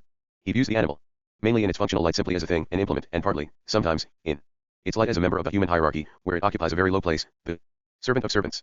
The deeply hierarchical nature of dogs makes this easier, and other domestic creatures simply fall into place below dogs. It is worth noticing that when Mill, for instance, said that it was better to be a man dissatisfied than a pig satisfied. 43. He clearly had in mind the farm pig, carefully bred for maximum inertia and imprisoned in a sty. His whole point was the acceptance of inactivity. Yet this sort of pig is almost as much a human artifact as the farmer's tractor. Wild boars are quite another matter. The contrast he was pointing to was really one between free and imprisoned. Yet it passes for a standard case of the contrast between man and beast. The only primates known in Descartes' day were the little North African macaques, Barbary apes, which were sometimes kept as pets. As Ramona and Desmond Morris most interestingly show, these creatures were seen in a light that could only reinforce man's self-esteem, as inferior imitators, making themselves ridiculous by their vain efforts to share the grandeur of human status. 44. In a human household, they were naturally somewhat destructive and mischievous. Their behavior did much to strengthen the notion of animals as derisory failed human beings.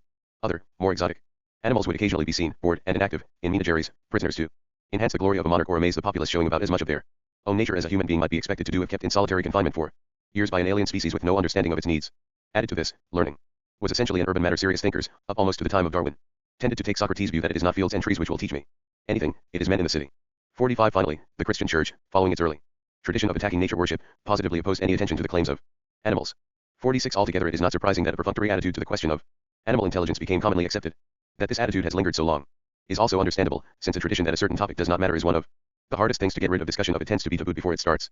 Why the machine model cannot work. If, however, we do consider seriously the sorts of examples I have just been mentioning, and the mass of others from which I have picked them, what shall we say about Descartes' suggestion that animals were indistinguishable from robots? If there were machines with the organs and appearance of a monkey, or some other irrational animal, we should have no means of telling that they were not altogether of the same nature as those animals, whereas, if there were machines resembling our bodies, and imitating our actions as far as is morally possible, we should still have two means of telling that, all the same, they were not real men. First, they could never use words or other constructed signs.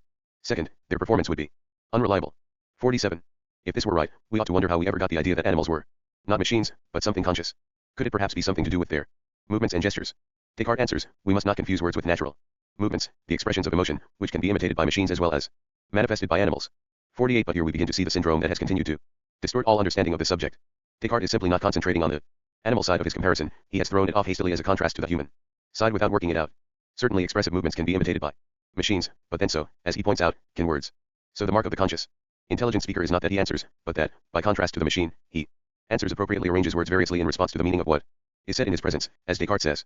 But this is also true of both animal and human gestures. We would in fact quickly catch out any gesturing robot for this reason. Whether it was animal or human, speaking or silent, would make very little difference. The sense of appropriateness is pre-linguistic. It is also pre-human. Dogs would not be taken in. Descartes, worried about the frontier status of the deaf, says, men born deaf, mutes, usually invent for themselves signs by which they make themselves understood to those who are normally with them. 49. They can thus count as rational. It seems, therefore, that Descartes ought to be interested in Amislan. But such preset signs are, of course, only a part of the communicative equipment of the dumb. Harpo Marx does not need them. And dogs and horses, hawks and elephants, also make themselves understood to those who are normally with them, whether members of their own species or human beings. And the human beings return the favor. Making oneself understood is an immensely wider field than talking. It supplies the context, and the only possible context, within which human talking makes sense. This brings me to my second question. If animal behavior, including speaking, Amislan, which looks intelligent, is not really intelligent, what is it? In what way are we being had? What is the alternative, and sounder, way of understanding it? It should be made clear at once that imitation cannot be the answer. Imitation is not a substitute for intelligence, it is one way of applying it.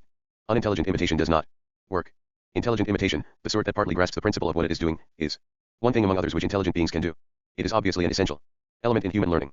In apes, men and language, Linden makes some good remarks about this, commenting on an occasion when Lucy, having seen him taking notes, later grabbed his pad and scribbled on it.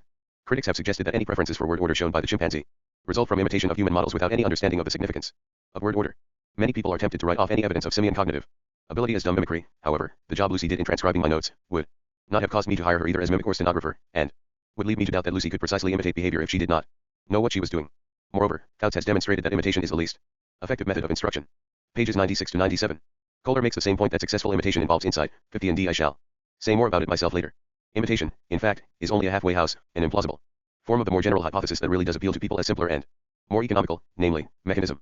51 Like Descartes, they want to treat the behavior as a stock reaction to a stock stimulus. There are obvious difficulties about using this sort of pattern for spontaneous behavior like that of Mike and Figan. I shall return to them shortly. But the problems are just as grave for nearly all forms of communication, because interpretation is needed to produce an appropriate response. Linden quotes from the anthropologist Gordon Hughes, a witness quite sympathetic to the apes, who, however, makes the remark, typical of the common view, that their audiovocal system is basically an alarm system, and adds, sound systems only seem to trigger various holistic emotional responses, such as alarm, attention, fear, followed by more or less stereotyped behavior patterns such as flight, attack, protective mothering, submission, and the like. 52 What does it mean to call submission or protective mothering a stereotyped behavior pattern? These are immensely wide ranges of behavior.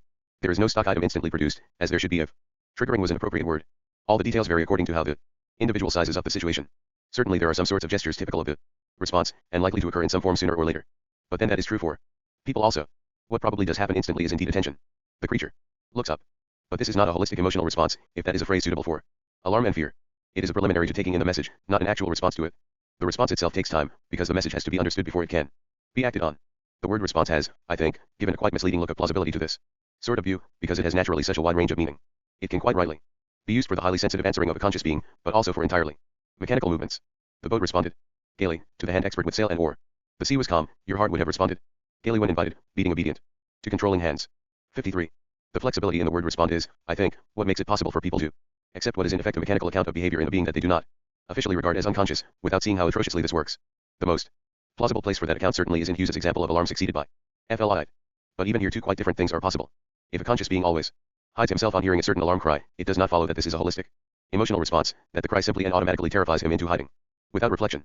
It is also possible that he interprets the sign, that he understands the cry as an utterance, whether as a cry of pain or as a warning. The first pattern, the automatic unthinking act of self-protection, obviously is the proper one for some cases. It fits, for instance, the innate hiding response that many young birds show to dangers they have never met before. 54 It also fits the quick response of perfectly sensible adults in intelligent species, including man, to very sudden and violent stimuli, like loud noises. But these are exceptional cases. It is not clear whether they are even rightly called cases of communication at all, even if the loud noise does happen to be a cry of alarm. In communication, it should not be the sign itself that directly produces the response, but the reading of the sign. This is clear from the evident possibility of various readings, and particularly of mistakes. George Schaller records, one female gorilla had the tendency to scream loudly every time I arrived near the group.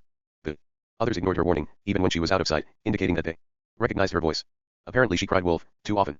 55 He remarks that in general their reaction depends not only on the sound but also on the condition under which it is given and the member of the group who gives it. There is not, in fact, a standard holistic emotional response. Just so, Jane Goodall describes a nervous old female chimp who often misinterprets the expressive movements of those around her, reacting as if to a threat when no threat is present. In the same way, an inexperienced mother will not let other chimps look at her baby, interpreting as threat what is really curiosity. Conversely, chimps may get into trouble by failing to take threats seriously enough. Learning to size them up is an important part of their education and occupies a lot of their attention. 56. One point that Hughes properly makes is that for apes vocal communication is much nearer to mere automatic prodding, because much simpler than gesturing is. This is evidently true, particularly for gorillas. Schaller, after explaining that the rather small repertory of gorilla noises are used and understood as signs, remarks that all the same, they do not say much. In general, vocalizations draw attention to the performer so that he can then impart further news through postures and gestures. 57 They can be viewed, in fact, as rather like human interjections. But even the simplest interjections are not just mechanical stimuli. They are still words, signs addressed to conscious subjects, meant to be understood. Nor can communications that are answers to others be treated just as mechanical reactions to stimuli. They pose exactly the same problem as the spontaneous activities I have already mentioned. They can be explained only by reference to the views and feelings of the individual concerned. This is every bit as true of animals as it is of people, and everyone who actually has to deal with an animal, however briefly, must unthinkingly assume it. It is not that either animals or people are necessarily always less predictable in their general behavior than physical objects. Some physical objects, such as old machines and thunderstorms, are quite hard to make predictions about. Some living beings quite easy. It is that, to make the predictions, we have to, and do, take into account the individual state of mind, which it makes no sense to do for an alarm clock or a thunderstorm. It is quite true that, as Chomsky points out, people's words are unpredictable, because there is not a finite set of possible remarks, nor a system for calculating them. People's sequences of gestures, however, are unpredictable for exactly the same reason. It would obviously not make much sense to list possible gestures and predict one's friend's performance from the list. This is true not only for exceptional people, but for everybody, including babies. And it is true for animals as well. Anyone who doubts this should attend to the phenomenon of play. Neither human nor animal babies begin their lives at all as the mechanistic reactive theories would wish, by waiting passively to be acted on, and then imitating mechanically what is done around them. Instead, both equally take the initiative. And among all the more intelligent species, they play, that is, they act, quite spontaneously and entirely for fun, in ways not current among the adults around them. As machines do not do this, they are little use as models for explaining it. The machine model may well fit what is happening inside the nerves and brain. But this is little help to us at the stage where we ask, for instance, what on earth is that child doing? The answer may be, he is play growling and trying to pull the rug away to tease the dog. But exactly the same answer is possible for the dog's play growling and pulling the rug away to tease the boy. Both, equally, let you know what they are doing by their gestures. For both species equally, every individual performs differently, and differently each time.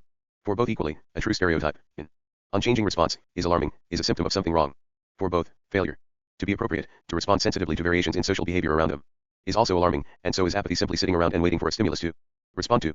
Equally, from children and young animals, we expect a steady fountain of fairly unpredictable behavior, which will have to be interpreted in the light of their characters and feelings, not just attributed to causes. And we are seldom disappointed. Young creatures of all intelligent species are essentially creative and innovative. 58. This spontaneity is not what is peculiar to man. People who want to assert the uniqueness of language will do better to look, first, to the conventional nature of its signs, second, to the extraordinary thoroughness with which their possibilities have been exploited. Understanding what language does. People concerned with the specialness of language may, however, answer that it is nothing to do with all I have been describing, but something quite different again. Thus, Chomsky says that studies of animal communication only bring out more clearly the extent to which human language appears to be a unique phenomenon, without significant analog in the animal world. 59. In some ways, of course, it is unique, but why must it be without significant analog? He goes on that assuming an evolutionary development of language from simpler systems of the sort that one discovers in other organisms has no more basis than assuming an evolutionary development from breathing to walking, p60, they are simply not stages of the same process. He concludes that it must be an example of true emergence, the appearance of a qualitatively different phenomenon at a specific stage of complexity of organization, p62. He observes therefore that it seems rather pointless, for these reasons, to speculate about the evolution of human language from simpler systems, perhaps as absurd as it would be to speculate about the evolution of atoms from clouds of elementary particles. Now, incomprehension is not an advantage. We should put up with it only when it is really necessary. And this particular piece of incomprehension seems to me simply the nemesis of treating language with peculiar narrowness, as though nothing mattered about it except certain abstract patterns. If the evolution of speech were really incomprehensible, if nothing in human life provided a particularly suitable setting for it, it ought to be just as conceivable that it should arise in any other species, say, crocodiles. The question of understanding it is not one of tracing the mechanics of evolution, of saying just what mutations or selections were necessary to bring about the change. Emergent evolution describes a sudden large change whose mechanics are uncertain, for example, beginning to fly. But understanding a habit is, I have suggested, seeing what company it keeps, what it does for us, what part it plays in our lives. Chomsky concedes that the examples of animal communication that have been examined to date do share many of the properties of human gestural systems, and it might be reasonable to explore the possibility of direct connection in this case, p62. But this seems to leave gestures totally divided from language, insulated from it by an immense evolutionary gap like that between atoms and clouds of elementary particles. Descartes wedge, here as so often, tries to split the unsplittable. You can only accept this idea, I think, if you have your mind entirely on printed language. It is a splendid and remarkable feature of human language that it can be printed. Its fruits are not only larger than those on other communication trees, they can be picked and transported and used a couple of thousand years later, and this is indeed glorious. But it does not make irrelevant the tree on which they grew in the first place, and on which each new example must still grow. Most human language, even for the most literate of us, is spoken, not written. And when it is spoken, the words themselves are only the peak of a pyramid, of which tone of voice, gestures, facial and bodily expression, pace, timing, silences, and the relation of the whole to what is going on at the time form the major part. To see what I mean by major, anyone can try the experiment of saying his words in a tone and with gestures which do not suit them. This is not easy to do. It is difficult in just the same way as making two consecutive remarks that do not make sense together, or saying the words in the wrong order. Our habitual sense of order and meaning protests against it. But if it is done, one thing is certain: the hearer cannot just accept the words at their face value. A conflict is set up, and the words are not going to win it. The tone, gesture, and so on will be taken as probably more informative than the words. And in a natural example, this will nearly always be right. One such example is the familiar case of the person being asked for help, who speaks at great length and apparently helpfully, but whose manner conveys instantly to the practiced observer the real message: I cannot do anything for you and am not even going to try. The relation between the words and the way they are spoken is not, I am suggesting, just that between any two chance aspects of an organism, like breathing and walking. It is conceptual. They are parts of the same meaning system. We use them as complementary tools for the same job. Is that meaning system then impoverished when the speaker is not present? It would be, if our imagination were not so prompt and active in reproducing him. This is plain when people reading letters from someone they have been missing are delighted to hear his voice in the written words, or pained when they fail to do so, and also in the difficulties of telephone communication.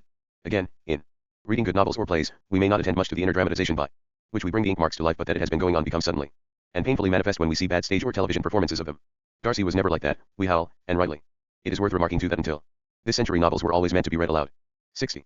With non-dramatic prose, straight description or argument, things are a little less simple, but I think essentially the same. We feel the difference between a mincing, artificial style and a direct, straightforward one as a difference in tone. We do hear the writer's voice, and it affects us not just with an irrelevant liking or disliking for him, but with a sense of his whole personality, which of what he says. Hume's or Plato's tone of voice comes through the centuries, sharp and unmistakable, filling in for the imagination the whole immense background of personal reaction that completes the sense of what they are literally saying, making all the differences between an isolated argument and a comprehensive view of life, between, in fact, a little philosopher and a great one. Even quite simple informative prose is never wholly detached from its writer. We always need to know enough about him to grasp how reliable he is and what he can be relied on for. Style helps to sort out the honest but unimaginative informant from the smart aleck, the dispassionate from the prejudiced witness, the original investigator from the zombie. The great flexibility of language allows everybody to leave his private mark. But the more we need to check on his reliability, the more anxious we are not to stop at mere words, but if possible to meet the writer face to face. I am making the fairly obvious point that speech is only part of the way in which a person communicates. The creative and innovative recombining of signs, which Chomsky so rightly emphasizes in our use of words, appears also in our joining of them to particular gestures, facial expressions, looks, silences, whistles and nonverbal activities of every kind. Human gestural systems are not separate, self-contained entities. They are aspects abstracted from the one great communication system.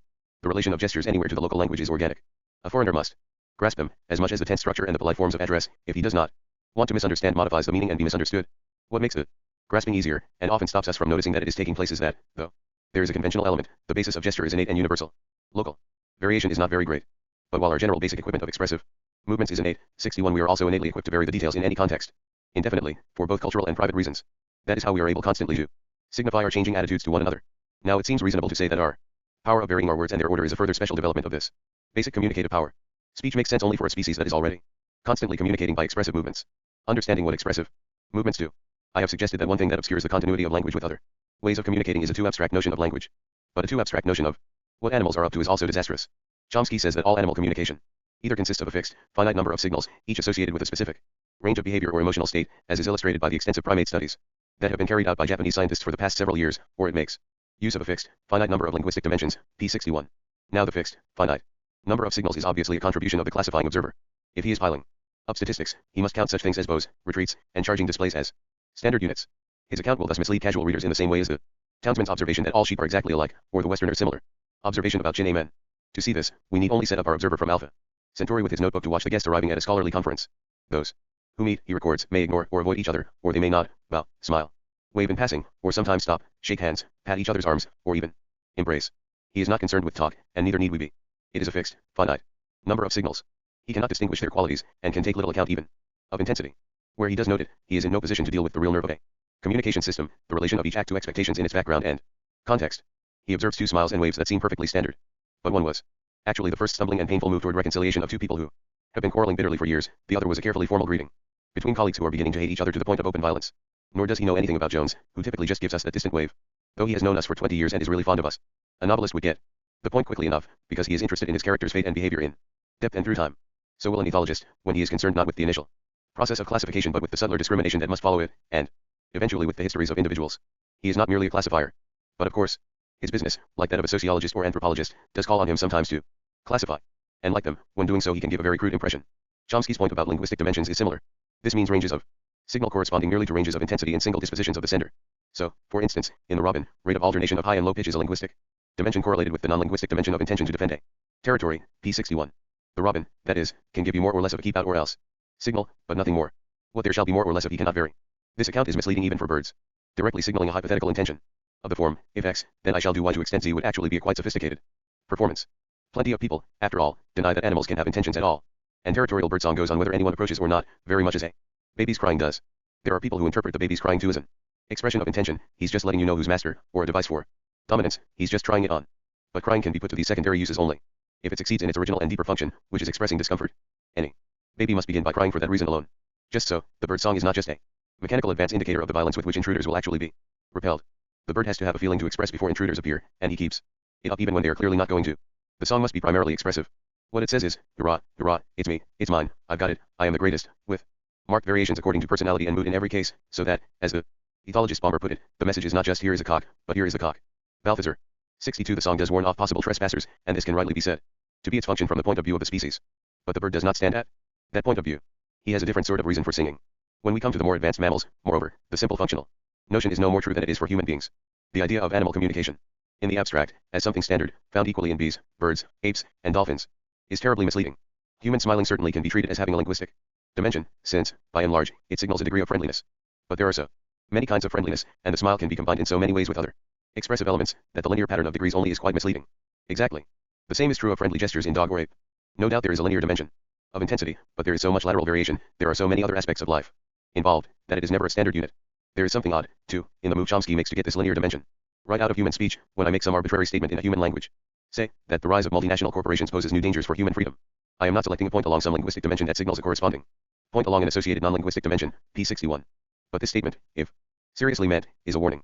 Someone who makes it, if he is not just talking for the sake of talking, ought certainly to have, and to mean to communicate, an idea of how grave a warning he means it to be. He takes his stand somewhere on that dimension. Serious remarks, even in print, are intended to commit the writer to a certain position. And, of course, they often plainly signal, among other things, the intention to attack or defend a territory with a certain degree of intensity. An excellent example is the opening sentence of Language, Truth, and Logic. The traditional disputes of philosophers are for the most part as unwarranted as they are unfruitful. In denying this, Chomsky is rightly resisting the idea that language is simply a manipulative device. If I speak with no concern for modifying your behavior and thought, I am not using language any less than if I say exactly the same things with intention. If we hope to understand human language and the psychological capacities on which it rests, we must first ask what it is, not how and for what purposes it is used. When we ask what human language is, we find no striking similarity to animal communication systems, p62. What it is, however, must include its own essential function. It just excludes alien functions. And even speech that has no concern for modifying other people's behavior and thought still has to have a meaning. In talking to himself, or talking just to relieve his feelings, a speaker still tries to make sense. He is his own listener. And this is quite as true of expressive speech as it is of other kinds. As R.G. Collingwood pointed out, expressing emotion is not just a mechanical operation. Like pouring milk. 63. It is a crystallizing, a defining of the indefinite. It makes clearer and firmer what was chaotic and only half recognizable. We can find out what we mean when we see what we say, that is, at the same time as other people, if any, are present. This is one of the essential jobs of speech, not just a secondary exploitation of it. But the same is true of human gestures. Throwing something down on hearing a piece of news does the same clarifying job, both for the thrower and for others, as swearing. It manifests his feeling, not just as an undifferentiated flood, but as a certain kind and degree of annoyance, indignation, despair, or whatever. In such ways do we make ourselves understood, both to ourselves and each other. Now human gestures are, both in their general arrangement and in many details, far too close to primate gestures 64 for it to make any sense to deny that this is true of apes as well. I think the wish to deny it comes from the traditional notion that apes are essentially mechanical, which is not dispelled by essentially classifying accounts. We need to look instead at some of the detailed descriptions of behavior, particularly behavior that is mainly expressive, for instance at accounts of those remarkable activities that throw a sharp and sudden light on the origins of human sport and dancing. At about noon the first heavy drops of rain began to fall. The chimpanzees climbed out of the tree and, one after the other, plodded up the steep grassy slope toward the open ridge at the top. At that moment the storm broke. The rain was torrential and the sudden clap of thunder, right overhead, made me jump. As if this were a signal. One of the big males stood upright and as he swayed and swaggered rhythmically from foot to foot I could just hear the rising crescendo of his pant hoots above the beating of the rain. Then he charged off, flayed out down the slope toward the trees he had just left. He ran some 30 yards, and then, swinging round the trunk of a small tree to break his headlong rush, leaped into the low branches and sat motionless. Almost at once two other males charged after him. One broke off a low branch from a tree as he ran and brandished it in the air before hurling it ahead of him. The other, as he reached the end of his run, stood upright and rhythmically swayed the branches of a tree back and forth, before seizing a huge branch and dragging it farther down the slope. A fourth male, as he too charged, leaped into a tree and, almost without breaking his speed, tore off a large branch, leaped with it to the ground, and continued down the slope. As the last two males called and charged down, so the one who had started the whole performance climbed from his tree and began plodding up the slope again. The others, who had also climbed into trees near the bottom of the slope, followed suit. When they reached the ridge, they started charging down all over again, one after the other, with equal vigor. 65.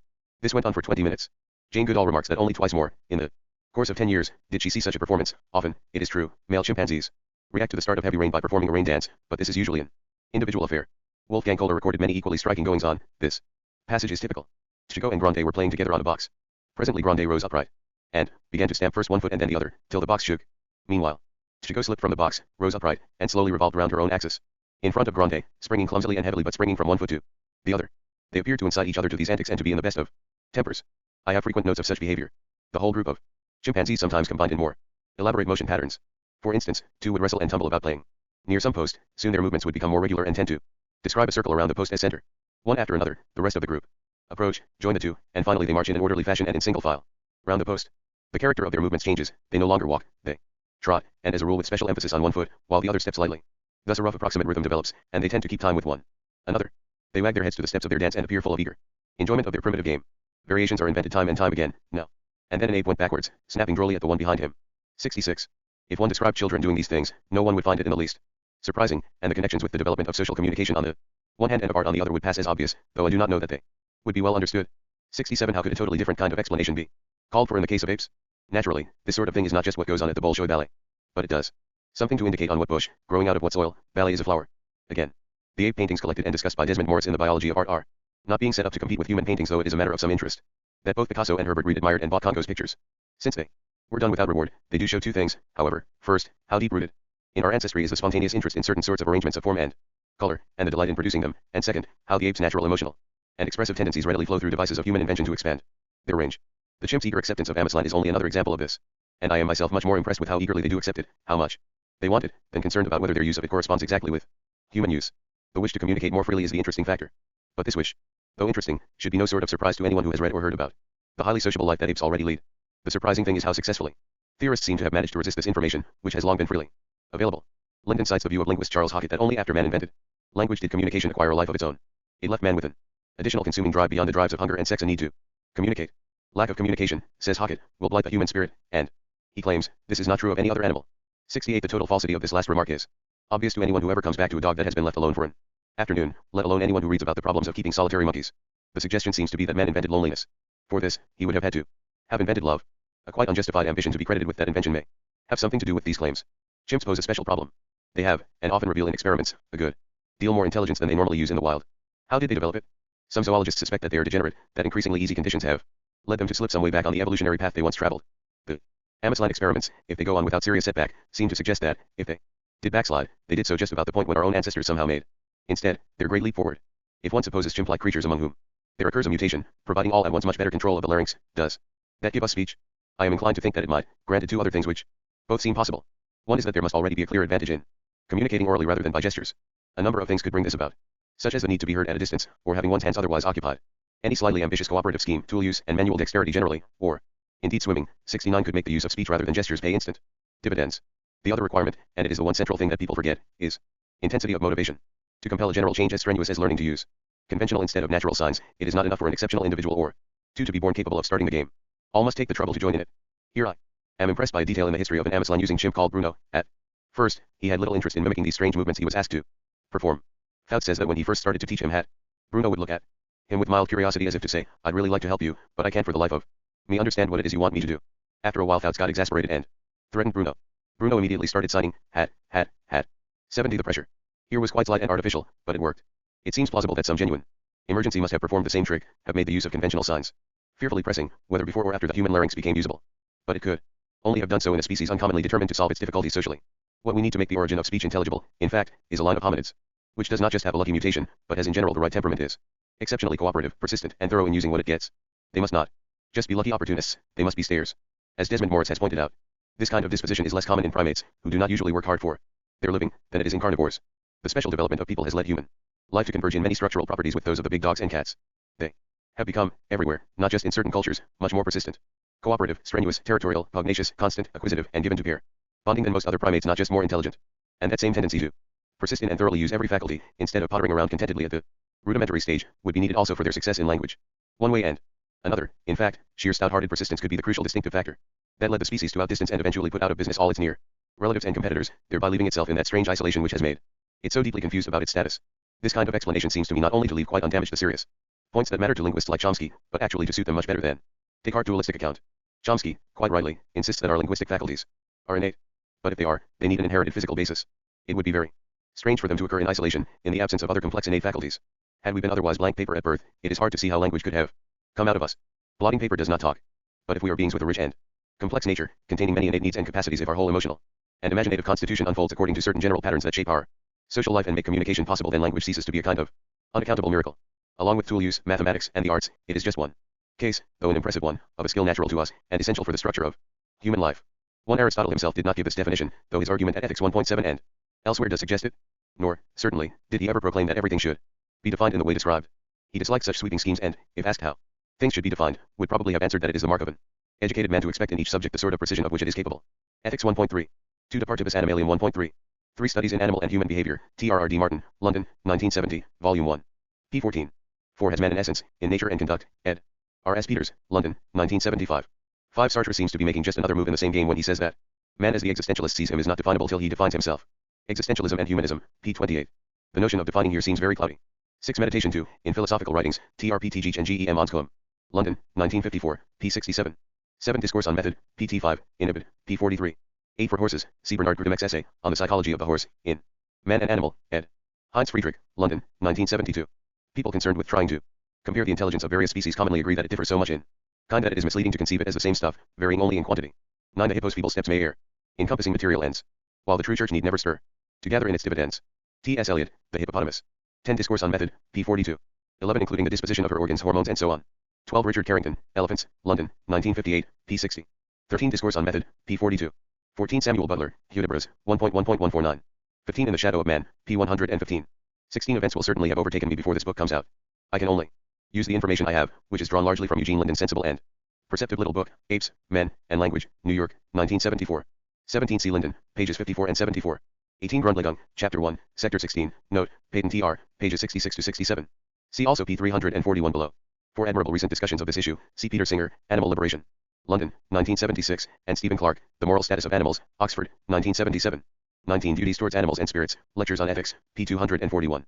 20 Ibid. 21 The Catholic and Manichaean Ways of Life, Chapter 17, quoted with comment by John Passmore, Man's Responsibility for Nature, p. 111.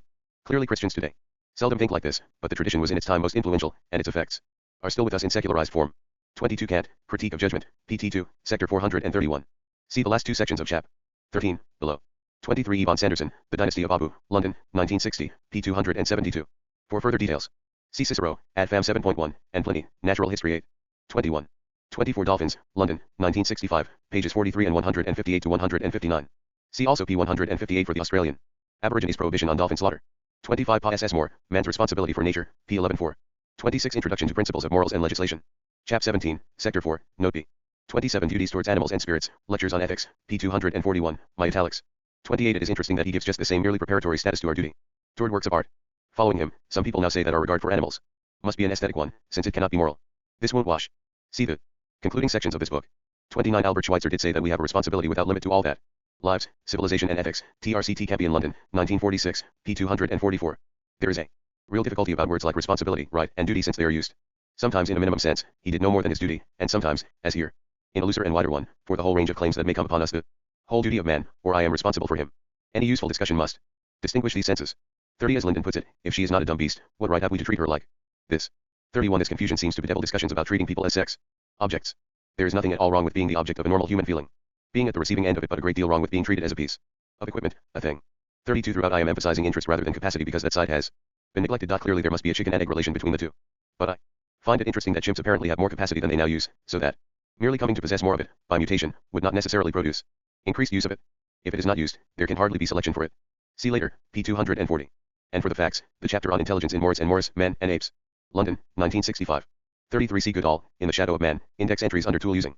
Wolfgang Kohler reported this sort of thing in 1925, but no one seems to have paid any attention. See The Mentality of Apes, Pelican ed., 1957, pages 72 and 78. 34 Goodall, In the Shadow of Man, pages 250 to 251. 35 Linden, Apes, Men and Language, p. 97. 36 Ibid, p. 111. 37 The Mentality of Apes, p. 85. See also p. 268 on Mirrors, and Schaller, Year of the Gorilla, p. 186, for gorillas adorning themselves. 38 I saw this happen on a TV documentary and can unfortunately give no references. It seemed, however, a perfectly sensible documentary, made by Dutch scientists, and the fact seems to fit well enough with other information about dolphins. Compare to this. From Ivan Sanderson, elephants are very amenable to learning tricks, and in fact they often seem to think them up themselves. The Dynasty of Abu, p. 266. Grasping what is involved in a trick seems fairly conceptual. 39 Goodall, In the Shadow of Man, p. 114. 40 Linden, Apes, Men and Language, pages 106, 10. 41 To discover that someone whom one had taken for a friend is in fact using one as an experimental subject is a very bad experience. Stories in which people do so use their nearest and dearest, such as that of Patient Griselda, and Cymbeline, have an extremely unpleasant flavor. It comes from using people as objects in a strong sense. I cannot help feeling that this fact brings an element of falsity into the chimp experiments. We are waiting to see how far they can respond like people, while treating them in a way in which people could not possibly be treated. I do not mean that there is any unkindness, quite the reverse, but the situation is very artificial. 42 In the Shadow of Man, pages 96 to 97. 43 Utilitarianism, Chapter 2. 44 Men and Apes, pages 28 to 35. 45 Plato, Phaedrus 230. 46 CP 210, and for further examples and a fuller history, Passmore's book. 47 Discourse on Method, p. 41. 48 Ibid, p. 43. 49 Ibid, p. 42. 50 The Mentality of Apes, pages 189 to 193. This chapter gives a most shrewd and lucid view of the whole issue. Kohler did what so few experiments managed to do. He really grasped and mapped the range of alternatives he had to deal with. Every word he wrote seems to me still relevant. 51 By mechanism I do not mean any metaphysical view on how the world is, but simply the methodical principle of interpreting things by regarding them as if they were machines. This goes far beyond the reasoning from purpose I mentioned in Chapter 3, because it assumes that we grasp completely the aims for which the thing was designed, and have a right to expect that nothing will be present except the minimum means to those ends. This is true of machines, not of organisms. 52 Apes, Men and Language, p. 160. 53 T. S. Eliot, The Wasteland, 418 to 422. 54 Described by Tinbergen in The Herring Gull's World, p. 215, and also in The Study of Instinct. 55 Year of the Gorilla, p. 230. 56 In the Shadow of Man, pages 81 to 82, 146 to 147, 175. 57 Year of the Gorilla, p. 229. 58 I use these words in the wide and quite proper sense in which Chomsky constantly uses them, applying them to speech generally, not in the narrower and stronger one in which they would only apply to geniuses. Chomsky quotes von Humboldt's splendid remark that the speaker makes infinite use of finite means, language and mind. New York, 1968, p. 15. All I am pointing out here is that the player does the same. 59 Language and Mind, p. 59. All Chomsky quotations in this chapter come from this book. 60 These aspects of speech have surfaced into the interests of linguists in the last decade and are now receiving a good deal of attention. See David Crystal, The English Tone of Voice, London, 1975, and the index to Linden's book, Under Par Language. 61 C. E. Bluey Besfeld, Love and Hate, for a careful and convincing analysis of the range. 63 C. His discussion of expression in the Principles of Art, Oxford, 1938. 64 as E. Blue Besfeld and many others have shown in careful detail. 65 In the Shadow of Man, pages 52 to 53. 68 Apes, Men and Language, p. 147, my italics. 69 The suggestion that man may for a time have been aquatic is attractive in a number of ways, though it does not yet have, as far as I know, the archaeological evidence it needs for acceptance. C. Elaine Morgan, The Descent of Woman, New York, 1972, a useful book in any case to counterpoise the machismo of Ardrey and Desmond Morris. And also Morris himself, The Naked Ape, London, 1967, pages 43 to 45. 70 Linden, Apes, Men and Language, p. 126. 11. On being animal as well as rational. The unity of our nature. I have suggested that, instead of a single distinguishing mark for man, we look rather for a knot of general structural properties, and have considered how language might form part of such a knot, instead of being an isolated miracle. This chapter will do the same for that other most venerable and impressive candidate for the position of distinguishing mark, rationality. This discussion of rationality may strike hasty readers as perverse, because its purpose is so different from that of most treatments of the subject. They are usually concerned essentially to celebrate reason, and to stress what is unique about it. This celebration I wholeheartedly accept and take for granted. It ought, I think, to be obvious by now that I am not short of respect either for reason itself or for the great Western tradition of using it. My present purpose, however, is the distinct and supplementary one of asking how this unique thing, rationality, is possible in a being that is not just a disembodied intellect, but also and among other things some kind of animal, how it fits into such a life. Thus it will constantly be my business to look at the pattern on the other side of the carpet, at the continuity. I am asking about reason what I have been asking about language, namely, what links it to the rest of nature? What part does it play in our life? To understand this, I shall examine, through animal parallels, what conditions must have been necessary in a pre-rational creature if reasoning was to develop and what, therefore, must be retained as a setting for reason. I do this, not in the belief that reason can be reduced to non-rational elements, but from the desire to make sense of our nature as a whole, to find how each of us can regard himself as one thing, not two. When part of our nature is pre-rational, I have said that it is not clear how a creature such as Plato and Descartes described could ever have evolved without celestial interference. Amputating the Cartesian immortal soul and leaving the rest of the compound untouched does not, as some people think, help us. The intellect is still left as an alien intruder in the world. As for celestial interference, it obviously does not make sense in a non-religious context. But I do not think it does so in a Christian one either. Christianity is not Platonism. If God created through evolution, he surely designed it and used it properly. As I shall suggest, Bishop Butler, who was no atheist, points us toward a far more coherent view of human wholeness than Descartes. How immortality is to be conceived is certainly a difficult problem, but it is so whatever you do. Descartes' shortcut creates as many problems as it solves about what survives.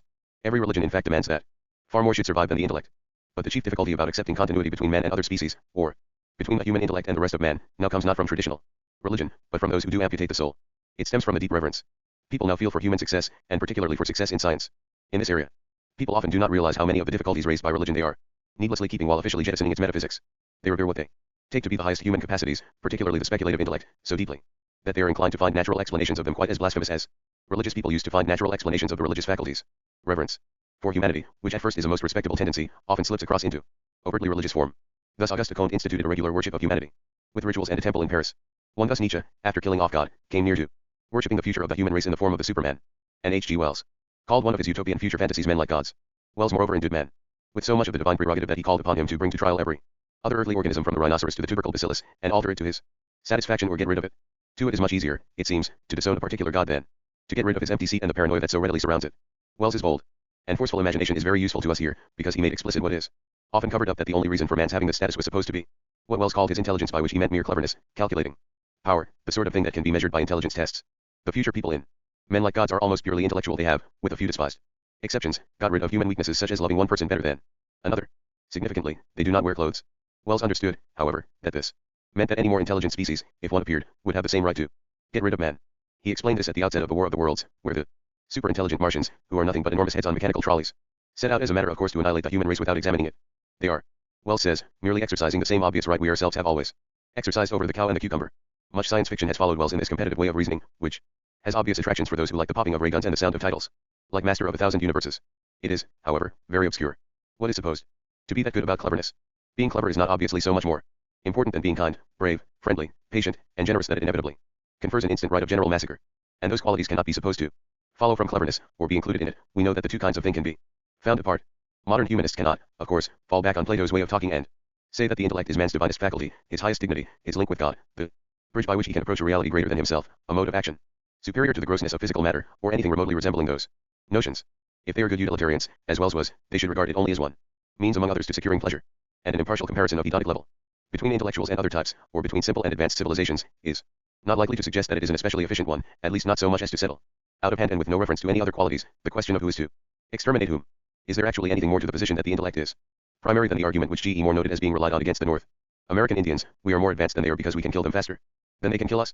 3. If not, I find the intellectualist fluff in which it is wrapped up a depressing product after the efforts of the Enlightenment. What this way of talking relies on, of course, is the immense respect that both Common sense and the philosophic tradition give to rationality. But rationality is not just cleverness.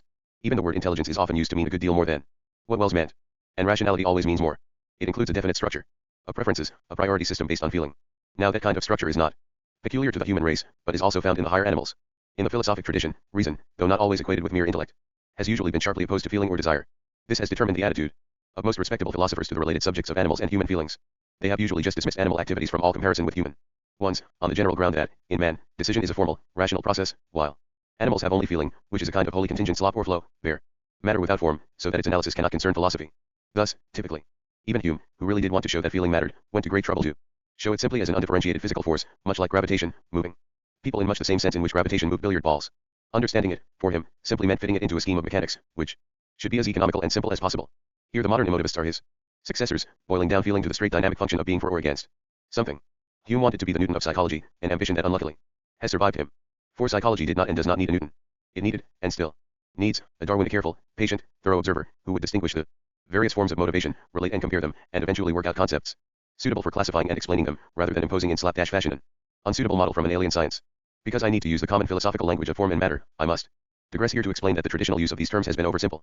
It will not do to analyze motivation once and for all into thought as form, and feeling as blank, contingent, undifferentiated matter. It will not do because the distinction of form and matter is never final, it is always a repeatable one. All actual matter has a form, all actual forms fit a matter. For instance, when Aristotle gave the name Heil, wood, to matter, he was thinking of a carpenter imposing form on wood by making it into a table. But of course, the wood before that was not just neutral stuff. It already had its own form. It was beech or pine, with a definite grain and structure. If further form was to be imposed on it, the wood would have to be chosen and prepared. You cannot make a table out of neutral stuff, nor from a transverse slice across a freshly cut pine trunk, nor from chalk or honeycomb either. And, to look in the other direction, the completed table along with other furniture can be treated as matter, raw material for the art of the moving man, the art historian, or the interior decorator. And so forth. So, though it is quite true that the philosopher's business is with forms, it never follows that he can disregard matter, nor that what is treated as matter for one particular inquiry will not show its formal element in another. It all depends what you are trying to do at the time. Feeling has its forms, both in man and other species. If it had not, reason could make nothing of it, and rational decision would be impossible. The crude antithesis between feeling and reason, form and matter, is inadequate even to map the human scene before we start trying to look for some continuity between man and other species, as we must, to make evolution intelligible. If you treat morality as entirely a matter of formless feeling, as Hume did, or entirely a formal matter, as Kant did, you oversimplify disastrously. Moreover, bluntly opposing feeling and reason is inclined to lead to personifying them. Hume, who quite rightly said, we speak not strictly and philosophically when we talk of the combat of passion and of reason, nonetheless fell into this trap when he added that reason is, and ought only to be, the slave of the passions, and can never pretend to any other office than to serve and obey them. Making these two abstractions into employer and employed is no better than setting them to fight it out like a couple of drunks. Reason is not the name of a character in a drama. It is a name for organizing oneself. When there is a conflict, one desire must be restrained to make way for the other. It is the process of choosing which that is rightly called reasoning. But the ill effects of the dramatization constantly appear in romantic writing. For instance, Blake's Marriage of Heaven and Hell. Those who restrain desire, do so because theirs is weak enough to be restrained, and the restraint or reason usurps its place and governs the unwilling. And being restrained, it by degrees become passive, till it is only the shadow of desire. The history of this is written in Paradise Lost, and the governor or reason is called Messiah. Romantics like Blake gave the name reason to desires they disapproved of, say, caution, or the force of habit, or a mere dreary negativeness, and reserved that of desire or passion for the ones they favored. This has become common usage, but it is a mess. Reason and feeling are aspects of all our motives. 5 feelings themselves have a form, and one that fits the matter. In fact, of course, it can be our duty to feel in one way, rather than another, something for which the tradition has little room. Criticism of the undeveloped heart is moral criticism. 6. Practical reasoning would be impossible. Were not some preferences more rational than others? Rationality includes having the right priorities. And deep, lasting preferences linked to character traits are formally a quite different proposition from sharp, isolated impulses. Higher animals have a structure of deep, lasting preferences too. So in showing the importance of a definite, lasting structure of feeling in human life, we show that we can rightly compare it with the parallel, though distinct, structures found in other species. We lose nothing by this. It does not infringe on the distinctively human structural properties involved in conceptual thought and language. Acting for the common good, deliberately and consciously, with a full understanding that you could do otherwise, and after explicit reflection on the alternatives, is a very different thing from doing it unthinkingly. Backing a principle that you can state is a very different thing from just steadily acting on it. All the same, as Kant himself recognized, 7, it is a very narrow notion of value which confines it to the rational and deliberate, and does not prize good feeling itself. Let me try now to explain, however roughly, what I mean by the structure, or constitution of human nature, so as to understand the place of the feelings within it. I want to get away from the essentially colonial picture, used by Blake, in which an imported governor, named reason, imposes order on a chaotic alien tribe of passions, or instincts. The colonial picture, which is Plato's, was handed down through the Stoics, Descartes, and Spinoza, to Kant. It performed a very good service by honoring thought. But once doubt arose about how thought could establish values, it ceased to do so. Schopenhauer, Nietzsche, and the existentialists changed the governor's name from reason to will. Kant spoke of the will, but he meant by it reason in action. The will is nothing but practical reason. 9. But the will now stands mainly for arrogance, arbitrariness, and contempt for the natural facts. 10. Instead of being colonial, I want to look at the continuity, to use Bishop Butler's, and to some extent Aristotle's 11, picture, to talk of what Butler called the whole system, as I may speak, of affections, including rationality, which constitute the heart. 12. I want to consider reason as growing out of and completing a natural balance of parts. I think we all take for granted that there is such a system, and need the idea for our practical thinking. We know that there have to be some things that are naturally more important, more central to human life than others, and we have a good general idea which sorts of things they are, and how to compare them. We are not really in the helplessly ignorant situation philosophical discussions often suggest, where the only thing that we could safely call important is survival. Of course important things take different forms in different ages and cultures. Of course we must, as it were, keep learning new languages. But where we know the language, as we do in our own culture, we know how to start distinguishing important things from unimportant, and thereby good from evil. Such distinguishing is very often the theme of serious novels and plays. When we are following them we grasp the process very well. It is odd that people are struck with total ignorance when they turn to moral philosophy. Pretending that we do not have the skill is in fact a form of hypocrisy. The hypocrisy of past ages was usually classical and dogmatic, the hypocrisy of this age is romantic and skeptical. We pretend not to know. Instead of trying to see, we shut the curtains and revel in tragic darkness, concentrating carefully on impossible cases and taking the boring possible for granted. Conflict and integration. I want to dispense with this hypocrisy in considering briefly how we deal with conflict. It will be helpful to begin by asking a few questions about self-control, about what is controlled, what does the controlling, and what it means to have a controlling center to one's personality. Throughout this section, I am trying to come to grips with the question, what is it, essentially, that we so respect about rationality? What is so good about it? Why, for instance, does Kant sound convincing when he suggests that it is the only thing that can command respect? 13. We would not be likely to take this view of mere cleverness. Indeed there is a sense, though a boring one, in which computers can be clever, but only people very deeply misguided and prone to the pathetic fallacy could respect them. There are, I think, two distinct elements in rationality, cleverness and integration. 14. By integration I mean having a character, acting as a whole, having a firm and effective priority system. The second is a condition of the first, not the other way round. For the full respect that we give to rationality, we need both. But integration alone is something of enormous value, and respect seems a suitable name for the recognition with which we salute it. And integration is not confined to people. To illuminate these ideas, let us consider what happens when integration fails, first in some animal cases, then in human ones. It will become clear that the problem and the first stage of the solution are common to both. In Nico Tinbergen's book, The Hare and Gull's World, there are two especially instructive illustrations. 1. P. 145, shows a gull reposing, eyes closed and wings folded, the picture of fatuous parental contentment, on an empty nest, while its eggs addle in the cold, a foot away. Helpful ethologists have removed the eggs to see which the creature would prefer, and it has settled for the nest. The other, P. 209, still more remarkable, shows an oyster catcher trying to perch on top of a monstrous egg, larger than itself, ignoring its own egg and a rather larger gull's egg that is there for further choice. The large egg, a dummy, has been provided by the ethologists to test the bird's powers of discrimination. These are two of many examples where interference has shown how slight, how easily garbled, are the natural cues creatures act on, even in cases essential to survival. Hare and gulls, it seems, care more about nests than eggs. Oyster catchers like their eggs substantial. And these preferences do no harm in the normal situation where there are no experimenters around, for normally the eggs stay in the nest, and all available eggs are roughly the same size. So there has been no selection pressure to alert gulls about roving eggs, nor to control the romantic dream, which oyster catchers apparently cherish in their hearts, of one day finding an egg really worth sitting on. Things like outsized eggs are called supernormal stimuli. 15. In these cases, the creature wants what it needs, but wants much more of it than it needs has, in fact, not the slightest idea when to stop. Unlike overeating, which brings on discomfort, or oversleeping, which is broken off naturally, tastes such as outsized egg hunger have no built-in corrective. In these situations, tastes depend for their regulation on outside circumstances, which in the course of evolution plainly did not often fail. Their owners simply have no way of knowing when they have had enough of a good thing. This is sad, we think, and bizarre, but, naturally, nothing to do with Homo sapiens. But isn't it? Might not a species that cannot stop stuffing itself with chocolates, drinking spirits, racing fast cars, gambling, wasting resources, competing, fighting, and watching Miss World on television have something to learn from that unlucky gull and oyster catcher? Chocolates are in fact an interesting example. A taste for sweetness has some selective values for fruit eaters, because it leads a creature to prefer ripe but not rotten fruit. And of course, in the wild, other sweet things are rare, so no firm safety stop on sweetness is necessary. This is why, given a supply of sugar, human teeth and human figures are in such danger. The case of Miss World is also instructive. In their strong visual interest, human beings are much nearer to birds than to most animals. In all human cultures, people pay a lot of attention to their own and one another's appearance, and particularly to that of their sexual partners. Cultures differ in what they emphasize, but there is a general tendency to emphasize something, to pick out some one set from the repertoire of possible sexual cues and build it up, often beyond what is comfortable, healthy, or, difficult but necessary word, balanced. Tinbergen mentions lipstick, which seems harmless enough. More alarmingly, some peoples pick on a long slender neck, and produce giraffe women. The Chinese used to like small feet, and imposed them accordingly. And some African peoples used to shut up their girls in a fatting house to beautify them before marriage, sometimes so successfully that when the great day came they were too fat to walk. Obsessiveness unbalances people's taste against biological advantage. In no species do instincts form a perfectly balanced, infallible set, a smooth machine, such as human envy supposes animals to have. Miss World adds an extra twist to this unbalance, in that she is, so to speak, purely visual and speculative, possessing no practical or tactile components. She is doubly abstracted. Voyeurism does not lead anywhere. But this is no different, in principle, from the gull's problem.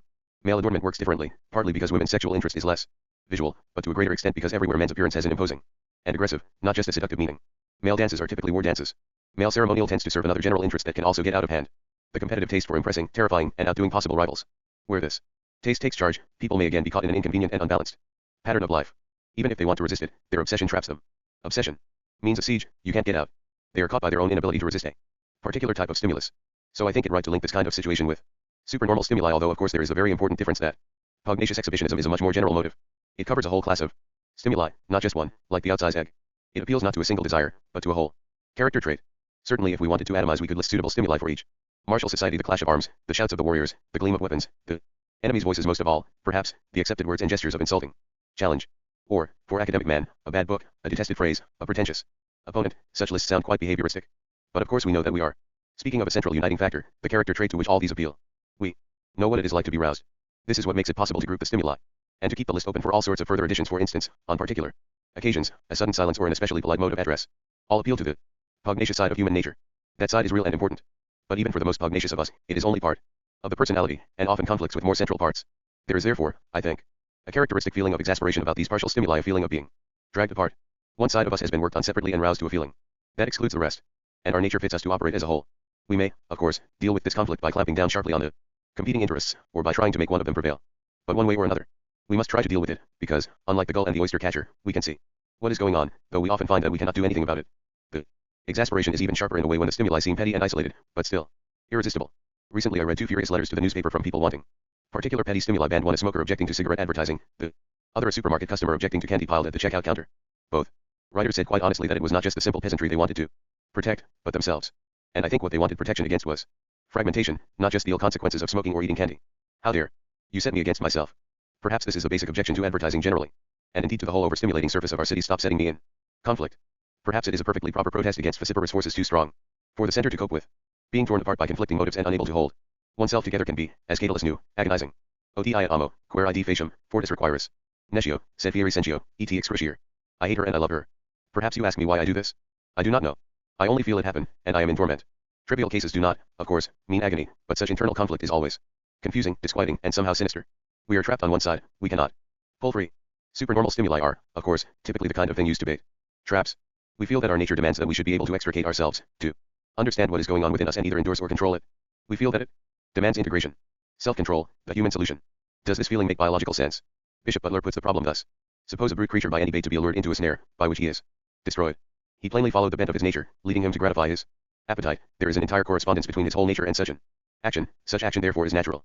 But suppose a man, foreseeing the same danger of certain ruin, should rush into it for the sake of a present gratification, he, in this instance, would follow his strongest desire, as did the brute creature, but there would be as manifest a disproportion between the nature of man and such an action, as between the meanest work of art and the skill of the greatest master of that art, which disproportion arises, not from considering the action singly in itself, or in its consequences, but from comparison of it with the nature of the agent. And since such an action is utterly disproportionate to the nature of man, it is in the strictest and most proper sense unnatural. 16. About people, Butler is surely right.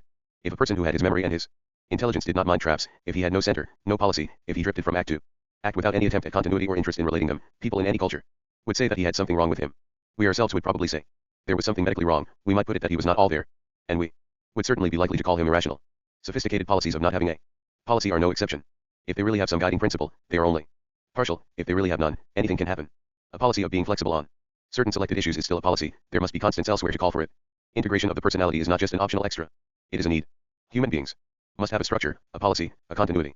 Each has only one life to live. He cannot split up as a coral colony might, into several batches of polyps, each equipped to go their separate ways. Without a lasting character, he cannot even follow out a train of thought, which is why I say that this is a condition of intelligence, not vice versa. Complete disintegration, then, is hard to imagine. But partial cases are very common. Most of us have personalities fairly well integrated on one side, the side we attend to, but fragmented on others, to which we pay less attention. Butler's idea is that if we reflect on our own nature, if we attend to our neglected outlying motives and relate them to the center, we shall be able to judge them, because the reflective center of our personality has a natural authority, is in a position to judge. Had it strength, as it has right, had it force, as it has manifest authority, it would absolutely govern the world. It demands in all cases to govern such a creature as man. 17. Butler calls it conscience, not reason, and this has made some people miss his meaning, because they personify conscience, even more simply and disastrously than reason, and see it merely as the voice of prejudice, an irresponsible despot. Butler, however, carefully avoids the errors of personifying. He repeatedly explains that he does not mean by conscience any unaccountable oracle or intuition, but a reflective faculty at the center of ourselves, by which we can think about our various actions and desires, stamping some with approval and rejecting others. And of course he does not make the mistake of personifying faculties either. For him conscience, or reflection, is simply the man himself in his capacity as decider, each of us, when we think seriously what we are for and against. Just so, Aristotle speaks of the core of the personality as the man himself, by contrast to casual impulses, and calls it, or him, kyrios dominant. In charge. 18. This is the context that justifies Butler's political metaphor of the authority of conscience or reflection. What rules us is our own center. It is indeed a governor, but not an alien, colonial one. It is our own sense of how our nature works. To be conscious in Latin is simply to share an understanding. It is a word used of conspirators, and from thence reflexively, to describe the aspects of the self working together. Conscience is originally just being fully and thoughtfully aware of something. It became specialized to the moral case merely because that particularly bothered people. By reflecting, Butler says, we stumble on the moral law, because that is the law of our own nature. Your obligation to obey this law is, its being the law of your nature. It is not imposed from without. It is the most intimate of all obligations, and which a man cannot transgress without being self-condemned, and unless he has corrupted his nature, without real self-dislike. He repeatedly points out that it does not depend on any religious sanctions, because it is more fundamental than they. It is as binding on pagans and unbelievers as it is on Christians. Man is thus by his very nature a law to himself. 19. People are alarmed when Butler speaks of the absolute authority of conscience or reflection over other motives, because they smell political despotism.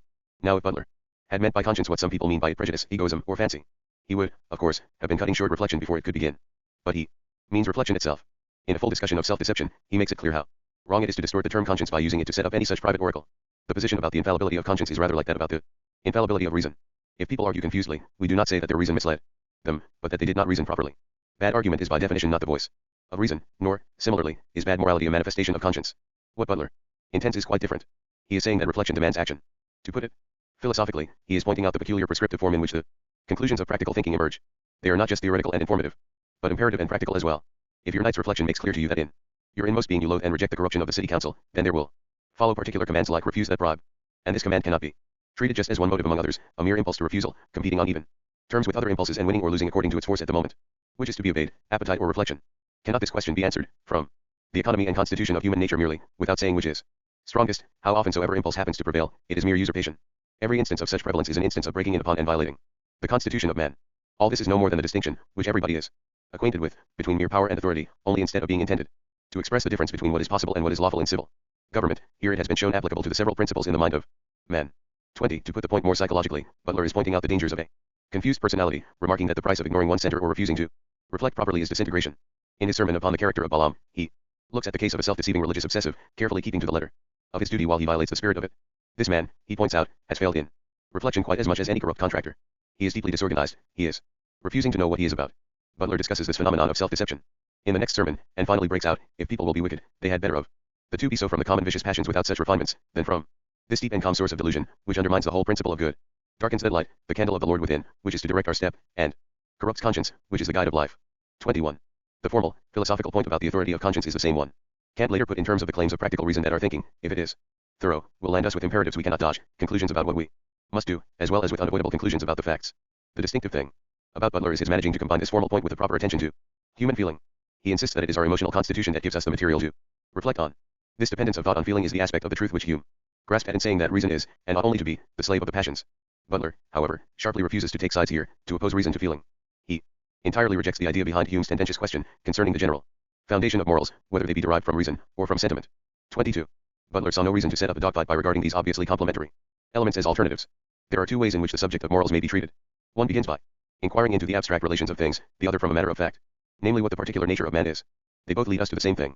The first seems the most direct, formal proof, and in some respects the least liable to cavil or dispute. The latter is in a peculiar manner adapted to satisfy a fair mind, and is more easily applicable to the several particular relations and circumstances of life. 23. This is surely right. Hume's question, indeed, can only appear to make sense by exploiting the extreme looseness of words like foundation, basis, and derive. It is really no better to ask this than to ask what are the foundations of physics? Are its truths derived from rational principles, or from the material facts? The proper answer to such a question is simply yes, which is the treatment Butler gives it. He again sharply refuses to be drawn into this sort of controversy when considering the various names that might be given to conscience, refusing to classify it as reason or sentiment. It works, he says, whether considered as a sentiment of the understanding or a perception of the heart, or, which seems the truth, as including both. 24. With this deliberate paradox he resists Hume's vicious abstraction. The force Hume inquired about certainly has its emotional side. Good moral arguments do indeed express powerful human tastes and preferences, but it has its rational side too. These arguments relate those tastes and preferences in the way our nature as a whole demands. The force this gives them is the force of our demand for wholeness. The sanction of resisting it is not just logical confusion, but disintegration. This insistence on the emotional element in goodness makes it possible for Butler to make better sense of wickedness than single-minded rationalists like Kant. Kant, in his discussion of the man naturally short of sympathy and not exactly framed by nature to be a philanthropist, 25 seems to suggest that such a man, whatever his natural emotional constitution, if he reasons honestly, will see the necessity of virtue, and can act on this insight. But there are intelligent psychopaths. What do we say about them? Rationalists can, I think, fairly point out that we have such difficulty in penetrating their thought that the supposition of its perfect consistency is not a very clear or strong one. Still, the most natural way to describe Some psychopathic killer certainly is not in terms of a confusion of thought, but of a deficiency of feeling. Other people do not matter to them. They do not care about anybody, they are unable to form personal ties, and so forth. This deficiency deprives them of the premise that Kant rightly thinks essential for rationality, namely, that oneself is not an exception to all rules, that what is sauce for other geese is sauce for this gander. But Butler explicitly recognizes this role of feeling here. Reason alone, whatever anyone may wish, is not in reality a sufficient motive of virtue in such a creature as man, but this reason joined with those affections which God has impressed upon his heart. Neither is affection itself at all a weakness, nor does it argue defect, any otherwise than our senses and appetites do. Both our senses and our passions are a supply to the imperfections of our nature. But it is not the supply, but the deficiency, as it is not a remedy, but the disease, which is the imperfection. 26. Kant takes for granted that his naturally unsympathetic man still comes within the range of emotional normality. So he does not see that normal emotions are as necessary for morality as thought is. Butler simply points this out. By doing so, however, he gives us what we certainly need: language to express the fact that psychopaths are not supermen. The murderer, and indeed the solitary, such as Nietzsche himself, does not have to be seen as a hero, strong enough to dispense with supports on which weaker minds rely. To represent him that way is indeed a piece of sentimental bad faith, unless we actually ourselves accept his option. It is every bit as plausible to see him as we normally see psychopaths, as an emotional cripple, stunted and incomplete because he does not have the normal equipment for a full human life. Intensity in the remaining faculties may to some extent compensate for this handicap in particular cases, as can happen with other handicaps. But all the same a handicap, and not an asset, is what such crippling is. And in looking at the matter in this way, Butler and Freud are at one. The advantage of Butler's method of making self-control intelligible is that it shows controller and controlled as parts of a single whole. By so doing, it gets rid of any arbitrary, despotic, or miraculous element in our notion of rationality, and shows how our development can be continuous. We begin to see how it is not ridiculous to suppose that we evolved as the kind of creatures that we are. In explaining the work of conscience, Butler's argument indeed is throughout thoroughly biological. It rests on function. He asks, what use is the conscience? He starts from what he calls a fact, namely the human tendency to reflect on our own and each other's conduct, to judge it, to accuse and excuse ourselves and other people, and to feel shame when we ourselves fall short. Shame particularly interests him. He asks quite simply, what is its function? And he notes the great force of such functional arguments in general. A man can as little doubt whether his eyes were given him to see with, as he can doubt the truth of the science of optics, deduced from ocular experiments, and allowing the inward feeling. Shame, a man can as little doubt whether it was given him to prevent his doing shameful actions, as he can doubt whether his eyes were given him to guide his steps. 27. The capacity for shame, therefore, is a part of our adaptation as social beings. Putting this question is like asking, why does this creature have legs? If the only intelligible answer is to get around with, it follows that the creature is designed, adapted, or programmed to get around. 28. That a stationary life will not suit it, indeed will be bad for it, if only by being a waste of this important resource. Just so with the human capacity for shame, and also more generally with the power of reflection, their use is practical. They are fairly central parts of us, not a peripheral one like the appendix or the kiwi's wings. So trying to ignore them will be at best wasteful and probably destructive. So they ought to be used. And in the case of conscience or reflection, Butler suggests, the argument is especially strong, because the position it seems designed for is such a central one. Outlying faculties, if neglected, might atrophy quietly, but, as he says, you cannot form a notion of this faculty, conscience, without taking in judgment, direction, superintendency. Bypassing such a central nexus would be something like deciding to dispense with the central nervous system. Psychosurgery is out of place here. The shared solution. As far as people are concerned, Butler's view of how our nature is integrated seems to me thoroughly sensible and a great improvement on the colonial picture. Where it falls short is where all other accounts fall short in oversimplifying the position about animals for the sake of the contrast. In the human case, Butler saw plainly that reflection could not work if there were not, so to speak, some unevenness for it to get a grip on, some pre-existing balance and structure among the motives, for reflection to discover when it started reflecting. For instance, he thought that both justice and truth-telling were important and valuable elements in human life, quite apart from their tending to make for happiness. It follows that impulses to be fair or truthful have a special value. Reflection recognizes this and does not create it. Conscience is not a colonial governor imposing alien norms, it is our nature itself, becoming aware of its own underlying pattern. It does not invent a new set of priorities, it sees those that are called for. It is not free to make up the rules of the value game. Why, for instance, in Butler's example of entering the snare, is prolonged well-being more important than instant gratification? Because we are formed such sort of creatures as to go in for long schemes, for memory, hope and regret, planning and fruition. We might not have been. Why is parricide 29, another of Butler's examples, unnatural? Because we are brood-tending creatures, of a sort that forms bonds of affection, gratitude, and cooperation in infancy. Bonds that can persist and grow through life, making a great part of the creature's concern and structuring its existence. Creatures capable of such bonds, they include, I think, all the more intelligent mammals. Do not make light of them, their use lies in their being central to life. They are part of our animal nature, not a colonial imposition. In On Aggression, Lawrence makes this extremely important point well. It is a widely held opinion, shared by some contemporary philosophers, that all human behavior patterns which serve the welfare of the community, as opposed to that of the individual, are dictated by specifically human rational thought. Not only is this opinion erroneous, but the very opposite is true. If it were not for a rich endowment of social instincts, man could never have risen above the animal world. All specifically human faculties, the power of speech, cultural tradition, moral responsibility, could have evolved only in a being which, before the very dawn of conceptual thinking, lived in well-organized communities. Our pre-human ancestor was indubitably as true a friend to his friend as a chimpanzee or even a dog, as tender and solicitous to the young of his community and as self-sacrificing in its defense, eons before he developed conceptual thought and became aware of the consequence of his actions. p. 246. Hume missed this point by a mile because, as usual, he was trying to think like a physicist, not like a biologist. He remarked that parricide was not wrong for trees and would not be so even if they had choice and will. 30. Therefore, he concluded, it's Wrongness for men was just a matter of feeling, and therefore contingent. This is an excellent example of how uncontingent biological truths really are. They make sense only within their proper context. Items like choice and will cannot just be tacked onto the notion of a tree. The phrase choosing tree makes no better sense than liquid tree or invisible elephant. If someone wrote a story about one of these, he could of course explain how he conceived it to work, but he would have to have a point in doing so. And until it is done, such terms are unintelligible. Nothing, or everything equally, follows from them. They are therefore useless. Until we understand the nature of a given species, we cannot tell, 1. What kind of choice it might be capable of, 2. What place gratitude and affection, for instance, have in its life, or 3. Whether the notion of a parent makes for it any beyond genetic sense. Codfish do not, in the social sense, have fathers at all. Wolves and beavers do. For bees, the killing of a genetic father, though never of a mother, could be considered a duty as well as a pleasure. And many creatures are quite willing to attack any intruding conspecific, and kill it if it cannot escape. But the more intelligent animals, all those for whom the notion of deliberate choice might conceivably make sense, tend strongly to avoid such killing, most particularly in the case of a close friend or relative. And this tendency is not an isolated one, but an integral part of their whole pattern of motives. Social bonds structure their lives. Communication, and therefore intelligence, develops only where there are these long-standing deep relationships. It may be possible for it to occur in another context. But if so, nobody knows what it would be like.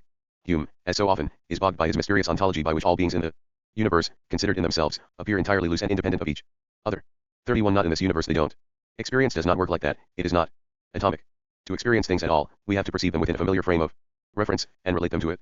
No principle, therefore, could be less empiricist than Hume's. The reason Butler's contrast between man and animal is too simple is, moreover, that animals have frames of reference as well. They are not just bundles of disconnected perceptions and motives. They have natures of their own, each according to their species. And actions, which can very well take place, can all the same be contrary to those natures. Butler's example of the snare is not, in fact, especially typical of animal behavior, at least above the insect level. It is worth noting that both the snare situation and those of the poor deluded gull and oyster catcher result from human interference, not from conditions normal to the species. Animals that respond to a supernormal stimulus are, indeed, somewhat passive. But then, so are people who do so. It is the sort of case where it is only a slight exaggeration to say, with Descartes, that the creature concerned, whether human or not, does not act, it is acted upon. The single stimulus drives it to a single, easily predicted piece of behavior. If the whole life of other species were like this and human life never was, the contrast would be fair. But it is not. Actually, as pest control people know all too well, animals can very often resist traps. Their natures are quite equal to the effort.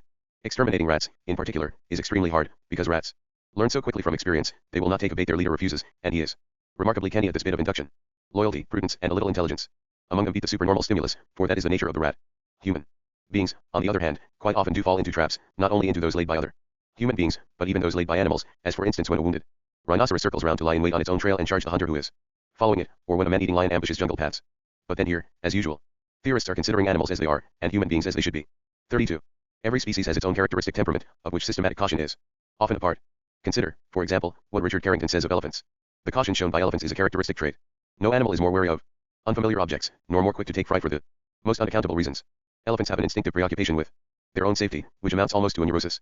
For example, even domesticated elephants who have acquired great confidence in their human masters will often refuse to cross a bridge before they have tested its strength carefully with their forefeet, or wrapped it smartly with the tip of their trunk, rather as a surveyor tests the strength of a plasterboard partition. This is not to say that such behavior reflects on the elephant's character, and on one view it could be taken as proof of his intelligence. Elephants, p. 76. As elephants can weigh up to 12 tons, the last remark seems reasonable. Again, on the equally crucial subject of sex, Carrington writes, p. 52 Elephants are creatures of affection, and perhaps none of the so-called lower animals enriches the purely mechanical processes of reproduction with a nicer sensibility.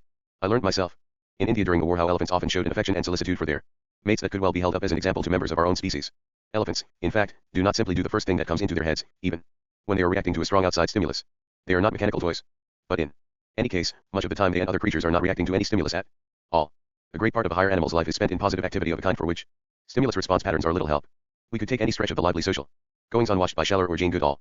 Here each species busies itself according to taste: the quiet, dignified gorillas foraging and exchanging greetings, the lively, volatile, outgoing chimps exploring and holding parties.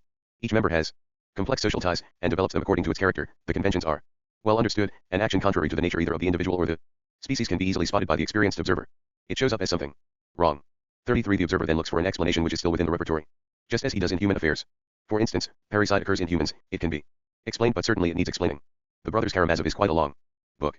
With animals just as with people, the observer can use the individual's character as a guide. He can ask, how natural is it for this individual to do that surprising thing? And what circumstances might make it natural? But of course, people who do not take a species seriously do not distinguish between individual characters. Just so, Pope wrote.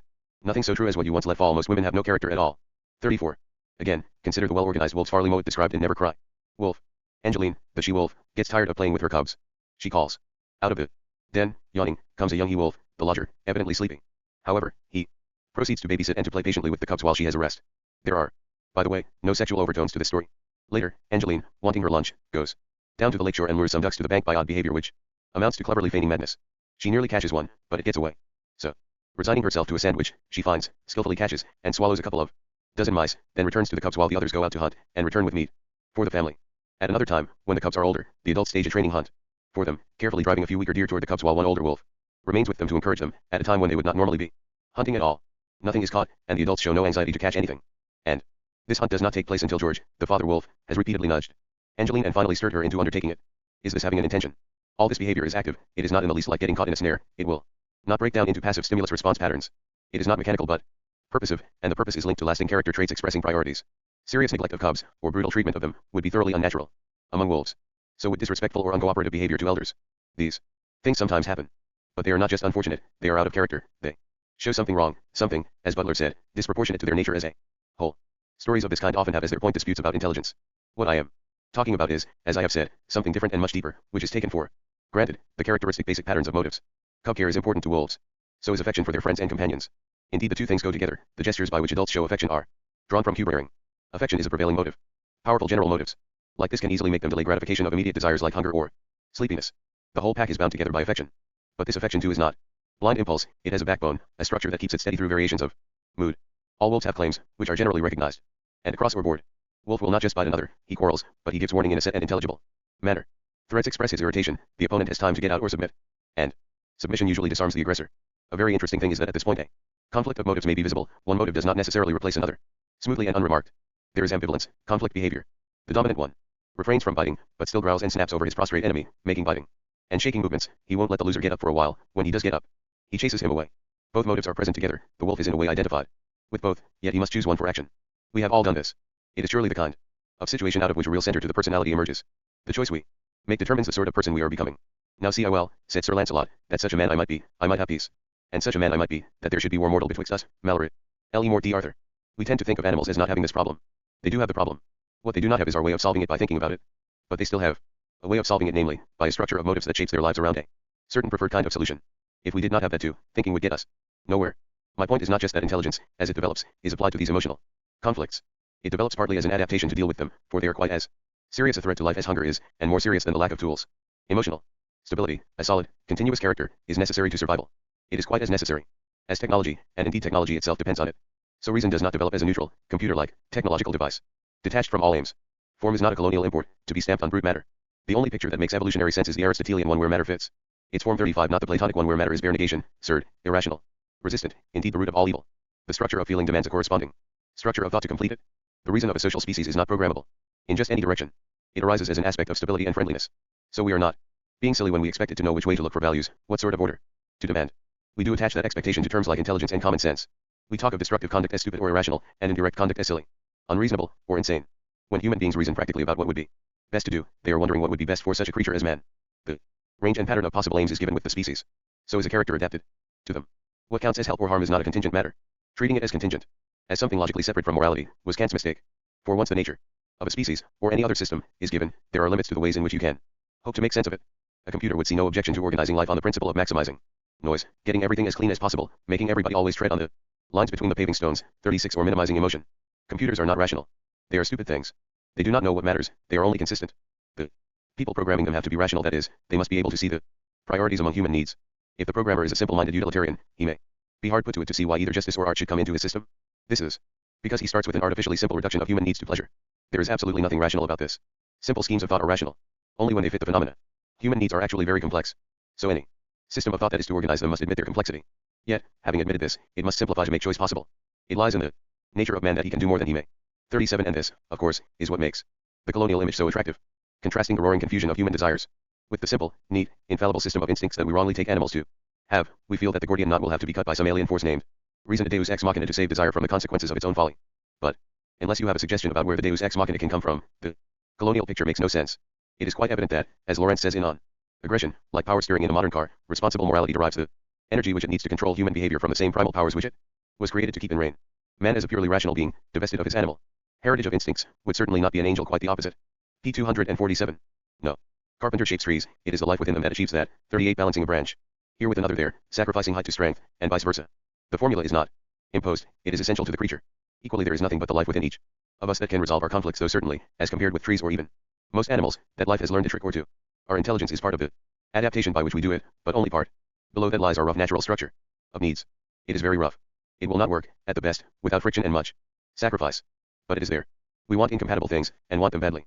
We are fairly aggressive, yet we want company and depend on long-term enterprises. We love those around us and need their love, yet we want independence and need to wander. We are restlessly curious and meddling, yet long for permanence. Unlike many primates, we do have a tendency to pair formation, but it is an incomplete one, and gives us a lot of trouble. We cannot live without a culture, but it never quite satisfies us. All this is the commonplace of literature. It is also, to a degree, the problem of the other intelligent species too. In each, a group of counteracting needs and tendencies holds life in a rough but tolerable equilibrium. In each there are endemic conflicts. Yet an individual depends for his satisfaction on the repertory of taste native to his species. He cannot jump off his feet. What is special about people is their power of understanding what is going on, and using that understanding to regulate it. Imagination and conceptual thought intensify all the conflicts by multiplying the options, by letting us form all manner of incompatible schemes and allowing us to know what we are missing, and also by greatly increasing our powers of self-deception. As against that, they can give us self-knowledge, which is our strongest card in the attempt to sort conflicts out. It is to deepen that self-knowledge that I want to use comparison with other species. 39. 1. I shall come back to the problems about humanism in the concluding sections of this book. 2. In a Modern Utopia, 1906, the work in which the real genius of the early Wells began to give way to humanist paranoia. 3. Principia Ethica, p. 47. 4. C. Inquire concerning the principles of morals, SECS. 163, 192, 227. It was in exactly the same spirit that Moore gave his book the pretentious title Principia Ethica, and repeatedly claimed in it to be initiating a scientific treatment of the subject. See, for example, p. 4 of that work. 5. Reason has moons, but moons not hers. Lie mirrored on her sea, confounding her astronomers. But oh, delighting me. Ralph Hodgson. 6. See an admirable article by Nicholas Dent, Duty and Inclination, Mind, 83. 1974. 7. I cannot do any justice here to the subtlety of Kant's position.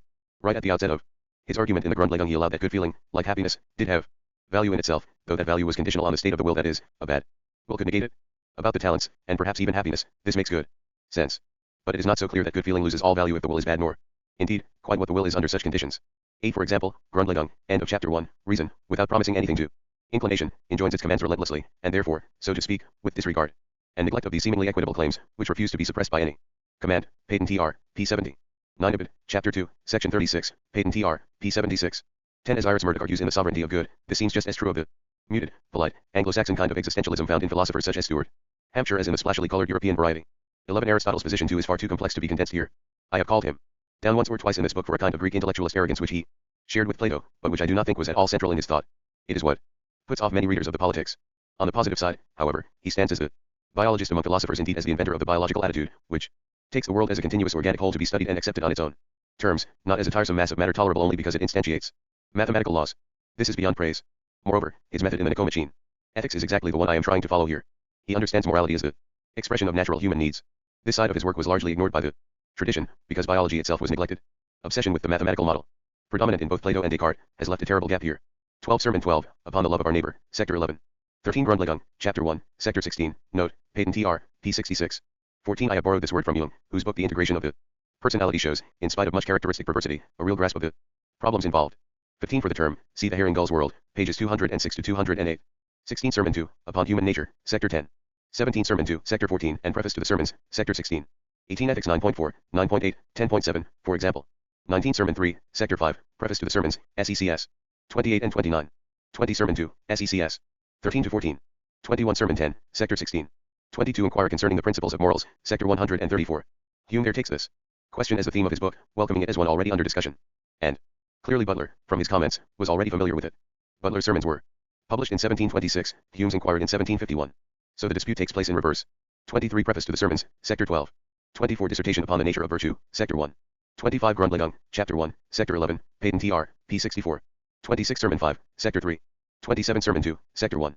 28. See my discussion of these terms, pages 69 to 73. As Butler is scrupulously careful never to let his argument depend on the existence of God as designer, but only on the fitness of the thing examined for one purpose rather than another, his remarks make perfectly good sense in a post-Darwinian context. For his intention to make them independent of any religious belief, see, for example, Preface, SECS. 27, 28. 29. Sermon 2, Sector 17. For the related topics of ingratitude and parental care, see Sermon 1, Sector 8. I have already made some remarks on what unnatural means in this context, pages 76 to 77. 30. Inquire concerning the principles of morals, Appendix 1, Sector 243. 31. Treatise of Human Nature, BK3, PT1, Sector 1. 32. At mating time the hippo's voice betrays inflections hoarse and odd. But every week we hear rejoice. The Church, at being one with God. T.S. Eliot, The Hippopotamus. 33. For abnormal behavior in chimps, see Goodall, In the Shadow of Man, pages 128. 129 and 235 to 236. 34. Epistle of the Characters of Women, 1 to 2. 35 Aristotle regarded matter as potency, the power to become some particular thing, not as a general neutral stuff. Metaphysics, 8.7. 36 C. Philip Foot, when is a principle a moral principle? Proceedings of the Aristotelian Society, Supplementary Volume 28, 1954. 37 Opening sentence of Wolfgang Wickler's book The Sexual Code. 38 Readers frightened of vitalism can, if they wish, substitute genetic programming for life in the sentence. The reasons I have not written this is that I regard vitalism as a dead duck, while the superstitions that surround programming and computers generally are lively and vigorous. So I stick to the vernacular. 39 For further development of the views on thought and feeling expressed in this chapter, see my article The Objection to Systematic Humbug, Philosophy, April 1978. 12. Why we need a culture. Culture is natural. Where does culture belong in the cluster of properties that together mark man's nature? It has a slightly different standing from language and rationality, for they are not generally viewed as grievances. Most people agree to praise them. But romantic individualism does complain of culture. It can be seen not as a positive achievement, characteristic of man, but as something alien inflicted on him. I have several times mentioned this libertarian strain of thinking. It is not quite so popular now as it was 10 years ago. Nonetheless, reading a large batch of examination papers written in 1977 in answer to a question about the meaning of freedom, I found that most of the students made the same complaint, and often in the same words: we cannot be free, since we are indoctrinated by society. Does this agreement indicate indoctrination or not? They should know best. But the important question is, what notion of freedom does that complaint involve? And if culture is alien to man, where does it come from? The situation is complicated. As I have suggested, one, the blank opposition of nature to culture does make sense in talking of an individual, but not of a whole group, much less of the human race. Culture has to come from somewhere, and there is no supernatural being called society to impose it. Society is past and present people, and they have to have natural motives for inventing the customs they do invent. Each of us has to accept a great deal that we would not have chosen.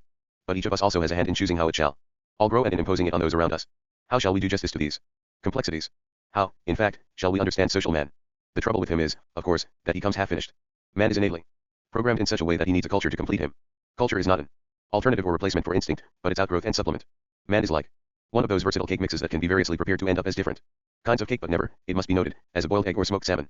From a cake mix you can only get some sort of cake, and from a human baby you can only get an adult with some selection from the emotional repertoire of his own species. But just as a cake has to be baked, so a baby has to be exposed to a specific, already existing culture. He cannot generate it on his own. And even if he is going to reject it later, he has to absorb it fully first.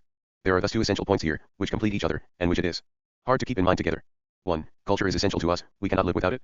But, 2. It is essential because of our innate needs. We cannot help demanding and creating it. It is not the opponent of individual growth, any more than the nest is the opponent of a young bird, but its necessary matrix. And it is quite unlike the traditional writing or print placed on blank paper, because it is a necessary completion of the developing creature itself. The first point, that culture is essential to our life, seems to be the half of the truth that leads people to the blank paper theory. They are, rightly, struck by the teeming variety of cultures, by the importance of all that happens to us after birth, by the immense difference it can make in our characters and physiques as well as our circumstances. And they want to move freely within this range.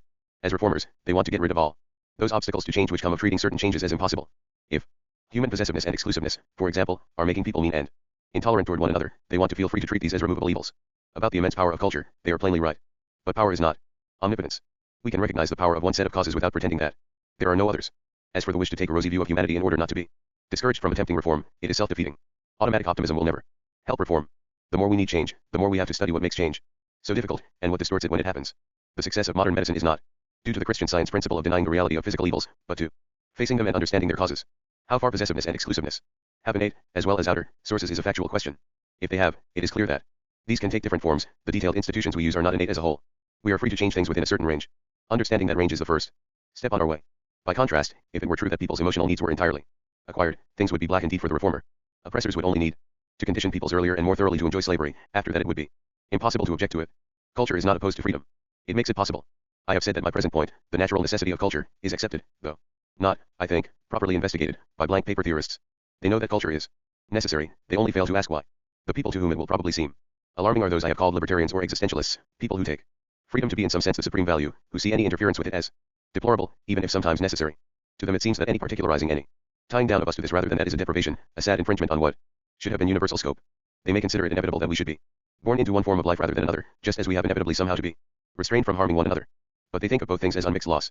They think of our dependence on continuity both on our own habits and those of our ancestors as crippling, and our emotional attachment to continuity as a shameful weakness. I speak of they, but in truth this position involves all of us today.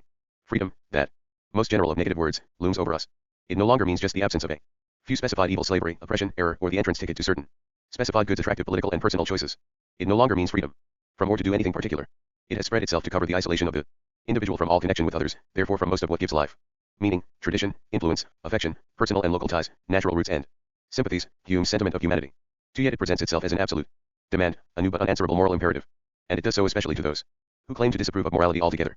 Thus Nietzsche, 3 and after him many Others such as Sartre urge us to cut the painter to our own culture and invent or create new values for ourselves, taking up the, now vacant, position of God the Father, so that man chooses without reference to any pre-established values, but it is unjust to tax him with caprice. Rather let us say that the moral choice is comparable to the construction of a work of art. For, at this point the notion of freedom seems almost to merge into that very difficult concept, omnipotence. 5. In some ways, however, this business of treating the taste for continuity, both with the past and with those around us, as a shameful weakness is an odd suggestion today. It contrasts strongly with the current attitude toward other weaknesses endemic to the human character, notably toward sex. Anyone who today treated the general need for sexual activity of some kind as a shameful weakness would be resisted, rightly, by being told, first, that this is a basic condition of our nature, second, that it is not so much a weakness as an opportunity. Unknown to sex, the pregnant oyster swells, and coral insects build their radiate shells, as Erasmus Darwin pointed out. But continuity, and habit as a means of preserving it, is an essential aspect of all life right through the animal kingdom. This is one of the points on which an improved knowledge of animal behavior can now correct mindless traditional ideas of what is natural. It used to be supposed that animals roamed wildly and unpredictably over the earth, and that fixed routine was an artificial interference imposed on man by that unnatural thing, society. Far from which, studies of territorial behavior show that fixed and regular movement patterns are almost universal. Migrant birds, and other long-distance travelers, retrace their journeys exactly, given half a chance, not only to the same shore but the same nesting site. Creatures that must travel to feed follow crops or prey in a regular order, ritual and ceremonial clothe the lightest interactions of all social creatures. Greetings, bows, and tactful turnings away are of the first importance. Unexpected gestures cause alarm and are signs of some serious disturbance. Happiness centers on habit. 6. In fact, the human commuter on the 8.45, far from being in any way biologically exceptional, is a most natural phenomenon. Whereas someone who seriously sought to live without routine would be flying in the face of nature far more radically than the most rigid Puritan or Trappist. The normal pattern of development in conduct, as in art, proceeds through modest variations on a theme. The libertarian way of talking is, however, very deep-rooted today. As I have remarked, we tend to think of ourselves as prisoners of our culture, as being limited by it, indoctrinated or brainwashed as people often say, into accepting its values or, again, conditioned, as though taking in the way of life around us were no more natural than the process undergone by Pavlov's dogs. But how would we manage without a culture? Every asset can be viewed in this way as a liability. We can think, and people often have, of sex as a monstrous barrier to independence, a fatal breach in the walls, a wound in our personal identity, an incurable defilement, interior enmity faces. Nasamur, groaned Tertullian 7. Or we can think of it as our lifeline, the sacred fire that warms us, our bridge to the world, the remedy for all our loneliness. Again, we can think, and people often have, of sense perception as a screen or barrier set up between us and the real world, even, again, a prison we cannot break out of. Or, much more naturally, as being itself our window on that world. After all, we do see rivers and trees, not just impenetrable sense data. In the same way, a skeleton can be seen as nothing but a symbol for death. Wanderers eastward, wanderers west. Know you why you cannot rest? 'Tis that every mother's son travails with a skeleton. Wrote A. E. Houseman. 8. But suppose we had no skeleton? Even Houseman's own famous stiff back and stiff upper lip would then have looked less impressive. Our whole being depends on this stiff, inflexible, in a way lifeless element in us. We do not carry it as a dead weight. It carries us. And the structure of our life does the same thing. We can think of our culture as a prison or a dead weight or as our skin, or as the part of the world where we happen to be. Aspiring to be free from any culture is in one way like trying to be skinless. Our skin does indeed come between us and the world, but it is what makes it possible for us to touch it. In another way it is like trying to be nowhere. And of course restriction to a single place is a restriction, it stops us from being elsewhere. But being in any other particular place would do the same. All elsewheres are potential, which is a miserable shadowy thing to be compared with the splendid nowness of being actually here. Some people do feel that the proper thing would be to bring children up without a culture till they came to years of discretion, and then let them choose. But children who are held apart from life, or rushed from one set of people to another, do not become exceptionally capable of choosing. You can choose only between given alternatives, and to grasp any alternative you need years of acclimatization and practice in choosing from one particular set, in seeing what choices amount to, and you need to learn to hold on to something. All this is not a misfortune. A culture is a way of awakening our faculties. Any culture does this to some extent. People proficient in one culture can usually make some sense of another. There is no prison. We can always walk on if we want to. Enough. What we cannot do is something which is no loss, namely, be nobody and nowhere. I do not mean that some people may not be very unlucky in their culture, either because it is generally bad, or because it suits them badly. But this is still nothing to the misfortune of having no culture at all. Just how hard it is at present to grasp this point comes out in an engaging suggestion of Hans Hasse's, quoted by Ibn Besfeld. To be fair to children has rights, one should probably ground them, from the age of 6 onwards, only in those moral concepts which are everywhere the same. They should be warned of the dangers of premature fixation and made to understand that they have an inalienable right to form judgments, a right which they will one day exercise for themselves, perhaps in opposition to their parents and the community.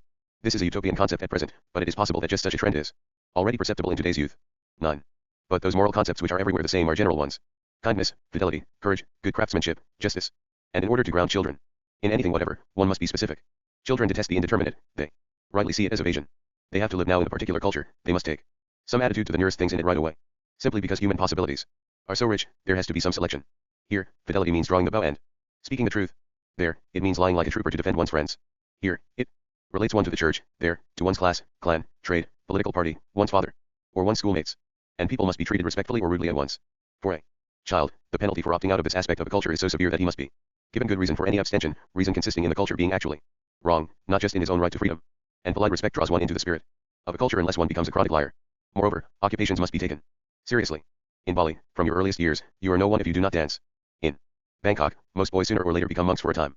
And in the West, you cannot become a real mathematician, violinist, or ballet dancer if you do not start as a child. An adult who says to a child, you need not commit yourself to this, you may decide to leave it later, conveys to him only one message, which is, I do not take this seriously and nor need you. And this will of course include the general norm along with the particular form that expresses it. If, hoping to make things clearer, he says, but you had better stick with it for the moment, he merely adds what looks like a recommendation to procrastination and dishonesty. The child then has to try and work out why the adult is placing him in this complicated and confusing position. He collects norms of timidity, shiftiness, and dilettantism, not no norms at all. And these norms limit his freedom later as much as any others. These difficulties come of not noticing that there is a proper age for each phase of development, and that things have to be learned in their proper order. That children are docile before they are enterprising results from their innate programming. It is not a quirk induced in them by a particular culture, but a condition of culture. Docility is normal in the young of intelligent species, as much as the gradual development of independence as they grow up. Being fair to children cannot be achieved by pretending that they are all born at the age of 18. They cannot go beyond an order until they have grown up within it. Nietzsche and Sartre, after all, did not issue their invitation to children. People just growing into adults often become suddenly independent and rebellious. But then so do animals of many species at the same stage. It is rather common for creatures of many species to leave home at this point. Many primates on becoming adults leave their own band, wander, and join another one, though nobody is driving them out. The tendency is an innate one, and has obvious advantages in preventing inbreeding. Man can very well take advantage of it to help bring about necessary changes. But it is idle to expect that this phase can be made to start earlier, or to last forever. Peter Pans of 18 make no better biological sense than Peter Pans of 6. The normal pattern is to move on to something you like better and settle down there. Of course variations are possible, but that is what the basic human programming allows for. Culture as language. Ruth Benedict has expressed the point about the value of culture very well. She quotes the remark of a chief of the Californian Digger Indians. One day, without transition, Ramon broke in upon his descriptions of grinding mesquite and preparing acorn soup. In the beginning, he said, God gave to every people a cup of clay, and from this cup they drank their life. They all dipped in the water, he continued, but their cups were different. Our cup is broken now. It has passed away. Our cup is broken. Those things that have given significance to the life of his people. The domestic rituals of eating, the obligations of the economic system, the succession of ceremonials in the villages, possession in the bear dance, their standards of right and wrong, these were gone, and with them the shape and meaning of life. The old man was still vigorous and a leader in relationships with the whites. He did not mean that there was any question of the extinction of his people. But he had in mind the loss of something that had value equal to that of life itself, the whole fabric of his people's standards and beliefs. How, we wonder, can that really have a value equal to that of life itself? Are there no other standards? Cannot people, as Sartre proposed, just invent some? Ruth Benedict replies. It is in cultural life as it is in speech, selection is the prime necessity. The numbers of sounds that can be produced by our vocal cords and our oral and nasal cavities are practically unlimited. But each language must make its selection and abide by it on pain of not being intelligible at all. In culture too we must imagine a great arc on which are ranged the possible interests provided either by the human age cycle or by the environment or by man's various activities. A culture that capitalized even a considerable proportion of these would be as unintelligible as a language that used all the clicks, all the glottal stops, all the labials, dentals, sibilants, and gutturals. Every human society everywhere has made such selection in its cultural institutions. 10. It is amazing how much easier this point is to take in about other people's cultures than about our own. Nearly all of us, I think, on reading Ramon's remark, will feel that he is right. He is not exaggerating his loss. Most of us, in fact, will go on to feel personally guilty, as though our own feet had trampled this irreplaceable thing, even though the damage may have been done long before we were born. As a mark of the seriousness of the offense, this has a point. But when we think of our own culture, we tend to take a quite different view. This one, people say, would be no loss. This one is a dud, a culture that is nothing but a hindrance, that makes proper thinking impossible. The grass on the other side of the hedge is always greener, other people's rights and ceremonies, boring and obvious to them, are exotic to us. If our culture were so null, where would we get the lights to criticize it? The criticism, of course, is part of the culture. From Socrates and Christ through Rousseau and Marx onward, half the business of Western culture has been self-criticism. In fact it is, as those names make obvious, not a single culture at all, but a debating ground, not a monolith but a fertile confused jungle of sources, Greek and Roman and Jew, Celt and Viking, Arab and Slav, Indian and American. Within that jungle we have to choose, and hard work it is, which is why we sometimes feel like writing the whole thing off. Nor, of course, are other cultures wholly monolithic and self-complacent. There is some argument, some difference of opinion within even the simplest of them. Once you know something about them, you always find disputes going on, tension, matters of doubt and dissatisfaction, which is why they can all receive some suggestions from the outside. Thus, when Margaret Mead first observed the Manus, their society seemed stable, even stagnant, and the people safe in supposing that they should always maximize the delights of trading, quarreling, and being in the right, and should fear the vengeance of their ancestors for failure in these activities. That was the communal choice. But when Manus' life was disturbed by World War II, and change began to seem possible, it turned out that many people had not been satisfied. And, as some of Margaret Mead's informants explained to her, they learned from the American soldiers that people mattered more than property. 11. Disputes, however, can go on only among people who share some presuppositions. That is another way of stating the need for a culture. Our logical and our biological needs for it are two sides of the same coin. We are deeply disposed for it, biologically, because we are communicative animals. And communication without a strong background of shared presuppositions is not just difficult but inconceivable. The comparison of culture to a language is rather fashionable. I want to point out all the same how completely just and necessary it is. Language is just one case of a set of activities which has meaning. And enriching the meaning is the point of culture. Actions are not just physical jerks, they signify, they count as something. But they cannot do so except against a background of expectation, of regular, definite alternatives. An unknown man runs up to you holding out his hand. Does he want to pull you over and rob you, take something from you, if so what, grasp your hand in friendship, or exchange with you the agreed sign of some secret society. We all know what gulfs of misinterpretation can open here, even on such apparently trivial matters, far more if something more complex than a single gesture is involved. Even when we know roughly what sort of gesture this is meant to be, say, a friendly greeting, we are badly hampered. If we know nothing of the culture concerned, is it the common, regular approach to a stranger? Is it an extraordinary, personal decision? Is it something reserved for special occasions of intimacy or alliance? Does he expect us to answer with some sign that we accept it? And what would that commit us to? Wanting to know these things is not a mark of some especially timid or conventional disposition we may want to be committed, but unless we know the possible alternatives we simply cannot commit ourselves properly. We shall respond only to a tiny part of what he is doing. Does marriage here involve affection without respect, respect without affection, business, partnership, ritual quarreling, ritual adultery, and slash or some sort of role-playing quite new to us? Without some idea about this, how are we to treat married couples properly? The difficulties of cross-cultural marriage are well known. You cannot even be rude or unconventional unless you know what you are doing, and that means knowing what things count as. Even in art, in spite of Sartre's suggestion, spontaneity makes sense only against the background of what is expected. Art always requires a tradition. To innovate there is to do the same expected thing in a very different way, but there has to be something for it to be different from. Creativity in art is not playing God the Father and producing a new world. It is saying something new about the world there already is. And that can be done only by means of an existing language. When the post-impressionist artists, early in this century, took to collecting Benin bronzes and other African works, they thought of them as a quite new beginning, as something coming from outside civilization. But of course these objects are part of a complex and elaborate culture. They could not conceivably have been made by someone who suddenly decided, on his own, to create something new. Similarly, jazz was not just a sudden spontaneous upboiling of the human spirit, it had African roots. And Stravinsky startled people, but he is entirely continuous with the European musical tradition. This, then, is the situation of man. Lawrence, in On Aggression, describes it as follows. To appreciate how indispensable cultural rights and social norms really are, one must keep in mind that, as Arnold Gellin has put it, contemporary man is by nature a being of culture. Contemporary man here does not of course just mean 20th century man, but man in his present evolutionary form. In other words, man's whole system of innate activities and reactions is phylogenetically so constructed, so calculated by evolution, as to need to be complemented by cultural tradition. For instance, all the tremendous neurosensory apparatus of human speech is phylogenetically evolved, but so constructed that its function presupposes the existence of a culturally developed language which the infant has to learn. Were it possible to rear a human being of normal genetical constitution under circumstances depriving it of all cultural tradition, which is impossible not only for ethical but also for biological reasons, the subject of the cruel experiment would be very far from representing a reconstruction of a pre-human ancestor, as yet devoid of culture. It would be a poor cripple. Pages 264 to 265. The example of speech should by now be clear. But speech is only one of many general potentialities that need to be provided with a specific path. What language we talk depends on our society. It is a matter of luck. It comes from outside. But that we talk does not. No baby can be stopped from doing that without physical mutilation. And to speak no language before a baby would not be to give him the freedom of all. It would exclude him from any. But every language carries a way of life with it. Special confusions dog people who are brought up bilingual. In the same way, what customs we learn depends on chance, but that we learn some customs does not. There is variation in manners, in clothes and ornaments, in what is praised and blamed, in sexual customs and moral standards generally, in homes and property, in songs, dances, jokes, and stories, in how we mourn our dead, in the way our entry into adult life is marked, in forms of marriage, trading, quarreling, work, and friendship. But that all these things are present, and present in some definite accepted form, is something that does not vary. Because people always ensure it. Forms and ceremonies are not idle. Stereotypes, as they are ungratefully called, are utterly necessary. And they are not, as people often unthinkingly suppose, merely means to an end, devices that any intelligent being would naturally hit on for reaching a few simple, physical ends like food and shelter. In the first place, half of them are not means at all, they are ends in themselves. The joys of friendship and affection, and also of hatred and revenge, jokes, dancing, stories, and the whole business of the arts, games, and other play, disinterested curiosity, and the enjoyment of risk are natural tastes, things that make life worth living, not things that could possibly have been invented as means to staying alive. In the second, many things that would greatly help survival are not done, because people do not naturally take to them, for instance, getting rid of war. In the third, even things which do directly serve survival, which might in principle be invented by pure intellects operating freely with only that in view, such as language, justice, and everything to do with forming fixed rules, were not freely invented for that purpose by us, in the sense that we had a set of alternative devices available and decided on balance that these were the most efficient candidates. We have no alternatives. We go for them because of natural dispositions we could not get rid of if we wanted to. The business of fixed rules itself is perhaps the most instructive example, as well as the one that people at present may be most inclined to try and change. I think there can be no doubt that rule formation is a universal human characteristic. The good reasons for this I have been discussing in this chapter, but of course there are bad ones too. Nothing more easily gets out of hand. One of the most striking things we notice when we first become acquainted with primitive cultures is the number of rules they contain on matters that would not seem to us to need regulating, rules which do nothing for survival and can endanger it. An obvious example is ritual mutilations, such as violent female circumcision and the numerous woundings and tattooings of the face and other prominent parts. These are usually not just ornament, but marks of age and status. Their meaning is governed by set rules, and these are only part of a mass of other rules, which are the soil from which, after some hard thinking about priorities, real moral standards arise. In that way rule formation is good. But even where it is not good but bad, where it degenerates into obsessiveness, it is still a natural tendency. This is why it will not do to reduce justice, which is a set of rules on how to treat people, to expediency, as if the rule business could be dispensed with. Our nature sets limits to utilitarianism.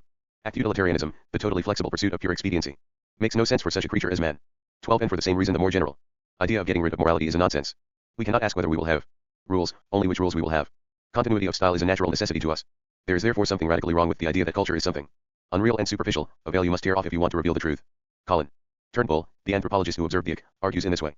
The Ik are a desperately unfortunate tribe whose traditional hunting and gathering grounds have been taken from them by the redrawing of political frontiers. They have for some time been actually starving, and are entirely without hope. In consequence, their traditional culture has broken down completely, and they often behave most brutally to each other, and especially to their children. Turnbull comments, the Ik teach us that our much vaunted human values are not inherent at all but are associated only with a particular form of survival called society, and that all, even society itself, are luxuries that can be dispensed with. 13. They do nothing of the kind. What they teach us, if we need to learn it, is that any society of living things can be destroyed if it is hit hard and persistently enough. In the process of destruction, its more complex and advanced capacities will probably tend to go to pieces before its simplest and most primitive ones. That will not show that they were not inherent. Nobody doubts that a bee's complex instinctive capacities are inherent. But if bees are systematically deprived and harassed to death, they will stop their more complex operations before they stop crawling around and trying to feed and occasionally sting. Certainly human values are associated with society. But society is not just a particular form of survival, if that obscure phrase stands for a particular means to surviving, any more than a hive is just a particular form of survival for a bee. Social animals cannot live the life they are fitted for at all without their own form of society. The demand for it is as deeply inherent as the demand for one's own future safety. This is evident when we see what extraordinarily rash things people will often do for social reasons, in 100 situations from gambling to auto racing, quite apart from actual deliberate self-sacrifice. Colin Turnbull found little or no altruism among the Ik, which is not surprising when you consider that they have already been in their present desperate situation for quite long enough to ensure a steady selection of those interested solely in surviving. They are a dying society. But what does it mean to suggest that everything else in their lives was a luxury? Is the idea that only extreme situations are real and serious? If so, most of life is unreal. What sort of unreality is this? Nietzsche's mind degenerated and eventually went to pieces under the stress of disease. Does it follow that he was never really a gifted writer at all, but only a potential victim of locomotor ataxia? Or just that he was never really a 19th century romantic philosopher, since that depended on his culture, but only a potential writer in general? Michael Frayn has remarked on the odd effect this way of thinking has had on fiction. You might think sometimes, looking at novels and plays, that the paradigm of literature was the Consumers Association test report. Like electric toasters, the characters of fiction are tested by stress and crisis until they break down. And the convention is that what emerges at this point is their real nature. It's true that in life people sometimes do surprise us at such moments by revealing flaws and virtues we had not known about before. Because of our fascination with the hidden and its revelation, we are easily persuaded that what emerges is of general rather than particular significance. At last, we feel with a kind of satisfaction the truth is emerging. On the surface he has always appeared to be calm and cheerful. But now, after he has spent 3 days without food, under heavy bombardment, lost his home, and got both shoes full of water, it turns out that really underneath he is a rather irritable man who lacks the capacity to get pleasure out of life. 14. This twist of thought is, I think, a reductive one, an attempt to find one central strain of motivation that will account for everything we do. That is a misplaced and futile sort of economy. If culture in general is in this sense natural, is there still any proper sense in which particular institutions within it can be called natural or unnatural? People often do call them so. About the institution of marriage, Dr. Johnson said, Sir, it is so far from being natural for a man and woman to live in a state of marriage, that we find all the motives which they have for remaining in that connection, and the restraints which civilized society imposes to prevent separation, are hardly sufficient to keep them together. 15 Is marriage natural? What does this question mean? There is of course a quite crude and trivial way of settling it. If people simply define natural by opposing it to institutional, then no institution can be natural. Johnson avoids this use, and I suggest strongly that it ought to be avoided, since it obscures the fact that culture is natural to man in the sense of being quite as necessary to his appropriate way of life as the satisfaction of his particular impulses. Moreover, any act that people can succeed in performing must have its institutional side. Revolt has to find recognizable paths as well as conformity, and war is an institution.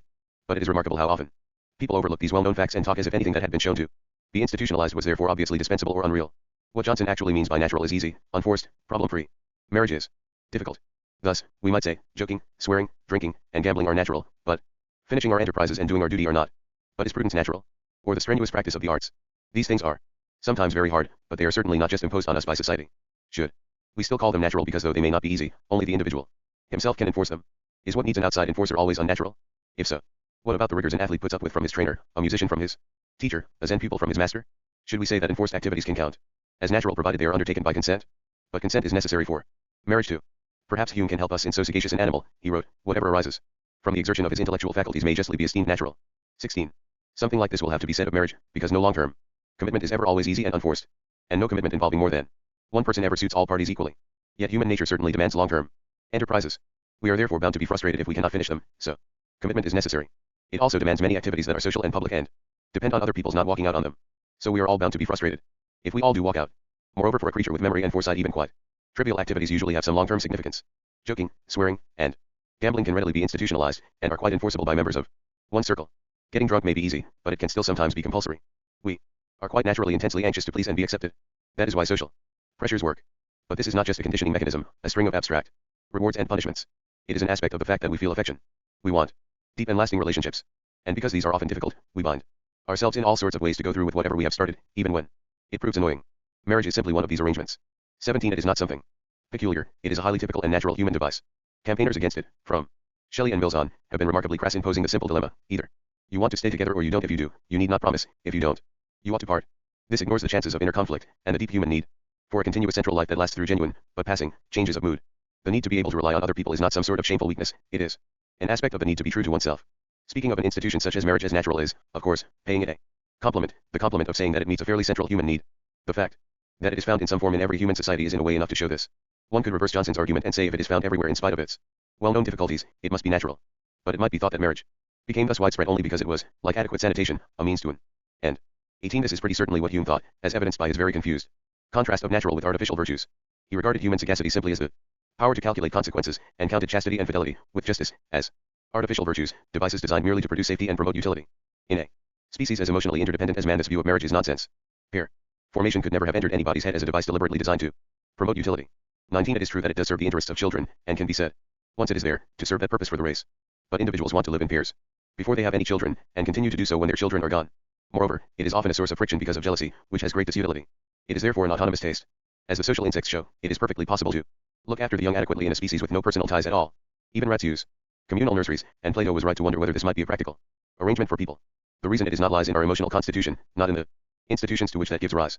The difficulty, in fact, is not that marriage does not serve a natural need, but that need can conflict with others. In these conflicts we have to determine priorities. And marriage, particularly in some forms, may be held to be not worth its price. This should not, I think, lead us to call it unnatural, though we might well call some forms of it so. When worrying about priorities, we often do speak of one thing as more natural than another, meaning that it serves more important needs and frustrates less important ones. Far down this scale come things we call downright unnatural, because the bargain they represent is so bad. Thus the life of the African girls confined in the fatting house was an unnatural one in a clear sense, and so was the practice of binding the Chinese girls' feet. This is still proper language even though the sexual demands for which these institutions catered were real and even fairly normal. If we call particular institutions natural or unnatural, then we are not being illogical. We mean that they give us a notably good or bad bargain in the satisfaction of our central needs. And as this goodness or badness has degrees, the naturalness of an institution does too. What we very often mean is that the institution is more or less natural, that is, satisfying, than likely alternatives. In any case, the fact that a habit is institutionalized does not mean at all that it has no genuine attraction, or is unimportant to individuals. To parody Hume, in so institutional an animal, whatever arises from the exertion of his culture-forming faculties may justly be esteemed natural. Conformity and pseudo-speciation. That our culture should be so deeply important to us is no accident. It has to be in order to do the evolutionary job that it does do for us, that is, make our species so versatile that it can, in a sense, speed up evolution. This versatility is of course another well-known mark of man. Given favorable conditions we can build cumulatively on the achievements of our fathers, because we learn skills, take them for granted, and do not forget them. We can in principle thus advance immensely faster than species that depend for their adaptation on genetic changes. Given unfavorable ones, we can, again in principle, unlearn much of what we know, and after a period of confusion start on a new tack, with much less trouble than most other species. A few other natural non-specialists like rats and sparrows compete with us, but much less ambitiously. This makes the human race at any time resemble in many ways a group of species rather than a single one. As Lawrence says in On Aggression, culturally developed social norms and rights are characteristics of smaller and larger human groups much in the same manner as inherited properties evolved in phylogeny are characteristics of subspecies, species, genera, and greater taxonomic units. Their history can be reconstructed by much the same methods of comparative study. Their divergence in historical development erects barriers between cultural units in a similar way as divergent evolution does between species. Erik Erikson has therefore aptly called this process pseudo-speciation. P80. As he points out, it can work only if whatever the culture dictates for the moment is taken for granted most of the time as unthinkingly as non-cultural activities would be. Among animals, constant hesitation and argument would make adaptations ineffective. Accordingly, people everywhere are inclined, until they meet different customs, to assume that their own are universal, and when they do meet them, to suppose that they are not dealing with members of their own species at all, but with some sort of inferior imitation which it is probably all right to massacre. Pseudo-speciation interferes with the sentiment of humanity and can lead to intolerance and violence. And this, of course, is a contributory reason, besides the cult of freedom, for deploring culture altogether and trying to escape it. Could we have a universal culture? There are already a number of universal languages, and who speaks them, as the sad little joke has it? Nobody. Ruth Benedict's notion of the immense curve of human capacities is probably right. There are simply far too many possibilities to be included in a single way of life. The pre-human roots of culture in habit and symbolism. How far does culture separate us from the condition of other species? Again, I am going to look for the rudiments and take for granted the enormous difference of degree in the use made of them. We all know that other creatures do not produce symphonies or sciences, television, or nuclear weapons. Still, culture, like language, is not a miracle. It is not an alien force that descends on helpless humanity from outside. We make it. What ancient strengths make this possible? One source, which I have mentioned already, is the immense dependence of virtually all animals on habit. The other, less widespread but extending to all social animals, is the power to use and interpret symbols. And this is the one which man has developed. Most surprisingly, habit. It is very common to find animals innately programmed to receive, early in their lives, impressions from the outside world which determine their subsequent conduct. The best known example perhaps is imprinting, the process by which newly hatched chicks attach themselves to their mother. If any other creature, such as a human being, comes before them at this point, they will attach themselves to it instead, will follow it, and take refuge with it exactly as if it were the mother, and may not be able to mate with members of their own species, because they prefer the foster one. With birds this process is swift, brief, and irreversible. With mammals it is a good deal slower and perhaps less final, but it takes place in the long run no less surely. It may be that in human beings the nearest parallel to the chick's sudden snapshot effect or Titania syndrome is fixating on an item of clothing or some similar object as a sexual fetish. Now the word imprinting, though suitable enough in emphasizing suddenness, can be misleading because it forcibly suggests a passive blank paper model. The mother's image certainly does come from outside and is, so to speak, stamped on the chick. But this image alone cannot determine any behavior. The chick has to have first a whole set of innate dispositions to behave in various ways following, nestling, seeking out in times of danger and so forth in which a single blank is left for the figure that is going to elicit them. The general effect is to limit the chick's behavior while it is still young and vulnerable, to bypass the comforts and expensive process posited by blank paper. Theorists of random behavior gradually improve by reinforcement. That process would give such a high probability of the chicks ending up inside a predator that evolution forbids it. In imprinting, then, there is a strong, natural, internal tendency to receive from outside an impression of a certain kind, and to use it in a particular, predetermined way in one's life from then on. The details of the impression are not predetermined. They must come from outside. But the tendency to form such habits is a complex and positive power. This is a pattern of open instinct or open programming, and it is a common one. 20. Another interesting example is the choice of food. In many species it happens that the young receive their first solid food, as well as their milk, from the mother, either by her gift or by grabbing a little of whatever she is eating. They are then unwilling in later life to eat anything they did not first eat in this way, even when it is otherwise a perfectly suitable food for their species. This, again, is an innate open program with a blank in it. It serves the evolutionary purpose of protecting inquisitive young from poisoning, while leaving a fairly wide range of foods open in principle to the species. There is some difficulty about combining these two advantages. It may be relevant to the human case, but we will leave it for the moment.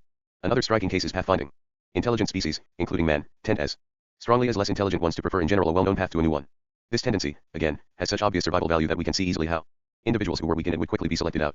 The point is not just that the familiar path itself is a safe one, free from unexpected pitfalls, slippery patches, or impassable obstacles. It is that familiarity frees the user's attention to look out for other dangers and other advantages. It is true that familiarity can breed contempt and so become itself a secondary danger. But this is only possible because it is in general such an efficient protection. Accordingly, creatures are often found sticking to the paths they know with a tenacity that may sometimes seem slavish and deplorable. Lawrence describes his water shrews constantly returning to their nest box by jumping first onto the top of it and then slipping in through the door with a half somersault, because that was how they had happened to do it when they rushed home after their original exploration. More remarkable still, he describes their confusion when a familiar stone was removed from their path. Though not blind, they simply jumped onto the non-existent stone, landed with a bump, went back, and did the same thing again, and only after that started to explore the changed terrain. Water shrews are insectivores, which are rather primitive as mammals go, and Lawrence remarks that a rat or mouse would be adaptable enough to avoid jumping onto a non-existent stone. The preponderance of motor habit over present perception is a most remarkable peculiarity of the water shrew. One might say that the animal actually disbelieves its senses if they report a change of environment which necessitates a sudden alteration in its motor habits. 21. All the same, even the most advanced animals, including Homo sapiens, act this way sometimes, if their attention is distracted. And the general point I want to make is simply that, without habit, without this power of absorbing a background and taking it for granted, man could never have built up customs with the firmness that is necessary if they are to form a complex culture. Lawrence cites in On Aggression another significant case, that of a tame goose, which had become accustomed to make a particular deeper every evening on her way to bed. One evening, being late and hurried, she neglected to do this until she had gone up 5 steps of the staircase. She then stopped suddenly with every appearance of alarm, went hastily down and retraced her usual course, and climbed up again. On the 5th step she stopped again, looked round, shook herself and greeted behavior mechanisms regularly seen in greylags when anxious tension has given place to relief. The habit had become a custom which the goose could not break without being stricken by fear. B. 70. It is customary at present in the West to deplore unreservedly this kind of conduct in people, discounting entirely the way that a Japanese or an Indian would probably look at it. Nevertheless, at the risk of throwing his readers into the same state as the goose, Lawrence makes a deeper observation, in the same spirit as that which I quoted earlier from Ruth Benedict. We would be neglecting an essential side of the matter if we only stress the inhibiting function of the culturally evolved ritual. Though governed and sanctified by the super-individual, tradition-bound, and cultural superego, the ritual has retained unaltered the nature of a habit which is precious to us. The austere iconoclast regards the pomp of the ritual as an unessential superficiality which even diverts the mind from a deeper absorption in the spirit of the thing symbolized. I believe that he is entirely wrong. We love the traditionally transmitted. It is this feeling of affection that reveals to us the value of our cultural heritage. Pages 74 to 75. C.S. Lewis makes the same point very shrewdly about prayer. His senior devil, Screwtape, is advising a junior tempter on how to make human prayer futile. This is best done by encouraging him to remember, or think he remembers, the parrot-like nature of his prayers in childhood. In reaction against that, he may be persuaded to aim at something entirely spontaneous, inward, informal and unregularized. 1. Of their poets, Coleridge, has recorded that he did not pray with moving lips and bended knees but merely composed his soul to love and indulged a sense of supplication. That is exactly the sort of prayer we want. At the very least, they can be persuaded that the bodily position makes no difference to their prayers, for they constantly forget, what you and I must always remember, that they are animals, and that whatever their bodies do affects their souls. 22. In all species, of course, the cautious and conventional power of habit sometimes conflicts with more positive motives, and in the more intelligent, less specialized ones, it has to contend particularly with curiosity, with the wish to explore and use unfamiliar things. But only in an extremely secure situation like the one we in the civilized West have for some time enjoyed could the romantic suggestion that it ought never to win have seemed plausible. Habit is necessary, and it does not just restrict. As Lawrence points out, it has also a positive value, which will become clearer if we now move on to consider symbols. Long familiarity and intense experience of the patterns in our lives are necessary if we are to draw out their full meaning. The use of symbols. The power to read expressive movements and gestures is not acquired by conditioning, it is innate. Midgley makes this point in Love and Hate. Rhesus monkeys isolated from birth prefer pictures of their own species which are projected on the walls of their cage to other pictures. They emit contact sounds. Invite them to play, and when the projection is switched off they quickly learn how to project these pictures for themselves by pressing a lever. At the age of 2 months, these socially inexperienced rhesus monkeys also recognize the expressions of their conspecifics. The picture of a threatening monkey then makes them shrink back and emit sounds of fear, and the rate of approach falls off sharply when they see this picture. P20. The same sort of thing is clear in the response of a human baby, when only a few weeks old, to a smile, or even to the picture of a smile, and to other facial expressions and tones of voice, including unfamiliar ones.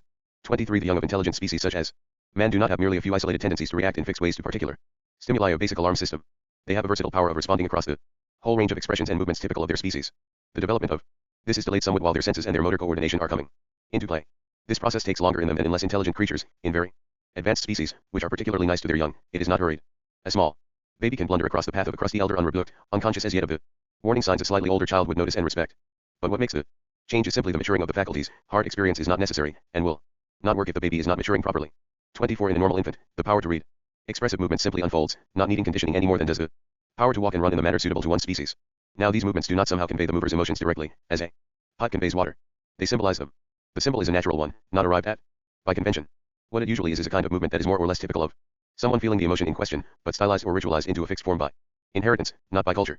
Examples are smiling, frowning, laughing, and crying, growling, stamping, purring, snorting and spitting. These expressions and expressive noises are more or less standardized. In Love and Hate, Midgley writes, in the process of their differentiation into signals, behavior patterns undergo a number of typical modifications. They are generally simplified, but at the same time exaggerated in the manner of mime in their execution. Often the movement is rhythmically repeated, as with the drumming of the woodpecker. Expressive movements furthermore frequently take place at a typical degree of intensity, which makes them unmistakable as signals. P50.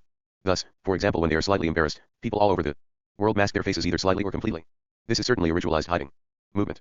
I have even observed a small boy who had been born blind hiding his face with his hands in embarrassment. P49.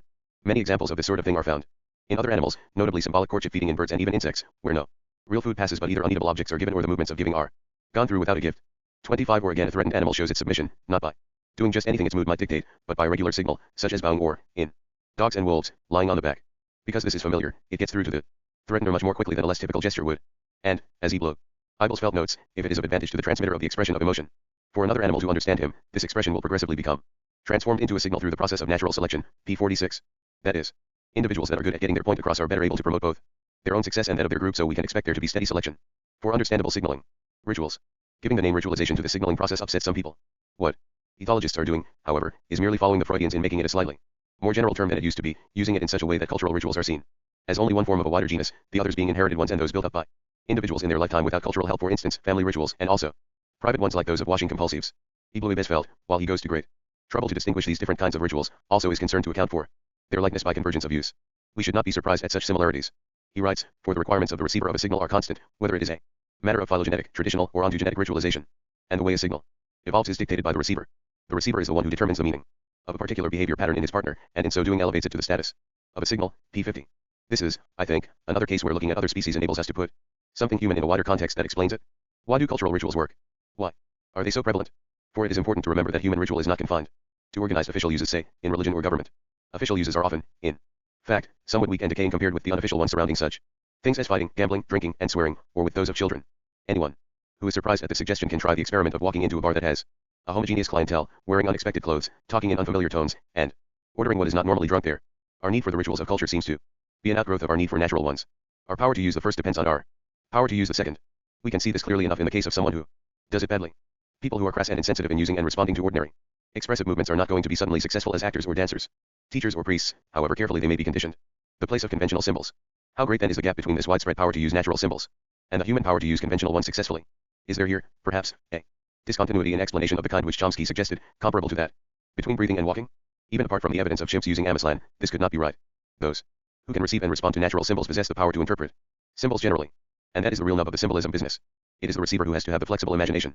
He must be able to receive and identify symbols for feelings that he does not at present feel, has never felt yet, and may never feel. But everyone starts as a receiver, since this is the situation of every baby in a social species. And a receiver must not stop at a mere standard passive reaction, such as taking cover. He must become aware of the nature of the feeling being expressed. This is the only way in which he can become educated in the range of response necessary for his species. Moreover, he must not stop at identifying a few standard kinds of emotion, anger, affection, fear.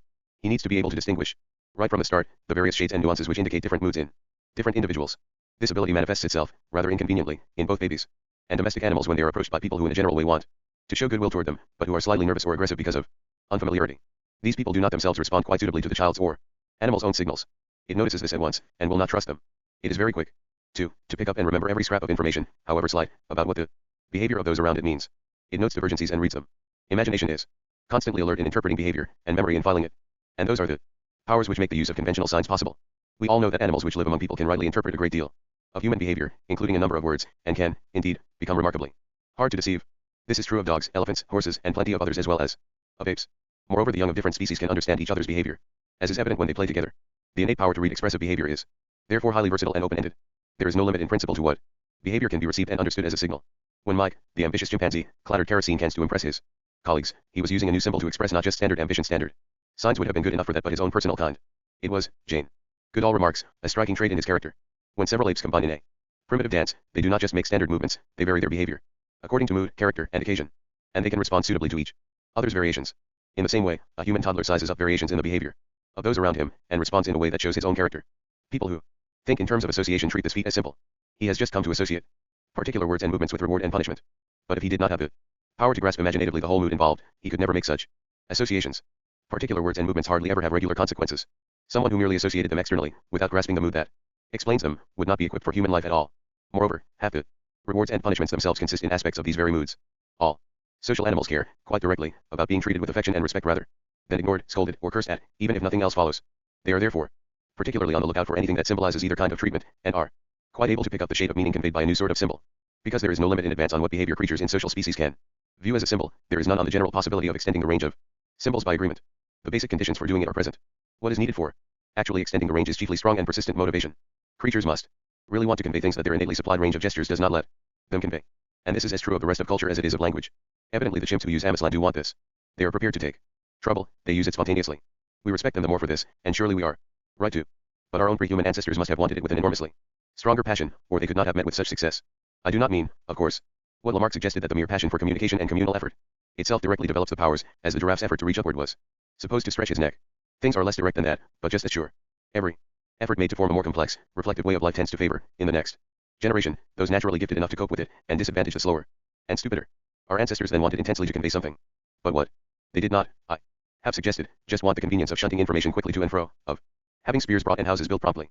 That would only have produced a language like the simplified model Wittgenstein describes in Philosophical Investigations 2, where two men are building together and one simply calls to the other the names of the things he wants: block, pillar, beam, slab, and the like.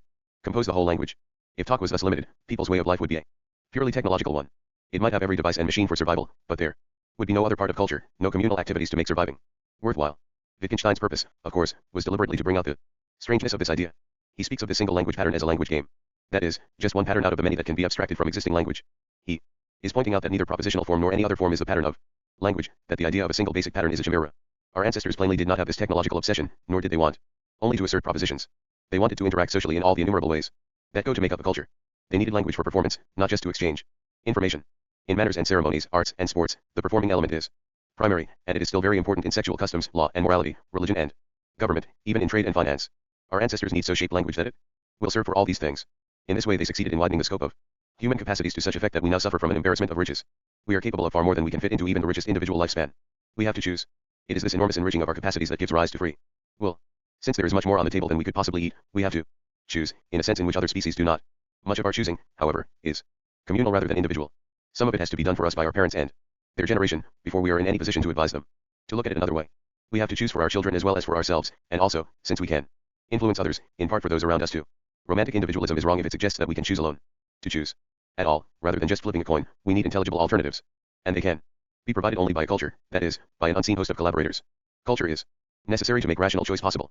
It is the condition of freedom. Note: Conrad Lawrence's epistemological study, Behind the Mirror, London, 1976, contains some very interesting discussions of the topics considered in this chapter, and of the physiological mechanisms involved in them. I did not see this book till my own was published, but I now think it one of the most important pointers for further investigation of my whole subject. 1. In the third section of chapter 1. 2. It is interesting how easily the word free does become a simple negative, as soon as we weaken the notion of badness in what we are free from. Thus the medical phrase, a salt-free diet, sounds odd to those who are used to thinking of salt as quite a good thing. We must know what is wrong with salt before these words make sense. But complete negation does not sound so attractive a goal as perfect freedom. A high road away from some impossible supposed state of sterile independence to the real vigorous activity of a shared world. Exactly the same is true of the need for continuity. The Imagined state of isolation and ceaseless change would be possible only to some kind of solitary pure intellect, uncommitted to action in the world it watched the machine, say, geared to respond on fresh principles to each change in the objects passing before it. But even as we try to imagine this, we see that the idea is nonsense. The machine itself would have to persist, and so would the procedures programmed into it. This idea is a much wilder abstraction than that of an animal without sex. After all, there are some of those. 3. For example, thus spake Zarathustra, pt. 3, of Old and New Tables, one of many places where he explicitly recommends our taking God's place. The tone of exultant blasphemy echoes sadly now. If we know the house is empty, why ring the bell and run away? 4. Sartre, Existentialism and Humanism, p. 54. 5. See an extremely interesting article by Peter Geach on the difficulties of applying this notion effectively even to God, Omnipotence, Philosophy, 48, 1973. Applying it to man is really asking for trouble. 6. Rousseau, who is certainly the source of the anti-habit drive, showed his usual profound ignorance of children when he advised, the only habit your child should be allowed to contract is that of having no habits, adding that, if new things were constantly presented, the child would acquire no fear of the unknown. Emile, T.R. Barbara. Foxley, Every Man ed. p. 30. Human babies, like the young of other species, are innately programmed to form habits, and are quite unable to make any progress without doing so. Fear of strangers, and of the unknown generally, is also innate, and appears at a certain stage in each species' development, whatever the previous conditioning. 7. We are born between the urine and the feces. 8. The immortal part, a Shropshire lad, Slyin. 9. Love and Hate, p. 27. 10. Patterns of Culture, pages 21 to 22, 24, my italics. 11. New Lives for Old, New York, 1956, pages 177 to 178. For her earlier observations. See Growing Up in New Guinea, New York, 1930. 12. A point made admirably clear by Bernard Williams in Utilitarianism, For and Against, and in the chapter on utilitarianism in his little book Morality, New York, 1972. 13. The Mountain People, London, 1973, p. 294. 14. Constructions, London, 1974, Sector 26. 15. Boswell, Life of Johnson, Every Man ed. 1, 241. 16. Inquire concerning the principles of morals, Sector 258. 17. No doubt the first with which we become entangled is the playing of children's games. To walk out in the middle makes trouble. To have consented to start means, normally, going through with the game. Other activities take off from there, and institutionalizing only completes the process. See my article, The Game Game. 18. Toilet training is a good example of that rather rare thing, an activity that human beings really do have to learn simply as a means to an end, without an innate tendency to build on. This is not because we are in general without instincts, but because we are primates. Not being den dwellers, primates lack this particular innate tendency, which the young of the carnivores, like nestling birds, show very early. This is why a puppy or a kitten can be house-trained in a fraction of the time needed to toilet train a baby, and why apes and monkeys, in spite of their intelligence, can hardly be house-trained at all. If everything we learned were merely a means to an end like this, we would not get far. For ape insouciance, see Schaller, The Year of the Gorilla, p. 179. 19. People who think that our species has no natural pair-forming tendency should look in detail at how life goes on in species that actually do not have it, such as chimps. No social consequences at all follow mating, all males present mate any female in season, unless she rejects one or two, and everybody walks off afterward to live just as they did before. People are not like this anywhere, any more than wolves or geese. 20. See the first section of chapter 3. 21. King Solomon's Ring, p. 110. 22. Screwtape Letters, London, 1942, pages 24 to 25. 23. Seymour's, The Naked Ape, pages 122 to 123, A. Louis Besfeld, Love and Hate, p. 11. 24. C. For instance, Jane Goodall's interesting account of regression and the loss of this perceptiveness in an ailing young chimpanzee, in The Shadow of Man, pages 226. 227. 25. This succeeds as courtship, of course, not because it deceives, but because its point, in its present form, is expressing the mood to which it is now connected. A gesture that has quite lost its original point and taken on another, such as the offer of food where no food is present, is said to be emancipated from its original purpose. C. E. Louis Besfeld, Love and Hate, p. 44. Surtees, Handley Cross. Part B. The Common Heritage. Look out of the window, James, and see what on a night it is. James staggered up, and, after a momentary grope about the room, exclaimed, hellish dark, and smells of cheese. Smells of cheese, repeated Mr. Horrocks, looking round in astonishment. Smells of cheese. What, man, you've got your knob in the cupboard, this be the window. 13. The unity of life. Our emotional constitution. In the last 3 chapters I have been trying to show how the traditional distinguishing marks of man's speech, rationality, culture are not something opposed to our nature, but continuous with and growing out of it. Our need for some form of them is natural, not an accidental, external need like the need for a car, which might as well or better be served by a horse or a helicopter. But this means that facts about our other needs, about our whole system of needs, have to come in to determine what sort of culture, what rational way of life, can suit us. Our full emotional nature determines our aims, as well as the formal, structural characteristics discussed so far. There are those who think that we cannot compare even our emotional nature with that of other species, and in this chapter I shall examine the validity of this position. The main business of this book is to deal with the initial problem of whether and how we can compare, not with the details of comparison. For this reason I shall be fairly brief and dogmatic here on substantial points about our actual needs. 1. The book will have done its job if it convinces its readers that there are such particular needs for our species as for every other, and that they form a system that can guide us. People disagreeing about what they are can start a separate argument later. The specific expressions of our needs vary widely. So does the balance chosen among them. We have great freedom here, but the main structure and the main problems it sets are constant.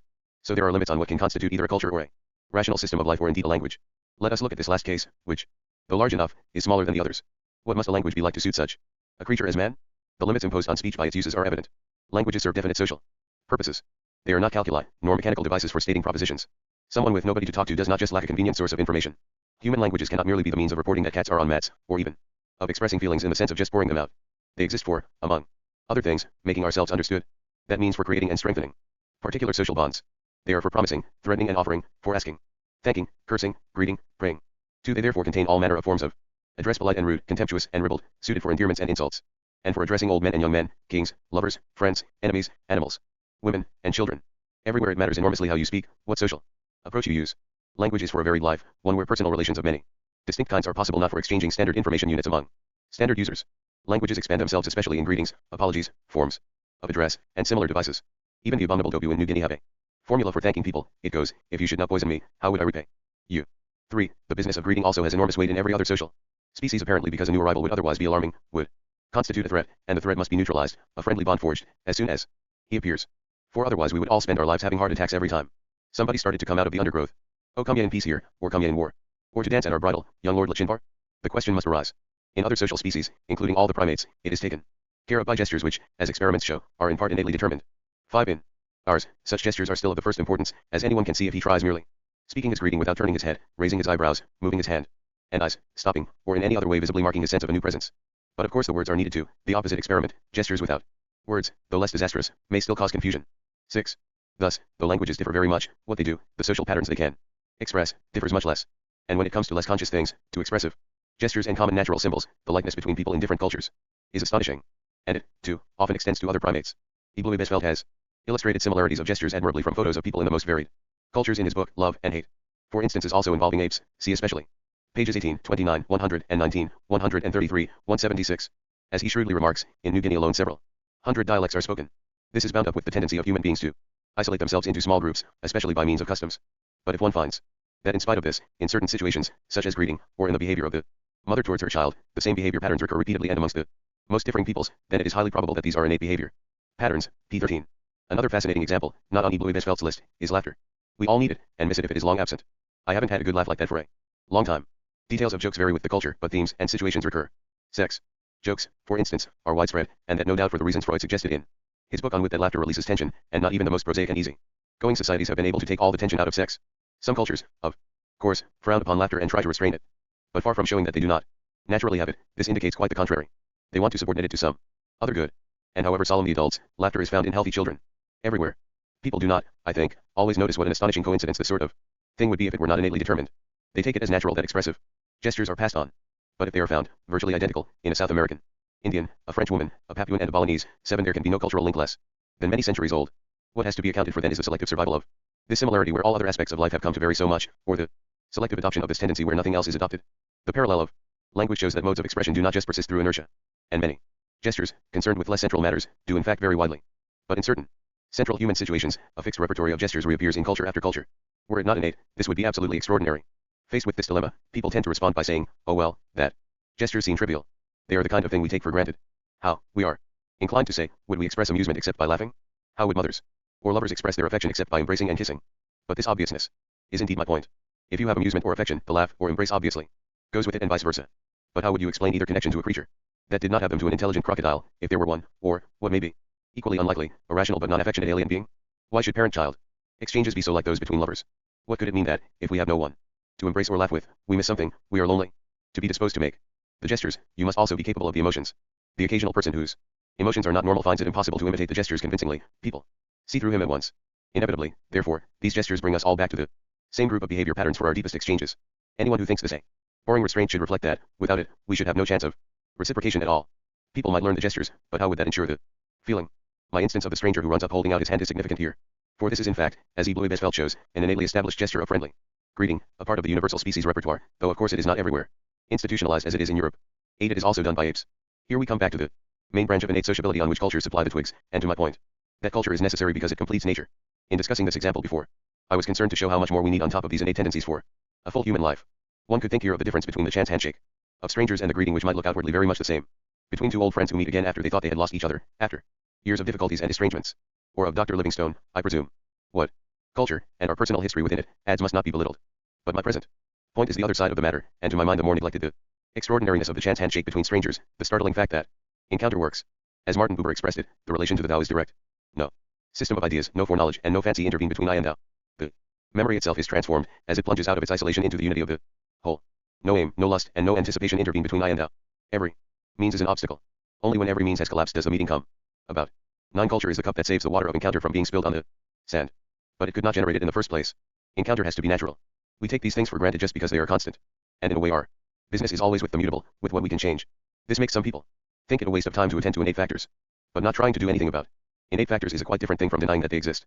And in fact, if we want to change anything, we obviously must attend to innate factors, since they include the possible mechanism for change. To effect any change, we have to understand the permanent. An obvious instance is a set of currently popular suggestions that marriage, or the family in the abstract, is a dispensable institution, a mere passing whim of certain cultures, or that there is really no maternal instinct, just cultural conditioning by the women's magazines, or that we should behave in exactly the same manner to women and men, or, of course, that it is only bad education which makes us aggressive. All this, I think, is just spitting against the wind. We can vary enormously the forms these things take and our own individual part in them. We can no more get rid of them than we can grow wings and tusks. Nor is there any good reason why we should want to. Families and freedom. In an earlier chapter, I discussed generally the sense in which we can say that marriage is natural. Here I want to look briefly at the currently fashionable idea that it is unnatural because it forces on each individual a role determined merely by gender, instead of leaving each person free to play a role entirely of his own creation. I have suggested throughout this book that it is no misfortune to have a specific nature. That freedom, in the sense in which we really value it, does not mean total indeterminacy, still less omnipotence. It means the chance to do what each of us has it in him to do, to be oneself, not another person. Though all human ranges overlap, we each have a distinctive range of talents, tastes, and emotional possibilities. The advantage of innate individuality, the positive enjoyment of one's own capacities, more than outweighs the drawbacks of not being infinitely pliable and belonging to one gender rather than another, is just one aspect of this. If we all came as standard models, life would be far poorer and thinner than it is. It is an essential feature of vigorous human life that we are constantly being confronted with people who react to the world so differently from ourselves that they stagger us. The whole range of human possibilities is so much wider than any one of us can encompass that people of the most diverse sorts are needed to cover it. The full human sound goes up only from the whole orchestra. Moreover, each of us has a nature that itself is very complex, and we are constantly being delighted and appalled by discovering more of its elements. Cultures help us to simplify this rich confusion somewhat by providing separate roles for people of obviously different kinds, active and contemplative, old and young, men and women. And this seems absolutely necessary. Naturally, I am not denying that the particular roles provided can be grossly unsuitable. Often they are. And, because men are stronger than women, serious injustice sometimes results. Injustice, however, is also found between parents and children, rich and poor, healthy and sick. But distinctions of role in these cases are still necessary. Injustice is no adequate reason for abolishing a role, though it is a good reason for altering it. How should we deal with the drastic, sweeping, and usually negative suggestions of those who want to abolish marriage and the family, and who think that women should altogether be treated in the same way as men? This is a good case of something which people tend to call unnatural, and which is defended by declaring that concept vacuous. It is not vacuous, but we are dealing with the double sense of natural I noted in Chapter 3. Things that are natural in the minimal sense widely practiced, emotionally seductive, hard to eradicate, do not have to be so in the strong sense in which we are called upon to approve them. We may admit them as real tendencies, but ones which must be kept down, because if they spread widely they will distort the whole. Instances are cruelty and hypocrisy, and also the excesses that arise from many good qualities if they get out of hand: obsessiveness, sentimentality, fanaticism. Now it seems to me that those who want to abolish the distinctive female role, or the family, or the degree of male dominance that usually accompanies it, object to them in this way. They cannot plausibly treat these things as just local institutions, mere cultural aberrations like astrology or harakiri. They are far too widespread, and too important in people's lives. But they can regard them as springing from two well-known human weaknesses: first, the inability to stand alone emotionally, and second, the tendency to abuse power. First, the matter of independence. There evidently are many people of existentialist leanings around who think the ability to stand alone is an absolutely central part of human dignity. They value individuality so highly that they want to do away with any institution that tends to entangle us with each other, to make us say we rather than I. Thus they regard family life as self-indulgent and would like to get rid of it. The first thing to say about this position is that the genuine form of it must be distinguished from a confidence trick often played in its name, whereby people who are frightened of human contact, and cannot deal with it, denounce it as self-indulgent and congratulate themselves on their ability to live without it. That said, however, no doubt, some real neo-stoics remain. And their position is this: they are proposing an ascetic way of life, a renunciation of things commonly wished for and taken as part of the human bargain. This puts them in the same position as those who, in various cultures, have sternly built institutions to control quarreling, boasting, or cowardice, to maintain virginity, or to train shamans. There is nothing unnatural about such asceticism, nothing we need object to, provided that no lies are told about it. The cost must be admitted as a real cost, and nobody should be asked to join in without full and informed understanding of this fact. People preaching against domesticity have to be as honest as monastic institutions on this point. Not everybody shares their tastes, and there is no excuse for missionary intolerance in the matter. To describe people of different tastes from one's own as unreconstructed is the language of open tyranny. What could possibly justify it in people championing freedom? It seems often to be supported by an odd assumption that the masses do not know their own minds, and are helpless victims of cultural conditioning, whereas the reconstructors are fully autonomous.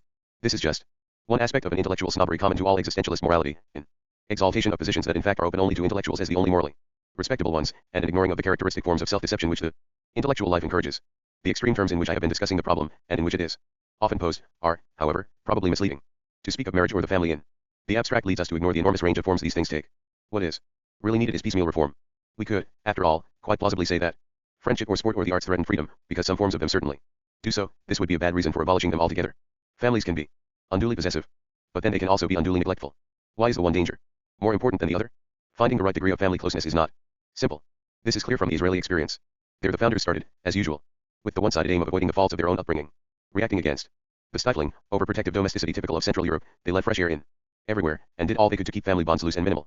And things have gone well, but each generation of young parents changes the bargain a little, and so far usually in the direction of rewebbing the bonds that were loosened, of demanding more time with their children. Evidently we cannot work with the simple dichotomy of bond versus free. Most of us are deprived if we are not allowed to forge and maintain certain important bonds in our own way. What, now, about dominance? Here the problem is a much more general difficulty in modern life, one that has nothing to do with gender. It springs from the intense competitiveness of the Western world. Obsessed with success, with examinations, tests, and record-breaking, with competitive sport, trade, and manufacture, we have drifted into behaving as if life were not worth living except at the top of the dominance hierarchy, as if that place alone marked excellence. This is expressed in extraordinary words like meritocracy, which means the rule of those who pass exams, but claims to mean the rule of those with merit. The natural effect of this state of things is that groups lower down struggle sharply upward, kicking each other in the face as they do so. At the top, however, there are only a limited number of places. Most people, therefore, will still be at the middle or bottom, however hard they kick. And if this is allowed to destroy their self-respect, if they are given reason to think they are being despised for being what they are, they will be miserable, and will make those above them miserable as well. 10. Against this perspective, the question of whether the few at the top are male or female is one in which I find it hard to take much interest. Most women, as well as most men, would still be in what they regard as outer darkness even if all sex barriers were removed. The only thing that could make the change important would be if females at the top, being rather less competitive by nature than males, could do something to bring about a saner climate. To get there and do this, however, they would have to compete without catching the competitive spirit. This is a lot to expect. We cannot hope for it if we treat the matter as a straight conflict of women's interests against men's. Fairness to women is not a partisan, competitive gain. It means a saner life for everybody. We all have strong elements of both sexes in our natures, and restriction to single-sex ideals hurts us all. As for our natural interest in dominance, it is not a lust for oppression. It is a taste for order, one that can get out of hand, but does not have to. Based on the relation of child to parent, it is essentially protective, and protection can be mutual. It needs to be supplemented by more equal kinds of fellowship. But it remains one element in our emotional nature. Understanding the structure of human feeling should help us to determine how far different ways of life are possible. It is not that we have to rule out all suggested changes as soon as we know they may make emotional trouble. But we have to understand their price. The experience of religious and other specialized communities should by now have shown us what Plato, when he wrote the Republic, could not know, the difficulties of a way of life which overrides the natural balance of human feelings. As Freud pointed out, people who despise sex and think themselves above it are liable to be ruled by less attractive forms of it than those to whom they feel superior. As he failed to point out, the same is true of all other major human motives, including aggression. And the structure to be found does not consist of a set of converging lines, by which all motives can be shown to derive their strength from one central one, sex, power, or any other, or from two, balancing it with self-preservation, hunger, the death wish, or whatnot. Freud's, Hobbes's and Nietzsche's patterns were quite unbiological. No species has such a nature. The structure must consist of a number of motives which are genuinely distinct and autonomous, but which are adapted to fit together, in the normal maturing of the individual, into a life that can satisfy him as a whole. Why intelligence does not replace instinct. Behaviorist thinking, however, still tends to regard the idea of such a structure of instincts as unusable for people, suitable only for animals. People believe, I think, that as animals have grown cleverer, they have become less and less dependent on instinct, by which they mean closed instinct, automatic, fully detailed behavior. Patterns like the bee's honey dance. Instead of instinct, according to this view, higher animals use intelligence, and man has become so much cleverer than every other animal that he has switched over to intelligence altogether. So he has entirely freed himself from the limitations of an instinctive structure. This won't do. Instinct and intelligence are not parallel terms. Instinct covers not just knowing how to do things, but knowing what to do. It concerns ends as well as means. It is the term used for innate tastes and desires, without which we would grind to a halt. With closed instincts, desire and technique go together. A bee cannot just want to dance in general, it must dance, and therefore want only the exact figure that will tell the other bees where it has been. But as you go up the evolutionary scale, much wider possibilities open. The more adaptable a creature is, the more directions it can go in. So, it has more, not less, need for definite tastes to guide it. What replaces closed instincts, therefore, is not just cleverness, but strong, innate, general desires and interests. It would be useless to replace the hidebound hunting habits of the wasp simply with the greater intelligence of cats and otters. There must be also a strong, general wish to hunt. And in fact it is just these intelligent carnivores that play hunt for pleasure, especially the cubs. The less firmly the next action is settled in advance, the stronger must be the general desire that will lead to discovering it. More obviously still, mammals could not improve on the automatic brood tending of bees merely by being more intelligent about what benefits infants. They have to want to benefit them. And they must want it more, not less, than bees, because they are so much freer, and could easily desert their infants if they had a mind to, which is the sort of thing that could simply never occur to a bee. Mammals, of course, sometimes do desert or neglect their young, and are sometimes stupid in looking after them, sometimes, too, they eat them. But this only shows that their instincts are not mechanically perfect devices, which is exactly my point. Tastes and interests are not the sort of thing that could possibly be mechanically perfect devices. They are indeed evolutionary devices. But for the individual, they are the sort of thing which determines what devices, mechanical and otherwise, are for. They deal in ends, not means. Just in proportion as automatic skills drop off at the higher levels of evolution, innately determined general desires become more necessary. This transition has always been obscured because the word instinct was used for both. That is less odd than it may look, since there really is continuity between them. It is a continuity typical of organic evolution, which can hardly ever move, as the development of a machine sometimes may, by simply scrapping an unsatisfactory model or feature and starting afresh with something quite different. Birds' wings are adapted for legs, not a purpose-built new design. Tusks are adapted teeth. And in the same way, the more advanced and subtle parts of our emotional life too are adapted. versions of cruder ones, and are often deeply marked by their strange history. How these adaptations work is complicated, as is the evidence for them and the shrewdly designed battery of principles on which ethologists evaluate it. I shall simply point briefly to a few examples. The first and simplest example is the use of patterns drawn from sexual behavior as appeasing gestures to calm aggression. Unnumbered species do this. It is the simplest way of making possible wider social contacts among creatures that have the primary tendency to drive their fellows away in order to get enough space to live on. Sex is the oldest, original, soft answer. It is rivaled as a conciliator only by its successor, the care of the young. As soon as the latter became current, chiefly among birds and mammals, though teleost fishes and certain reptiles did some of the pioneering, it provided an excellent repertory of gestures that could be used to soothe anger, to beg for help, and in every way to oil the wheels of society. Creatures that have to deal with helpless and demanding young must be capable of genuine kindness and tolerance. This makes it possible for fellow adults to tap these resources if they behave in a childlike way. Thus, courting birds continually approach each other with gestures typical of nestlings, and inferior creatures do the same to dominant ones. And mutual relations can be formed, in which both parties can, on occasion, play both roles. It is at this point, long before the emergence of primates, that nature ceases to be Hobbesian. Friendship becomes possible. And it is on such a foundation, however unsuited to human dignity, that the serious business of social life is actually grounded. Because these are the roots of society, they still determine its structure. I am not suggesting that the connection is simple, or that the original elements do not change when they are built into a more complex pattern. Indeed, this historical method of understanding motives calls for a much less simple basic scheme than those of most kinds of psychology which have attempted the job so far. But this seems to be because the phenomena are complicated in the way that calls for such a scheme. We cannot hope to achieve simplicity in the long run unless we invest a little more in concepts when choosing our basic principles. If we are to think historically in this way, we shall certainly need to compare remote species, to talk of wasps as well as wolves. A useful bit of terminology about the propriety of this is the distinction between homology and analogy. 11 Analogy being used here in a special technical sense, not just for any apparent likeness. The terms are drawn from bodily evolution. A homology is a likeness due to kinship, an analogy one due to function. Since all birds are akin, there is a relation of homology among all their wings. It is not altered by the difference in function affecting flightless birds such as kiwis and penguins. Birds and bats, however, are not akin. The likeness between their wings is a functional one, therefore an analogy. It can also be called an example of convergent evolution, that is, the production of a similar device in two quite different creatures by a similarity of need. Both these kinds of relation are most important for our reasoning, but in quite distinct ways. If one wants to know how a species got to be the way it is, one approach is to study its near relatives, see how far they differ from it, and try to trace the course of evolution. This is following the homologies. But the other method is particularly useful. If we are dealing with a species that happens to be short of near kin, like man, the giant, panda and the elephant, and unlike Darwin's finches, or if the function itself is what particularly interests us. Thus, if we were studying the penguin's flippers, we should look at the flippers of seals and whales, the fins of fish, and quite possibly the propellers of submarines, as well as the wings of birds. The absence of kinship can be a positive help to our understanding, because it shows that what produces likeness must be the function. Aeroplane designers have interested themselves a good deal in the flight of birds, seeking light on the functional problem of flight in general. In terms of behavior, if we want to understand what pair bonding does for a species, we can observe it as a successful arrangement through a great gamut of species, ranging from wolves, gibbons, and lemurs through numerous birds down to less conspicuous quarters, such as mites and the painted shrimp. Scientists who look into this, as Lawrence and Wickler are doing, want to see how the interests served by the arrangement differ with different circumstances, how pair bonding and non-pair bonding species differ in a variety of contexts. Some of them hope then to be able to talk more sense about that partially pair bonding species, man. If we are to compare the basic elements of human social life with those of any other species, we need to use analogies, because many of the functions these elements serve simply are not served in any other primate species. Primates do not have big cooperative enterprises, nor therefore the loyalty, fidelity, and developed skills that go with them. Nor do they have fixed homes and families. But the hunting carnivores do. And neither apes nor wolves have anything like the human length of life, nor therefore the same chance of accumulating wisdom and of deepening relationships. But elephants do. And no mammal really shares the strong visual interest that is so important both to our social life and to our art, nor perhaps needs to work as hard as we do to rear our young. But birds do. This is why it is vacuous to talk of the difference between man and animal without saying which animal. Several groups of animals, not closely related, have independently invented fairly advanced forms of social life. They are, that is, not anonymous herds whose members stay together but take no notice of one another. 12 They can do things together, help and look after one another to some extent, and have individual friendships. Examples are, at their own level, many birds, such as geese and jackdaws, such carnivores as wolves and wild dogs, elephants, many primates, and probably whales and dolphins.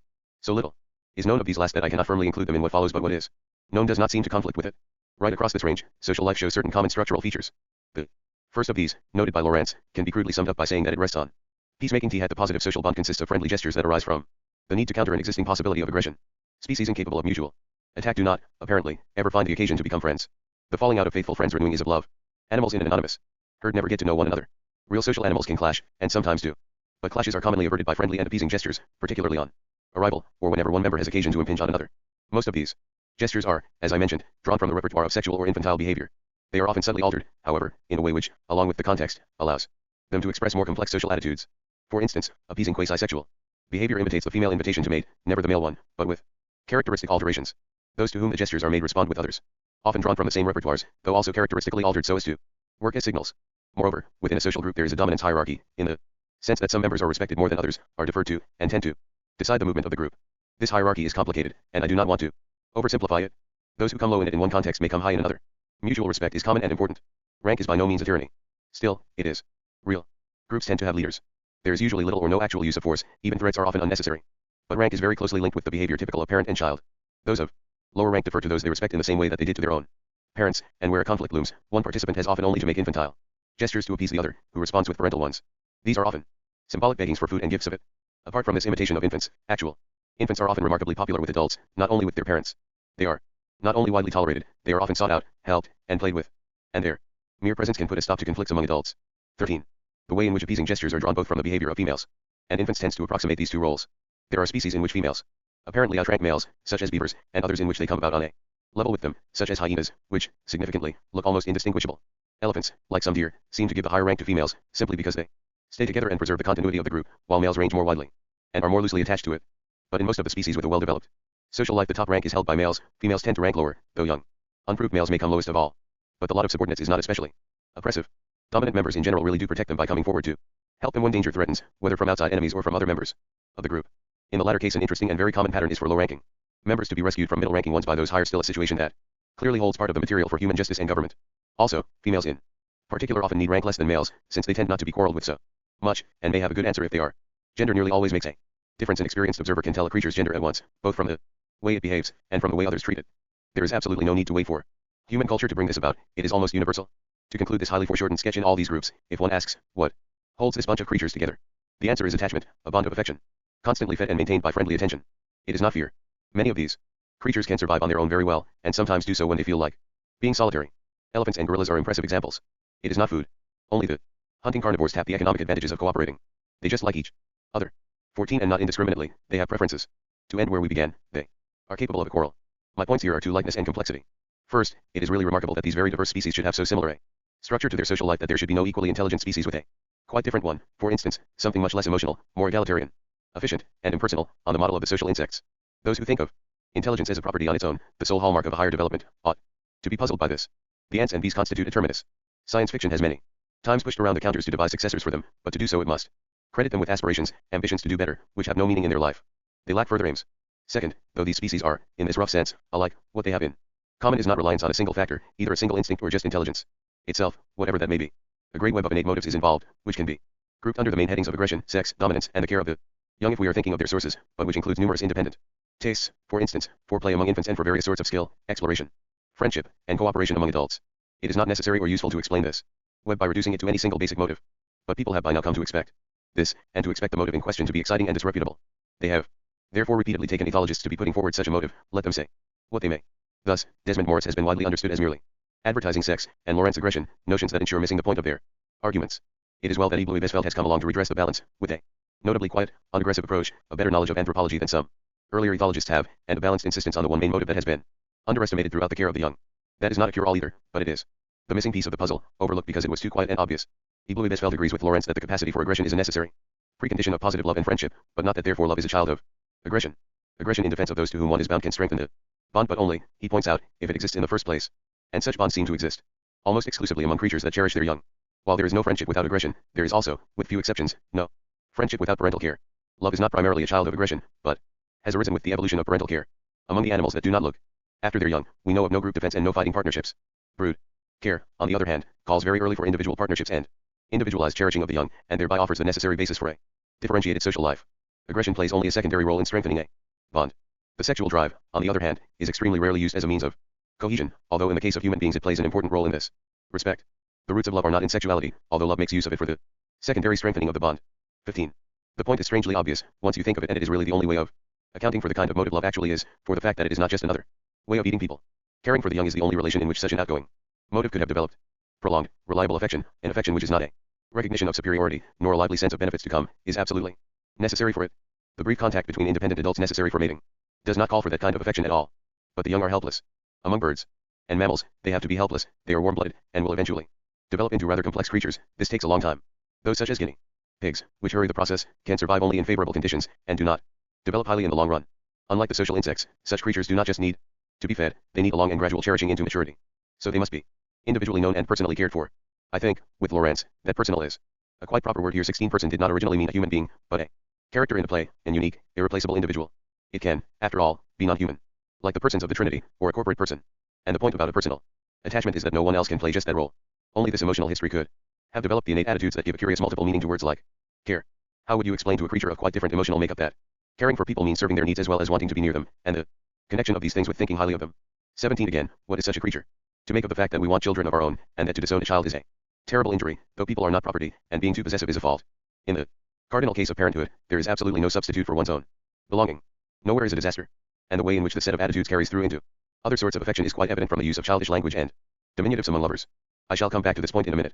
In this section, I have made only one move toward understanding the structure of our motives, namely, to suggest how they may be historically connected, how one may have grown out of another. Much more would be needed if we were to analyze what we are doing when now we group one under another when we say that a particular act was really just an attempt to dominate, or a piece of showing off, or a sexual approach, or when we make general remarks about what motive is liable to bring in what other. But it should now be plausible, even to people who do not always think historically, to suggest that the historical connection, if present, makes a difference to the meaning of the motives we trace today. For instance, the play of small children, especially boys, involves, quite spontaneously and without tradition, a lot of highly stylized aggression. 18 That is, mild attacks and defenses of a sort are made. But typically, and unless something goes wrong, nobody gets hurt and everybody is squealing with laughter. 19. Exactly the same thing can be seen with puppies, kittens, and many other young creatures. Now why should there be this element of aggression at all? If Lawrence is right, that it is in some sense the grandfather of all our close personal contact, that the first form of notice we became able to take of one another was a rather indifferentiated pushing, it makes sense that this should still be the most natural form in which we can get the feel of other people's presence, or their real solid otherness. And as, obviously, it has been emancipated from its original context and lost all real hostility, it is perfectly harmless. In fact, the sort of refined parent who tries to stop it does children great harm. Ambivalence goes deep, it must be respected and understood. Midgley felt in Love and Hate notes many other important applications of this kind, from which I can only quote briefly. From what has been said so far, it should be clear that in point of fact, many behavior patterns which are regarded as typically sexual, such as kissing and caressing, are in origin actually actions of parental care. We remind the reader of this because Sigmund Freud, in a strikingly topsy-turvy interpretation, once observed that a mother would certainly be shocked if she realized how she was lavishing sexual behavior patterns on her child. In this case, Freud has got things back to front. A mother looks after her children with the actions of parental care, these she also uses to woo her husband. In certain situations the adult behaves as if he were a child, and as we have already mentioned, such regressive manifestations belong to the normal behavioral repertoire of animals. In man it is the same. Regression of this kind is not at all pathological, and this must be emphasized. This is only true of people who cannot find their way back out of the role. Pages 143 to 144. I cannot pursue this fascinating point here further than to say that I prefer to formulate it, as Eric Byrne does, by saying that the child still survives within each of us, that it is not a passing role, but a lasting aspect of our character. Actually, Byrne writes, the child is in many ways the most valuable part of the personality, and can contribute to the individual's life exactly what an actual child can contribute to family life, charm, pleasure, and creativity. If the child in the individual is confused and unhealthy, then the consequences may be unfortunate, but something can and should be done about it. 20. Freud was not strong on this point, and his language of regression is too disapproving. But I must leave the matter there and return to the idea of a direct evolutionary source for human emotional patterns. What could be the alternative to it? Given that the general structure of social life I have just described has many striking parallels with that of man over his various cultures, given that there are also the detailed likenesses in gestures and so on pointed out in the first section of this chapter, what, other than inheritance, could have produced this likeness, which is far too strong to be due to chance? In what way could intelligence replace instinct, producing such similar results? As I have said, evolution is conservative. Nothing that works at all gets replaced by something else merely because that something else is better. There is no selection pressure to get rid of a device unless it actually fails. Innumerable odd and crude arrangements which we can all see ways of improving persist in nature, simply because they do not prevent survival. So to develop new means of bringing about an unchanged result would call for a drastic two-way movement, first to get rid of the habit entirely, then to acquire it again, by convergent evolution, in a quite different form. Such two-way movements are certainly possible. Snakes, for instance, have got rid of their legs and gone back to creeping, and aquatic mammals have gone back to swimming in the water their ancestors left. But then the point of creeping or swimming is obvious in their circumstances. Anything living in holes and corners will do well to creep, anything living in the water must swim. What similar pressure of convenience could require that we imitate so closely the emotional structure of mammalian life? It is impossible to conceive a position from which that question could arise or be answered, because it makes no sense to imagine choosing without already having some emotional structure, which brings out how impossible it would be for a creature to survive if it got rid of that structure. The fair analogy is not with taking your legs back into the water, but with giving up locomotion altogether for a few centuries. Having no emotional structure is a far worse form of nakedness than that of a crab without his shell. It is pretty much the situation in which existentialists tell us that we are a position that, I have suggested, makes little sense. What people have in mind when they make the implausible suggestion that in man, intelligence has replaced instinct is, I think, the real range of cases where, by intelligence, we do things that in other species are done by instinct, such as building a thing for which our primate inheritance has not prepared us, domesticating animals and growing crops, which the social insects do to some extent, and hunting, where we need various devices to do what the carnivores can do on their own. Even here I think it is clear that we often have a basic instinctive interest to work on. Apes do hunt enthusiastically, though not constantly, and make nests, and we have had time to evolve on our own, converging with the carnivores, and our cousins the gibbons, an instinctive taste for a fixed home. In any case it is quite impossible to extend the pattern of these cases to get rid of the general structure of our instincts. Moreover, if instincts had ever been got rid of, it is impossible to see why they should have been so closely imitated by the structure that intelligence then took it upon itself to impose. An intelligent plan supposedly would provide for safety and social harmony. Why should there still be so much quarreling? Why so much insistence on looking up and looking down? Why do people have the inconvenient tendency to insist on respect, to want notice taken of them? And why is it such hard work expanding the bounds of affection, loving one's neighbors and enemies? There does not seem to be any sense of intelligence that could account for these things. What is anthropomorphism? It is nonsense, I have been suggesting, to suppose that intelligence or rationality could replace instinct. And I have said that the structure of our instincts is inherited from our primate forebears, though of course with many alterations evolved by our own species. People may make a further objection to this idea, saying that the names we use for human feelings and motives, fear, anger, affection, cannot properly be used of animals at all, or that, if used, they do not carry the same sense they do with people. In that case, the likenesses I have just been discussing are misleading. Now people obviously sometimes do attribute to animals feelings or motives that they do not have, treating the animals as if they were people. And this is called anthropomorphism. The ordinary use of this term, however, implies that the mistake is one of fact. There are other feelings the animal does have, and we can often name them. Thus the sentimental dog owner attributes affection to his pet when bystanders attribute greed. And this, it is important to note, is a difference of opinion that can occur in a human context too. The company president claims that his deputy is devoted to him. Others understand the fellow's actions differently. It is a much more extreme position to say that we would be wrong, not just in attributing affection to this dog, but in attributing to any dog any feeling or motive whatever. Students of animal behavior do quite often disclaim any right to talk about the subjective feelings of animals. They should consider whether they have any right to talk about the subjective feelings of people either, for the position is very similar. In no case can we be anybody but ourselves. We cannot get inside someone else. We genuinely do not know what the exact quality of the feeling accompanying his actions is like, and would doubtless be astonished if it could somehow be conveyed to us. But knowing what somebody's feeling or motive is does not demand this. The word feeling is not so hazardous to use. Fear, greed, and the like are not just feelings. Sensations. They are attitudes. It is possible to have a feeling and be utterly puzzled by it. To be unable to give it a name.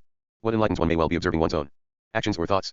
A man is depressed but does not realize it until he notes with amazement that he has neglected, or simply forgotten, to do something he normally thinks very important. He is frightened but his fear is so chronic, so familiar that he does not think of it as such, until he finds he cannot face some minor trial. This is very different from having a toothache, which you know about directly. We can make mistakes in identifying other people's feelings. But then we can make mistakes about our own too. Saying that somebody has a feeling is not claiming a hotline to his private experience, it is finding a pattern in his life. Does it involve saying something about his private experience too? I think myself that it does, and that philosophers recently have been too timid about this, too willing to concede a tricky point to the crude behaviorist who used blindly to turn his back on consciousness, and who ought, as has been suggested, to use the greeting, "You're all right, how do I do?" What seems to be involved if we say that George is frightened or depressed is that we do believe not only that he will act in certain ways, but that he is, some of the time at least, having feelings, sensations, which are like what we ourselves have on some occasions, which are not only nasty, but nasty in the same general sort of way. We believe this because we are innately framed to do so. George's feelings can be different from ours, to accord with the general peculiarity of George's life, but they have to fall somewhere within limits set by our powers of sympathy. Otherwise, if we find them becoming obscure and unimaginable to us, we shall say, in a quite special way, that we do not understand him, can no longer sympathize. And people do say this of feelings they themselves cannot share. If we did not grasp the general motive uniting apparently diverse actions, it would be impossible to explain behavior in either man or beast. For explaining it is bringing it under a general motive. That approach was an insult and a demonstration of independence. This one, differently carried out, is a friendly greeting and an offer of forgiveness. That prostration is a sign of submission, this one of despair.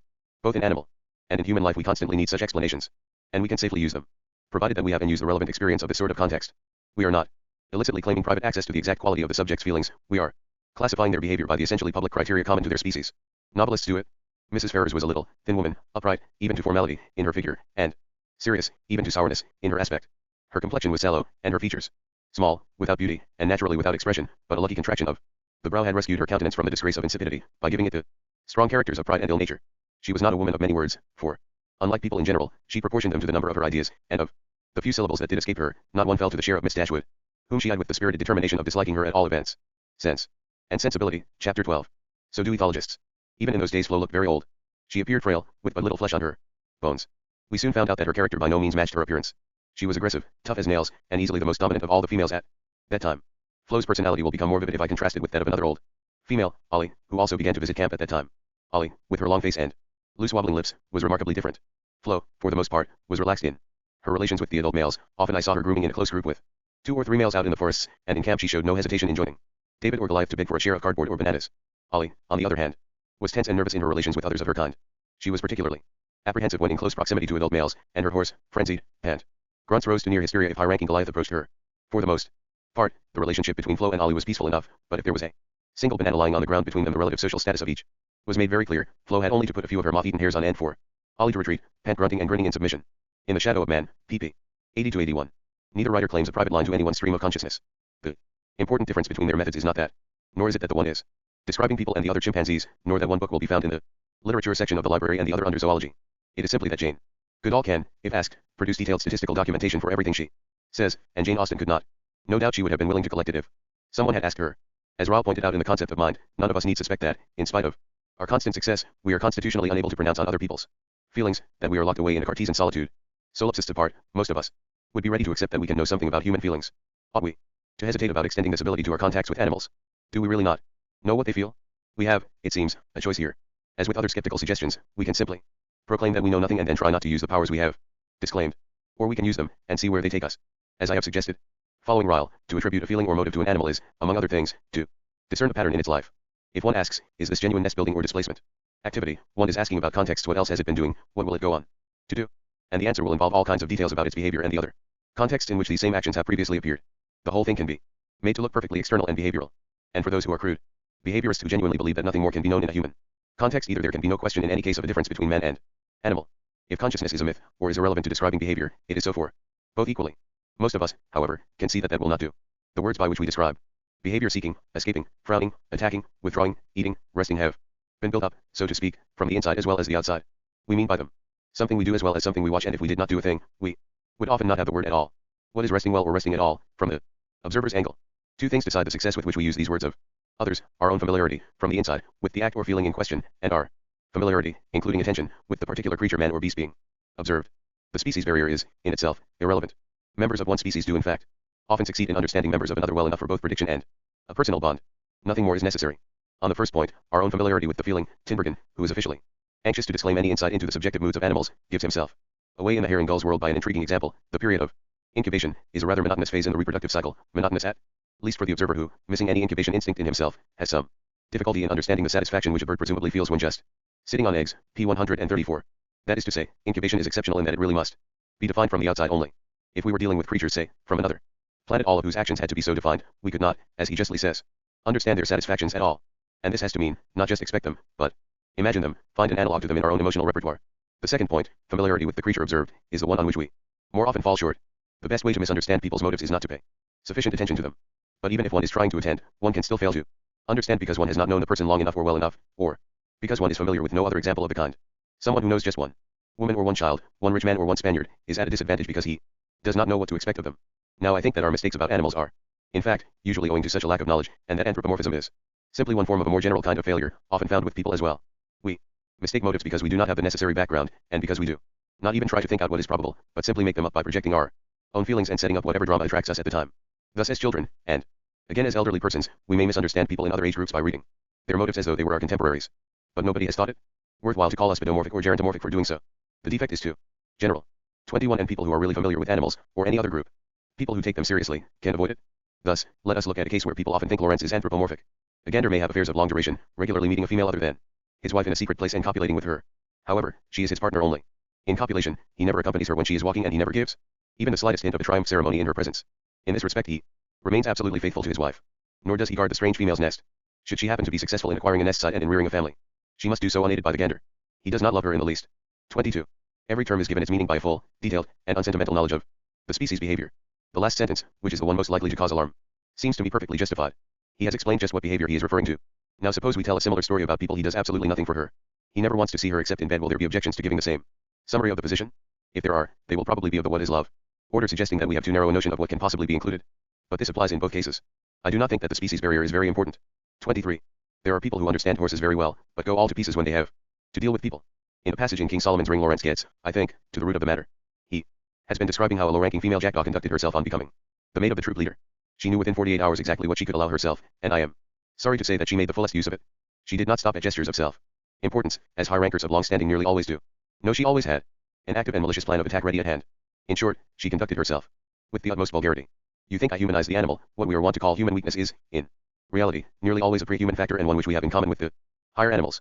Believe me, I am not mistakenly assigning human properties to animals. On the contrary, I am showing you what an enormous animal inheritance remains in man, to this day. P 152. In sum, whether, and how far, interspecies communication works for feelings and motives is an empirical question. On the whole, it does. That it does is not surprising, given our evolutionary relationship, and the fact that it could often be quite dangerous to misconstrue the behavior of creatures outside one species, and quite convenient to read it. Threads had to be understood, and useful warnings developed. And there is no special reason why the general nature of feelings, as opposed to their particular forms, should have changed past recognition. Particular forms do vary, which is why you have to know a good deal about a species to read its gestures reliably. But then they vary in human life too. Culture does what it can to confuse us. The skills we develop for penetrating the curtain of culture probably help us in dealing with other species also.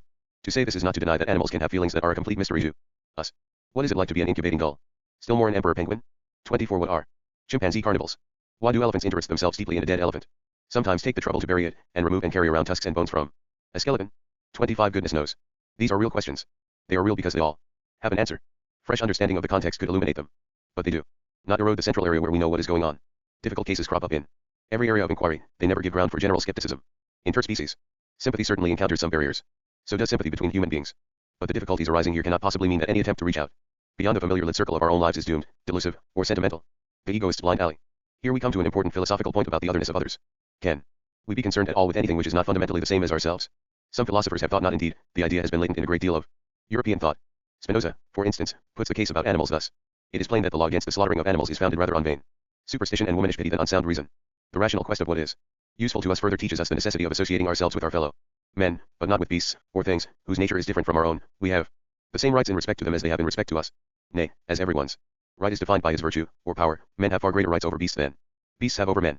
Still I do not deny that beasts feel. What I deny is that we may not consult our own advantage and use them as we please, treating them in the way which best suits us, for their nature is not like ours, and their emotions are naturally different from human emotions. 26. Many people today would, I think, simply echo this, including all the obvious confusions. What principles are involved here? The foundations of Spinoza's ethics is egoism. For him, each of us seeks merely his own. Each can only be concerned with what is like himself, and only insofar as it is like himself.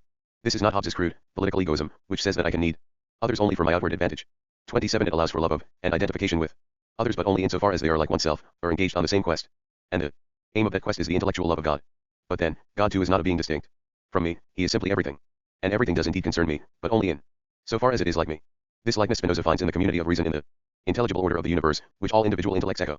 There are splendid things about Spinoza's morality, but they are not our business here. What is not splendid, what is downright wrong, is his notion about other people. What would a world be like in which we only cared for others in proportion as they were like ourselves, where we never welcomed or delighted in the fact that they were different? 28. Still more, what would a world be like where we only admitted that they had any claim on us in proportion to their likeness, loving none but those who were mirror images of ourselves? Would be straight narcissism, fully extendable only to identical twins. Spinoza, of course, does not really mean this. What his rationalism demands is one single qualifying likeness, namely, that all parties should have reason. But he is not so unrealistic as to suppose that love is in fact merely a recognition of reason. He knows that we are concerned with other people's emotions. And he is anxious to show that virtue is to our interest, so he wants to claim that, in promoting the welfare of others, we are really promoting our own. So they must be like us, emotionally. This is why he rules beasts out of the reckoning, on the ground that their emotions are naturally different from human emotions. But this is an even less intelligible ground for excluding them from moral consideration than their irrationality is. 29. In what way do they have to be different? Human emotions themselves are not as standardized as tidy rationalists might hope. There is, among other confusing diversities, much natural difference brought about by age, and there is the difference of sex. What charge, for instance, is Spinoza actually making when he says that regard for animals shows a womanish pity? This is, I think, a fair example of a line drawn on the basis of a natural difference of emotions. Could there be anything especially rational about taking more notice of the feelings typical of one sex than of those typical of the other? Does intellectualist machismo have an intelligible basis? Sex-linked moralities cannot really be much use. Not only is there potential efficiency had by the fact that 50% of people belong to either sex. More important still, we all have the emotions of both sexes within us, not enough to realize them fully, but enough to need more, enough to make a single sex world a poor one for anybody. A man without pity is a monster, so is a woman without courage. If there is something specifically wrong with the kind of pity normally felt by women, then it can be stated. And it ought to be, in other ways than just by mentioning the sex involved. Different cannot mean inferior here. Splitting a human race like that is not rational at all. Cultures in which the two sexes do operate separately, having each their own standards, customs, and sometimes even language, waste a great part of human potential. They narrow everyone's life. But they do it on the best egoistic principles. People who, on the contrary, are prepared to associate themselves with those unlike them, certainly will meet difficulties, pains, and sometimes great dangers. But they stand a chance of growing and learning much more than they could have done had they stayed among their mirror images. Of course, too, even those who are like us are not like us in every way. And the ways in which they are not like us seem every bit as important for love as those in which they are. How can this be? Kant cracked Spinoza's problem here, and his doing so is surely one of the most important things in his moral philosophy, quite as important as his work on freedom. And connected with it, he said that we value other people because they are other. The proper, sane, and rational way to view them, said Kant, is as ends in themselves, not as means to any end of ours, however exalted. The respect we have for them is the consciousness of a worth which thwarts my self-love, 30 that is, of something good we did not invent and do not own, something genuinely outside and over against us, capable of opposing our wishes. The economic metaphor of exchange, from which such words as value, worth, preciousness are derived, must be broken through here. Kant says that, while things have value or price, people have something different, called dignity. The best choice of words, of course, varies with the context. But if we prefer still to talk of value and so on here, we must at least explicitly part company from Hobbes, who says that the value or worth of a man is, as of all other things, his price, namely, as much as would be given for the use of his power. 31. Making a sacrifice for a friend is not just shifting an investment, trading for a gain. Our friends are indeed ours, but never in the sense in which property is ours, disposable at our will. A robot world, programmed carefully to one's own specifications, would be a desolation from which each of us would willingly fly, even to the company of the usual set of unsatisfactory independent human beings. The trouble with the egoist is that he thinks of all our desires as flattened out on the Pattern of hunger tendencies to ingest, or at most on that of sleep tendencies to repeat internally things we have done before. But actually most of them are just as near to the pattern of curiosity tendencies to find something new and see what unknown thing it involves us in. Think of the child's progress to full physical activity, its constant attempts to wander. The lines of life lead outward. In a social species, impulses of direct interest in the doings of others have to be very common, and, as Butler pointed out, the deliberate pursuit of our own advantage is a secondary business. 32 A way of partially organizing and using them, but never a possible substitute for them. Someone who only wants his own advantage and has no direct interest in anyone else's is a psychopath, and usually a disappointed one. He is in the same position as someone who wants to win a race but does not in the least care for running, sailing, swimming, or any other sport in which races are held. He wants a return ticket without knowing where to go. It is quite true that in our outgoing dealings with others there is a rhythm of return. After going out and finding a new friend or place, we want to relate him more to our established ideas. We find out how the friend likes our previous activities. But we want to visit his previous life with him. We want things to happen which are not yet any part of our life at all. The sense of them revives us like air after a dungeon, lifts off the oppressive lid of the ego, whose weight was stifling us. Aha, the egoist replies, swiftly becoming tautological, so you like new experience when you find it, do you? Then clearly you undertake it for your own advantage. And this is true of everything, however unexpected and apparently selfless, which you finally choose to do. You need not think you can evade it by becoming a wanderer, an explorer, or a martyr. Now if the egoist is just extending the notion of advantage to its wide everyday sense, again, meaning merely something we want, this is true enough, but trivial, because we can want things right outside ourselves, for instance, that man should reach the moon. If, however, he means something specific and interesting by it, that what we are trying to bring about is always really some inner state or change in ourselves, he is simply crassly wrong. As Michael Frayn says, the feeling lingers that it's all some sort of self-gratification, one way or another, that each of us is shut up inside himself, acting merely in order to produce an effect upon his own state of mind. And sometimes we do behave like this. We know this kind of masturbatory feeling, but we recognize it by contrast with our feelings at other times. We don't start love affairs to secure the stimulation of our pubic nerve. That would be an insanely long way round to go, like buying a car to get the use of the cigar lighter. Our objectives are external to us, even our unworthy ones. This is clearly right, since people often do things that will not be to either their outward or inward advantage. Indeed, people cast themselves away like old boots. Into intoxication, into addiction to intoxicants, into love, into religious and political irresponsibility. We set events in motion, some insane, some merely banal, in order to get ourselves caught up in them. 33 people, in fact, are not very prudent, even emotionally. And egoism is not a report of existing psychological facts, but a reforming doctrine, an attempt to do something about this wasteful habit. Philosophers such as Spinoza want individuals to take themselves more seriously, to be themselves, to assert their independence and refuse to be lost or merged into their tribes and families. Western thought has long occupied itself with prizing individuals loose from their surroundings in this way, with making them autonomous. Initially the process is enormously liberating. But, carried through systematically, it comes to a point where it means severing all personal bonds. The Stoics accepted this, and there is much Stoicism in Spinoza. At this point the program, like all simple moral programs pursued in isolation, becomes crazy, because it takes us into a temperature that will not support human life. It is not moral weakness that makes us need personal bonds, but the nature of our faculties, constantly involving us in enterprises, both practical and emotional, which we cannot complete alone. We must have people unlike ourselves. And our relation with them must not consist of an uneasy bargain whereby each constantly tries to bend the other his way and puts up only reluctantly with the intervals when the other prevails.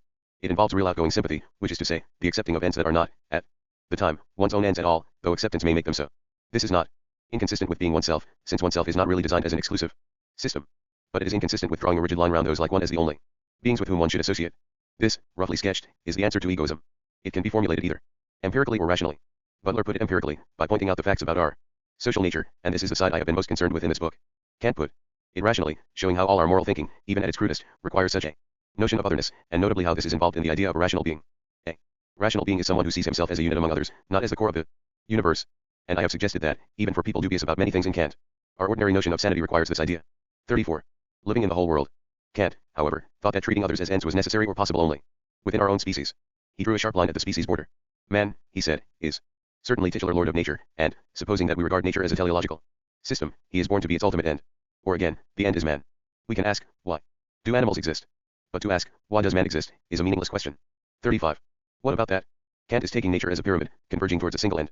This will not do, not only because we are not sure who forms the purpose. It makes no sense to consider the enormous range of animal species as existing as a means to anything, let alone us. They are not going in this direction at all. The oddity of suggesting that they are emerges rather pleasingly in an essay by the economist Kenneth E. Boulding. 36. He is explaining that there is no need to study animal behavior, since we have its raison d'etre, man himself, the finished product, already before us. He writes, the critical question is, how much we could learn about the jet plane from studying the wheelbarrow or even from studying the automobile. If the jet plane is man, the automobile perhaps is the mammal, the wheelbarrow the fish. This has to mean that all animals are devices for a single known purpose, apparently something parallel to rapid transport, devices differing only in the degree of progress they have made toward efficiency.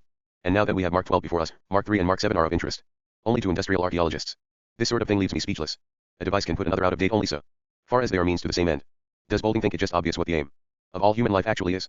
And, having solved that question, does he think it clear how all other existing species, elephants and albatrosses, whales and tortoises and caribou, are just bungling and inadequate shots at the same target? Is there nothing to a giraffe except being a person monk? And if, as well suggested, something more, Intelligent turned up, would that eliminate us without further question in favor of Mark? 13. Man is not something we have designed at all, and innumerable things about the way he works are completely mysterious to us. Kant's question, why does man exist, is not at all meaningless. It has the perfectly good sense. How can he best live? To what way of life is he best adapted?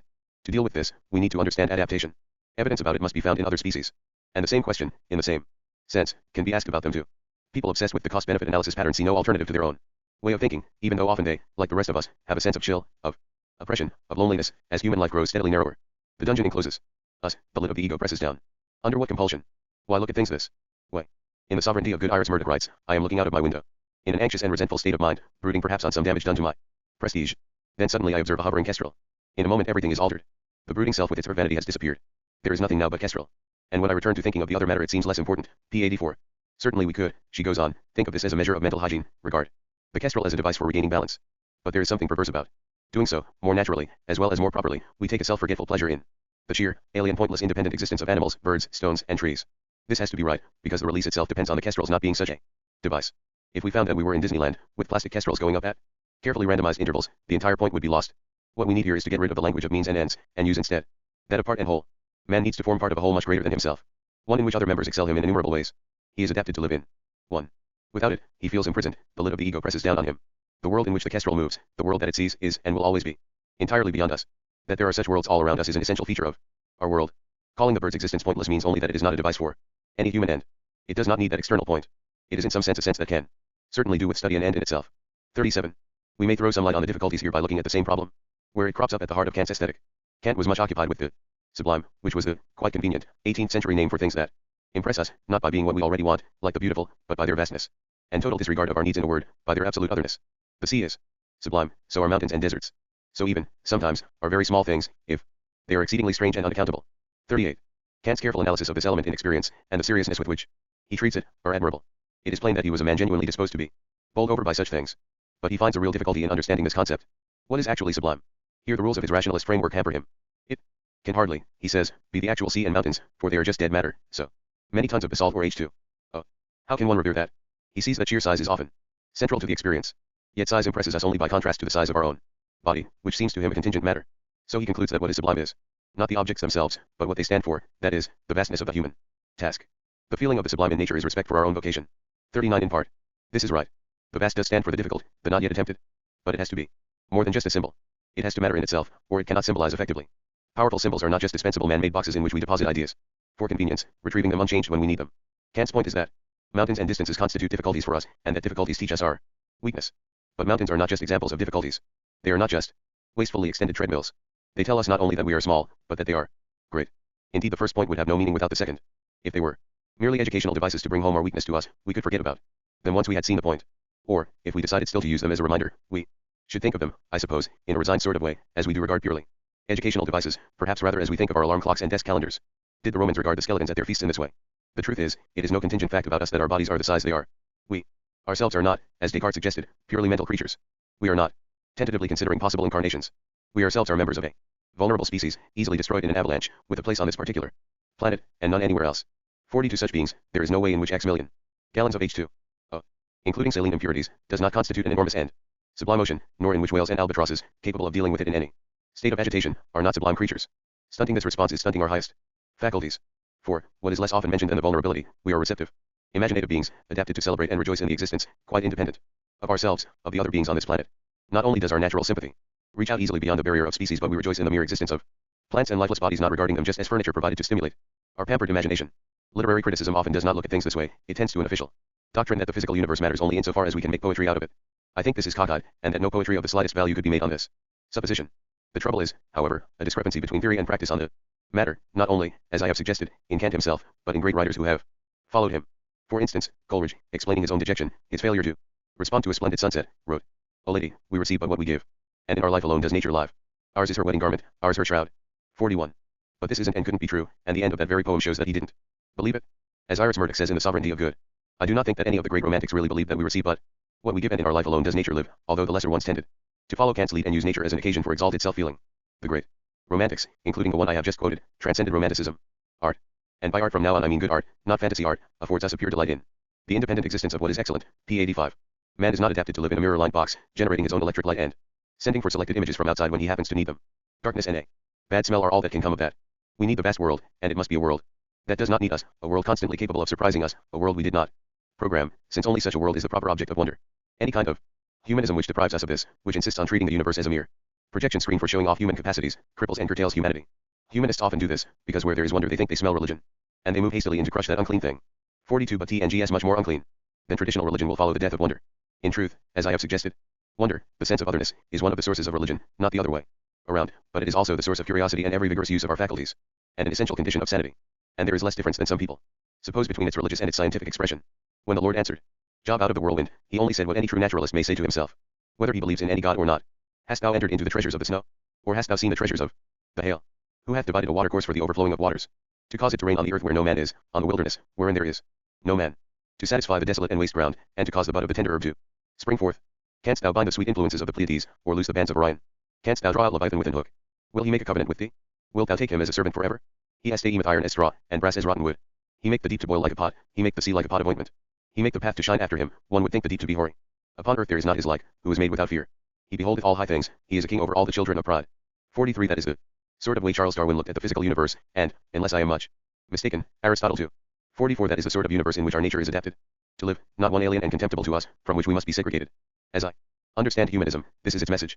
Humanism cannot only mean destroying God, its chief job is to understand and save man. But man can neither be understood, nor saved alone. I cannot talk here as fully about our emotional nature as I would like to. The way Anthony Storr deals with it in Human Aggression, using ethological concepts to restate and reorganize psychoanalytic ones, seems to me very sensible. More of the same sort of thing would probably help though, of course, aggression must not be allowed to take over the whole scene any more than sex. 2 Wittgenstein, Philosophical Investigations, Sector 23. 3 Benedict, Patterns of Culture, p. 166. 4 For the great importance of this, C. E. Bluey-Besfeld, Love and Hate, Index under Bond Establishing Rights, 2, also Lawrence, On Aggression, pages 186 to 187, and Wickler. The Sexual Code, pages 214 to 218. 5 CP 311. 6 See the last section of Chapter 10. 7 Love and Hate, pages 14 to 15. 8 Ibid, pages 174 to 176. 9 I and Thou, pages 11 to 12. 10 I have already mentioned the mess in which the concept of freedom currently wallows. Equality is, if anything, in an even worse fix. A hotly competitive society pays lip service to it, producing complete confusion. See Bernard Williams's admirable paper, The Idea of Equality, in his collection, Problems of the Self, Cambridge. 1972. Tackling the quite tough problems of women's life with these concepts is like trying to dig a garden with a brush and comb. The tools are totally unsuitable. 11 C. Lawrence, On Aggression, Chaps. 5 to 7, E. Bluey-Besfeld, Love and Hate, Chapter 3. Wickler, The Sexual Code, Chapter 3. 12 For this interesting variation, which brings out unsuspected points in the meaning of social, see Lawrence, On Aggression, Chapter 8. 13 E. Bluey-Besfeld, Love and Hate, pages 149 to 150, 189. Baboons can be seen turning to infants to save themselves in a squabble in one of Jane Goodall's films. 14 C. Schaller, Year of the Gorilla, pages 122, 183. 15 Love and Hate, pages 123 to 124, my italics. 16 On Aggression, p. 138. 17 Apparently it needs explaining to those who have invented that fashionable phrase, the caring professions. 18 If anyone doubts this, it is easy to check, since every baby reaches a stage at which it is first introduced to strange babies, and in the case of an eldest child it is easy to exclude example. I never realized, until I watched my own children, how completely they would know what to do on these occasions, while behaving in a way unknown among adults, and which they had therefore never seen. 19 See an ethological study of some aspects of social behavior in children in Nursery School, by N. G. Blurton Jones, in Primate Ethology, ed. Desmond Morris. 20 Games People Play, New York, 1964, pages 25 to 26. 21 We are andromorphic and gynecomorphic to also plitomorphic and pauperomorphic. Any more? 22 On Aggression, p. 203. 23 For the techniques of ethological motivation analysis, see Ibid, p. 97. 24 They spend the Antarctic night standing without food on ice at almost lethal temperatures, nursing an egg. Of course this baffles our imagination. But not in the way that we are baffled when we try to imagine what it is like to be a star or a sewing machine. It is simply a much further out version of the kind of bafflement we encounter if we try to think what it is like to be Mozart or a newborn baby. The imagination is meant for that kind of job. 25 CINO Douglas Hamilton, Among the Elephants, London, 1975, Index. Entries under death. This is perhaps a clearer case of a genuine problem. More information would eventually enable us to find the pattern into which this behavior fits. For instance, whether having known the dead elephant is a condition of it, whether the individuals prone to it are of his group, or have some other uniting property, whether they do it at any special time. Also, it would be useful to have reports of behavior to the dead on the part of other advanced species. 26 Ethics, pt 4, prop. 37, number 1. 27 Nor did Hobbes himself confine himself to the crude kind. See pages 7 to 8. 28 Individuality is central to love, yet it is really difficult to fit that fact into the great rationalist tradition. See an admirable article by Shirley Robin Letwin, Romantic Love and Christianity, Philosophy, 52, 1977. 29 Discussed in Chapter 11. 30 Grundlegung, Chapter 1, Sector 16, Note, Patent TR, pages 66 to 67. 31 Leviathan, pt 1, Chapter 10. 32 Sermon 11, Sector 9. See my earlier discussion in Chapter 6. 33 Constructions, SECS. 142, 144 to 147. 34 It is also involved in the insistence of modern linguistic philosophers on the publicity of language, which is at last getting rid of the solipsistic temptations Introduced by Descartes. Certainly I think, therefore I am, but I also speak, therefore you are too. Indeed I makes no sense without you. This Kantian point is common to philosophers as diverse as Wittgenstein, Ryle, and Martin Buber. 35 Duties towards Animals and Spirits, Lectures on Ethics, p. 239. Clearly he was thinking of the reason for the animals existing as provided by their usefulness to man. 36 In Man and Aggression, ed. Ashley Montague, p. 86. 37 Philosophers often accuse Kant of confusion because he uses this phrase. If they just mean that what he is saying is not wholly clear, they are right, it is rather a difficult thing to express. But often they mean rather that it doesn't make sense in an egoist framework that ends are, by definition, internal. But Kant is denying this. He really is trying to break out of the egoist squirrel cage. And common sense is surely with him. 38 Critique of Judgment. See the whole section on the sublime. 39 Ibid, Meredith tr, p. 106. 40 As far as I know, the doctrine of the resurrection of the body means that this is the proper view in a Christian context as well as in an agnostic one. 41 Dejection, an ode. 42 Ecrasale and Fame, Voltaire's remark about the political iniquities of the Roman Church. But there are other things to worry about today. John Passmore in Man's Responsibility for Nature, an otherwise excellent book, is constantly brought up short by the fact that what seems like a helpful reaction to ecological crime also seems like a religious one. But the great religions have combined innumerable elements, many of them essential to life. These cannot be abandoned just because of the way people have misused them in the past. 43 Job, 38 and 41. 44 C, for instance, Ethics 6.7, where he takes it as obvious that man is not the best thing in the world. Recent humanism tends to be more arrogant. Thus Keynes, speaking for more circle, remarks, we lack reverence, as Lawrence observed and as Ludwig Wittgenstein also used to say for everything and everyone, 2 Memoirs, p. 99, but contemplation without reverence is a very odd thing.